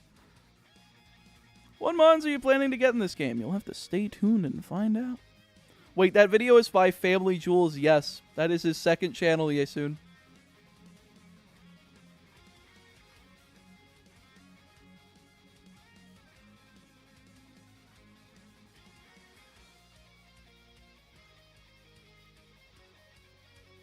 I think he followed it up by doing one for All-Star. I think that was the second doorbell video, and it did pretty good, too. Not nearly as good, because the Megalovania one just hit the algorithm, like, in a perfect way. Like, I do not understand what took that video to the extreme. It was funny, though. I mean, shit. Like, taking the time to program that doorbell, good for you. You know, if I had a doorbell like that, I would probably do the same thing. I would probably program it to, you know, play fucking Megalovania for a meme. If we had the physical special split, we could just solo the game with our Gator Boy. We could. But that wouldn't be fun, wouldn't it? It would be boring. We need a couple encounters, you know? A couple measly encounters, a couple balanced encounters, you know? You know what would be perfect? If we did this, Mareep, and Entei. I think this Mareep and Entei would carry the whole game. I leave to go eat like 3 hours ago and you still haven't gotten a shiny? No. I'm not even at half odds, Shadow Rain. It's not surprising. Shiny hunting Entei would be a nightmare. Well, somebody's gonna be trying to apparently bribe me for it, so we might be doing it anyway. Not even a grass Pokemon, just Entei for Alligator Ampharos. Who needs a grass Pokemon? We just kill everything, you know? We have water, ice, electric, fire. Got plenty. Oh yeah, should we use it in silver because it's not in crystal? Well, we could save it for Heart Gold, Soul Silver. I don't think the in-game trade in that game as well can be shiny, the Onyx in HGSS. So it's probably wise to keep it for one of those games instead. Since I believe, Mareep only learns Thundershock at level 10? And the level cap is 9? It all depends. You've been through it a few nightmares already during the run. I would agree with that. Today, I'm beating Pokemon Fire Red using only a Weedle, Caterpie, and a level 99 Mewtwo. Can I beat it? Make sure to like and subscribe. Thank you, Noah. I love using my intro voice. Today, I'm going to be Nuzlocking my life and hopefully not losing. Here's the rules. Nothing. Do whatever you can to get to the end of the road with as much green as possible. And then you just do a cutaway. Rules. You must be ethical in the way that you can you obtain all different products. Ah, yes, you just handed him dirt water and a 44 Magnum. You may as well just shoot the trainers. He doesn't even need the Mewtwo.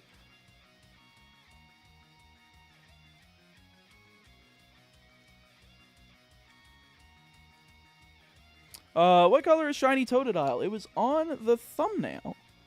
It looks very distinct.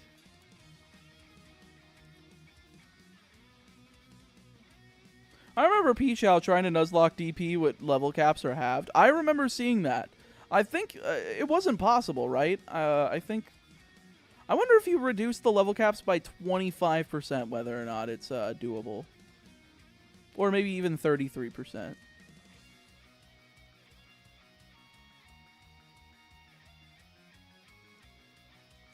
I'm shiny hunting one Pokemon per route in both black and white. That sounds like hell. That sounds like hell. That sounds like hell. You know?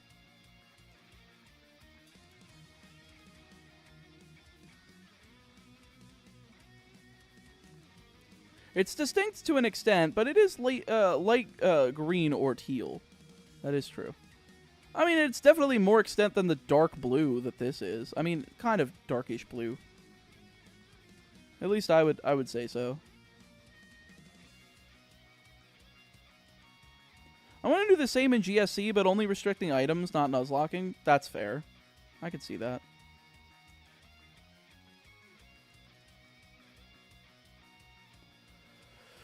Oi, give me the shiny Totodile. It would make my life easier. Please, please, please, please. Please give it to me, please. I need it, please! I enjoy being annoying sometimes. Folks, sometimes it's just fun to be annoying. Sometimes it's just fun to be a dickhead. Sometimes you just need those days. See, now, you know, Totodile's face looks normal. It doesn't look mashed in. It doesn't look... Oh, god damn it. Now my brain thinks it looks mashed in again after I mention it. Like, I'm trying to see the snout, and it keeps, like, disappearing on me. Like, it's not that the snout... It's not like that it's disappearing. It's just, like, the perspective keeps changing. Kind of like a 3D object. Like, if you're looking at, like, a cube... Like, one part comes, like, out front first, and then the second part, like, sometimes it'll change like that. That's kind of what's happening with Totodile here. I know that sounds stupid, but maybe I'm just delusional. I see it. Thank you, Stormy. Somebody finally understands my pain. Isn't that considered Nuzlocking? Technically, you're making it more difficult, which is the definition of a Nuzlock. So the definition of a Nuzlock is basically when a Pokemon dies... it is considered, or what if Pokemon faints, it is considered dead and must be either boxed or permanently released. That's like the one main rule. And for every route, you can only catch the first encounter on each route. So that's basically the two main things for a Nuzlocke. Like, if it's to be considered a Nuzlocke, you basically need those two. Like concave Jesus with the eyes that follow you. What happened to convex Jesus?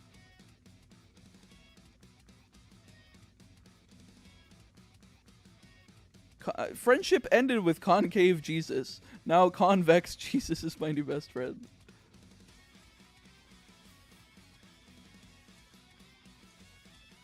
Sometimes I remember there are like 200 other real people here and it freaks me out. It is kind of crazy. I think that because we started the stream later, that there's not going to be as many people here at the later hours, which I've kind of prepared for, you know. I can also see the massive dip of people from each break, and then just people slowly leaving as the stream goes on, which, mind you, I completely understand. It is a shiny hunt for a Pokemon that we've been doing for over 8 hours at this point. We've been really kind of hammering it home that we're trying to do this, and you know, if we don't get it, we come back tomorrow. Almost enough to fill a big airplane. That's true. I almost said almost enough to fill airplane. Sometimes I say, sometimes, you know, I do dyslexia with words instead of letters, and I don't understand it. So you mean trickling out like piss? What? Yes, they're trickling out like little piss little piss droplets. Reference.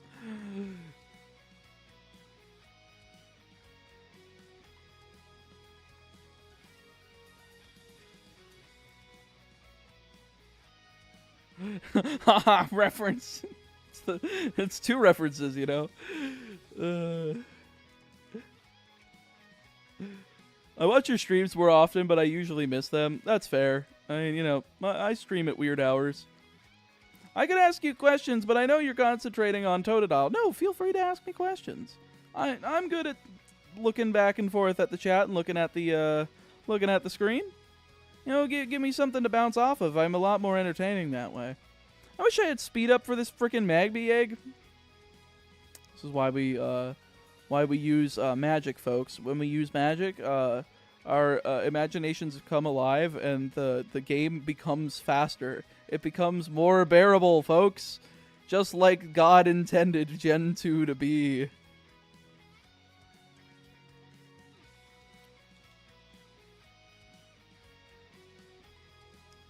That's another blue one. What about 3,300? Can we get it on a solid, exact 3,300 encounters? Can it be? No, it's going to suck cock and balls. It's going to suck cock and balls, just like it normally does. Folks, this is taking a little bit of time. This is definitely taking a little bit of time. Breeding for a shiny Mimikyu in Shield. So far, but no luck yet. So fast, but no luck yet. Really. Intriguing. My little Pokemon friendship is magic, true. Let's go for 3-3-3-3. 3-3-3-3. 3-3-3-3. 3-3. Nope. I don't know if you saw me, but I got a shiny Igglypuff or Igglybuff from the odd egg. Congratulations. I present you the God Run. Hardcore Nuzlocke every Pokemon game, but if a Pokemon game or Pokemon dies, you have to start all over again. I feel like that's something for Pichou. If I did that, I would probably, you know, die. I'm not that good. I can't beat every game deathless. Not yet. Maybe in the future. I think also I play very riskily because there's also like very little thought going through my head most of the time.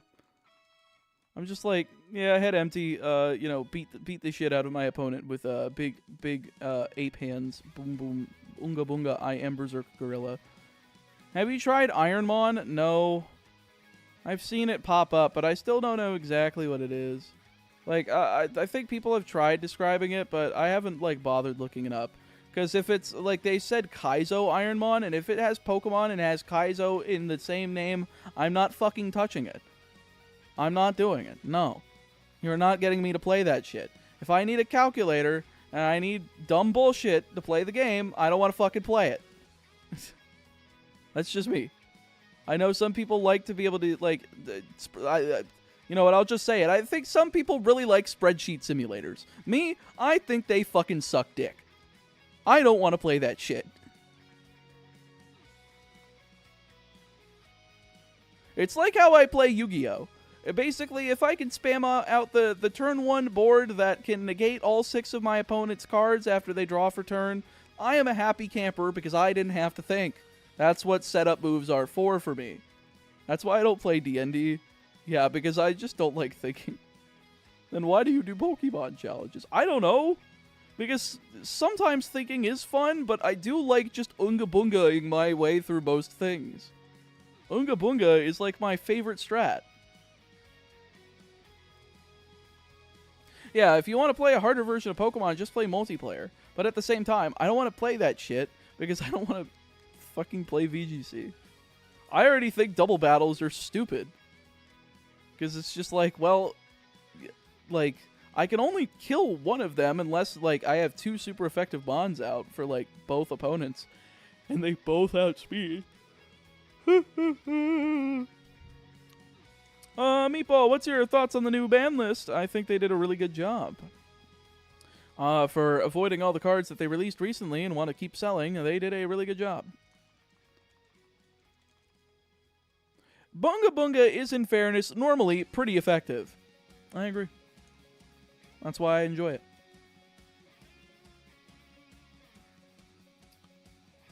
Can I please have the Totodile? Sir? May I please have the Totodile? You made me yawn. I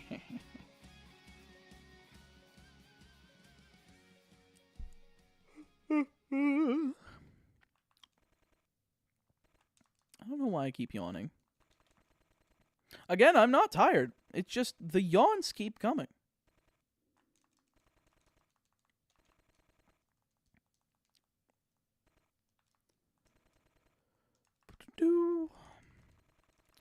Then again, I think the constant yawns is something that I've noticed happens when I have one of those insomnia days as well.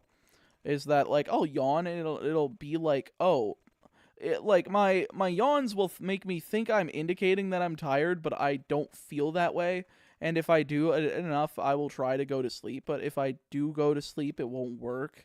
And then I get back up, and then I'm just up. So, you know, that's kind of the process. Nope. Yawns are usually brain overheating or lack of oxygen. If my brain is overheating from soft resetting, then there's something wrong with me. But lack of oxygen also makes sense, considering, again, I have pretty fucked up lungs at this point, so maybe I just need to do deeper breaths.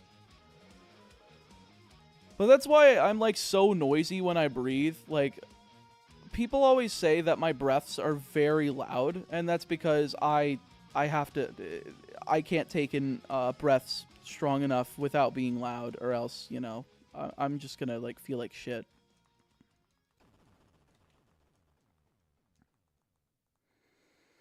The yawns keep coming and they don't stop coming and they don't stop coming. Thank you. Have you considered using Bellsprout?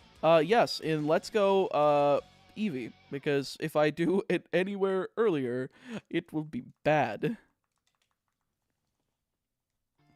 Egg is hatching. Let's go, Zooger. What's in the egg? I don't know.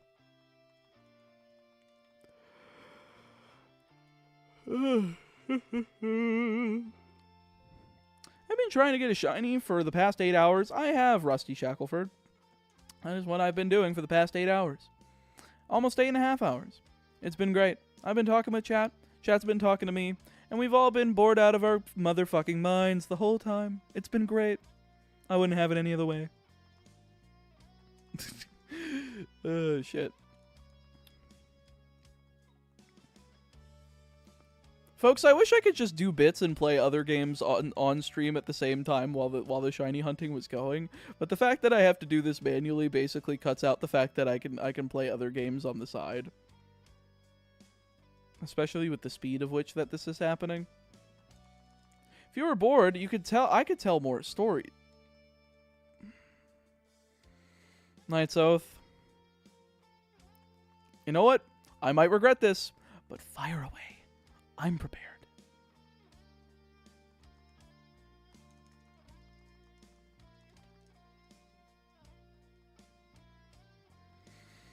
Chat, I've opened the floodgates.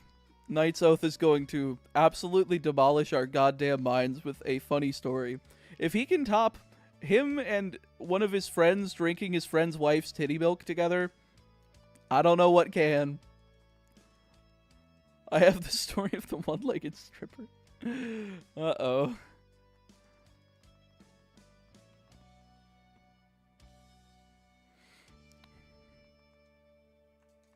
What? That's what I said when I first heard this story.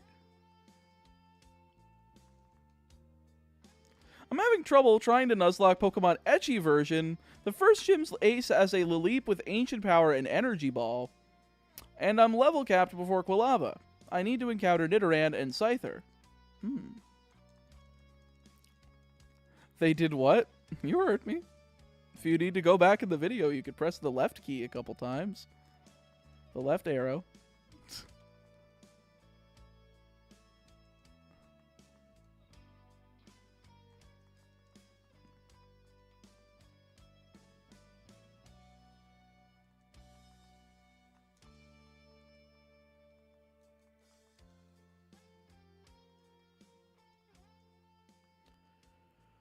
Boop. Oh yeah, I didn't even react to the name Pokemon Ecchi version. Is that like that can't be good, right?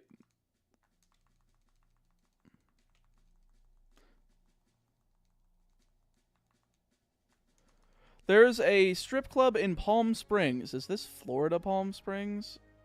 Called Pope's.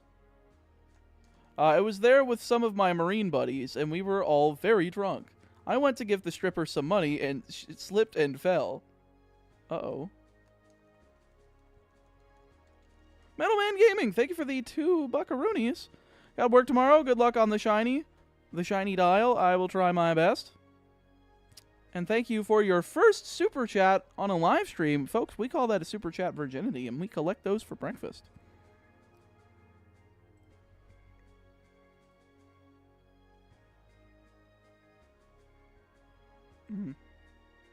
I didn't realize that was our... Okay. Oi, it's time to play some more Pokemons. Folks, you like playing the Pokemons?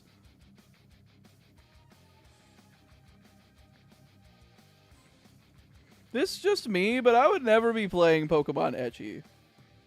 Yeah, me neither, especially with how many characters they like to make underage in Pokemon, so, you know... Just seems kind of sus.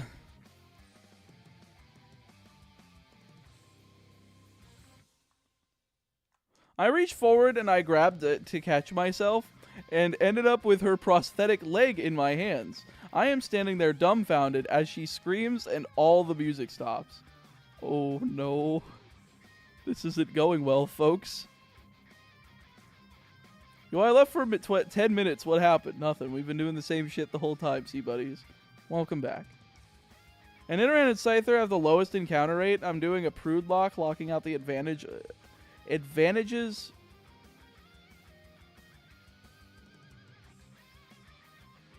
A prude lock. Can I get away with this on YouTube? Probably not. It would be funny, but probably not. Moemon is one thing. Ecchi is another thing altogether. I can imagine, yeah.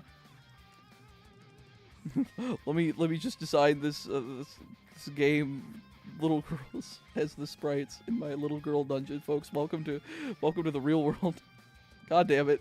Why am I making JonTron references from 2015 and the year of our Lord 2024? All right, Meatball. It is 4:30 a.m. I'm going to sleep. Good night, Atoshimara. Thank you for being here. Sleep tight.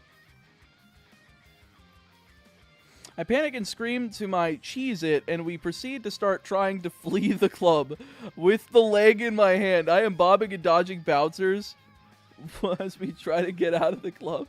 Wait, why are you still holding the leg? No. You ever watch Lyle Rath? I did when he used to be Lyle McDouchebag. What a great guy, you know, connoisseur of smoothies, as I've been told in my day. God, I miss Jeff's Big Thursday. Shoutouts to Jeff's Big Thursday, bro.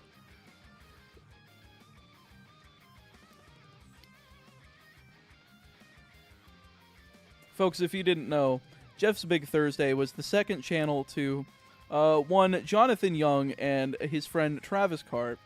And they used to upload silly little behind-the-scenes videos over there and some kind of funny shit. One of them was a smoothie making tutorial from Travis. The next week, they uploaded the smoothie making tutorial from Jonathan. And during that, Lyle Rath, formerly known as Lyle McDouchebag, comes in and it just says, "I heard you knew how to make a bitch smoothie." It's just some of the funniest shit. For some reason, that smoothie video also went around my high school as a meme. For some reason, that and both It's Awesome Baby from Scott the Woz both went around as memes from in my high school, and I don't understand why. Very funny, though. Very funny. At least in, like, my, the classes that I was in, people would, like, say fucking quotes from them.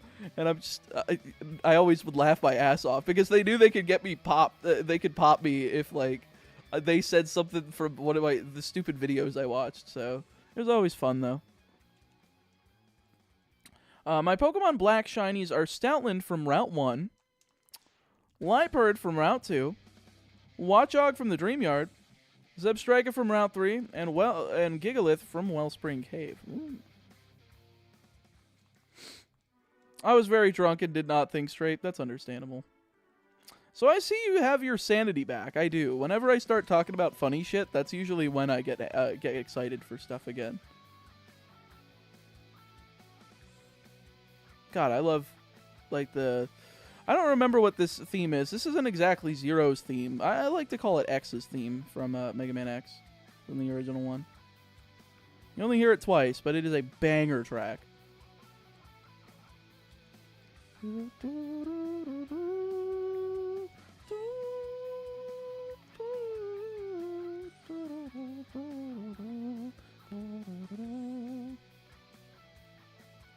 Very good stuff.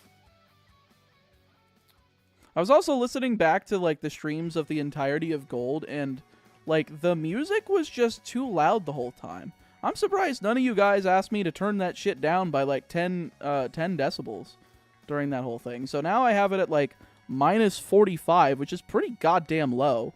And I'm assuming this is finally, like, a good volume for, like, shoving in pieces of the stream into, like, the final video. It's actually pretty hard to hear now. Good. That's the point of background music. It's supposed to be just a very light underneath.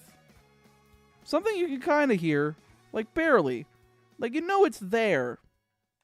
But it's not just, like, absolute silence when I'm not talking.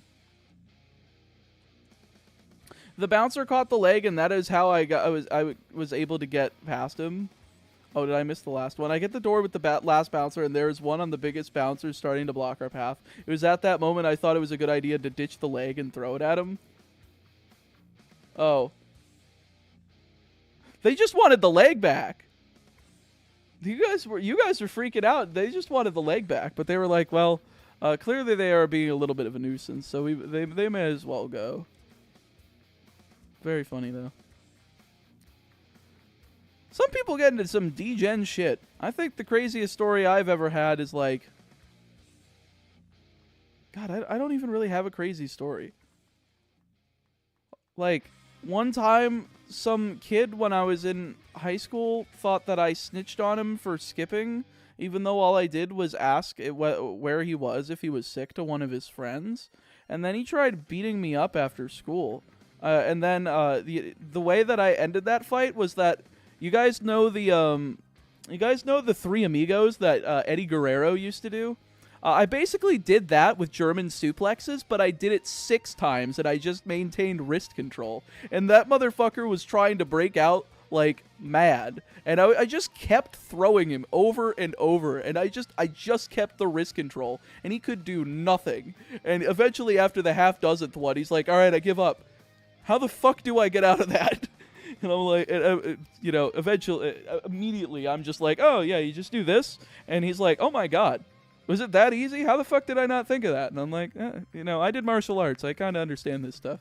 So, you ever just get in a fight with somebody and then immediately they're like, how did you do that? So, it's kind of cool.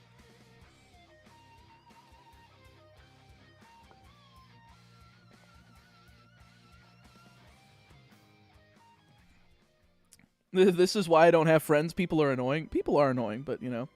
Sag for Mr. Anderson. Degen shit. Hi, have you heard of lewd tubers? Those are my favorite.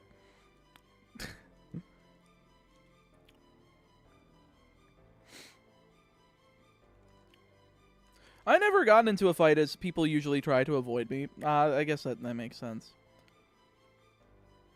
I don't know. I wish I got into more and that were, like, not provoked by me. There was a second one where somebody, like, tried pushing me over a table in our school library, and I almost about fucking volleyed at him. I caught myself, like the last second before I was about to leave the ground and jump about 10 fucking feet to hit this guy in the face. But I knew, like, if I was the person to hit first, then that was not the right thing. He pushed me, but he did not strike me, so I did not have the free reign to beat the shit out of him.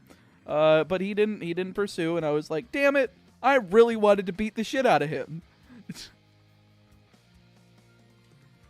I don't know. I just like beating people up. Is that a bad thing? Yes. Is it fun?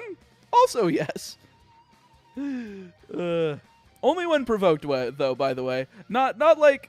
I'm not even, like, intentionally provoking them through words. At least I don't think I was. I might have just been a really annoying kid back then, and that's why they wanted to beat me up.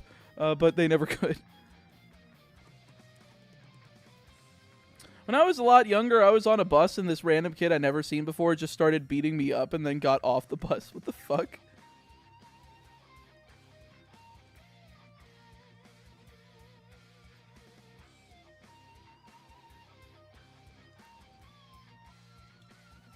Lewd tuber is someone who uses segs appeal to get people to engage with their content.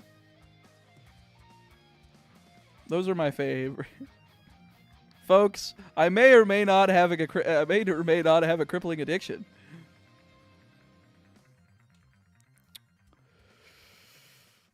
that addiction may or may not be called VTubers. Such as Project Melody. See, Project Melody isn't even... I mean...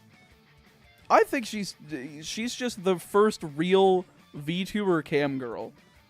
Like that... She's not even lewd. She's just like... She's just raw. She's just out there. She's just like, you know what? This is dope. Let's do it. What org is she part of, by the way? Is she part of... I don't fucking remember. Is it VShojo or... I don't remember. All I know is that I think she used to be indie, but yeah, VShojo, okay. Again, I barely keep up with with like corpo VTubers, but she seems like somebody that's evolved past the corporation and seems like somebody that owns that stuff. Like, she joined V Shoujo as Project Melody, correct? If I recall correctly. So, like, that's still her stuff, but she's technically under that umbrella. Did Rima loop you in on the Ninji Sanji drama? Was there more Ninji Sanji shit? Are you kidding me? Correct? Okay, she kept her IP. That makes sense. But no, I didn't hear about the second volley of Ninji Sanji shit, Wallum. Feel free to explain. I'm back. What are we talking about? VTubers. The wonderful world of VTubing. Which, is probably why a lot of people are leaving. This is the first time I think the streams are going to dip below 200 because people are like, ew, VTubers. He already did a video with one of them. What is wrong with him? And you know what? Fuck them, you know? If you don't like VTubers, get out. Okay, now see, now the snout looks correct. Why did it look like his face was punched in earlier, and now it looks punched in again? I shouldn't say anything. I shouldn't say anything. I mean, it's a sinking yacht, just like the Selin drama. I thought, like, originally, I thought, like, Selin was the problem in the whole situation, and that she was the reason the company was tanking, because the company was siding with her. But apparently, I just completely misread the information, like, when I initially looked into it, and I just did not read well enough. And then I learned that she went indie again and went back to her old Doki Bird persona. I can't believe how fast that Doki kind of blew up because of that whole drama. I guess that's what happens when you capitalize on the fact that you kind of make it thinly veiled that you are transferring from that corpo side to being indie. And I'm super happy for her, like, because that means, like, she gets to be independent while also maintaining that audience that she developed while under, like, contract. And again, I still think orgs should not exist. If you need a manager, sure, that's completely fine. You could have a talent agency like Mythic Talent, which does like the sort of the advertisement stuff, like negotiating integrations for videos and streams, like a lot of VTubers do. I believe like Shy Lily's with them. I think Lucy Pyre's with them. I think a lot of, like, really popular indie VTubers are with Mythic Talent, like, just for that. They're not, like, with them as, like, a VTuber brand. I mean, hell, my buddy Farfa is literally under Mythic Talent, and Distant Coder's also under Mythic Talent as well, so...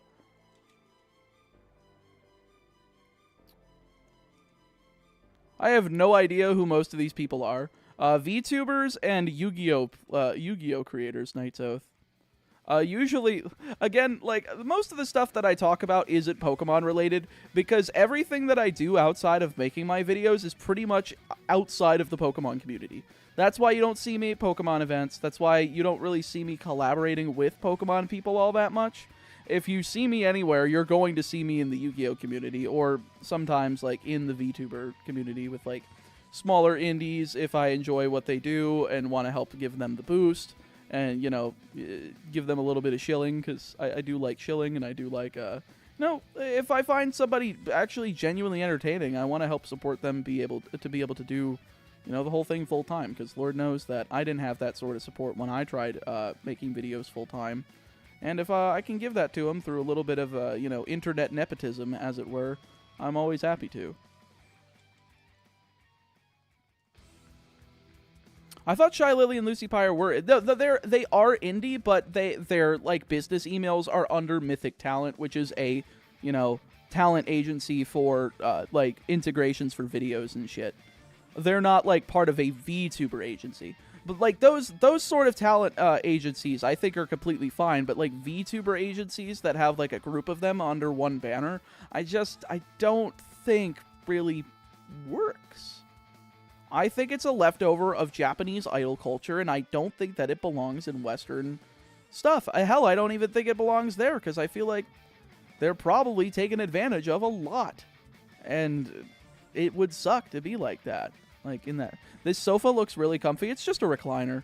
It's just this part is large. Either that or like maybe I am small. I don't know. I am only 5'4". Kind of like your own thing, but you and Rima have the same marketplace agency. Yeah, or market agency. Correct. That's the term I was trying to look for. Wallum was market agency. She calls it that, and I was like, oh, that is a good name for it. That's not shiny.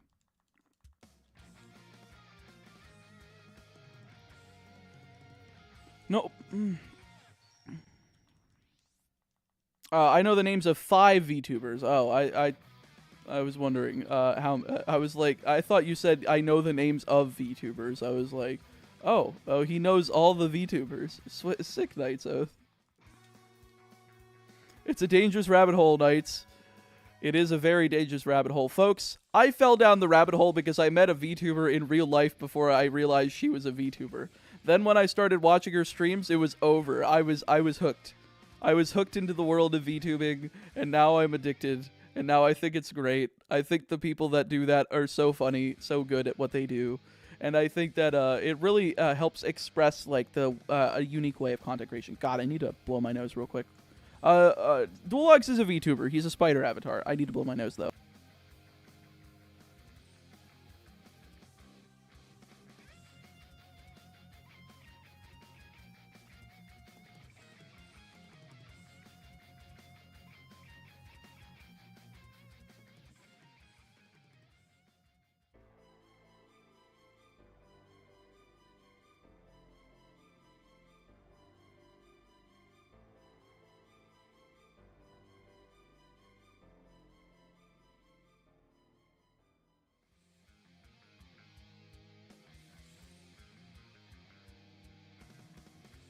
Sorry about that. My nose started leaking, and it was bad. Real bad. Folks, this is bad. Real bad. God, I love Scott the Wasp bits. It's so good. My guy fell in love. If I fell in love, this ring would be on this ring finger, if not this one.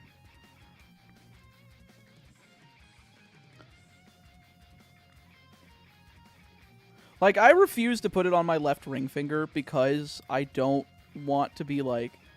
I don't want to imagine what it feels like to be in that position, because, like, God, again, I have never been in a relationship before.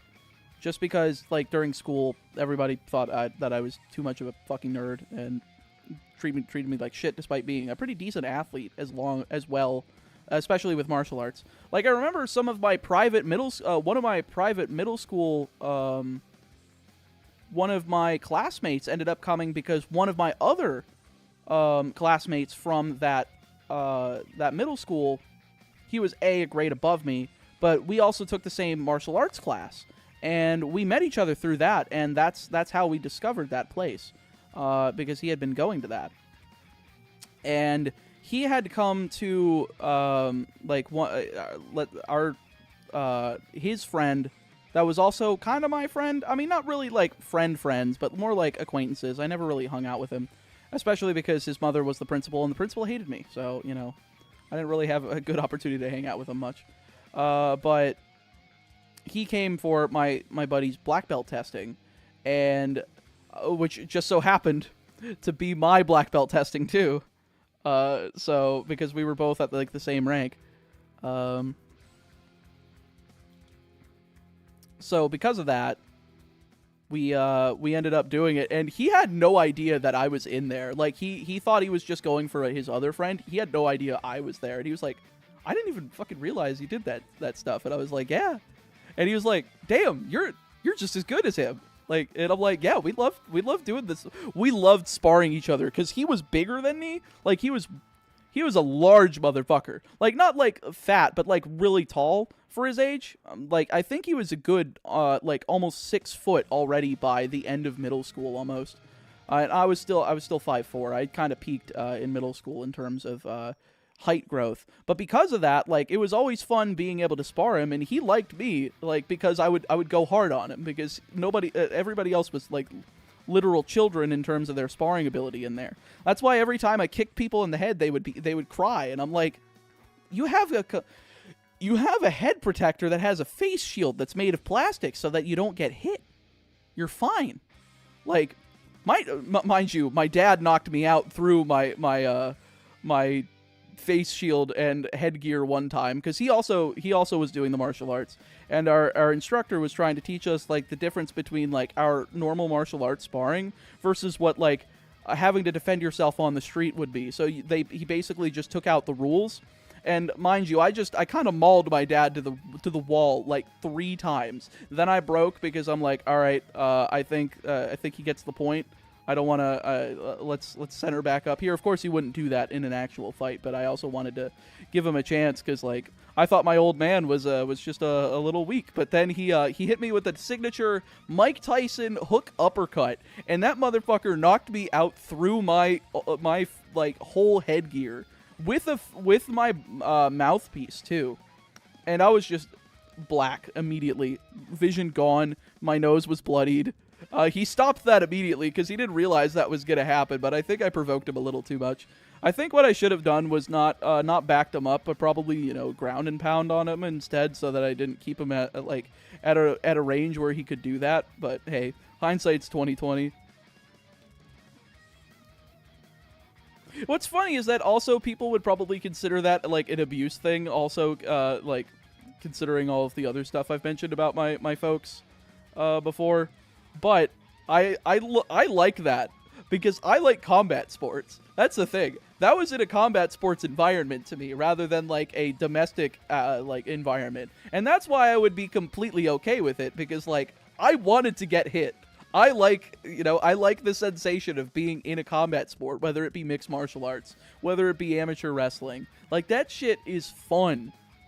Because we also had, like, there was a local MMA gym that would have guys that are training to be, like, eventually make it to the big time, like Bellator, UFC. Guys that are training that are a pretty decent way into their, MMA adventure come into that school. And we would work that with them, and it was super fun being able to learn from them, and also kind of be able to try to learn and be able to see if I could keep up with one of those people that was being professionally trained, while also being like I was still in high school at the time. So no, it wasn't a cheap shot. I backed him up to the wall 3 times, but then he just walked up to me, and I guess I wasn't defending well enough, because he got those 2 punches through, and that was it. And I'm like, are you serious? I'm still mad that I lost that. I should have won that. I should have had him on the ground squealing. Then again, I don't want to like. There was also the fact that I knew his shoulders were kind of screwed up from working in construction. And I also knew if I took them down and I targeted his shoulders, he would be fucking pissed. But also, God, that would have been so much smarter. I don't know, if you know a guy's injured when you go into a fight with them, target the injured limb. Target the injured area. That's just the smart way to do things. But, I don't know. Again, it was also supposed to be simulated. So it wasn't supposed to be like a real thing, but I do love combat sports. One of my favorite things. Yeah, no, we started a 4th thing. Like, I backed him up 3 times, and he was just mad after the 3rd one, and he just fucking was, he saw red, and he was just like, I'm going to kill you! It was very funny. Go into VATS like it's Fallout. I don't know what VATS is, Damo. Also, by that, actually, that might have been in middle school. I think that might have been in 8th grade as well, because I don't think they were doing it by the time I had gotten out into high school. So I think that was towards the end of when they were doing stuff. So because of that, I guess I wouldn't have had the experience of my amateur wrestling that I did in my freshman year of high school. So I wouldn't have been, like, super good at keeping them on the ground. I mean, I knew how to grapple and stuff, like, from learning from other instructors that my Taekwondo instructor brought in. Because he would bring people in from different styles, like Kenpo, Karate, just mixed martial arts, like, style grappling. just like wrestling. Like he would always bring in different guys so that we would learn a variety of stuff that wasn't necessarily part of like the curriculum and getting to the next rank, but was still good for like students. You stop time and lock onto their limb. It's like aimbot. Gotcha. That makes sense. Ugh. I love doing MMA and Brazilian Jiu-Jitsu before my knee and back started acting up. That makes sense. I want to lose a little bit more weight before trying to go into it. I want to, I want to get back below 200 pounds before trying to go for doing martial arts again. Because, again, when I was in my end of middle school, high school weight, it basically remained between 180 and 190 the whole time and just fluctuated until the end of high school, of course, when my parents started doing the nutritarian diet and I started eating like shit because they stopped making food that tasted good that was low carb. So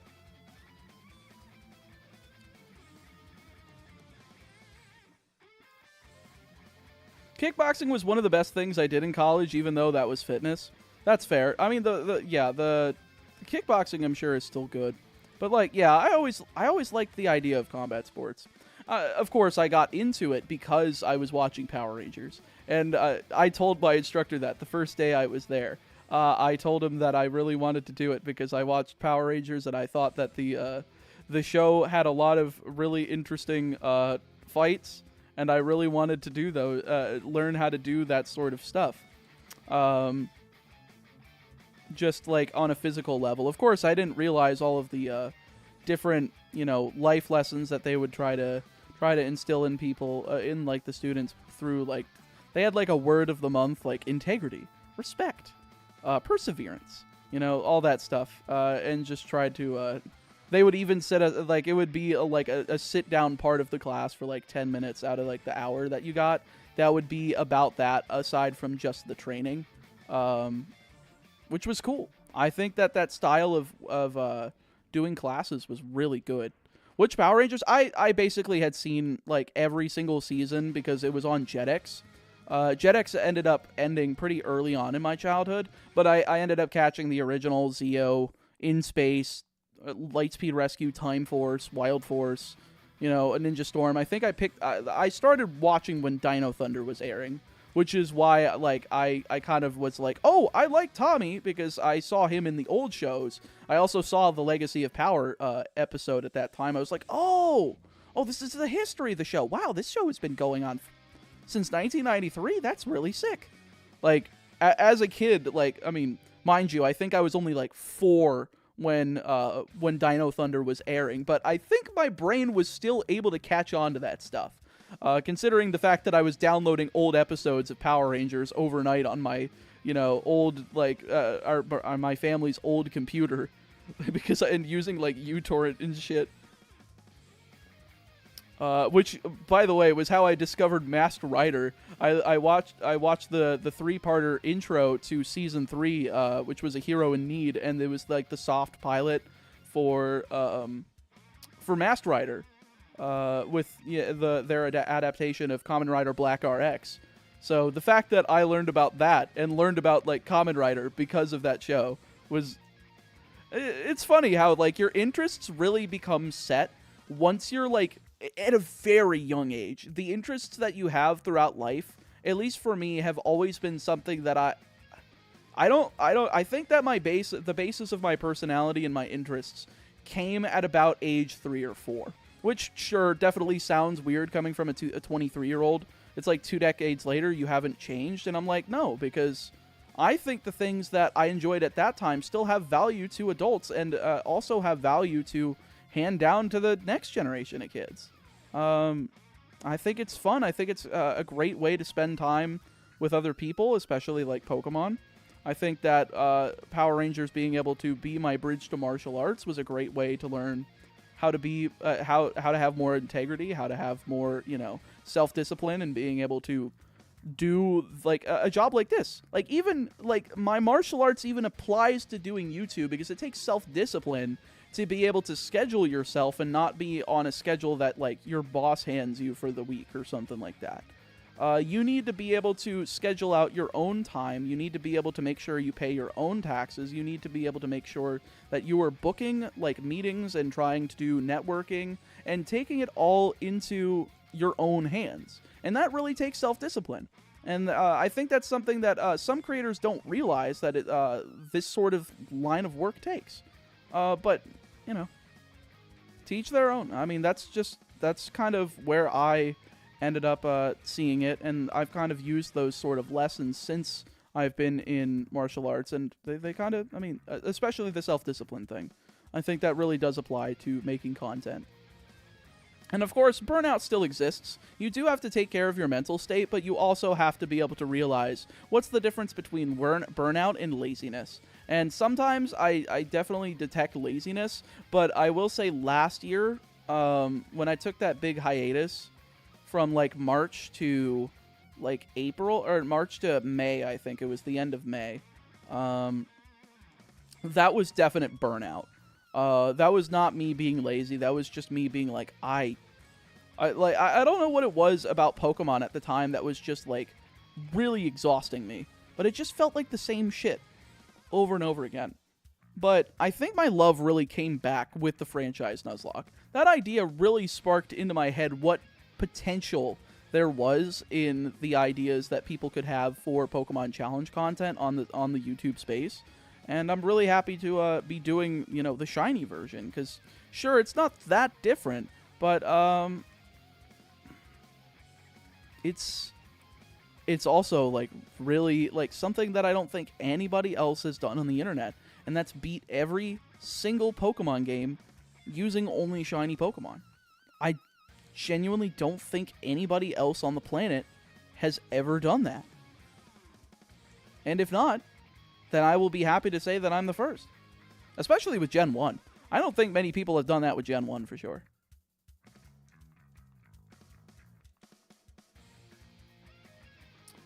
Just found my shiny Picklebat while training in Mount Silver. I can't read. On my badge quest copy. Oh, damn. Congratulations. Don't pull a Tagashi and burn out. I'd rather deal with hiatus x hiatus. That's true. No, I definitely think that, you know, if I start to feel like I'm getting burnt out on shiny hunting, I will do maybe like a video or two in between. Whether it be like a Professor Oak's challenge that I stream or something like that. I think that would be a good reprieve. But that's just a thought. For now, I'm doing these because I still basically have like 4 videos in between that I want to finish before, like that I already have basically recorded and want out there. So I probably can do all of Gen 2, maybe even Gen 3, with those videos coming out as well. We will see. Gold took you 2+ hours to get the starter. It did. It only took me about 2 hours, 15 minutes, 1,100 resets. But, you know, again, the odds are 1 in 8,192. We can't really be mad. This is just normal. I mean, considering Ho-Oh's odds was also 8,192, and we got it in 15,855. It was just about double. It was kind of frustrating, but, you know, we're getting there. Why does Totodile's face left on the table but right in the inventory? I don't know. It's just reflected, I guess.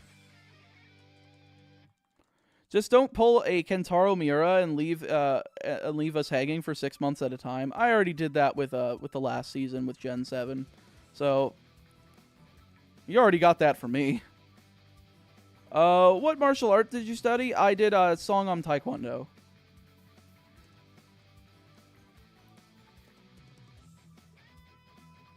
Songam Taekwondo was really fun, though. I really enjoyed my time with that.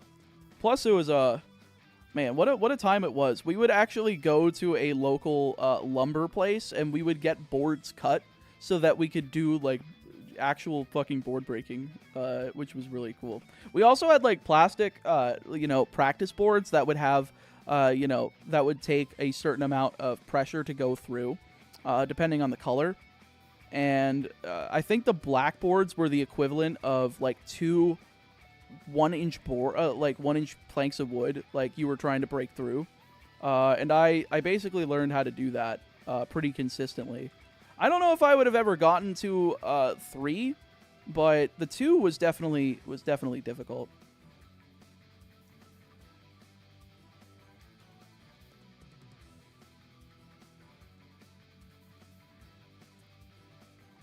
Ooh, I've seen those practice boards before. They're really fun to break. I think I even broke through the blackboard with just a straight up punch. No glove, punch. Which I'm like, I know I shouldn't do this on an actual board, but damn would it be satisfying to do so.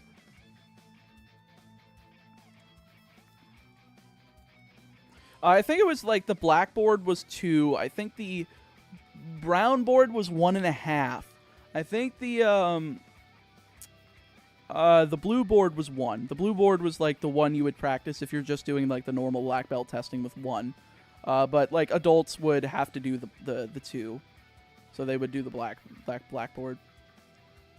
I hated breaking boards unless I was kicking. I always thought the kicking was harder because I always had to like try to retract my toes as far back as possible so that I would actually kick with the ball of my feet rather than the toes.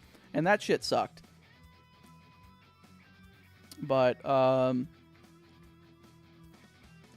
you know, as soon as I got, like, the necessary motion to be able to pull back as much as I could there, I think it was easy enough. I never really actually had to, like, punch boards. That was more of a fun thing that I was trying to do. Anything that was, like, upper body, like, elbow board breaking, or it was, that was, like, upper body board breaking was elbow strikes, usually, because it just wouldn't make sense to be using your fist. That would just, you know, break your fucking knuckles. Female Crobat nickname suggestions? Camula. Or Camilla. One of the two. I don't remember which one is the proper name for the female vampire story.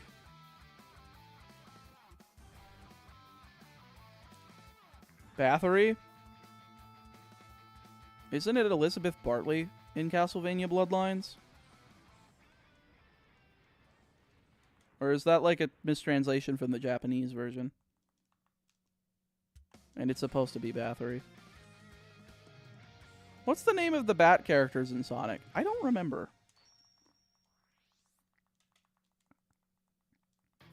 Oh, Rouge. I thought you were talking about the Badniks. I was like, I don't remember the name of the Badniks. Duh, fucking Rouge the Bat, yes. Bathory was the name of a countess that bathed in the blood of young... Oh, in, like, real life. I thought we were talking about Castlevania. Who killed women for vanity reasons. Fun. Badniks have names? Yeah, like Motobug. And Slicer. And... What are the other ones? The Badnik is called Batbrain, of course. Buzz Bomber. That one's... Yeah, the Buzz Bomber is a bee, though. That was the one I was thinking was a bat for some reason. But the Batbrains are from, like, Marble Zone, yeah. Coconuts is the one that... Yeah, which I think is why that monkey character in Adventures of Sonic the Hedgehog was named Coconuts. Because it was a close enough approximation to those monkeys that you would see in Sonic 2. Grounder was just an Adventures of Sonic the Hedgehog character, right? Like, I don't think Scratch and Grounder, like, I know Scratch for sure wasn't in any of the games aside from the Sonic Spinball game, which was based on the SatAM stuff. SatAM and Adventures. Crab Meat is the crab badnik with one big arm. No, the crab meats are the ones that throw out the little pellets. I'm trying to remember the ones with the big arms. I don't remember. Not Big Arms, the Sonic 3 boss, but like the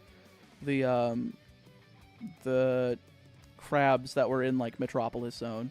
Because I know the slicers are the other fucking annoying thing.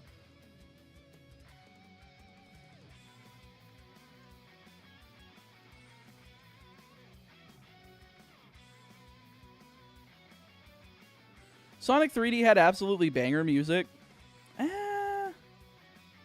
Are you talking about the Star Badniks? I'm trying to remember what those were called as well.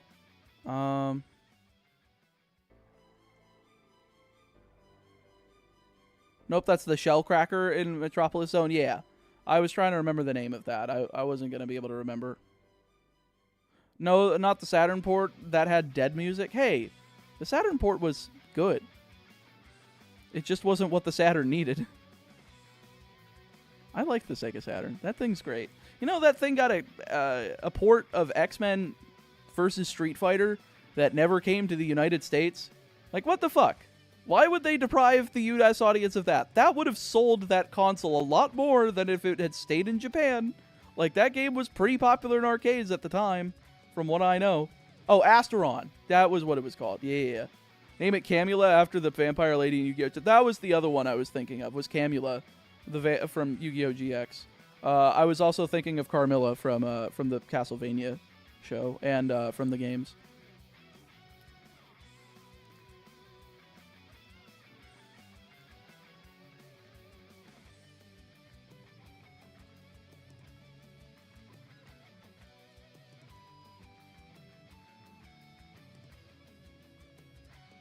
Oh, you named it. Oh, yeah, because you were the one who specifically asked. Duh.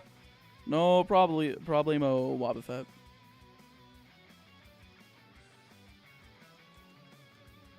Man, we are almost halfway done here. I am getting close. I'm probably going to take another break real quick at 3,600 encounters because I have to use the restroom again. I think we're just doing 3-hour interval breaks to stand up, use the restroom, etc., etc. So I think that's pretty reasonable, right, chat? You think so? If so, I would appreciate if you don't leave, because oh lord, we have really dropped off today. We started at over 300. We are barely over 200, which I completely understand. It is past midnight now. But if you can stick around, feel free to. I would very much appreciate it. You're hunting late tonight. I started at 3 p.m., which is why. So yeah, that's it for that, for getting up to 36. I'm going to use the restroom. I'm going to refill my water, and I will be back for the last bit of the shiny hunt for today.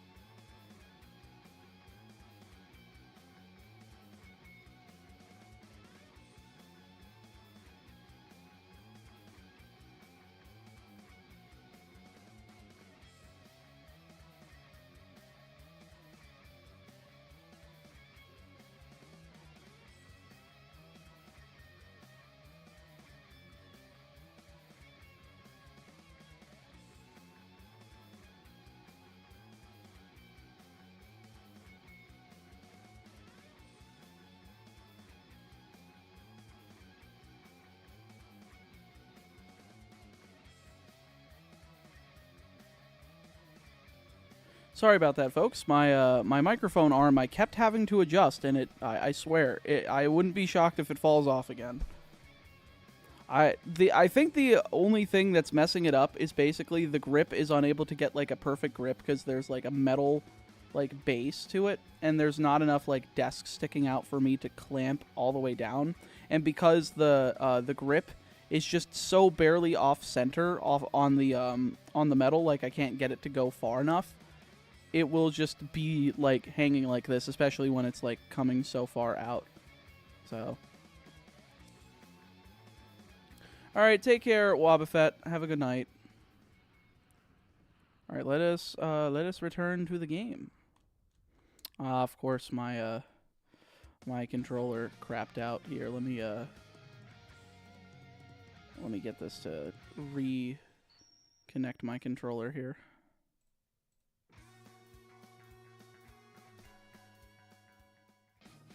Okay, there we go.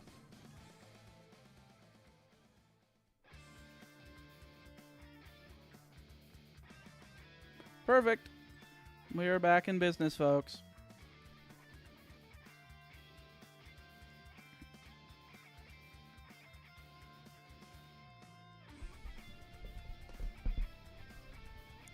We got all week for getting the team ready. That is true, Kamen Rider.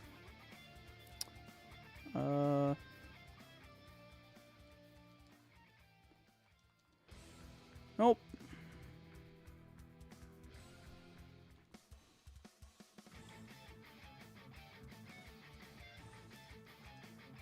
Another female. Whoop-de frickin' do.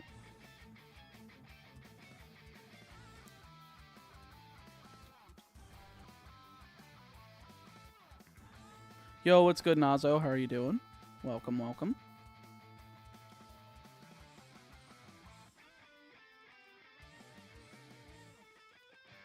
I wish the Pocket Pikachu Gold Silver worked with the Virtual Console GSC. That would be very funny if it did. They somehow found a way to be able to do that. Very funny.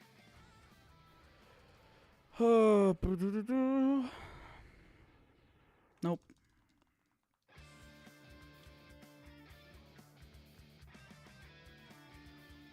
Nope. 3DS has the IR port. That is true. They could have done it. I think it just wouldn't have made sense. I think it would have been a little too... I think it would have been a little too crazy. Still as if I fell asleep as expected. It's 5 in the morning here. Well, welcome back, Fowler.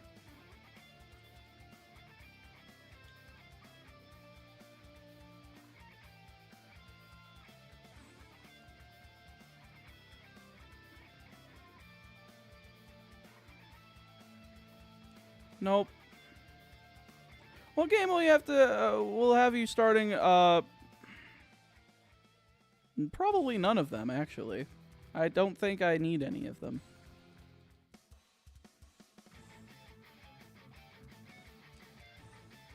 Belated welcome back, Chaotic. Thank you, Vlom. I appreciate it. They made Mystery Gift work, so I don't know why not. I don't know.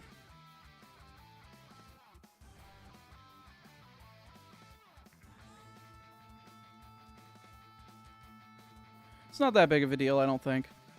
I mean, I think it's already crazy enough that they made sure that the Crystal version had the Celebi event in it. So I think that's cool enough. Yo, good night, Razzler. Thank you for stopping in. Have a good sleep.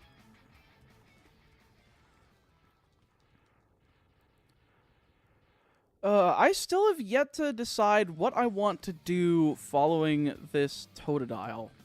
I think, you know, assuming I don't get it today, I think I will definitely make my decision before stream tomorrow. We will have to see.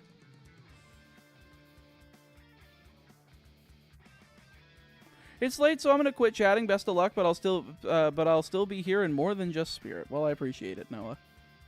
You have a good night, and I hope you have a good sleep. I wonder if the 3DS wireless could work with the Fire Red Leaf Green wireless adapter. That would be cool. That would be hilarious if you could trade between like a Virtual Console version and like an actual, you know, Game Boy Advance. But I don't know.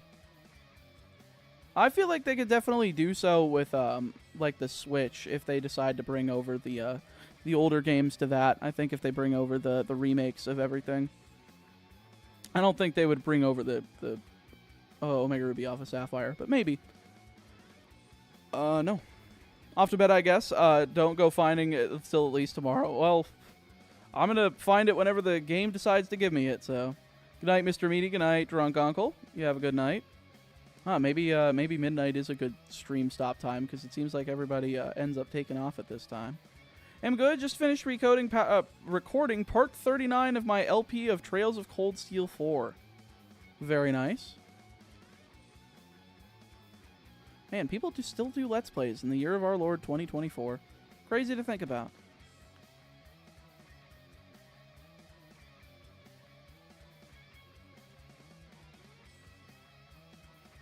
Yeah, the Celebi is fantastic, but I want the Watts. True. Is that why the currency system in the Pokewalker is called Watts? Is supposed to be a reference to the little toy that went with Gold and Silver? And was it just Japan or was it released in North America? I don't know. Now you're just left with us West Coasters. Hell yeah, West Coasters. Going to sleep. Night. Take care, Locke. Have a great night. Just started on my work shift. I don't know how long you plan on staying around tonight, but I'm glad I found this stream. Usually I'm streaming from 12 noon Eastern to 12 midnight Eastern. So this is a little bit of a later stream for me, but I'm glad you managed to pop in, Jordan. But this one's going until 3 a.m. Eastern. Or rather, 2:55, considering the VOD limit for YouTube is 11 hours 55 minutes. I'm still East Coast. Well. That's appreciate you sticking around, Akatsuki. And Bank uses Watts too. Okay, so it's just like a secondary Pokemon. Oh yeah, and it was in like Sword and Shield too. They've always used Watts as like a secondary, functioning. What do you call it? Currency in Pokemon. Trying to readjust myself so that my left leg has less tension on it. There we go. Nice. Also enjoy the content. Keep it rolling. Absolutely, Jordan. Thank you for being here.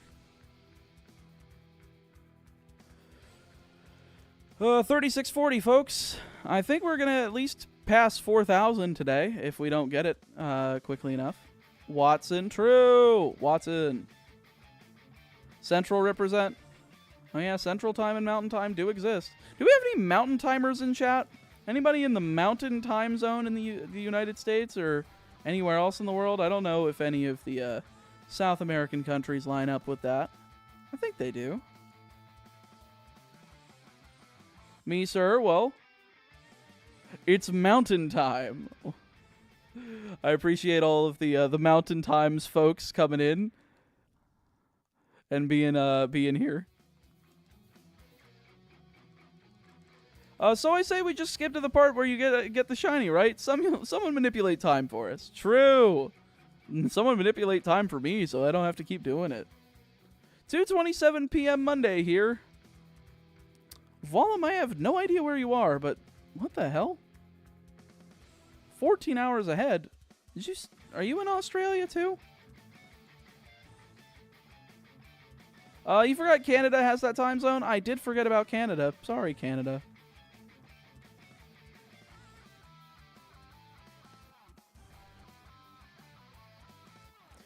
How about people in Arizona? You know who you daylight savings time haters are and agree.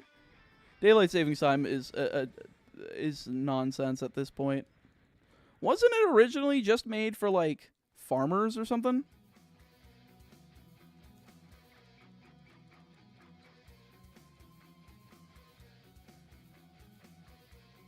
Yeah, so I don't know why we still have it.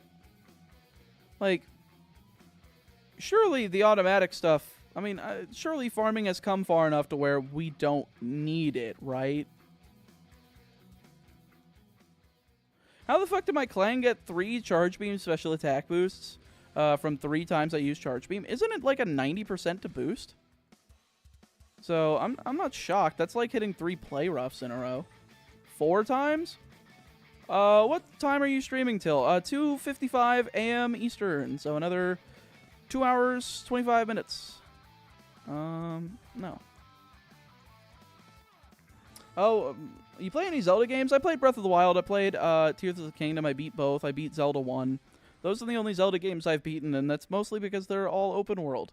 That you can do whatever you want in whatever order. The other more rigid games I've tried playing. I've tried playing Ocarina of Time. I didn't like it. I liked not Majora's. I liked Minish Cap enough. I just never finished it when I was a kid. Let's go, Chaotic Meatball After Dark. True, Logan. True.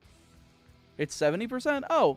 And it's like hitting 4 blizzards in a row. That's fine. It's like unusual, but like not crazy. You're unstoppable. I always see you live lately. Well, I did take the last 2 days off, Will. But thank you for being here.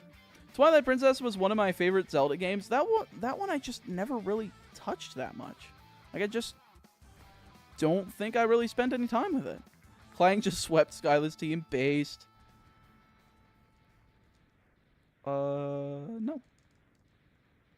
I think it's farmers or was for school kids to get an extra hour of daylight. Yeah, I think it was specifically farmers, but I think it also benefited school kids, yeah. Arizona is crazy. There are areas with tribal land that you do not use DST, so you can drive one single road and change 10 times in 1 hour. What the fuck? That's so weird.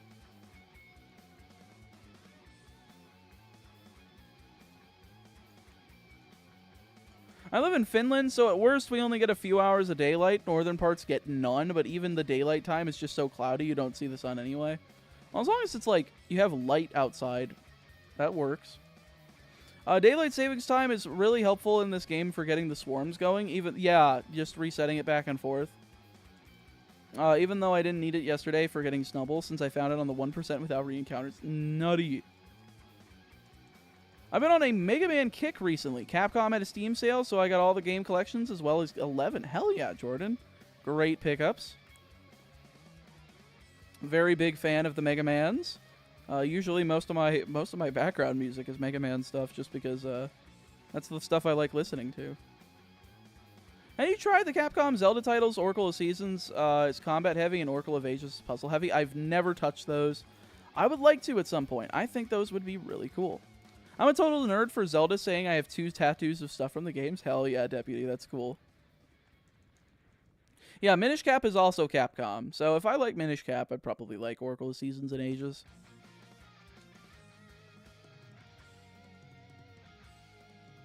I don't know why Capcom, of all people, developed those. Like, did they really not have time to make handheld Zelda games at Nintendo at the time? I've been shiny hunting Totodile and Crystal with the 1 in 64 egg exploit. It's not even really an exploit. It's just the way that, you know, stuff passes down. I'm just at 64 eggs and still no shiny. Oh, you're getting there, Cognitive Artist. Would recommend the Game Boy Color Oracle games? Absolutely. I should probably try them at some point. I played Link's Awakening DX, but I never finished it. The time I got it, the first time I played it was I got it for on the Nintendo eShop for $5 on the 3DS.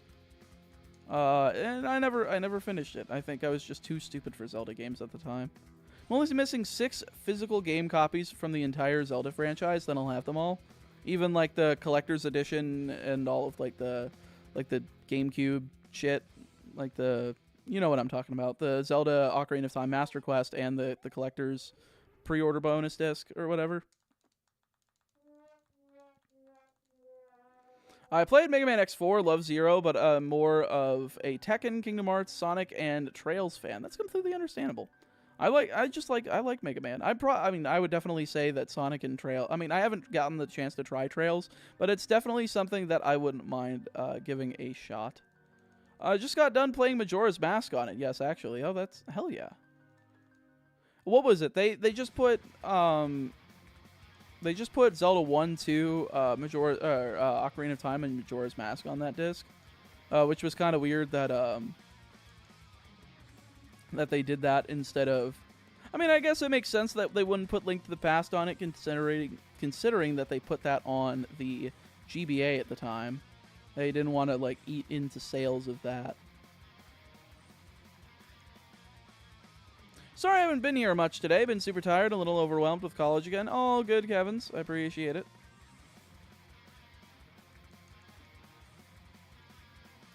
Hope you're able to take care of that stuff. You have a Link's crossbow training. God, imagine if they made a full retail release of that with an actual box. That would be great. Personally, I would probably just print out like a fan-made cover that fits in a full box, and then just put the sleeve and the disc in the box. Like, just put the sleeve where the manual would normally go, and then put the disc into the box. Yeah, only those. I have all gold cartridges of those games in the combo. Gotcha. No, you don't have the gray Zelda and Zelda 2, or the gray Ocarina of Time Majora's Mask. You gotta get those to complete the collection, Deputy. As well as the not-for-resale carts. You know, the demo carts? You gotta get those too. You probably don't. I'm just trolling around.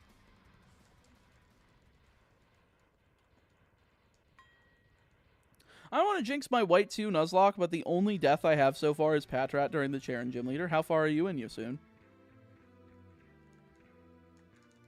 And now Clang is gonna die. Don't say that. Oh yeah, you just said you got past Skyla.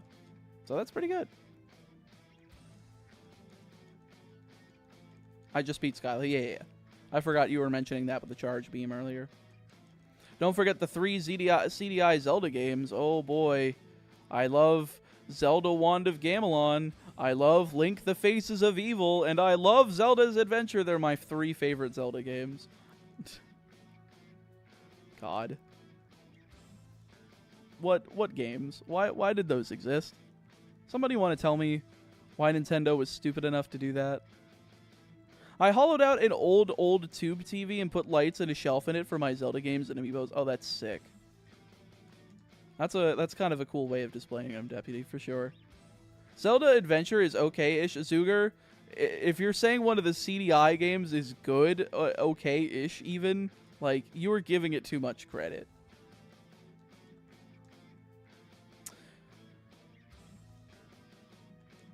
Yasoon, well, you haven't found a smoochum yet, so I say you didn't jinx yourself. Funny. Funny joke. Banana. I can't do the Yoda voice right now. My voice is starting to go. Yeah. Sony made a deal with Nintendo made a deal with Sony to make a console backed out. Part of the deal was and then Philips. They decided to go with Philips. Then they were originally going to make the CD add-on. They didn't, but then they made their own console, and then they got they were allowed to make 3 Zelda games in a Mario. I think they had a couple a license for Mario as well. But I don't know how many games, considering only Hotel Mario came out. But I know they were working on Super Mario's Wacky Worlds, and I've seen the demo. I've seen the beta footage of that, and it did not function. It did not function at all. I actually own a CDI. My bitch ex-wife lost my copy of Wand of Gamelon. Damn. Why would you own that? I mean, I guess that's cool to make fun of. It's a cool discussion piece of being like, you remember how much of a piece of shit this was? It's like having an Amiga CD32. Having those 2 consoles, it's like, oh hey, look at my piles of shit I have on my entertainment center. Did you know female Pokemon can't be shiny in Gen 2? That is incorrect, Kevins. Only female Pokemon that have a gender ratio of 87.5% male, 12.5% female can't be shiny. 50/50s can be shiny, but they, of course, will have the lower end of the attack IVs. And 100% female Pokemon, like Kangaskhan, will always have a female shiny. It was $50 at a Goodwill. That's wild. Absolutely insane.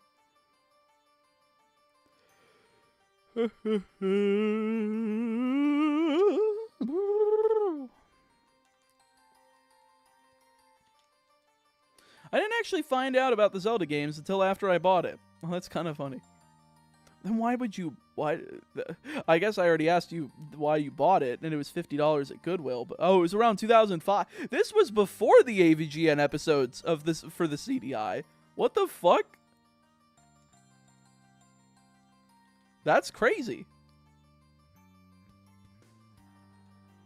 You collect console... You know... I wish I was old enough to be able to be doing that before the retro market boom of like 2010. I think the prices of retro games really started to go up exactly in 2010.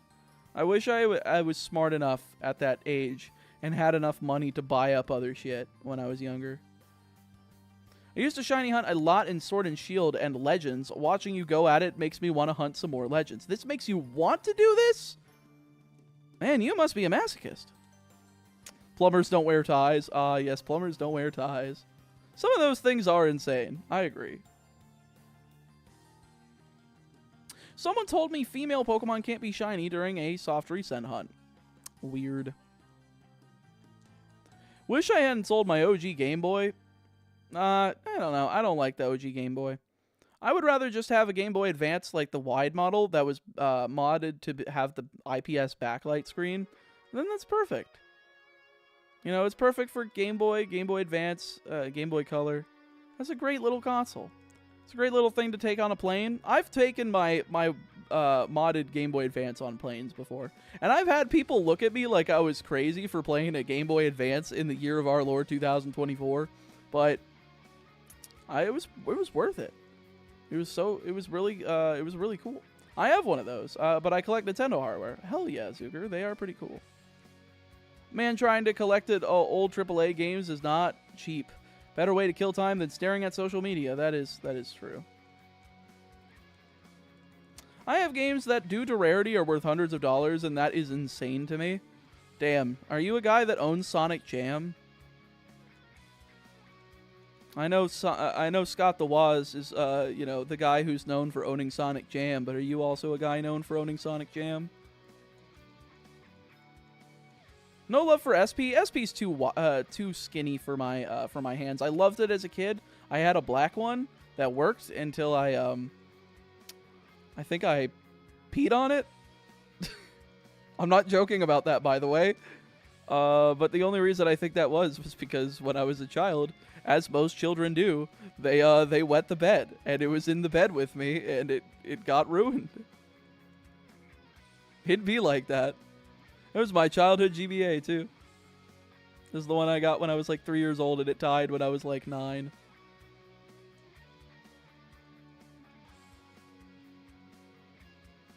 You know, I never thought that shit would end for me.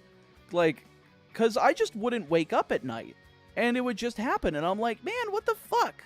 And it happened for a long... Like, this isn't even really embarrassing to me. Like, I think for some people this would be. But, like, I don't really care. It doesn't happen anymore. But, like, the fact that it kept happening through, like, middle school and almost into high school. And then it finally stopped. I'm like, why did it go for so long? I don't know. I just didn't wake up. And it would just... It's just frustrating. But I'm glad that I don't have to do that anymore. Yeah, more like one of those things where you look at your body like, what the fuck are you doing? Like, my parents thought I could control that shit. It would just happen. I would not wait. Like, I would be in REM sleep and it would just happen. I had a Pocket, GBA, SP, DS Fat, DS Lite, DSi, 2DS, New 3DS, XL, NES Front Load, SNES, SNES Mini, N64, GCN with the Game Boy player, Wii U, Switch, and Switch Lite. Oh, sick, Zuger. Do one reset with Cyndaquil? No, Cyndaquil's for Crystal, Kevin's. Bro got like an entire RetroArch setup. True. He does have a, it's basically that. Folks, we are just going to be live for another 2 hours and 10 minutes. We're hoping to get this shiny Totodile by the end of the stream. I don't know if I'm going to get there, but it would be really nice. We are almost at half odds. Half odds, of course, being 4,096, which is the current odds as of Gen 6 and onward. But the odds between Gens 1 and 5 was 1 in 8,192. It was double of what it was before, which is quite shocking to people that are, you know, new fans to the series in the past decade. They're like, oh wow, it was really that high back then? Yeah. Are there raids on YouTube? Want to know in case I fall asleep and my phone ends up dying because it's on a stream all night? Yes, there are redirects. However, I don't know if I'm going to be doing that tonight because it is too goddamn late. I don't think there's going to be anybody streaming at that time, because I'm ending like 5 minutes before 3 a.m.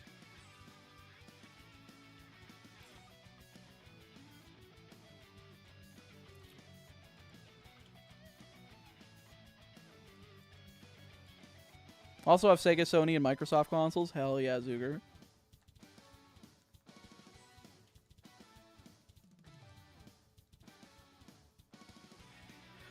No, honestly, I like the NES top loader, to be completely fair. I have, I did have an NES top loader that was modded to have HDMI output. But I used it for, like, my Castlevania project last year. But that was, like, I used it for practice. I used the Anniversary Collection version of Castlevania when I actually made the video, because it was easier to capture that footage on a PC. It's not, I mean, I do have a capture card, but, you know, I didn't want to bust all that out and try to grab the, you know, the fucking cartridge and the console and play with, like, the small cord and everything.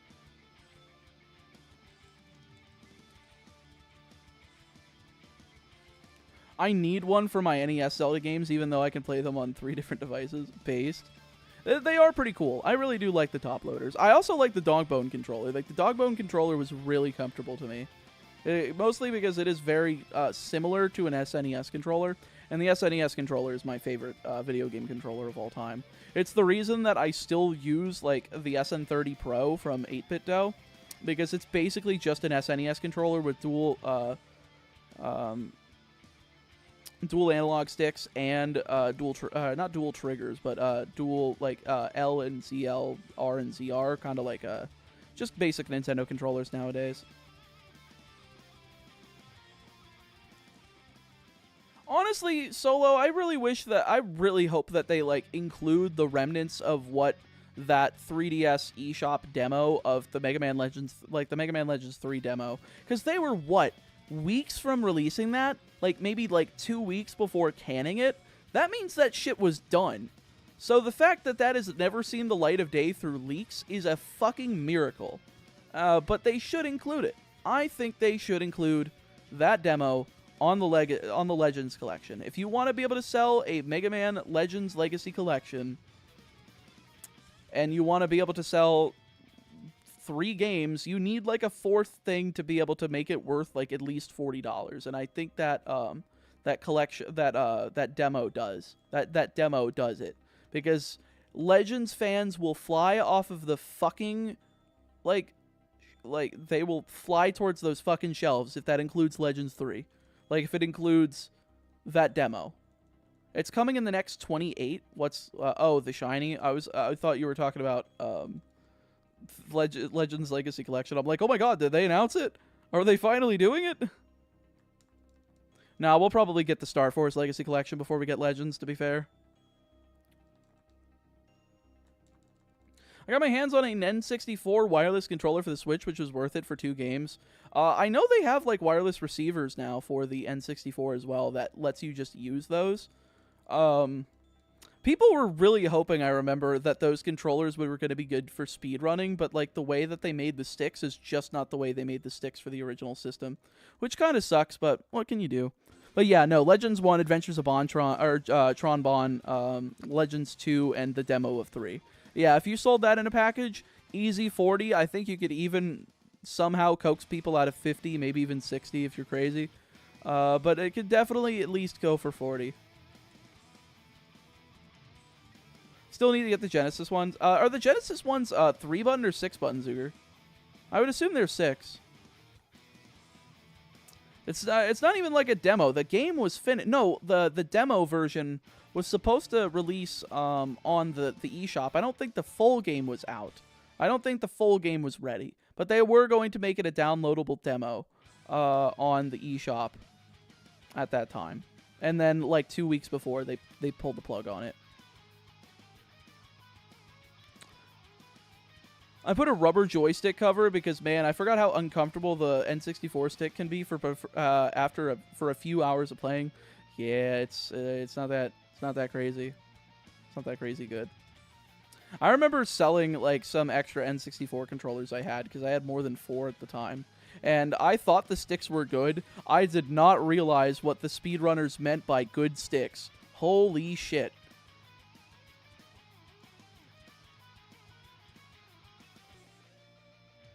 I forget why they canceled it. They canceled all of the Mega Man projects at the time, mostly because Keiji Inafune left the company.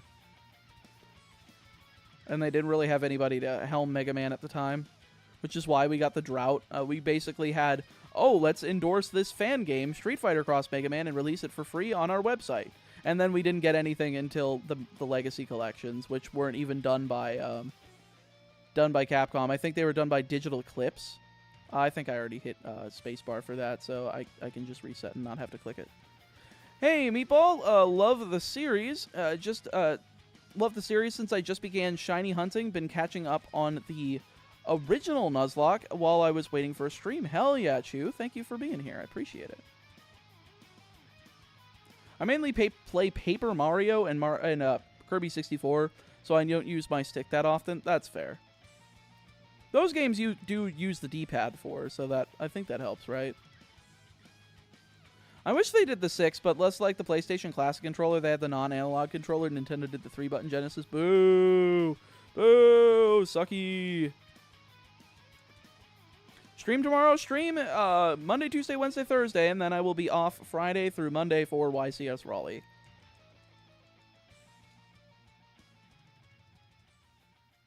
I believe in you, Totodile. Be a good mon and be shiny. That's true, Mavericks. I need it to be shiny. It would be very nice to have in less than half odds. Less than 4,096 would be the goal, so we are 298 encounters away. 297 now from hitting half odds with Totodile here. If I could definitely get it today, that would be great. Wait, Mighty Number 9 is the reason why they canceled Mega Man Legends 3? No. Mighty Number 9 came out of the ashes because Keiji Inafune had a bit of a falling out with Capcom at the time. I don't remember the reasoning why, but it just happened. It was like that time during like the early 2010s where the companies just started fumbling the bag like mad. Capcom did it. Konami did it with both Koji Igarashi following Harmony of Despair on Xbox Live Arcade. I think it was Xbox Live Arcade, which was just like an HD, like, microtransaction Castlevania game that just took assets from other games because they had so little money to be able to do anything with. And then like Hideo Kojima with the Metal Gear stuff. Like the early to mid 2010s was really bad for the games industry. I gotta admit that shit sucked. Like if you were Nintendo during like that time, you were basically in the can. Unless you became Nintendo after the release of the Wii U, in which case you then joined in the can. People are still waiting for the 3DS release of Mighty Number 9. Never gonna happen. If it happens, it'll be a meme. I use the N64 one mainly for stadium minigames.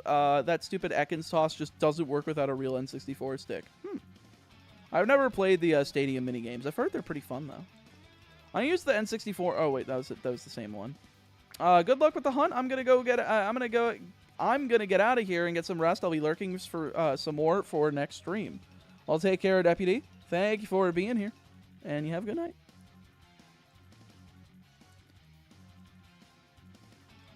On day 3 of my shiny Ho-Oh hunt, send help.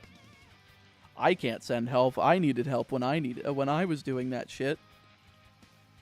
I got to day 3 myself, and I only got it by, like, hour 8.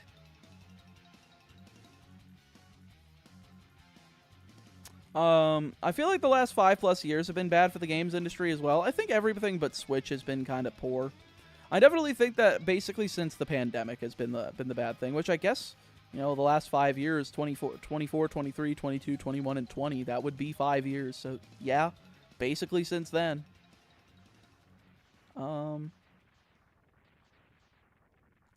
It's been rough for games for years now, but I definitely think that's more due to anti-consumer practices and, you know, anti-worker practices rather than, you know, the games themselves.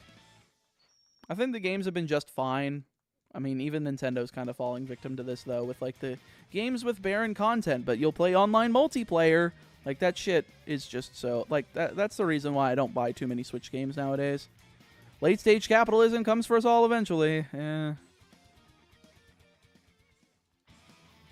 Not looking forward to whatever happens after late-stage capitalism. Like, do things get fixed automatically, or, like, what the fuck happens? Or am I just, like, boned if I don't move to another country?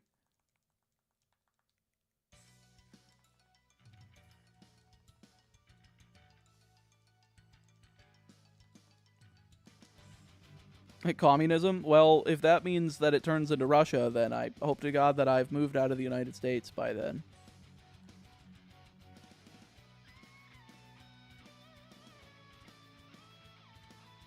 Yeah, software as a service is the worst model ever. I have to agree. If I'm not allowed to own my games, if I'm purchasing them from a publisher or wherever I'm purchasing them, then I will not purchase from you.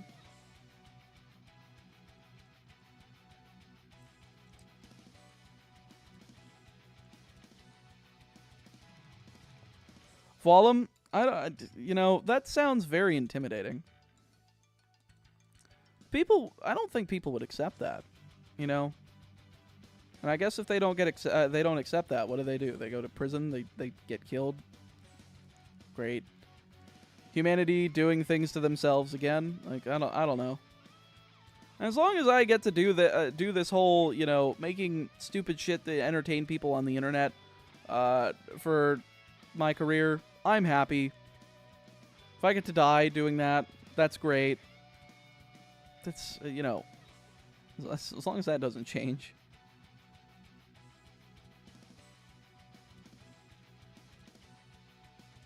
Tekken 8 was supposed to come out in 2022, but the pandemic held it back. Yeah, I think that'll happen to a lot of different companies. I know Koei Tecmo suffered from that. I know Capcom's lineup had that problem as well. I think there was some Mega Man project that got bumped back. I don't remember what it was, but they never officially announced it, I don't believe. I know Dragon's Dogma 2 suffered from it. There was a lot of Capcom games that suffered from that. Green Gator, I summon thee! Please. Give it to me. Nope. Yo, what's good, Balluminati? How are you doing? How long do you think you can run off being a YouTuber if there's a fall off? I mean, considering the fact that Smosh has been doing it basically since the site's inception, I think there's a good, you know, amount of being able to just do it for a long time. I think even 20 years, like as a full-on career, it is possible to do until you reach retirement age. As long as you still appear to your viewers as, like, still, you know, young enough and relevant enough. Like, the Smosh guys still look like they're young enough to where they don't seem like old. So I don't know. At least Anthony does. Ian might be getting there soon. Too many games are carbon copies of their previous version, and marketing is basically lies with these copy and pasted reviews. That's true. Yeah. I just realized the irony of a guy living in Florida having issues trying to find a green gator. Well, you know, usually I'm not looking for him, so at least this one's, you know, this one I'm actually searching for.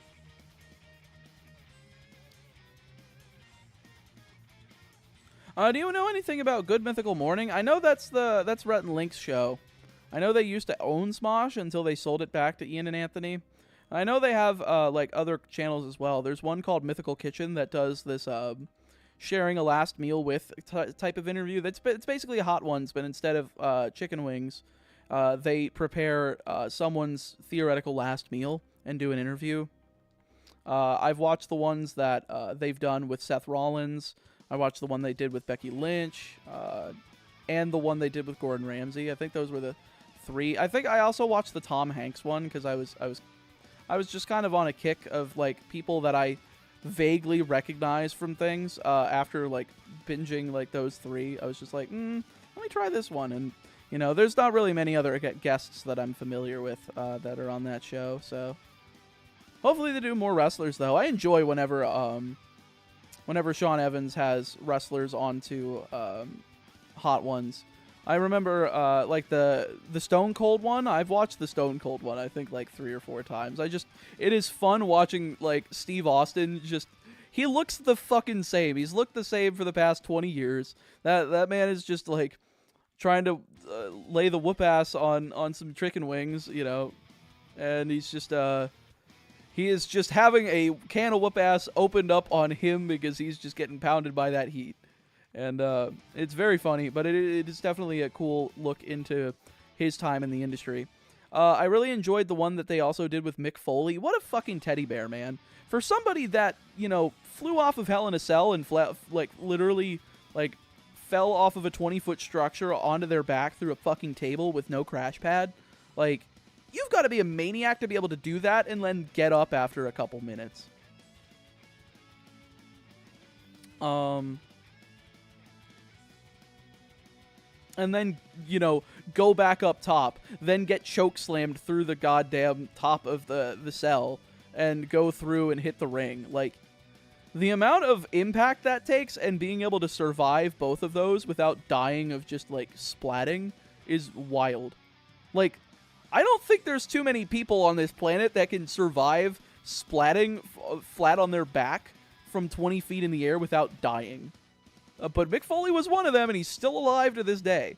But that interview was great, and he's just a very nice individual from what I can tell. There was also the one with The Undertaker that I thought was cool, which was following his retirement. And it was really interesting hearing him talk, because he really never opened up about his character.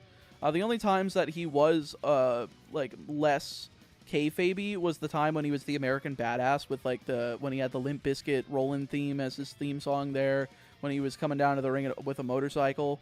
It was never, whenever he was the dead man, it was like no interviews. You were not getting to him. He was just like the harbinger of destruction of the WWE at the time, so.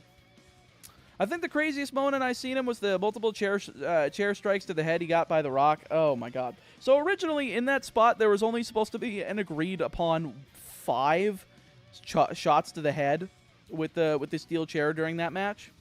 It turns out there was a dozen, if not more, if I recall correctly. So Mick Foley was fucked up after that match. It's a surprise that man is still, you know, going. And hell, he was thinking of having another match. Like, he was training, like, trying to lose weight to have another match, and he recently uploaded that he had gotten a concussion from, like, a simple... he was just trying to test out whether or not he can do bumps still. But he took one bump and got a concussion off of a single bump, and he was just like, I can't do this anymore. And, of course, as you if you know, I don't know if you guys know, but it's easier to get concussions the more you've had them. And that shit leads to CTE, which, you know, that's the reason, that's, like, the thing behind why Chris Benoit went as insane as he did in 2007, because his brain resembled an 85-year-old Alzheimer's patient while he was in his 40s because of how much damage he had taken from blows to the head. Not to mention all of the fucking steroids and all of the other, like, street drugs that were around the WWE at the time, because the wellness policy was not nearly as strict as it is today.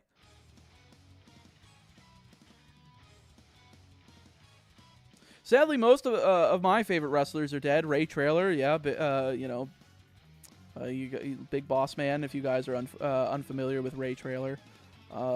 Randy Savage, Roddy Piper. Like, I remember seeing that interview, I think it was a year before Roddy passed, and he was just like, wrestlers don't have pensions. I'm not going to make 65.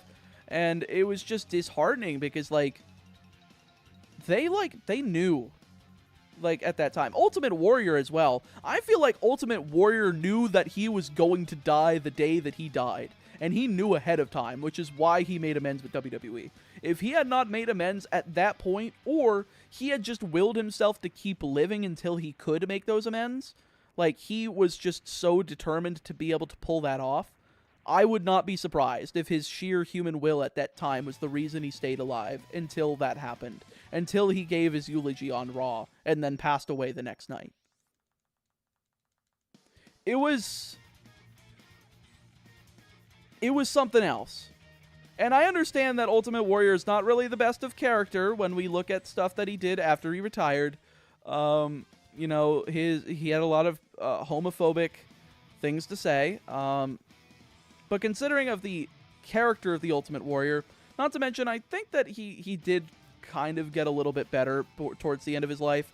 But that was mostly in, like, the early 2000s when, like, that stuff was still not normalized in our society.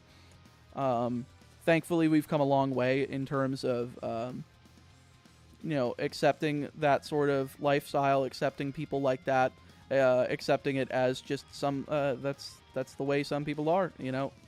Nothing wrong with that. Of course, there's still a ways to go, but I think, at least since then, there's been a lot of great changes. How is Rikishi's moves allowed? So, you know how, like, the way that they got the stink face, they would actually lean their head back between the turnbuckles, so he didn't, like, hit them in the head with his ass. He would just hit the turnbuckles, but, like, they kept their face close enough to where they could, like, do the whole rocking motion, and it always looked like they got hit. Just the camera was really good at positioning.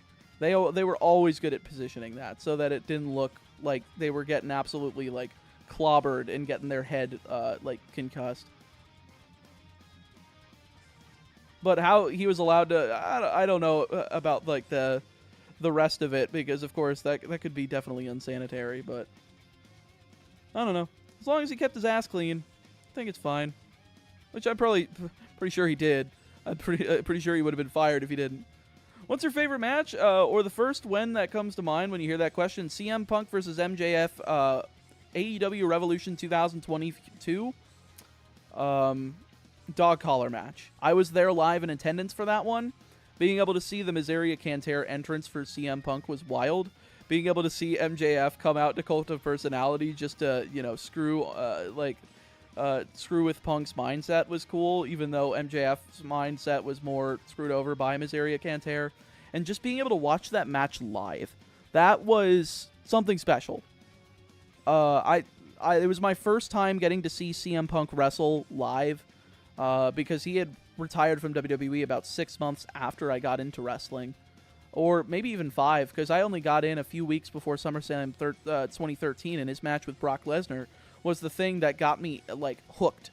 That was the match that made me think, excuse me, I like wrestling, and I really like this CM Punk guy. So I learned about his Ring of Honor stuff and his IWA Mid-South stuff when he did, like, the triple threat match with Eddie Guerrero and Rey Mysterio Jr. before they both went back to WWE, or Rey made his debut in WWE. Like, at that time, Rey Mysterio Jr. was still unmasked, which, you know, because he hadn't gotten the blessing from the Lucha Council to be able to put his mask back on, considering he had lost it in WCW, which was just a stupid booking decision, and they agreed, which is why he was allowed his mask back for WWE. How is the vibe different live versus on TV or radio? Just having the other fans around you, talking with them as if they were friends of yours, just being able to shout at the wrestlers yourself and be able to cause them to interact with you specifically.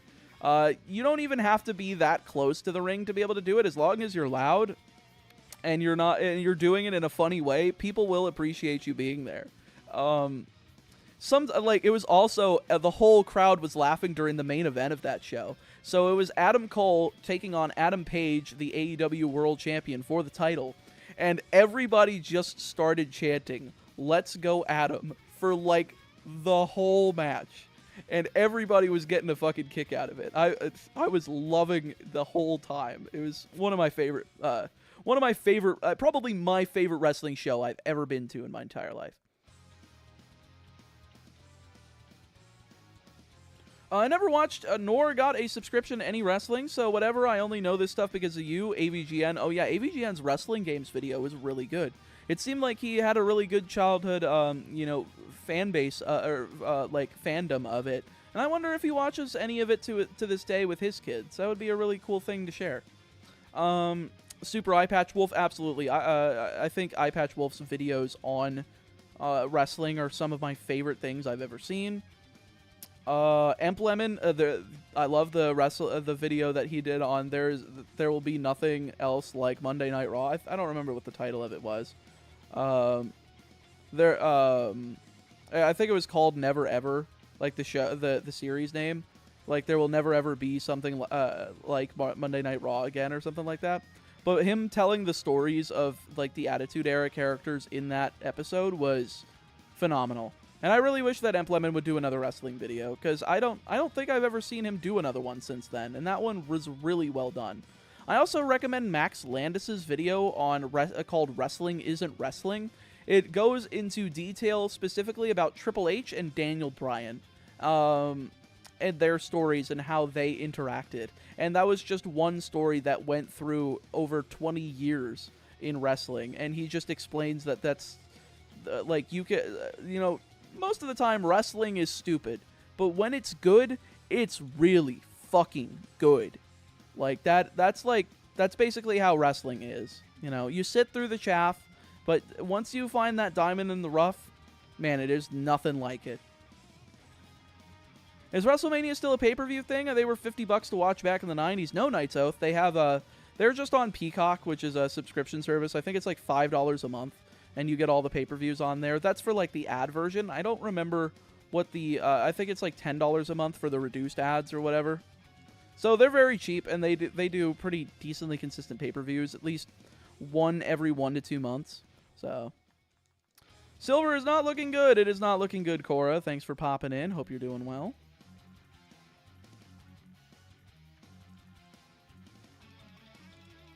But yeah, I have a really big affinity for professional wrestling. I just really enjoy watching it. I really enjoy just studying it and learning like the different stuff that people do in that, because I also take some of that stuff, like the character work.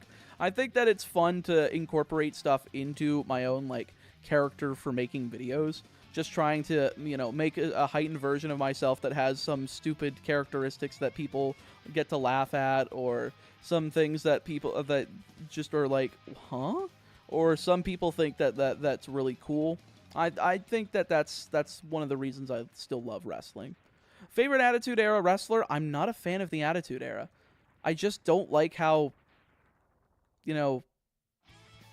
exploitative it was to the women. But if I was to give you like an actual favorite wrestler out of that time, I definitely think that Stone Cold takes it, but that's probably because of my bias, having watched a lot of tape of him from when he was stunning Steve Austin, and watching his matches, like him in the Dangerous Alliance with Paulie Dangerously as his manager, seeing the 1992 War Games match between the Dangerous Alliance and Sting Squadron, his matches as United States champion at the time, and his brief stint in ECW. His brief stint when he faced off against Mikey Whipwreck for the ECW title. Like, that man knew how to fucking work. And that man really developed that Stone Cold character in ECW. And he just brought it to WWF at the time, and he perfected it and brought in that wrestling boom alongside Mr. McMahon. And while, yes, of course, we still condemn Vince for all of the, the current allegations that, mind you, still haven't been proven yet in court, but I am willing to err on the side of caution considering his television character, and consider that just an amplified version of himself. It definitely seems like that could be something that he did. I wouldn't be shocked considering all of the documents, but I don't know when that will ever be settled in court. I don't think they've settled out of court, thankfully. I really would like to see them actually decide a verdict in court, because, listen, Vince got out of the steroid trial in the 90s because of Jerry McDevitt. I don't think Jerry's going to be able to get Vince out of this one. And I bet you that he will try to settle out of court as much as he physically can, because if they don't, he is probably going to be found guilty for whatever like trafficking charges there are. If again, these are allegations. I just wouldn't be surprised if those are found to be true. And if so, I wouldn't be shocked if that man if he is sentenced like that. I wouldn't be surprised if he is found to spend the rest of his days in prison. But I don't know. He has too much money. I feel like he would just get house arrest or something. I don't know if there'll ever be justice, or whether or not that is true. Again, I really need to implore. Allegations that have not yet been fully 100% decided with a verdict in court. I'm just saying, I don't know, hypothetically. Oh, wait, I forgot one other thing I know about wrestling is from Ultimate Muscle back on the Fox Box back in 2002. Ultimate Muscle back on the Fox Box in 2002. Never ran into it. I thought Ultimate Muscle was the English translation for that anime Onegai Muscle. But I thought that was just like a bodybuilding anime and not like a wrestling anime. Oh, whoa, it's past 1. These streams usually end at 12. I started at 3 p.m. today, Logan. So I'm going till 2:55. I got another hour and 40 left in me, folks. Damn, we didn't even get the timer below 70 hours today. I was actually not pushing the timer today because I wanted to see if we could lower it a little bit before the gold video comes out. So, people are like, oh, we should contribute to the timer because it's starting to get low. But we'll see. Onegai Muscle is the theme to How Heavy Are the Dumbbells You Lift. Oh, that's a different. That's the name of the show. I didn't realize that was the name of the theme song. Gotcha. I thought that was the name of the show. I had just heard of it in passing before. Never watched it myself.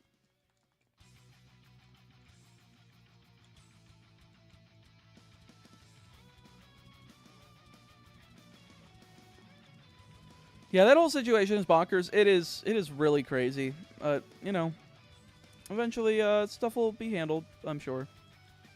I just woke up from a good night's sleep. Are we really still going? I started at 3 p.m. Dark Horror, and I'm still trying to go for 12 hours. So yes, it is 1:16. I'll be going till 2:55.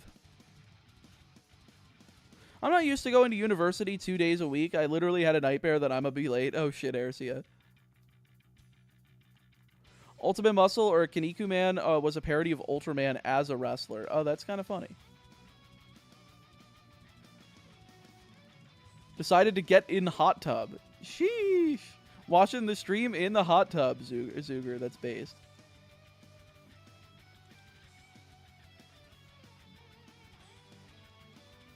Man, this Totodile is fighting me today. We are close to half odds, folks. We are getting there. We are once we hit 4,096, that's the odds. I mean, what, we're 143 encounters away from that? That's crazy.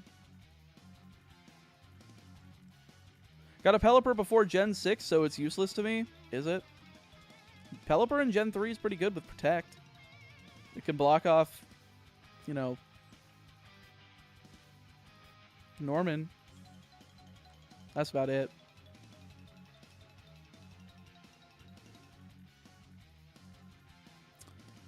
No. As far as wrestling animation, all I know is Mucha Lucha. God, I remember that show existing, but I swear that, there's no archives of that shit anymore.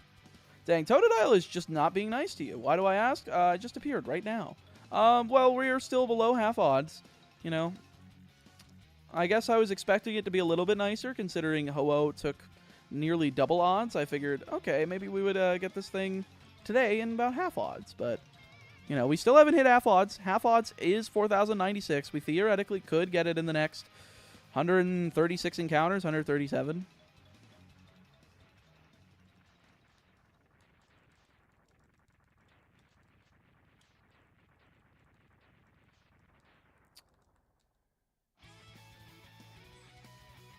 Pelipper in Gen 5 does not have Drizzle. That's crazy. The manga has been going since 1979. That's crazy. I was about to call it the manga, and I was like, no, it's not the mango. I remember that from the mango. Good morning, stream. Here we go again, I guess. That's right, Lynn. We are still going. I'm still here for another hour and 30 minutes or so. I started at 3 p.m. Eastern Time. It is 1:19 a.m. Eastern Time now, so... Yo, Zuger, thank you for the 2 buckaroonies. Should have waited for the Gen 4 Hot Springs for this. Oh, I mean, enjoy yourself. Why not? I will add that to the timer once we hit 3970. Appreciate it, though. You got the shiny before 4,000? I would be pretty happy about that, Joe. I would be pretty goddamn happy with that.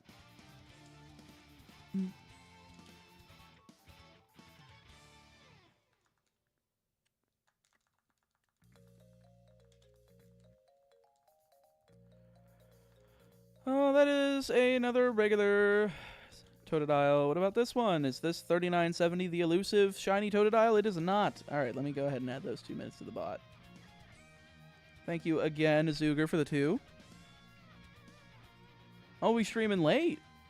Well, again, I started at 3 p.m. today instead of noon, so I am going... I'm still doing 12 hours. I'm just doing 3 to 3 rather than noon to noon. This is a reset. Hour to relax before a girlfriend gets off work. Well, I hope that Hot Spring is definitely helping you with that. What time will you stream tomorrow? I don't know. I'm gonna schedule it after I'm done with the stream tonight, and I will do whatever time I feel like is the appropriate scheduling.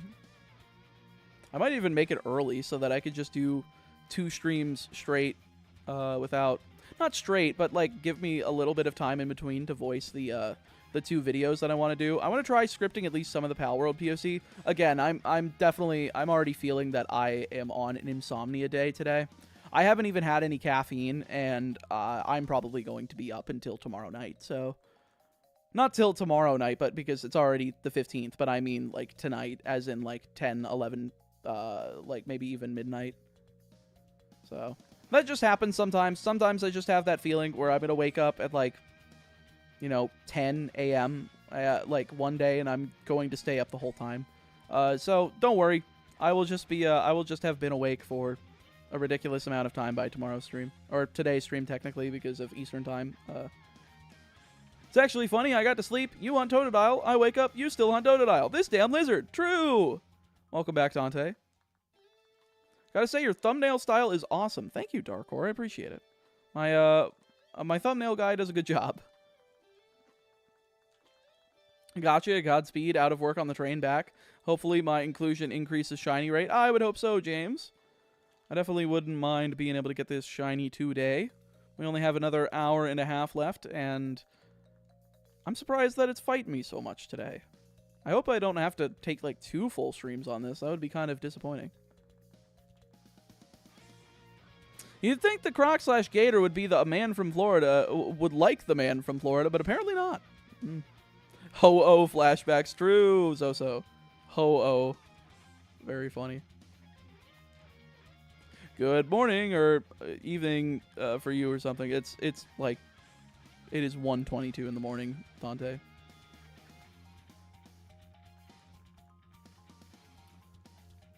Some people, I forget whether they're European or whether they're, you know, United States based, like in our 4 time zones. Do you mean tomorrow, Mr. 1 a.m.? I don't remember. When, you know, whatever. I mean by tomorrow, I mean by today, because tomorrow I'm still in Sunday mode. I'm not in Monday mode yet. Am Mexican. Oh.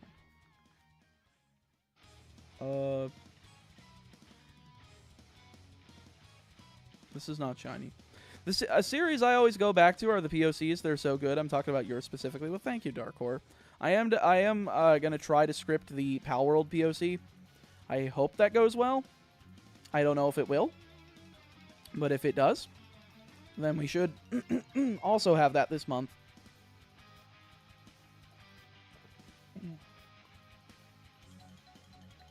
So theoretically, this month should still have like the normal 4 videos, which would be the red and blue with only dragon types Nuzlocke, the Pokemon Gold shiny thing, the Gold shiny franchise Nuzlocke continuation, the Pal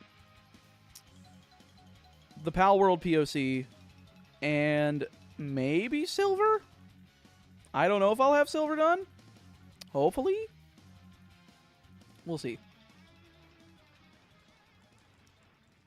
I mean, I was going to script each Silver VOD one by one after I was done with them, but apparently today's a light day because I didn't do shit. All I did was reset for Totodile, so all I can do is write the intro and be like, we're starting off with Totodile. This one took blank attempts, insert reaction, and that's about as far as I can go with the script.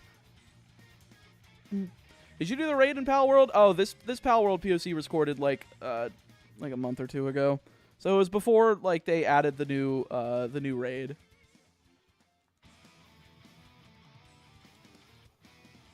You absolute trooper, I got 8 hours of sleep. You're still on this.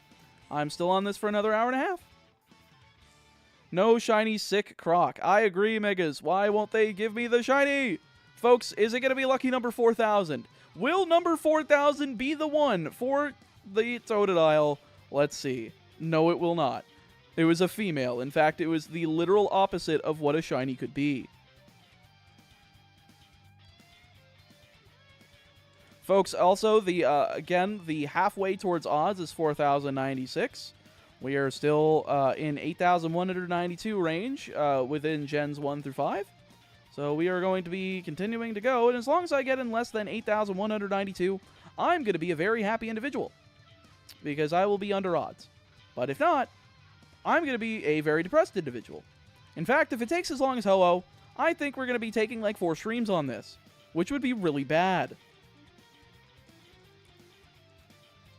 What are our nicknames this round? The people who paid?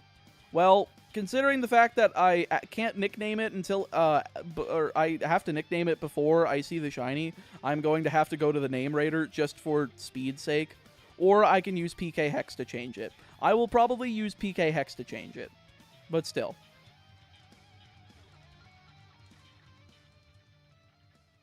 Damn, Chaw's still going. We're still going for another hour and a half. Welcome back, Arctic Bomb. How are you doing? Or cheat, because based. Yeah, true. Cheating is based.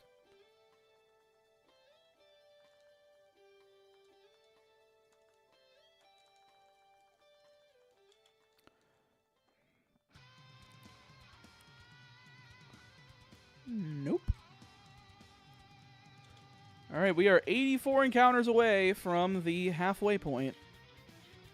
We'll just keep going. That's what we always do. We will just keep going. Good, good. I was just looking for background noise because I'm driving to Hollywood. Oh, boy. Well, I hope you have a safe drive, Arctic Bomb. Is that Hollywood, Florida, or Hollywood, California? Good luck, my guy. Absolutely. I will absolutely take that. Thank you.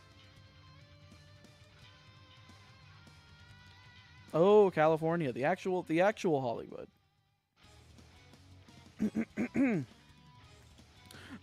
Oh my god, I can't. I tried to do the voice and my throat immediately gave out.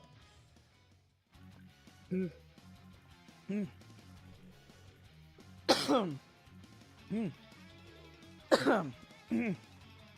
trying to clear my throat. This just in! Angry Italian throwing meatballs at lizards in local town! The sauce comes later, experts say.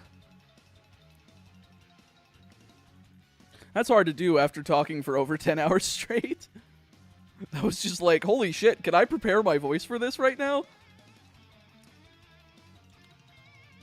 Just keep swimming. We will continue to swim. We will do all the swimming. Gonna see a friend. I got an interview in the LA area in the morning. Oh, fun, fun, fun. Good fish reporter from SpongeBob impression. Thank you, Logan. I tried my best. Usually it's better, but it's only better earlier in the stream because I haven't talked as much.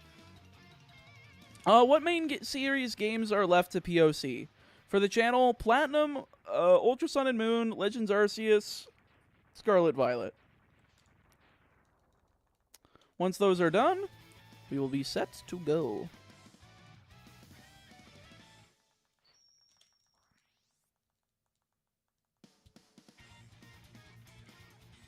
Me, can I plug my SoundCloud in chat? It's just my name. Well, you already did if it's your YouTube name. But also, if I open the floodgates for people to self-promo in my chat, then things will get out of hand very quickly. So if you would like to share your music, feel free to join my Discord and put it in the Music and Art Share tab. I would be happy to have you share it there. USUM must be held to POC. Yes it is, Megas. Yes it is. Very much so. Fun fact, my ex got kidnapped in Los Angeles once, and I drove 6 hours to track her down and saved her. What the fuck? Alright, Zuger, tell the story. Tell the whole story if you're capable of doing so and you want to. But, like, you can't just leave it at that. What the fuck? Greetings from Germany. Yo, what's good, Mark? Welcome to the stream. Welcome, welcome. SVPOC is just catch everything before the first gym, unless you want to be exploit-free. I would probably want to be exploit-free, yes. Or not exploit-free, but, like, glitch-free. That's mostly the gist of it. Well, how the fuck did you do it? Huh? I want to know how you did that. Oh my god, when I heard X, I thought he meant Kalos X. That's funny.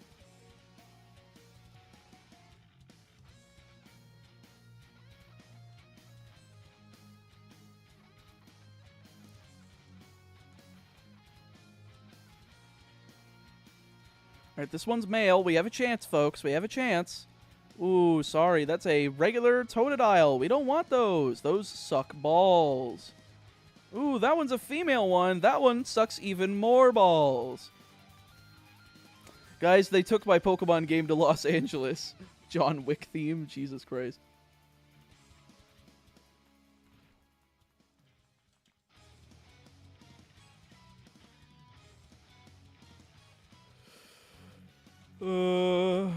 Don't stick your dick in a Totodile. Very true. Very true. I bet you somebody's drawn that. Doesn't that make you depressed? That somebody on the internet has probably already done that? It sure does for me.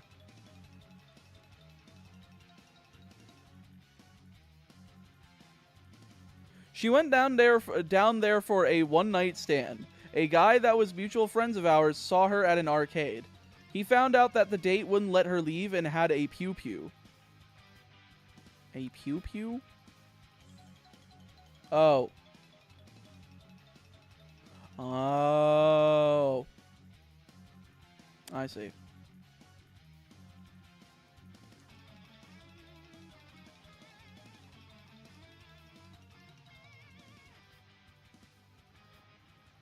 I thought, you know, I don't know. Maybe I've just maybe I've spent a little bit too much time with Arrowgay, those type of video games, and maybe pew pew means something else in my mind first. Folks, don't mind me. I'm just outing myself. It's fun. I like making people think that I'm very weird. It's very funny and very amusing to me.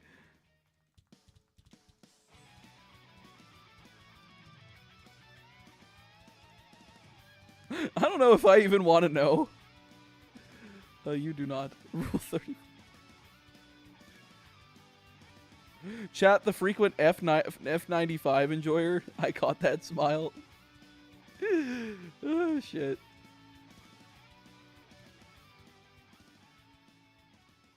Cha, the frequent F95 enjoyer. Also, what does that mean? If you were talking about my smile towards the F95 thing, I was talking about I was smiling more at what I was saying, but I don't know what an F95 is. So she called me up at 4 in the morning. I knew her abilities to convince people to take her to certain places, so I found all the potentials she might be at. Okay. I bet Helm's mouth is completely out of spit from just talking to you. I thought that was going somewhere else, Darkor. F95 is a platform for very juicy games. Huh.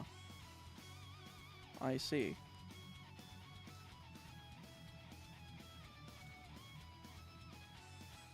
I will have to write this down for a friend. A friend has been looking for that sort of information, Dante. I appreciate your contribution. Shit. Which gen are you most excited for? I want to play Gen 5. I just want to play Gen 5 all the time. Gen 5. Run for this challenge. Oh, run. Yeah. No, I got it. Yeah. Now we know what Sean does after the stream. Research. Shit.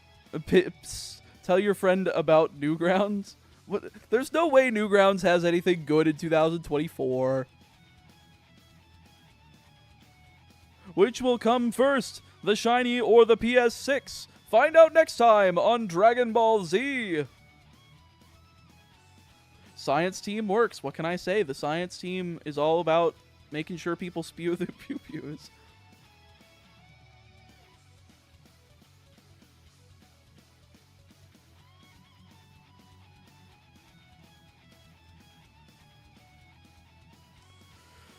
Folks, we got another hour and 19 minutes on the stream tonight. We are still going for this Totodile. We're still going hard. We are still going fast. And we're still going strong. We are doing our absolute goddamn best around. This theme is so fucking good. Second place to Zero's fight next to. Absolutely. Absolutely. Well, I mean, I like Bubble Crab, too. It's worth checking out for the comedic aspect of the Japanese alone. There's a game literally called The Boy Who... That's amazing. I need to know about that. Thank you, Dante. That's amazing. I need to see that. That sounds fucking hilarious. 4,000 resets, holy shit. I agree. I wish I was dead. We are, listen, the odds are 1 in 8,192, folks. It's not surprising that we're still below half odds, technically. Half odds is 4,096. We still have 25 encounters till we get there.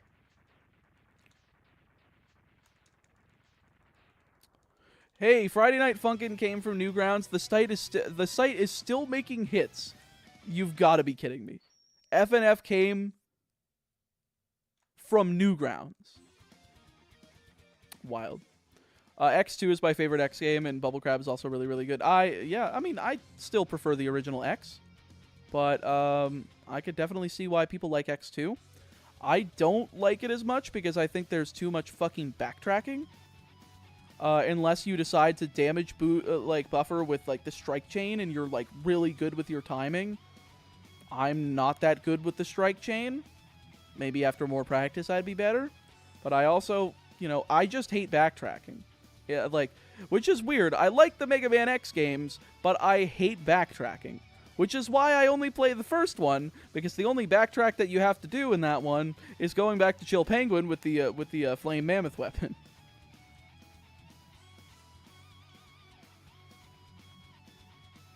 Kingler or Crawdon? Crawdon, easily. It was initially a Newgrounds release, then they remade it standalone. That makes sense. One time I was shiny hunting, I don't remember what, and then I got bored and went to grind my Roserade to level 100 and found a shiny Audino. Audino is going to be a pretty free shiny, I think, if we decide to grind out the Shaking Grass. No. I can do it to boot and chainless in Wheelgator's stage. Oh, that's kind of sick.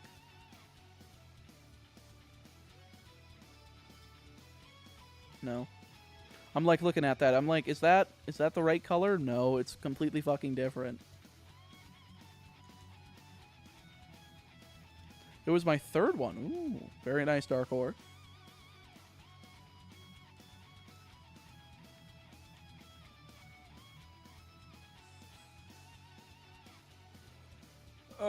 That is another Totodile. That is not shiny. Through bootless, though bootless is literally the hardest trick in that game. I would have to learn some of that stuff. I don't know. I still don't know how to do fucking carpetless, or not carpetless. Carpet in Storm Eagle stage in the first game, so.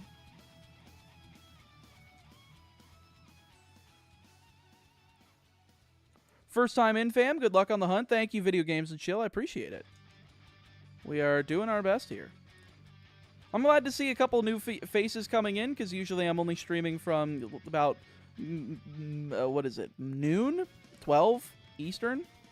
To midnight 12 Eastern. But being able to stream from 3 to 3, while, yes, does alienate a lot of my normal viewers, it does, it is cool to be able to see some new faces around here, so I appreciate it. Maybe try doing reverse psychology on it. Pretend you don't want the shiny, and maybe you'll get it faster. But that's the thing. I'll keep resetting, and it'll know. Like, that doesn't work. We tried this with Ho-Oh, and I told people the same thing. Folks, we have 5 more encounters until we hit... make that 4 more encounters until we hit half odds. Are we going to be able to do this in half odds? West Coast time after Spring Forward does suck, I will say. I can imagine, yeah. I forgot when that Spring Forward happened. All I know is that it happened. That is blue. It did not work with Ho-Oh. It did not work with Ho-Oh whatsoever. I believe. Come on. Nope. All right, we got 2 more shots at this.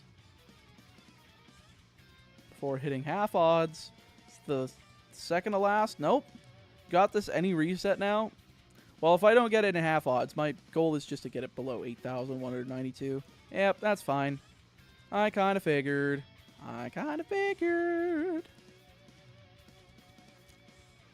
What are the best odds you had so far this challenge? Mostly with the eggs. The eggs, when you breed with something that has the shiny gene, the opposite gender will carry on the IVs, which are necessary for shinies in Gen 2. So it basically reduces it down to a 1 in 128, assuming the gender split is 50-50. Or 1 in 64 if the gender split is 87.5% male, 12.5% female. Nope. All my clocks are automatically updated except my truck and Pokemon Gen 2. Very funny, Zuger. Yep, you gotta change that thing to daylight savings time, that's for sure. Nope.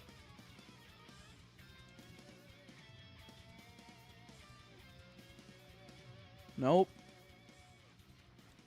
And folks, I'm going to be going for another hour and 13 minutes. That's right, another hour and 13. Actually, make that an hour and 12.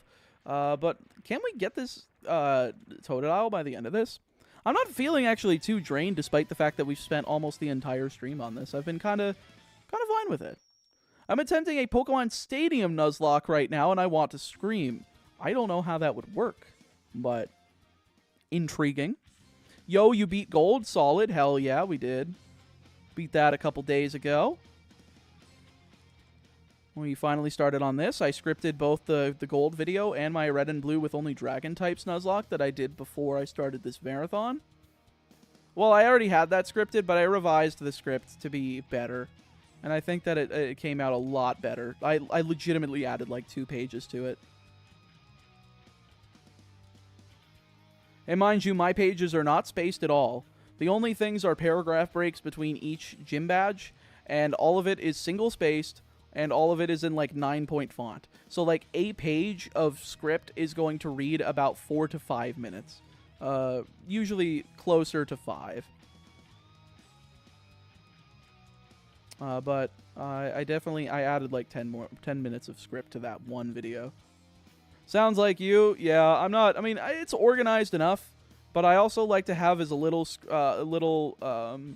like, distraction as possible. I'd rather be able to just read from that script, and if I'm able to go for, like, 3-4 minutes without screwing up, I'd rather be able to keep up my place and not have to scroll at least one bit through that. So, school teachers / professors would hate you. I know. I know they would.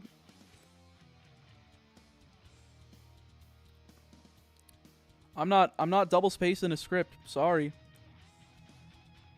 Too many pages. It would just look bad.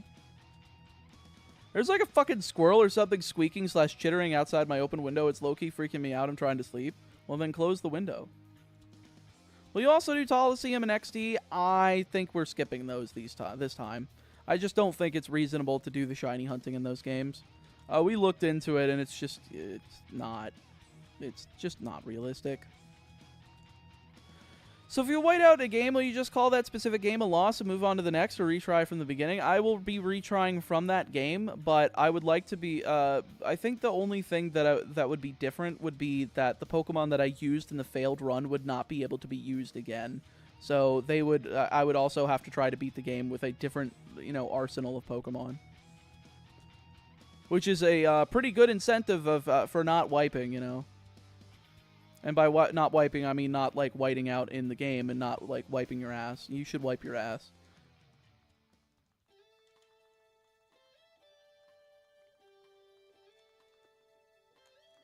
Don't fail at the Kanto games. That's very true. Do not fail the Kanto games whatsoever.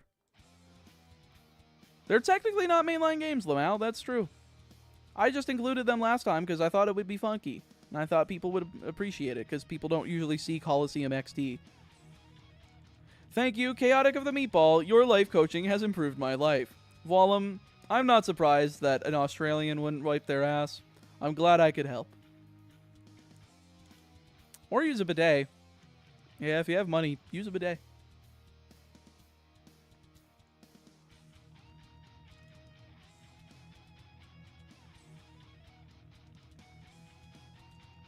Oh, this thing's fighting me. This thing sure is fighting me. We are having a hard time. We are a couple dozen encounters above odds here. Look, I got enough problems having to mount a monitor upside down to watch you test content. Very funny. I get it. I get the whole joke. It's very funny. You Australians love things that are upside down, including your koalas. I'm sure the koalas are very cute. I don't know why I'm doing a Trump impression. Is that a Trump impression? Honestly, I've been doing that since before I knew who Trump was, so... To be completely honest. I think I learned, well, at least before I learned what Donald Trump sounded like. I knew that Donald Trump existed because he was on WWE programming leading up to WrestleMania 23. But that was about all I knew. Did you know that Australia upside down is Australia, but I have to try to read it upside down? I appreciated Coliseum and XD. Oh, that's funny that it's the emote. Last time, Coliseum was my first Pokemon game. Really? I don't know too many people that got into Pokemon on the GameCube titles, but that's a hell of a place to start. Really difficult place to start. Will you use the same Pokemon as in the first franchise log? Nah, probably not all the same ones. I mean, considering my my starter choices in the different games, I'm sure you can see that I'm not using the same ones in each game. If you reference the thumbnail for the Gold, Silver, Crystal video, I went in opposite order this time. Rather than leaving Chikorita till Crystal, I decided to start off with it in Gold.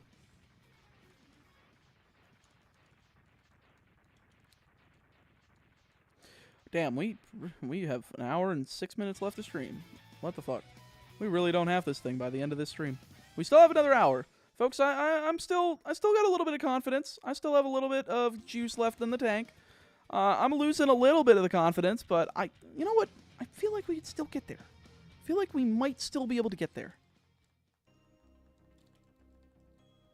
After a year of use of the bidet, it paid off with how little TP I use now. Checking on how much I spent.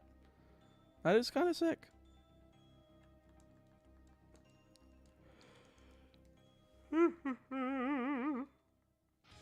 I think I got through Coliseum with basically a very overleveled Umbreon and Suicune and just still barely beat the last two bosses. I still jam to the music and love hearing remnants of the Coliseum battle music. It is cool.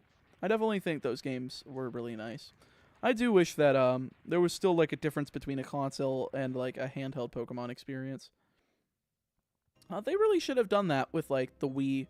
I think Battle Revolution should have had like more of that sort of expansion. I think the Wii U also would have really sold well if they had like a mainline Pokemon game to call their own.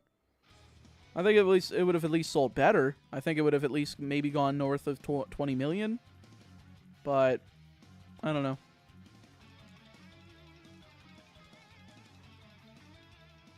The run is saved. What do you mean the run is saved? Oh, your run? Crocod's still going on. Damn, I know, DW19. It's kind of shocking to believe. The Croc Hunt will not stop, folks. The Croc Hunt is always here. I lost Clang to a Heracross close combat. How'd you let that happen? What the fuck? Speaking of Battle Revolution, underrated music from that game. I really didn't give Battle Revolution much love when I was a kid. I would love to give it a shot again at some point. So I needed a Pawniard or Carablast before Drayden. Makes sense.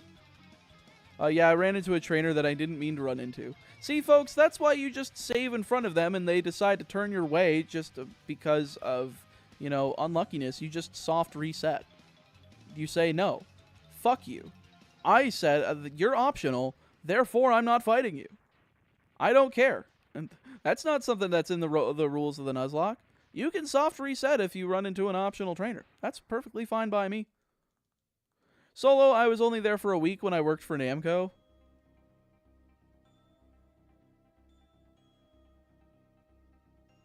Where were you for a week when you worked at Namco? Petition to name the stupid lizard King K Fool / Tool / Uncool. I think somebody already stole or somebody already submitted the name for Totodile. I think it's in my nickname picture folder. Oh yeah, you were only there in Japan when you worked for a week when you worked at Namco. I thought you meant like some area of it. For some reason, I thought you had been there longer. I didn't have time to save before he ran into me. Fair enough. Well, you know, sometimes you just get got.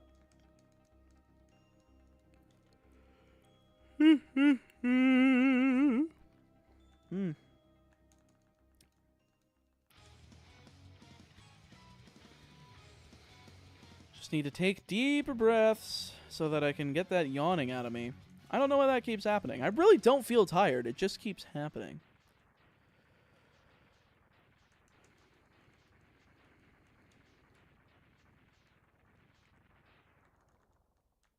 F95 taught me that the Japanese have a long advanced before us. Seaman machine gun is a term I didn't know existed before I found F95. Good information to know. Folks, do you agree? Good information? Bad information? You decide.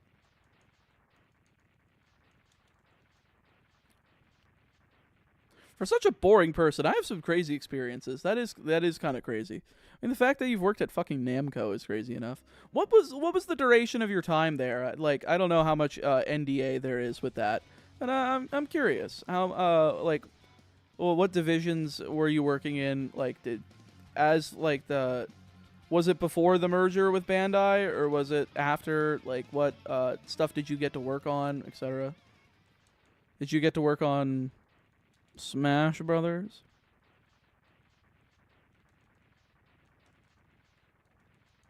I correct myself. Seaman ball machine gun. Intriguing.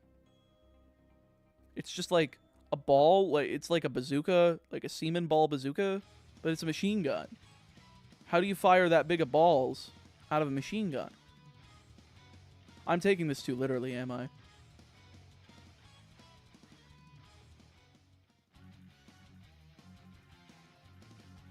Remember those remember those snowball launchers?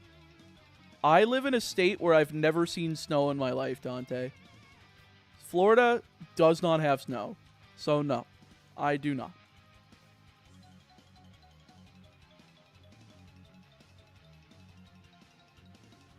I've seen things. Is this? I'm lost now. I started 10 years ago, worked an arcade, then I was given my own arcade. Then the pandemic happened and they sold us off, still with the arcade, but under a new owner. Oh. Like, an arcade, like, you're just working an arcade, so, like, people are coming in to just play games, right? That's not, like, working on development or anything, right?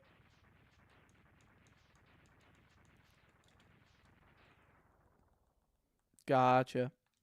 Still cool, though.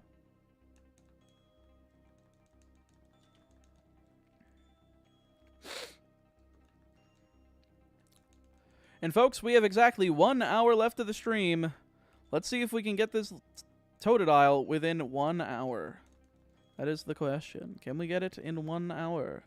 But I did get to help develop a character for Gundam Seed. That is kind of sick. Like, at least I mean, I know Gundam is a very popular franchise. I have never really delved into it personally, but the fact that you got to do something that, like that is still really neat. Despite everything, I am a totally normal person. I don't know about that one.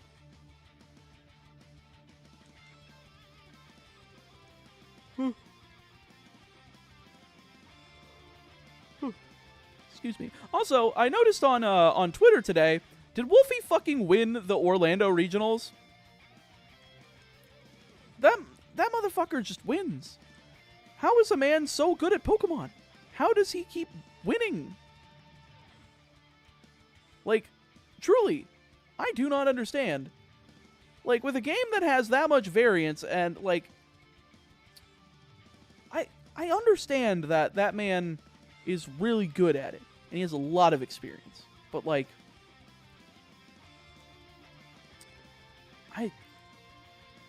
no, yeah, people will say world champ difference, but I want to know, like, the nitty-gritty, what makes him great? Like, how much memorization, how much practice, how much, ability does he have to recall certain matchups and be able to tailor his plays accordingly? Like, how much of that is part of that? Because it's incredible that that man has defended his title 3 times. He's basically won every single largest Pokemon regionals of all time, and he's done it 3 times in a row. Every single time they are bound to break the record when he hears about it. Hell, Orlando, he was like, I'm getting a last-minute flight. And then when he literally wins despite deciding to fly like 13 hours before the event starts. Like, what the fuck, dude? I just don't get it.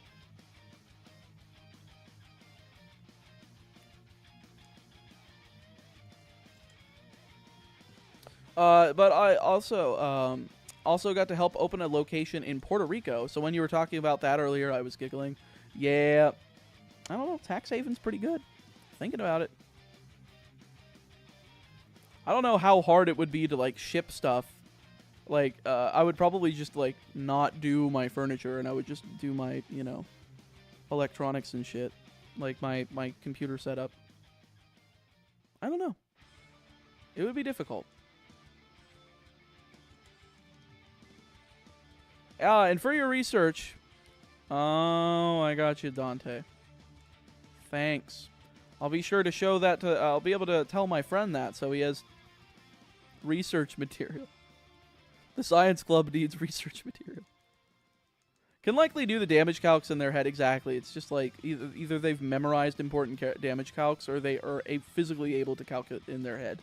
Which, again, that's why I don't want to play anything but card games, because card games have so much less variance. Like, I understand a deck's playstyle. I understand individual cards. There are so much less bullshit in those than there is in, like, actual Pokemon. Plus, like, critical hits aren't a thing in the fucking TCG, which is great, so. Oh, I got you, Dante. That makes sense. Well, now that we're going full circle this stream, I started chat today talking about Seed. Now I'm in a live stream chat room with the character designer of Seed. That is very funny. Thousands and thousands of hours of experience, and yeah, probably Karanas. Or not Karanas, what was below that? Hollow. Like, the RNG is just the largest factor in the games. Like, I would think that would be something, but that man just never has RNG go against him. It's like the people that keep topping, Yu-Gi-Oh! Events. The RNG just never goes against them. Every single time I do something like go do a Yu-Gi-Oh! Tournament, the luck just seems to like to sack me a fucking lot, and I don't understand why. Like, either I won't open any non-engine going second, or I will brick going first. Like, I built my deck fine. It's just the variance of it just keeps fucking me over. And I don't understand it. I am capable of winning things. Don't get me wrong. If I go on a lucky streak, during like a pod of like Edison or a pod of like Speed Duel, I mean, I would like to think that I'm pretty darn good at Yu-Gi-Oh! Except the problem is that every single time, I like in current format, I just get sacked by not finding non-engine, or I die to non-engine from my opponent who sacks me with it and also opens starters. And I don't open like cross out / called by.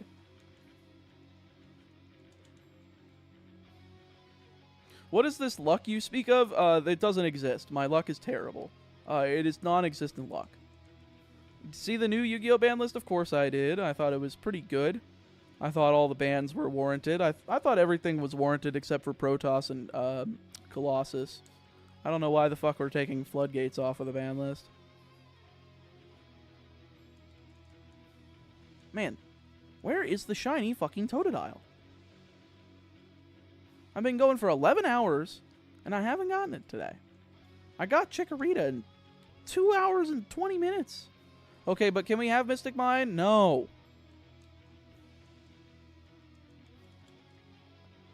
Protoss, my life for Wallum, that is, it's spelled Protos with one S at the end, but I don't know. Some people alternate between Protos and Protoss. I don't know what the correct pronunciation is. Dante, very confusing website, but based and cultured.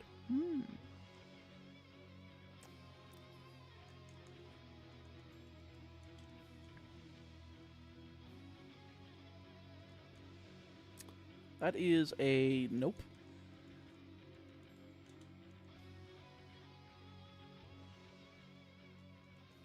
That is also a nope.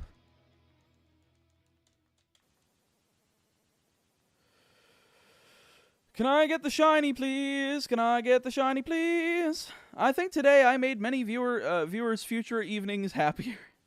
God damn it, Dante. You know what? Maybe you did. If you did, wonderful.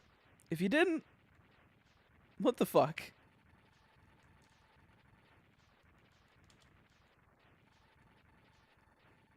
I love how you're telling people how to navigate this fucking site. Hilarious. What was that timing? The Pac-Man death noise? I don't even know what the Pac-Man death noise was doing there.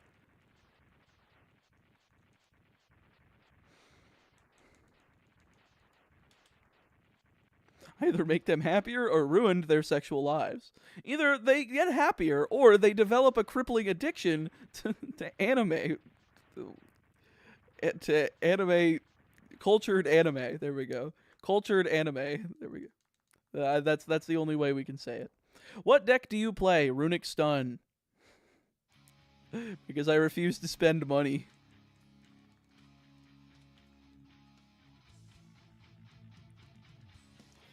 I have it yet? No. That was kind of perfect with the Namco convo. Was it? Why? Why was that perfect with the Namco convo? Is the dish best served hot? We appreciate the cultured anime contributions here. At least you're not posting links in my fucking chat. Oh, it was kind of perfect for the Namco. Oh, I see, Zugert. Now I get it. Very funny. Yes, I know that Pac-Man is Namco's mascot. I didn't put 2 and 2 together. Sometimes I'm really stupid. Well, I went to sleep at 10 p.m. with the streams just started. It's now 8 a.m. and I just got into work. And you're still going. The stream started 11 hours ago. How did you get up at... that's 10 hours. I guess the stream had started an hour prior to you going to sleep. I guess that makes sense. But yes, Skios, we're doing the 12 hours. I just started at 3 p.m. EST rather than 12 p.m. So I was just like, okay, I guess I'm going to 3 a.m. instead of like midnight. So. And my store was called Pac-Man Cafe before the sell-off. Jealous. I'm playing Crusadia OTK right now because kaijus are fun. And if you're still playing Crusadia in 2024, something's in your brain. I don't know what it is, But I've heard they're very close to brainworms. You know, you might want to get that checked out. Pick in the Discord meet? Hell yeah, I will check it out after stream. We got 50 minutes anyway, so we don't have too much time. I'm just trying to grind out these encounters to see if I can finally fucking get it today. No. It's another one with a loss. Another Totodile. Another failure. Gotta get to doc soon. I get new prescription sleep meds, and I have to go back to bed to get used to them. I love being forced to sleep 20 hours today just to get my condition under control. Jeez. I mean, hey, sleeping is good, though. I mean, if you have the day off, then perfect. Nope. Namco makes Pac-Man. I know. It was mentioned earlier, Megas. You might just not be live. You might need to put that up to like 2 times speed. Just to get to the live positioning. Bandai Namco makes a lot of things. I agree. They do. Like Smash Brothers. I honestly play it because I also refuse to spend over $500 for a deck. Well, Runic Stun is better, and it's like 100. As long as you play like no SP in it. You don't really need a SP. You can play like Sleipnir, like extra Sleipnirs.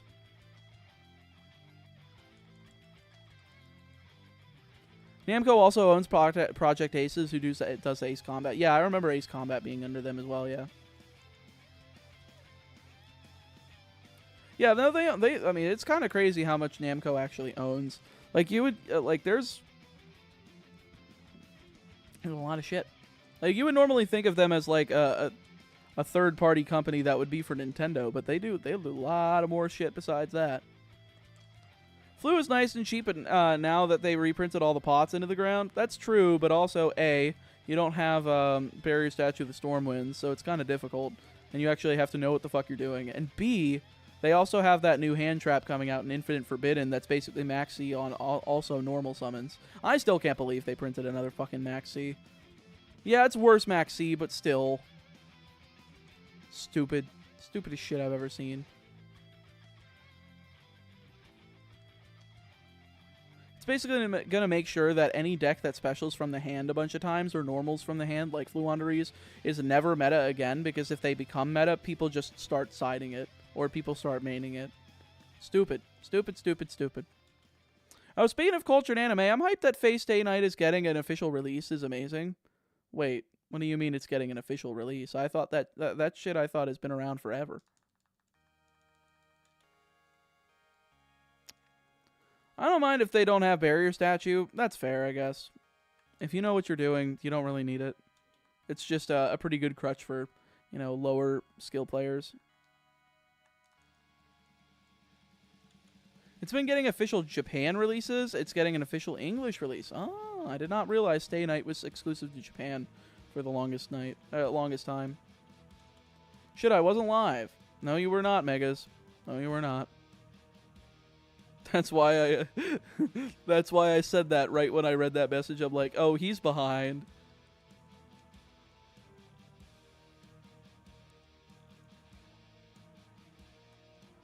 Every time you say stupid multiple times, I think of Randy Orton yelling at Kofi. Honestly, that's probably the closest thing that there is to it. I don't try to say it like him, but that is kind of funny that you get reminded of it. Stay Night and Tsukihime remake is coming out this year in England. Oh. I'm not a Fate guy, but that's cool for people that are fans of the series. Wishlist, Droolers back to 3. They can go to 3. They don't do shit, Dante. We have them all at... I think we have them all at 3 in Master Duel. I think. I think that maybe Title might be the only one that we don't have at 3. I don't recall. Or, no, we have, like, Blaster at 2, Title at 1. No, I don't remember. I don't fucking remember anything about that game right now. I haven't played it in a while. Real Wish, Chaos Ruler back to 3. Chaos Ruler errata, Real Wish, Chaos Ruler errata that locks you into synchros for the whole turn, akin to Junk Speeder, so that I could still play it in Synchron and mill it off of my Doppel Warrior, so that I can normal summon Junk Synchron and bring it back. Full power Spellbook days where a blast, end phase, draw 10, and then discard for hand size. No. Deal? Perfect. It's my birthday too, so sending my birthday luck to you. Oh, it's not my birthday, but a happy birthday, Ollie. I hope you're having a nice little day here. May RNG bless you with one green boy soon. I am trying my best, Just for Universe. I am trying my goddamn best. Tsukihina makes me think Ninja Sentai Kaku Ranger. God, what a banger theme song, by the way. Kaku Ranger's theme song is a banger. Die Ranger's theme song is just as good, like if not better. God, there's a lot of good theme songs in Sentai. I love Go-Go 5. I love Geki Ranger. I love Deca Ranger. Deca Ranger's is so good. What else is there? Jetman is great. Gokaiger's really good. Samurai Sentai Shinkenger is also really good. There's a lot of really good themes in that series. Synchro Sprite was so much fun. That it, like with the Melfi level 4 and like Herald of the Arclight and shit. You think you'll hit 5,000 before the end? Probably. Cool Munch. Remember when Banished was removed from play and they were actually removed? No, because they printed Dimension Fusion and Invasion of Chaos Dante.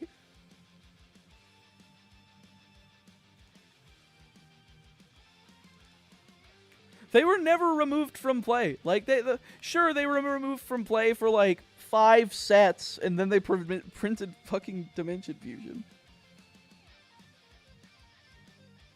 You know what's crazy? Is that in traditional format, where everything is limited instead of banned, you can use Verte Anaconda to send Dimension Fusion.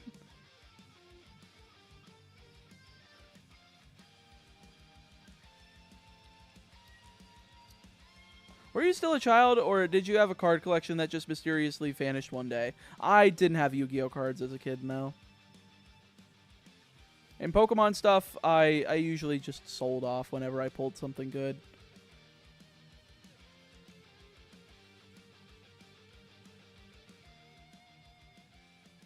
Damn, you're streaming late? Yeah, I started late. I started only at 3 p.m., so I'm going till 3 a.m. today. I'll probably just start at noon tomorrow just to make up for it. Yo, Spanky VZTZ, thank you for the 20 bucks. Appreciate the content you put out. Keep up the amazing work. Well, thank you so much, and I appreciate the Super Chat virginity, folks. Let's celebrate their first Super on a live stream.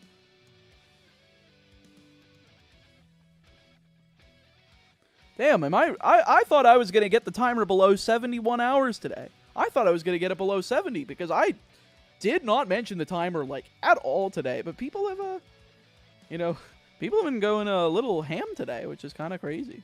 So I do appreciate it, though. I had, like, 3 shoeboxes of Pokemon cards. Somebody, like, one of my viewers is sending me a huge collection of Yu-Gi-Oh cards from their childhood. Like, 16 tins full, like, a crazy, crazy amount of stuff. Like, First Ed Metal Raiders, First Ed LOB, First Ed Magic Ruler. And I'm like, you don't want to sell this stuff? You want to give it to me? Okay. So, because of that, I was like, yo, my boy Ruxin34, do you want to open this collection for me and make a video out of it and then hand deliver it to me at YCS Raleigh? And he was like, absolutely. So he is getting the collection today, Monday. So hopefully you will be recording that and have that edited before Raleigh. I don't know. It would be cool. We are not going back to funny number today. We only have about 40 more minutes of stream. Oh, that's sick? Yeah, absolutely. I'm really looking forward to it. And he said that if anything's worth grading, he's going to make sure to pull it out. And so hopefully we'll, if there is anything, we can send it off. I don't know if, like, any of it is salvageable in the condition it's in. But considering some of it's, like, First Ed MRD, like, Solemn Judgment from what I was told, I was like, oh, it's, like, good stuff. Like, that's crazy. Like, First Ed MRD Solemn Judgment, like, if I go to TCG Player,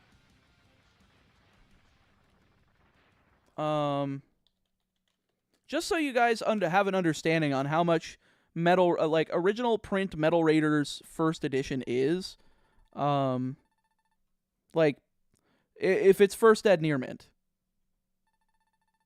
First Ed Near Mint Solemn Judgments, in English, are like $270 raw, not being graded.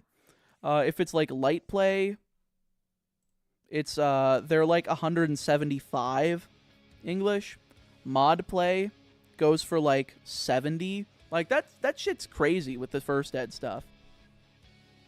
Anyway, sorry, didn't want to take too much away from the shiny hunting here. Just wanted to kind of feature that, because that shit's crazy, and that's just one card.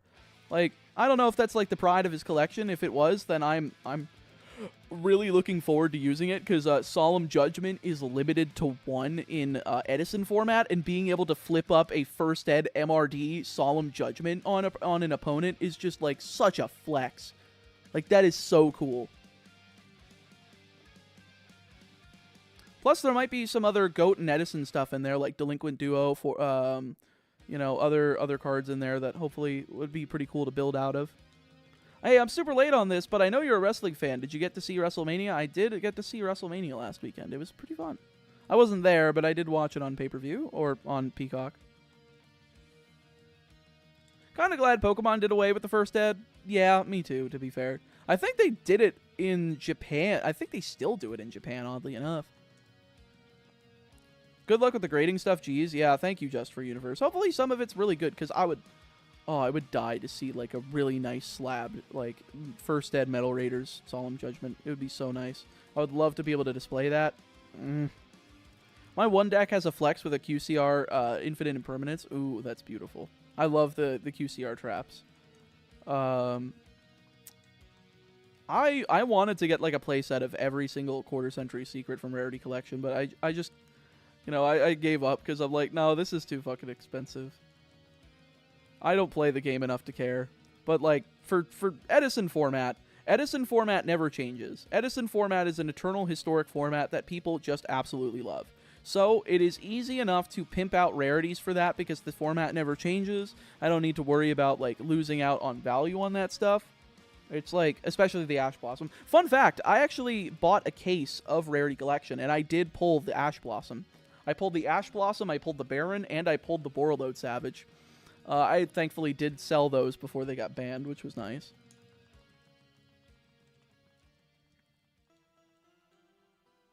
I also pulled, like, Effect Veiler in my QCRs. I think my QCRs had a shit ton of really good stuff. Decode Talker Heat Soul. The Nightmares. Well, both, like, the Nightmare Unicorn and the Alt Art. I believe there was also IP Masquerena in there. Or was it IP that was in that set? I don't think no, IP wasn't in there. IP was in Battles of Legend.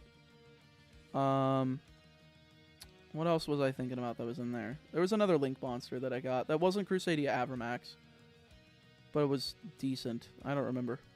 I think it was No, was it Apollosa in that? No, Apollosa's coming in Rarity Collection too. Fuck, I don't remember what was in there. I know I got, like, a bunch of the high-end ones, though. Like, basically all of, like, the top 5 or 10, like, QCRs. I think it was the top 10 QCRs at the time. Which included Borreload and Baron, but, you know, those fell off because they got banned, so nobody cares about them anymore. Which is cool, you know. You can now get them for, you know, pennies. Not pennies, but they'll probably be worth a few bucks, but... I think it's cool, like, if they ever get unbanned in the future. They probably won't. I wouldn't be shocked if they don't get unbanned for years to come, but, you know, maybe a couple months down the line, you go invest in the QCRs, invest in the different high rarities of it, the ultimate rares, the collector's rares, and you just hold them and see when they get back, and maybe they're still good because they're generic extra deck negates at that point, but that'll be cool. But, yeah, I'm looking forward to Rarity Collection 2 next month. I'm probably not going to really be buying anything. I'm just going to watch a bunch of openings and look at the pretty cardboard. But it'll be cool. Seeing, like, all of the different Vsauce Starfrost field spells getting reprinted. Vsauce Starfrost. You guys might not understand that reference, but it's okay.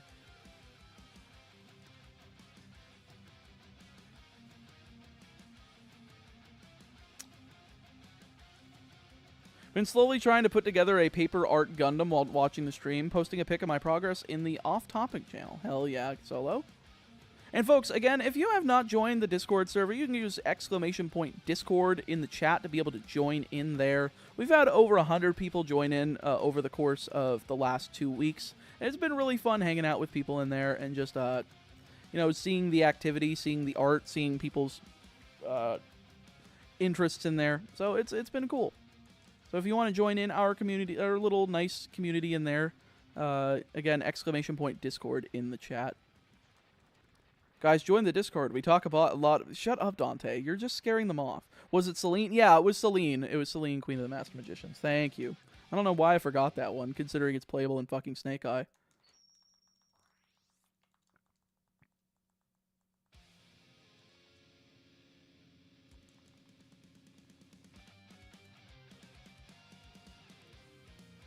If anything, I'm luring them even further. Shut up. You're not. You're scaring off the normal ones. We want to keep some of the normal ones so that we can offset the degen in our chat. Ha, my cats see me shower and think it's time for breakfast. That's cute. What, normal ones? Yeah, normal people. You ever heard of those? I've been periodically checking in on the stream all day. I've been busy with my family shenanigans. Crazy how the shiny chompy boy just hasn't shown up yet. I would have to agree, Reef. Thank you for popping in, though. Thank you for, you know, also throwing in a chat, you know, because we're ending the stream in, what, 30 minutes, so.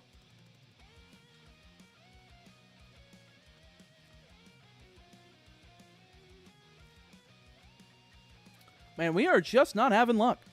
I think we can get up to at least 4,500 encounters today, though, so, you know, if it does take all of tomorrow, then it'll be 9,000 or less, which would be fine. That's how many we found Slowpoke in, was 9,043. He's not a chompy boy in silver. He's just a sad, mouth-closed looking motherfucker in this game for some reason. That is true. Hey, I've been doing that all day. You have been popping in, Megas. I appreciate that, too.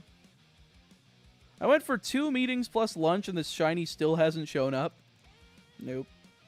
Feels bad. It has been pretty rough, Joe. Pretty rough. Yeah, but we're in the late night stream. This is the crowd catered to this. That is, you know what? Solo, you might have a little bit of a point. You might have a little bit of a point. I haven't left since I started watching 6 to 7 hours ago. I hope to catch more stream of yours. Hell yeah, cool bunch. I really appreciate you sticking around for that long. I'll be streaming again tomorrow. I'll probably be starting at noon Eastern. Assuming I can, you know, fall asleep. Yeah, I might not even sleep. I might just, you know, voice over my 2 videos, script the Pal World POC, try to voice over that, and just go back to streaming, and then pass out for like a ridiculous amount of time before before the stream after. We'll see. Depends on whether or not I'm feeling up for it. Went to bed last night in Ireland. Just woke up for work, and here you are. What the hell? We're still here. Still here for another half hour. Stream VOD limit for YouTube is 11 hours 55 minutes. I've been going for 11 hours 23. So that is that's just the MO here.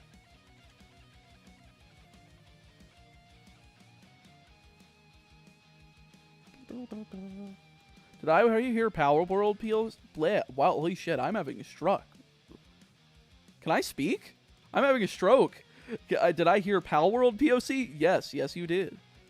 That has been recorded on my hard drive for a little while now. So, you know, make sure that that's one of the projects that we end up getting done. Hopefully by the end of April.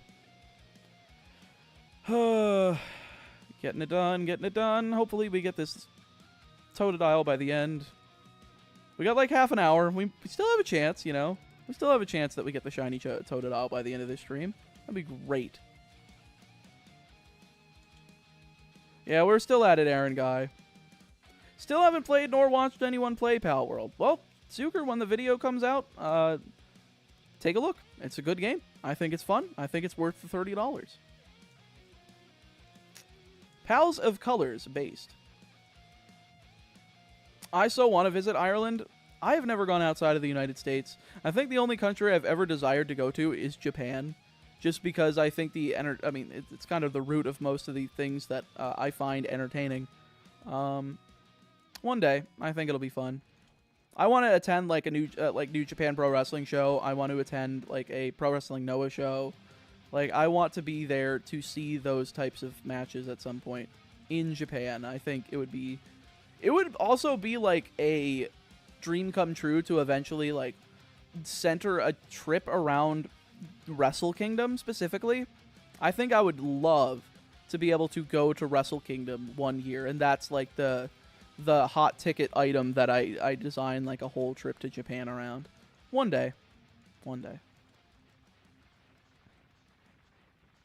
Breaking news! Child has spent so much time looking for local lizards while rambling insanities to himself that his voice died. Even now, I hear his whispers. Experts stay. Damn it, I messed it up by the end. My voice is... I think I'm delirious by this point. Ow, my back. Ow, my neck hurt. Ow, my back hurt. I shouldn't have to complain about these things. I waited too long to visit Japan, and now Tanahashi's pretty much retired. Yeah, I mean, I think I was never going to be able to take advantage of that. I mean, maybe I'll see Okada in AEW. That would be cool. But it was cool seeing Naito. I watched Windy City Riot during my day off, and that was really cool. I cannot believe that Jon Moxley actually fucking won the IWGP World Heavyweight Championship. I really thought that he was just there to like be a very credible opponent for Naito to like beat, but no, the man won the world title, and I'm like, damn, Moxley just keeps winning world titles. Man's 3-time AEW champion, 1-time WWE champion, 1-time like IWGP World Heavyweight champion. Motherfucker's really doing well for himself. I mean, he's been GCW champion. That guy has won so many goddamn titles. I mean, sure, I get that they're supposed to be props, but like that just shows that they are really... every company that has ever employed that man really admires the work that he does and is willing to give him the ball and roll with it. Except for WWE, of course. I'm still surprised that they did the whole Shield triple threat at Battleground and had him retain over both Rollins and Reigns. It was impressive, to say the least, that they managed to pull that off and not and still put Ambrose over, yet still somehow keep him behind the other two. But who knows? While in Japan, go to Shibuya, find a little karaoke bar and indulge. It's worth the 500 yen. I will have to try it out. One of my friends is natively Japanese, so I really would love to like go with her to do that. But maybe one day.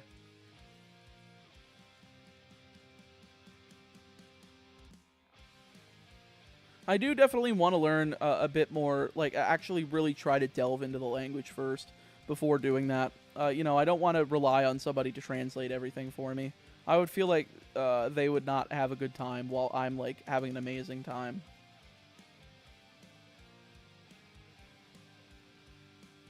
It's weird to think about the weird Tumblr girls that liked the Bad Boy Ambrose look back then and seeing him now with just the I don't know what the word is underneath the heart emote. I think it's funny that there was Shield fan fiction that was, shipping each individual member of the Shield with each other. Like, why were people treating the Shield as, like, why couldn't it be they should have just shipped it as a polycule. The Shield is a polycule, ladies and gentlemen. They're brothers for life. God damn it. Seeing him now with the older look. Yeah, that's true. I also think that the Tumblr girls probably fell out of him once he, bulked the fuck up and then started bleeding everywhere. Like, then they realized, oh, he's kind of crazy. Yeah, he's actually crazy. Most of the younger Japanese people understand English. That makes sense, but I also feel disrespectful of the culture if I don't at least attempt to engage with it before going over there. I think that would be bad manners of a foreigner, of a gaijin.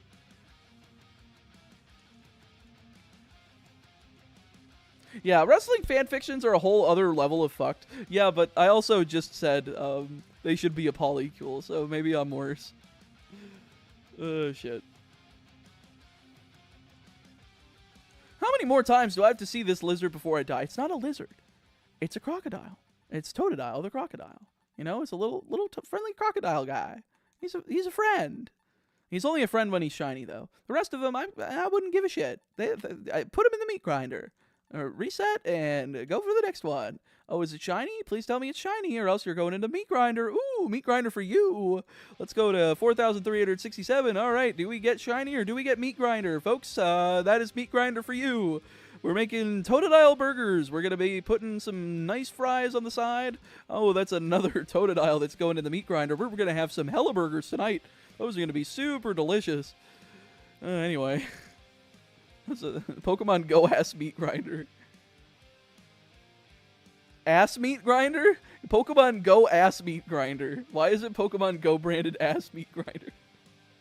Why is it specifically ass meat? Why am I reading this wrong? I don't know what the original meaning behind this was, Flallum. But Pokemon Go ass meat grinders got me fucking... Oh, that's got me rolling.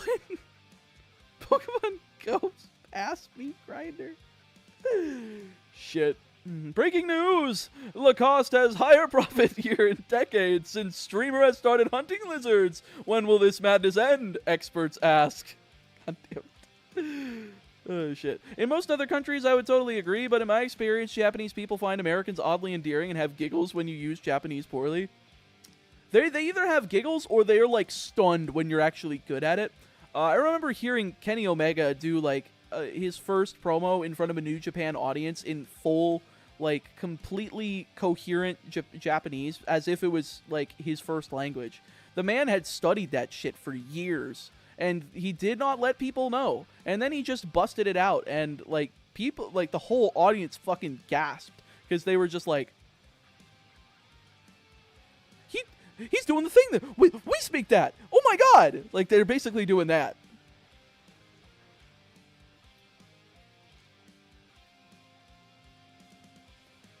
Turns out dragons cannot withstand a Conkeldurr, let's Flameord Ice Punch. Yeah, I would think they couldn't. Germans, on the other hand, prefer you speak proper German. That would make sense.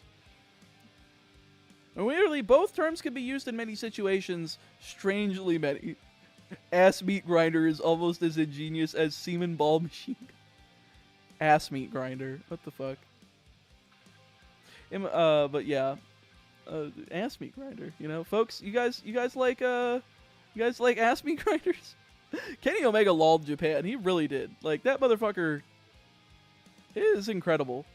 I really respect him for what he's done. I mean, sure, I don't like the Bucks very much anymore, mostly because of CM Punk. But Omega seemed like he was genuinely like not like a part of the whole Bucks thing. Like, he definitely seemed like he was just kind of their friend and not, you know, fighting against them, but not also like fighting for them either. I mean, the fact that the one contribution in the brawl out situation was him making sure that CM Punk's fucking dog was safe was like, come on. You don't come into Germany to look at old people, do you? I wouldn't go to Germany at all, probably. I don't really have any interest. Kenny Omega is the most based human to exist. Not only did he dress as Sephiroth, but also Sans Undertale. Not only did he do that, he also used my buddy Johnny's version of Hopes and Dreams at Wrestle Kingdom, because I heard that theme song kick in, and I'm like, is that fucking Johnny Atma? So he does Ga Metal on YouTube, and he literally used a metal cover of one of like those like guys that in that space, which is so funny that he listens to those guys. Let alone, he got Little V-Mills, another one of the YouTube video game cover musicians. He also does a lot of other stuff, but like he did Kenny Omega's theme, and it's fucking good. It's really good. This just in, local lizard hunting child has completely stumbled upon into insanity. Constantly rambles about ass meat grinders and strange machine guns. Can someone help this child? Experts beg. No! Strap your butts in as you're going into the ass meat grinder!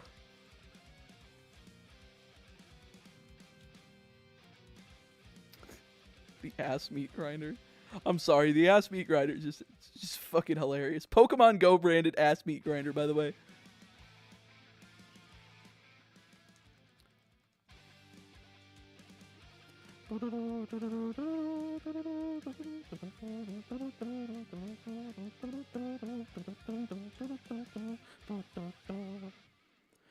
Folks, we have less than 20 minutes of stream left.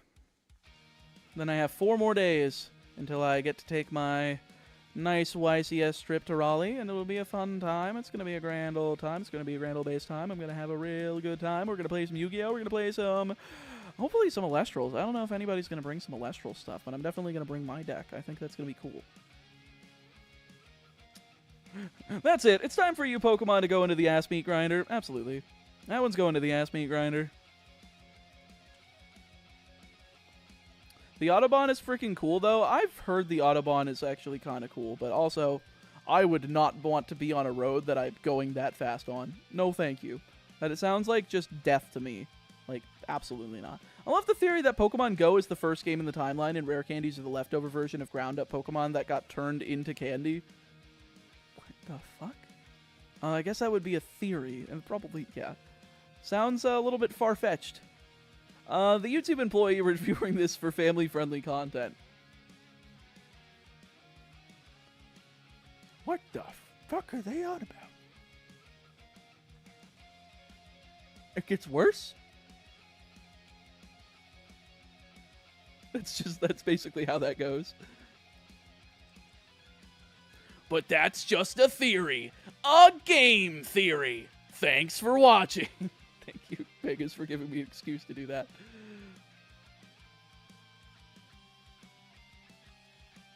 What even is an ass meat grinder? And who is this Dante guy? Holy fuck. It's an ass meat grinder. Who's this Dante guy? Oh my god, Calvin Severo Pano, thank you so much for the $20. I don't know what our money is. Is that Brazilian reals? That is BRL. Yes, those are Brazilian reals. Thank you so much. I very much appreciate your generosity. I've been watching you so much those last few weeks. I had to send something. Loving the Nuzlocke? Absolutely. Wait, why would your message be orange then? Is usually, huh?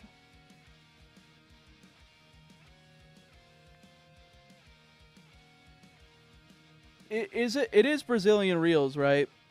Like, I'm not calculating this wrong, and I'm only going to be adding 4 minutes to the timer because it's orange, and I feel like, you know, the orange ones are usually like equivalent to the USD, but I don't. I think that's correct. I'm going to add 4 for right now. But again, I do very much appreciate your generosity. Thank you. Don't want to like be like, oh, that currency is low, because mind you, I've already made fun of the Canadians. So I've made fun of the Canadians and I've made fun of the Australians. I think that's probably enough for making fun of people's currencies for sucking. I don't want to make fun of anybody else's.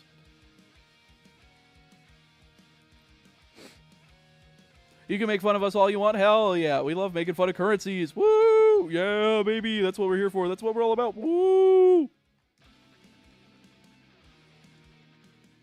The 3 places I want to go are Ireland, New Zealand, and Hawaii in that order. Man, I guess I just don't really care about traveling too much. I think Japan is literally the only place I want to go. Other than that, I don't really care. Like, if I want to see a pretty sight, I'm going to look up a PNG of it, and I will be equally as satisfied looking at that as I will be looking at it by myself. Now, if eventually I had, like, a girlfriend or a wife that wanted to do that shit, absolutely. I will do that, and I will be a very happy boy being able to do that. But, for myself, I don't really care. I'm happy to, but I would be happy to do that. I also realized ass meat grinder sounds oddly like a Gamer Subs thing. Yeah, that's the meat that they use in the raw meat Gamer Subs.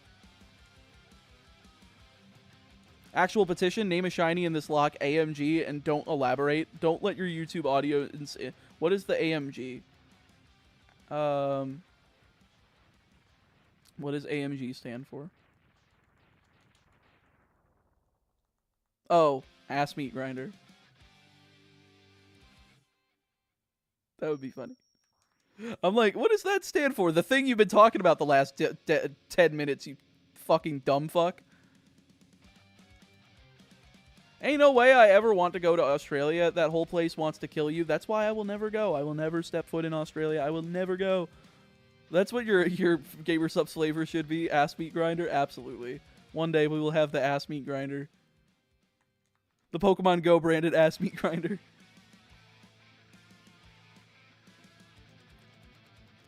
Canadian dollars, why I don't like buying games. A typical $60 game is $90 up here, and that's before tax.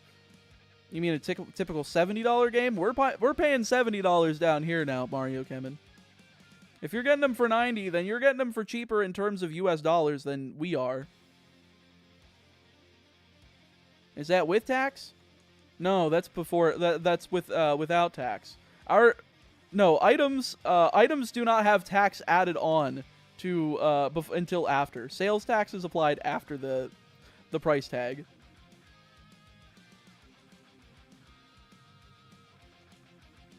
You get used to it. We brush off the deadly shit like nothing. Absolutely not. You would never catch me there. Again, I would love to evacuate all of Australia of all humans there, and then just nuke the fucking nuke the whole fucking continent out of existence.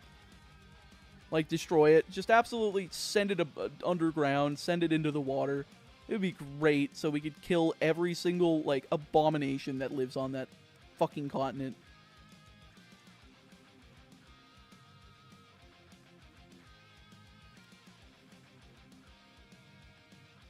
So make it Nuketown? Exactly. We had this conversation earlier on in the stream. I hate bugs. I am terrified of bugs. I have a phobia of bugs. And if we could do that, that would be where my tax money would want to be. I would want my tax money to go towards that. Like, okay, if you went out and bought, say, Spider-Man 2, is the price is $69.99 with tax. Like, it's usually 7 cents on the dollar, somewhere around there. Depends on where you live. 6 to, I don't know. I'm used to between 6 and 7 cents on the dollar. So it would be like, multiply 6 cents by 70 for $4.20. So it would be 74.20 US or 74.19. You must hate the second gym then. I hate the second gym. Bugsy, you need some reform, man. You know, we need some bug conversion therapy. Like, somebody needs to convert him from being a bug user to, like, I don't know, a fairy user. Like, I mean, it kind of makes sense, right, guys? I mean, Bugsy does kind of look like a twink. It would make sense that he would use, you know, fairy types. Right? Am I not wrong?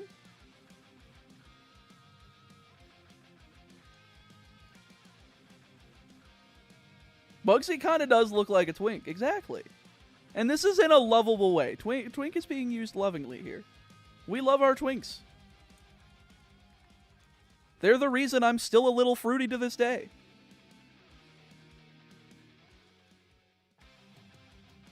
Whitney 10,000% would have been fairy if it existed. That's true. Yeah, non-derogatory twink. Exactly, Light Blue Cloud. It was within the last 2 years that I found out Bugsy was a guy. I found that out when I was like a kid.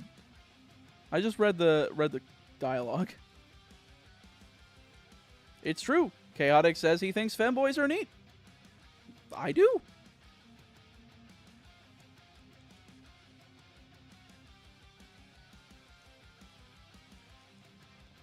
Yeah, it's Bugsy with the Bugsy. You know, it works better when it's Bugsy when it's just Bugsy with the bussy, exactly. It just works. I was there, the whole table clapped. If you read, you'd know he's a guy, exactly.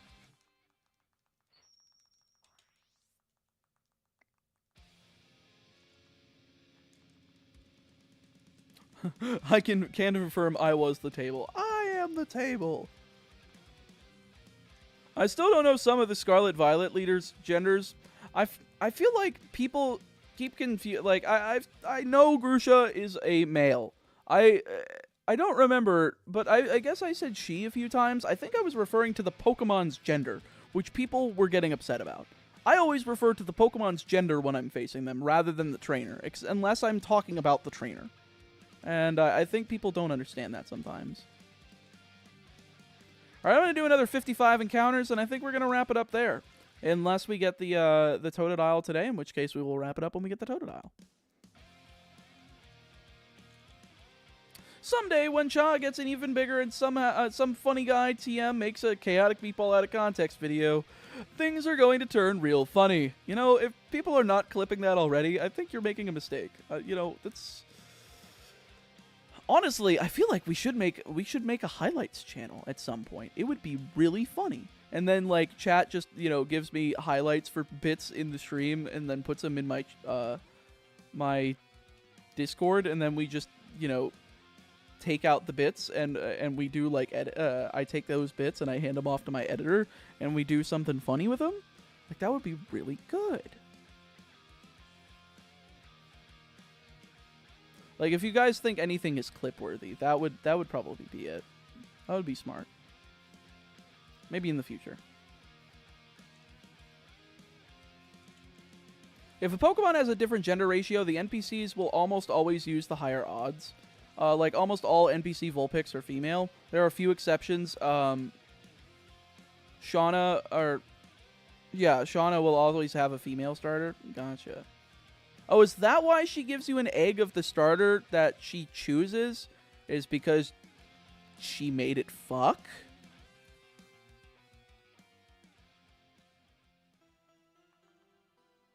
Oh. I guess they were French after all. She watched. They're French. Chaotic's descent into the ass meat grinding rabbit hole sounds like a great video. True. If Finn wasn't taken, you should have gone for him. If Finn wasn't taken, you should have gone for him. What do you mean, Finn? Pokemon, yeah. Shauna out here watching another Pokemon go, if you know what I'm saying. True.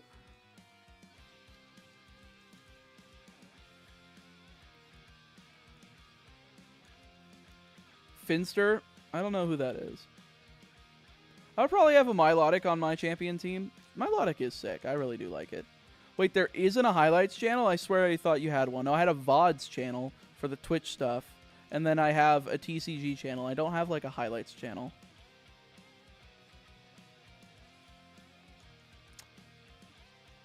Dante, how dare you?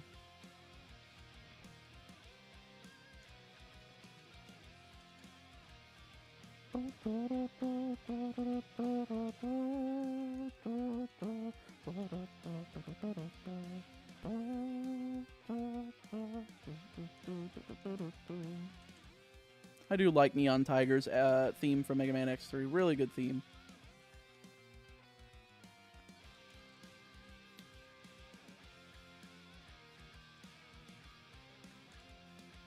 I've never heard of this individual. Sorry.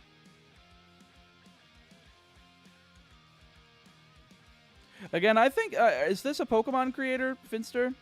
If so, then unsurprising. I do want to implore to you guys that I do not float inside of Pokemon videos out. Like, I do my own stuff. I'm friends with a couple guys. I sometimes keep up with their videos, but I don't really delve too much out there unless I'm specifically looking for new, like, inspiration. And, you know, not Minecraft back in the day. Oh, okay. But I was about to say, like, I usually just watch Yu-Gi-Oh! And pro wrestling creators. Or just, like, a bunch of video essays about God knows what. Started jokingly doing femboy cross-dressing, then decided on hormone replacement therapy. So, well, you know, if that makes them feel better, if they feel correct like that, then absolutely.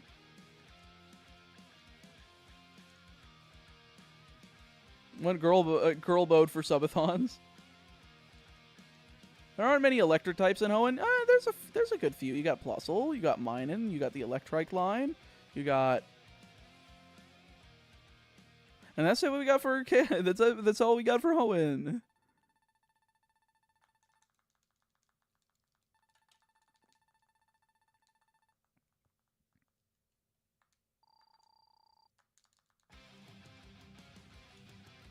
Do I have enough time to get up to 44 or 4,500? I don't know.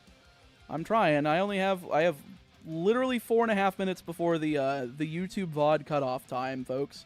So if we only get to like 44.90, that might be the case. I'm definitely rushing. I'm probably gonna pay more attention to the game to make sure that it's not shiny, and then do the reset faster, just so that I can get this done without, you know, worrying. No. Is it it? Nope. Oh, my index finger, or my thumb on my right hand is just almost done for the day. It's just like, I need to stop mashing the button. Please let me be.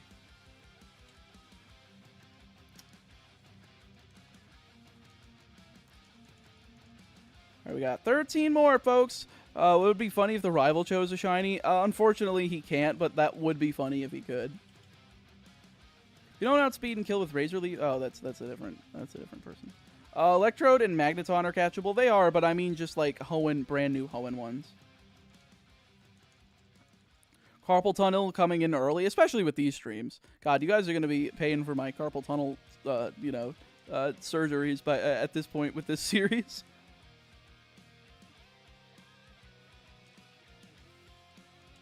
You already have a plan for the team in this game? I have like 2 diverging lines.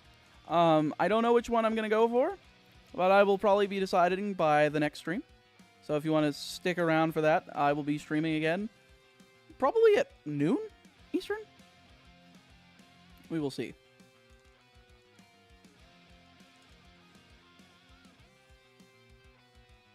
It might be a little later. I might go with like 2 and then 1 on Tuesday and then noon on Wednesday just to get back to normal. I think that's probably the play. Nope. All right, got 2 more encounters, and then we are done with the stream, folks. Thank you again for everybody being here. I really do appreciate it. If you have not already, make sure you hit the like on the stream on the way out. I'm going to make sure we don't have anybody to raid. If we do, we will. If we don't, we'll just end off. So let me go ahead and take a quick gander, you know, take a little bit of look. Appreciate you all staying here again. But let's see if there's anybody live.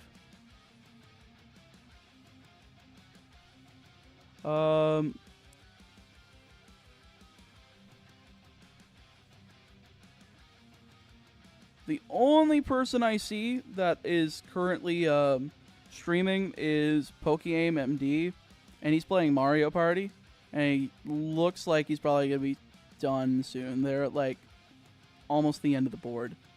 So, alright folks, we'll just end off. Thank you again for watching. I will see you tomorrow, and take care.